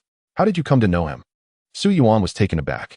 This tale sounded quite legendary, a lone figure with a sword, embodying the spirit of vengeance, distinctly reminiscent of the age-old adage of fortunes changing over time. Ning Xian smiled and said, Your Highness, you flatter me. It was thanks to the seventh. I have mentioned before that he saved me, which led to my current position. Oh, right. He mentioned that the captain had aided him as well. After all, how could a child survive in the Eagle's Cry Gorge? Ning Xian added, I must express my gratitude to you as well. This time, I can return to the Ning family and give them a piece of my mind. Huh? Thus, the animosity he spoke of was directed towards his own kin. No wonder. Who would not hold a grudge after being abandoned? Su Yuan turned to Ouyang Shui and said, It was a fortuitous encounter. Initially, I asked Brother Xian to protect me, promising to help him awaken his mythical beast lineage. He then addressed Ning Xian, Brother Xian, please summon the mythical beast that requires activation. Ning Xian nodded and inquired, Should I step aside? Though he was immensely curious about how Su Yuan accomplished this, he felt it was essential to respect Su Yuan's methods. Su Yuan shook his head, stating, There's no need. You've evaded the question. In the future, when you inquire about beast taming, you shall learn the truth, and it makes no difference. I believe that third brother is on my side. He chuckled. After ascending to the rank of a 4-star beast tamer, my intuition has sharpened remarkably, rendering me exceedingly sensitive to the goodwill and malice of others. 4 stars? Ning Xian gazed at Su Yuan in astonishment. Wasn't he at merely 10 days ago when you were a 2-star beast tamer? Have you truly become a beast tamer for a month? You claim to be a 4-star beast tamer now? How long did it take me? Ning Xian found himself engulfed in self-doubt, recalling that it had taken him over a year.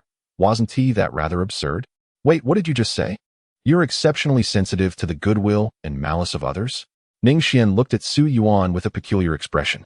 Do you realize that perceiving the goodwill and malice of others indicates a soul strength that surpasses 10,000 stars within one's body? For a moment, the atmosphere grew tense. Su Yuan was genuinely unaware, having inadvertently let something slip. Observing Su Yuan's perplexed yet somewhat ambiguous expression, Ning Xian understood.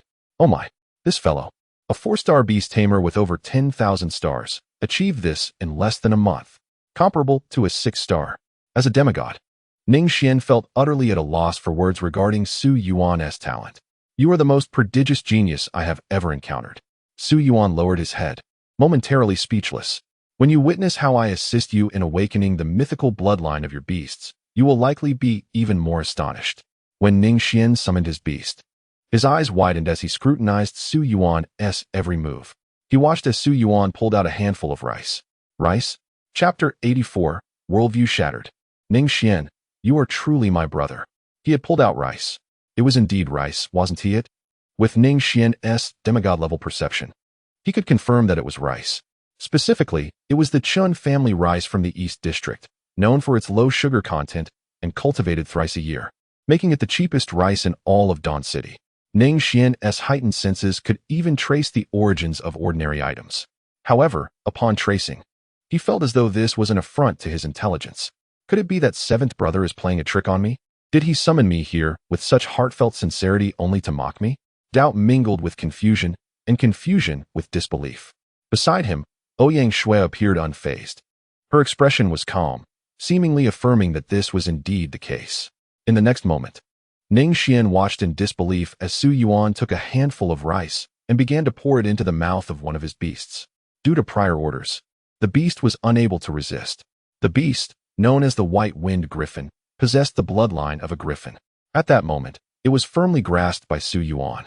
Akin to a mere chick, obediently opening its mouth and swallowing the grains offered by him. Ning Xian could scarcely bear to witness such a scene.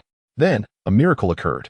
Ning Xian observed as the white-winged griffin seemed to undergo a transformation, shedding its white feathers to reveal resplendent golden plumage. Its form evolving towards that of a true griffin. How astonishingly effective. Ning Xian's eyelids twitched violently as if caught in a dream. He rubbed his eyes in disbelief. Yet reality confirmed it. Indeed, it was as such.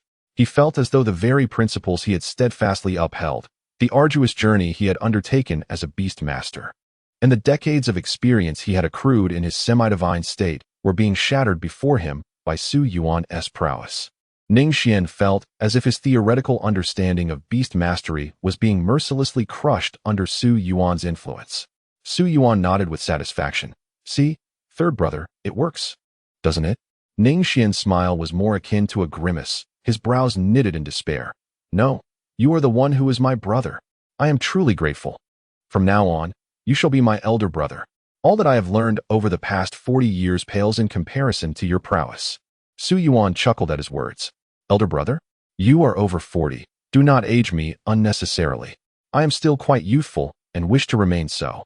In truth, this was merely a procedure, a step in a process, but the key lay with the individual, namely, himself, the one who must feed the beast. Alas, such is the nature of things. Beside them, Ouyang Shui could hardly contain her amusement. At last, she witnessed another whose worldview had been similarly shattered, and a powerful semi-divine at that. She was no longer alone in feeling belittled by Su Yuan's extraordinary talents. What of your semi-divine status? Can you achieve what he has? Ning Xian felt a profound discomfort.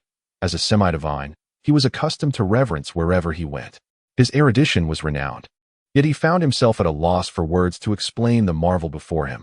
With a wry smile, he conceded, Very well, I shall pretend I have seen nothing.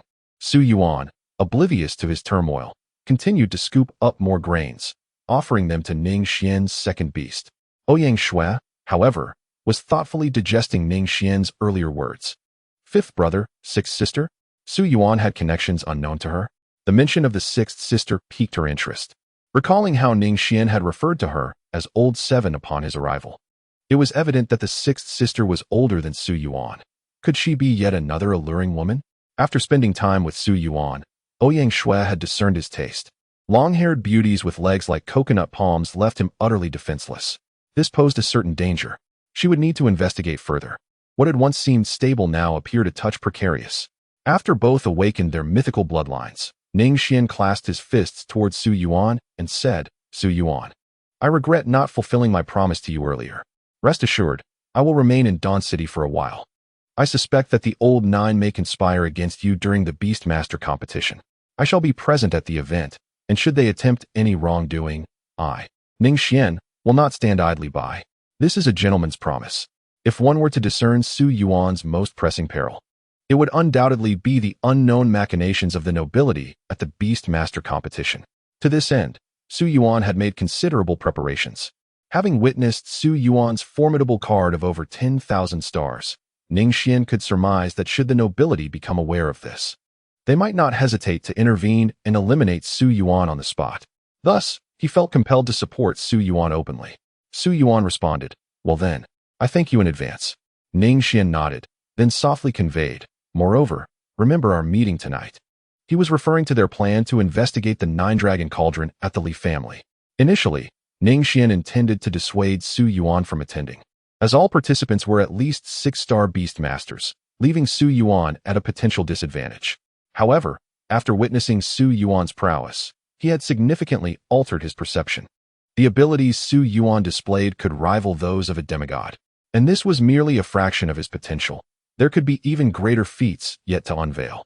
Consequently, he grew increasingly eager for their collaboration that evening. Having encountered such an impressive individual, Ningxian took his leave, leaping onto his griffin and soaring away. Ouyang Shui then realized she had forgotten to bid him farewell. Yet, it mattered little. He had come primarily to see Su Yuan. Su Yuan chuckled. Are all demigods among our human race like him? Ouyang Shui shook her head. I do not know. My father has not spoken much about demigods. But I understand that each demigod is on a unique path of aspiration, expression, and principle. It is evident that the patriarchs of the 10 elders pursue either the path of power or the path of violence, while some tread the path of chivalry. Oh, demigods seem to be far more complex than Su Yuan had imagined. Aspiration, expression, principle. No wonder the nobility would incite war and unleash beast tides. It must be for their own paths as well. The path does not distinguish between good and evil, only between choices made by individuals. What will my chosen path look like in the future? Su Yuan pondered, shaking his head as he returned to his bed and promptly fell asleep. He had plans for the night. Ouyang Shui noticed Su Yuan sleeping soundly in broad daylight, clearly intending to skip class, and shook her head in resignation.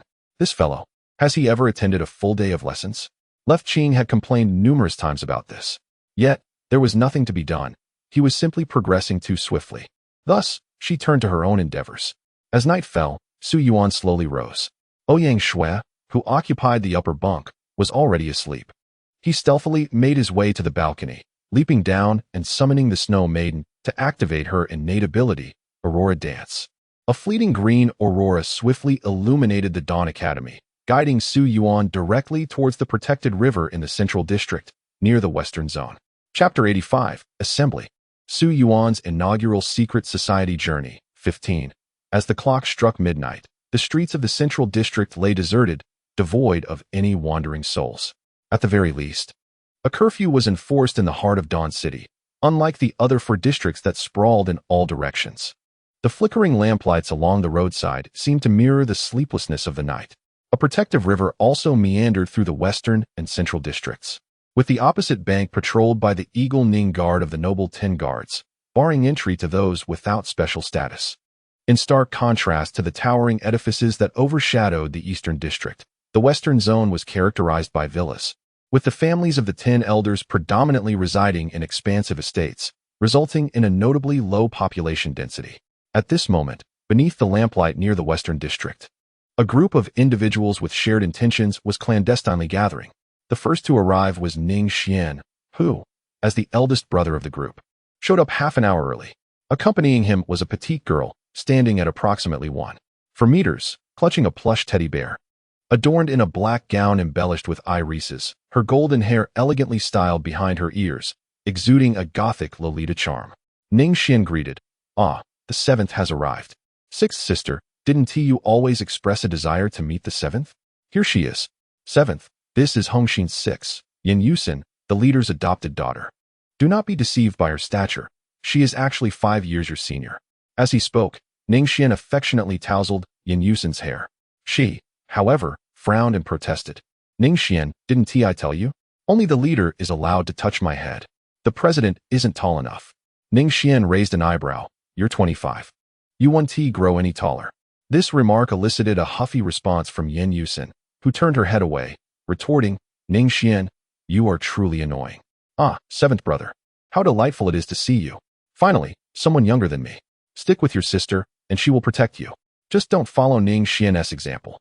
Su Yuan, gazing down at Yin Yusin, who barely reached his chest, found her calling herself sister rather perplexing. Ningxian couldn't help but chuckle. "You're a head shorter, and yet you call her sister? You might as well consider her a little sister." Yin Yusin shot him a fierce glare. "Ningxian, I'll tell the leader you're bullying me." The mere mention of the leader caused Ningxian to immediately relent, revealing a palpable respect for the semi-divine figure. Su Yuan sighed. "Sister Yin, I look forward to your guidance in the future." Being addressed as sister felt splendid, and Yin Yusin nodded in satisfaction. After a brief wait, a man and woman gradually emerged from the road's end. Ningxian introduced them. "Here they come. Hongxin 5 and Hongxin 4. You must have heard the name of Hongxin 5 quite a few times. Ah, she is none other than your predecessor. Acclaimed as the most prodigious beast master of the past decade in Dawn City, Yi Ho. She has effortlessly shattered records that she maintained herself, though she seems rather indifferent to it. Furthermore, she is the legitimate daughter of the Yi family, a noble lineage, and the commander of the White Guards, the youngest 6-star Beastmaster. However, her relationship with her family is quite strained. She has never disclosed the reasons, but it likely mirrors my own circumstances. So the genius that bystanders often compare with Su Yuan is indeed her. Clad in a flowing white gown, her long, jet-black hair cascades down to her waist, complemented by pearly white teeth and crimson lips. With eyes as enchanting as water, she exudes an air of classical elegance. But why is she referred to as Hongxin 5, while Yin Jie is Hongxin 6? By age, it seems. Ning Xian replied with a smile. In the beginning, the captain did not permit Yin Yusin to join. It was only after relentless persuasion that he conceded. At that time, Yiho had already joined, naturally placing her further down the hierarchy. I see now. Since she holds a higher rank, it is understandable that Yin Yusin has been seeking someone younger than herself. Continuing, Ning Xian introduced. That one is Hongxin 4, named Wang Wenyue, currently at the threshold of semi-divinity, a beastmaster just a step away from entering the semi-divine realm. He serves as the 4th officer of the Military Law Division and is an assembly member representing the lower classes. If all goes well, he might claim the title of the youngest semi-divine in the history of Dawn City next year, provided, of course, that neither you nor Iho surpass him. Wow. They all possess remarkable backgrounds. Hongxin 3, 4, 5, and 6 are all 6-star beast masters or on the cusp of semi-divinity. Ning Xian shrugged. Old Wang, 5th sister. You've arrived a bit late. Here, this one needs no introduction, I presume. Wang Wenyue forced a smile. Indeed. Who in all of Dawn City does not recognize the illustrious name of Su Yuan? He is the genius who surpasses even 5th sister. And his remarkable feat of besting the illustrious Liu family in the assembly has made him a legend throughout the city. If one claims not to know him, they must surely be deaf. As for why 5th sister insisted on making me wait while she finished her makeup, oh, the pain. Su Yuan observed as Iho stepped forcefully on Wang Wenyue's foot, leaving a dent in the stone bricks beneath. Oh, who would have thought she appeared so taciturn yet possessed such fierceness? Iho's bright gaze swept past Su Yuan, and she gave a slight nod, acknowledging his presence. Su Yuan returned the gesture, then turned to Wang Wenyue. Ah, I recognize you now? You are the assembly member who spoke on my behalf, aren't you? I felt an instant rapport upon first meeting you. What a surprise. Wang Wenyue's eyes lit up. Indeed, I was certain that the 7th brother would remember me. Of course, that was a falsehood. Su Yuan had no recollection of this individual. He merely ventured a guess, and fortune smiled upon him. Ning Xian interjected. Well, now that everyone is here, let us not indulge in idle chatter. Time is of the essence. Tonight we must ascertain the status of the 9-Dragon Cauldron, as it will significantly influence the future dynamics of Dawn City. It is evident that Ning Xian possesses some insider knowledge, yet he refrains from divulging it, likely deeming it a secret of the demigods, of little value to Su Yuan and the others. What is certain is that this is an operation directed against their common adversaries, the 9 elders. Su Yuan and his companions are sworn enemies, and anything aimed at them can be joined without hesitation. The group is brimming with anticipation, seemingly prepared for action. Subsequently, Ning Xian turned to Xiao Yin and said, Let us begin. Lao Qi, since this is your first participation, stay close to me. Upon his words, Yin Yusin raised the plush toy in her hand, and a gentle wave of energy gradually emanated from it. The others appeared to be imbued with a unique force, becoming weightless, capable of leaping high with a remarkably slow descent, almost achieving a state of flight. Moreover, Su Yuan noticed that, in the reflection of the streetlight, his own shadow had vanished. Was this a combination of flight and invisibility? Indeed, the secretive organization, the Red Heart Demon Thieves, harbors extraordinary talents. Soon after, the group leapt into the air, gliding towards the Leaf family estate situated in the southwestern corner of the West District. Chapter 86, Astral Projection. The Void Throne and the 9-Dragon Cauldron. 25. The Leaf family estate sprawls across the southwestern corner of Dawn City, encompassing a vast area that even includes an ancient castle where the Leaf family resides. To enter the estate, one must use either the east or north gate. The Leaf family's 10 guardians, known as the Peach and Plum Guards, constitute the most formidable direct force among the noble 10 guards, with 6-star beast masters stationed at both the east and north gates. Circumventing their perception to gain entry proves exceedingly challenging. Although Yin Yusin's ability allows for flight and invisibility, it cannot evade the keen senses of the powerful beast masters. Hence, before entering the Li family's territory, the group gently descended. Ning Xian then inquired, "What are your thoughts?" "The gates are guarded by 6-star beast masters. While Lao Wang and I can suppress our presence to infiltrate, we cannot shield you three from their awareness. Moreover, even if we gain entry, we have no knowledge of the 9 Dragon Cauldron's location. Charging in recklessly could lead to dire consequences. At the very least, Ning Xian was unwilling to enter without certainty.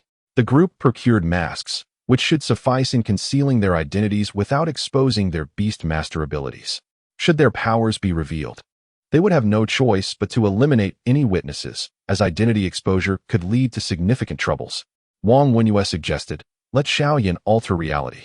She should be able to transport us all inside." The critical issue remains the location of the 9 Dragon Cauldron in the treasury. Although we have several conjectured spots, we may only have one opportunity to act. A single misstep would necessitate retreat. Alter reality? Su Yuan pondered Wang Wenyue's words carefully. It appeared to be a unique ability exclusive to Yin Yusin. The pressing concern now was indeed the whereabouts of the 9 Dragon Cauldron. If that is the case, as the crowd found themselves in a bit of a quandary, Su Yuan inquired, "Third brother, can demigods or 6-star beast masters perceive the existence of a soul body?" "The soul body?" Ning Xian shook his head. "Unless the physical body directly contacts the soul body, a demigod cannot sense it. As for a 6-star beast master, even upon contact, they may remain unaware." "Ah, that simplifies matters." Su Yuan continued, "Fourth brother, what are the chances that the designated spots contain the 9 Dragon Cauldron?" Wang Wenyue, recognizing that Su Yuan might have a plan, responded promptly, "Quite substantial. The Li family's treasury is located underground, but upon entering, one is faced with a choice of 3 paths. Their treasury is protected by a superior heavenly treasure artifact. Once a path is chosen, the others will be sealed off. I had considered whether we should act separately, but if we divide into 3 teams, we would be too few and it would be perilous." "I see," Su Yuan nodded. "Then, allow me to scout the way. Do you have a method?" The other 4 gazed at Su Yuan. Without offering an explanation, Su Yuan summoned Fujia. "Third brother, lend me a hand."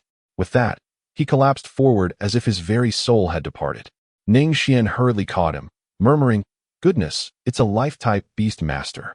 Combining this with what Su Yuan had mentioned earlier, the other 3 suddenly understood. He possessed a beast master capable of allowing the soul to exit the body, a feat achievable only by life-type beasts, which are exceedingly rare and difficult to find. Wang Wenyue exclaimed, "It must be that chosen beast master. 7th brother is truly remarkable." Ning Xian teased, "Just yesterday, you privately told me that 7th brother's strength was insufficient and suggested not bringing him along. Look now, he seems quite capable." Wang Wenyue looked innocent. "It's not my fault. I don't know him well. Let us wait and hope 7th brother brings back good news." As Su Yuan projected his soul, the entire world became incredibly clear. Even though it was not his first time utilizing this ability, the experience of wandering as a soul body felt even more wondrous. Su Yuan and Fu Jia effortlessly traversed the outer defenses of the Li family and entered their estate. Following the map provided by Wang Wenyue, Su Yuan skillfully infiltrated the Li family and arrived at the entrance of their treasury. Is it any wonder that the soul body is extraordinary? Despite the heavily guarded door, Su Yuan passed through it with ease, entering the Li family's treasury. Unfortunately, the soul body cannot carry items. Otherwise, he would have eagerly begun a thorough search. The reason being, upon entering the treasury, he noticed an abundance of valuable treasures. The first things in sight were coins, gold, silver, and copper, piled high like mountains. It would be a lie to say he was not tempted, after all. The Su family army was in dire need of funds at this moment. Never mind. We must focus on the task at hand." Su Yuan strolled into the depths of the treasure vault, where 3 passages emerged, situated to the left, center, and right. Undoubtedly, the terminus of these passages concealed the most invaluable treasures of the Li family. Just as Su Yuan contemplated which one to enter, he noticed 2 individuals emerging from the right passage, individuals he had encountered at a high-level meeting, instantly recognizing them. Li Jianli and Ning Fenghong, the heads of the Li and Ning clans, respectively, both esteemed leaders among the 10 elders. What were they doing here? Ning Fenghong spoke gravely. "Old Li, Ever since the incident with the Liu family, the King of Men has been relentlessly pressuring us. It appears he is determined to eradicate us. Li Jianli took a deep breath. Indeed, if it weren't for our precautions, he would have likely already taken action. He has now ascended to the 3rd stage of the 8-star Beast Master. Even if the 9 of us combined our efforts, we might not secure victory.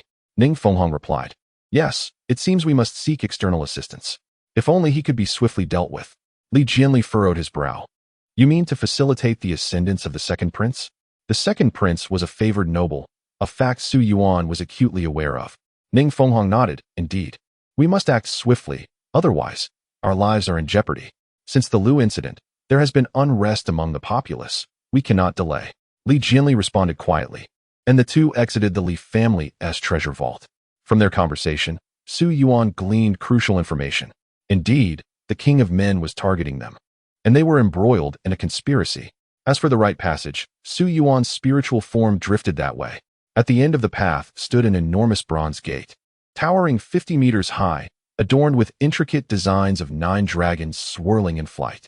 Beyond the bronze gate lay a long staircase, comprising hundreds of steps. And at the staircase's apex, Su Yuan beheld an ethereal throne. Enveloped in blue and purple mist, it was flanked by a colossal cauldron that suppressed the aura of dragons. It seemed that whoever ascended that throne would command the mighty 9-dragon cauldron before them. Indeed, this was the treasured 9-dragon cauldron, meticulously safeguarded within the Li family's vault. However, to observe and inspect it closely, one would have to pass through the imposing bronze gate, which evidently possessed the power to isolate spiritual entities.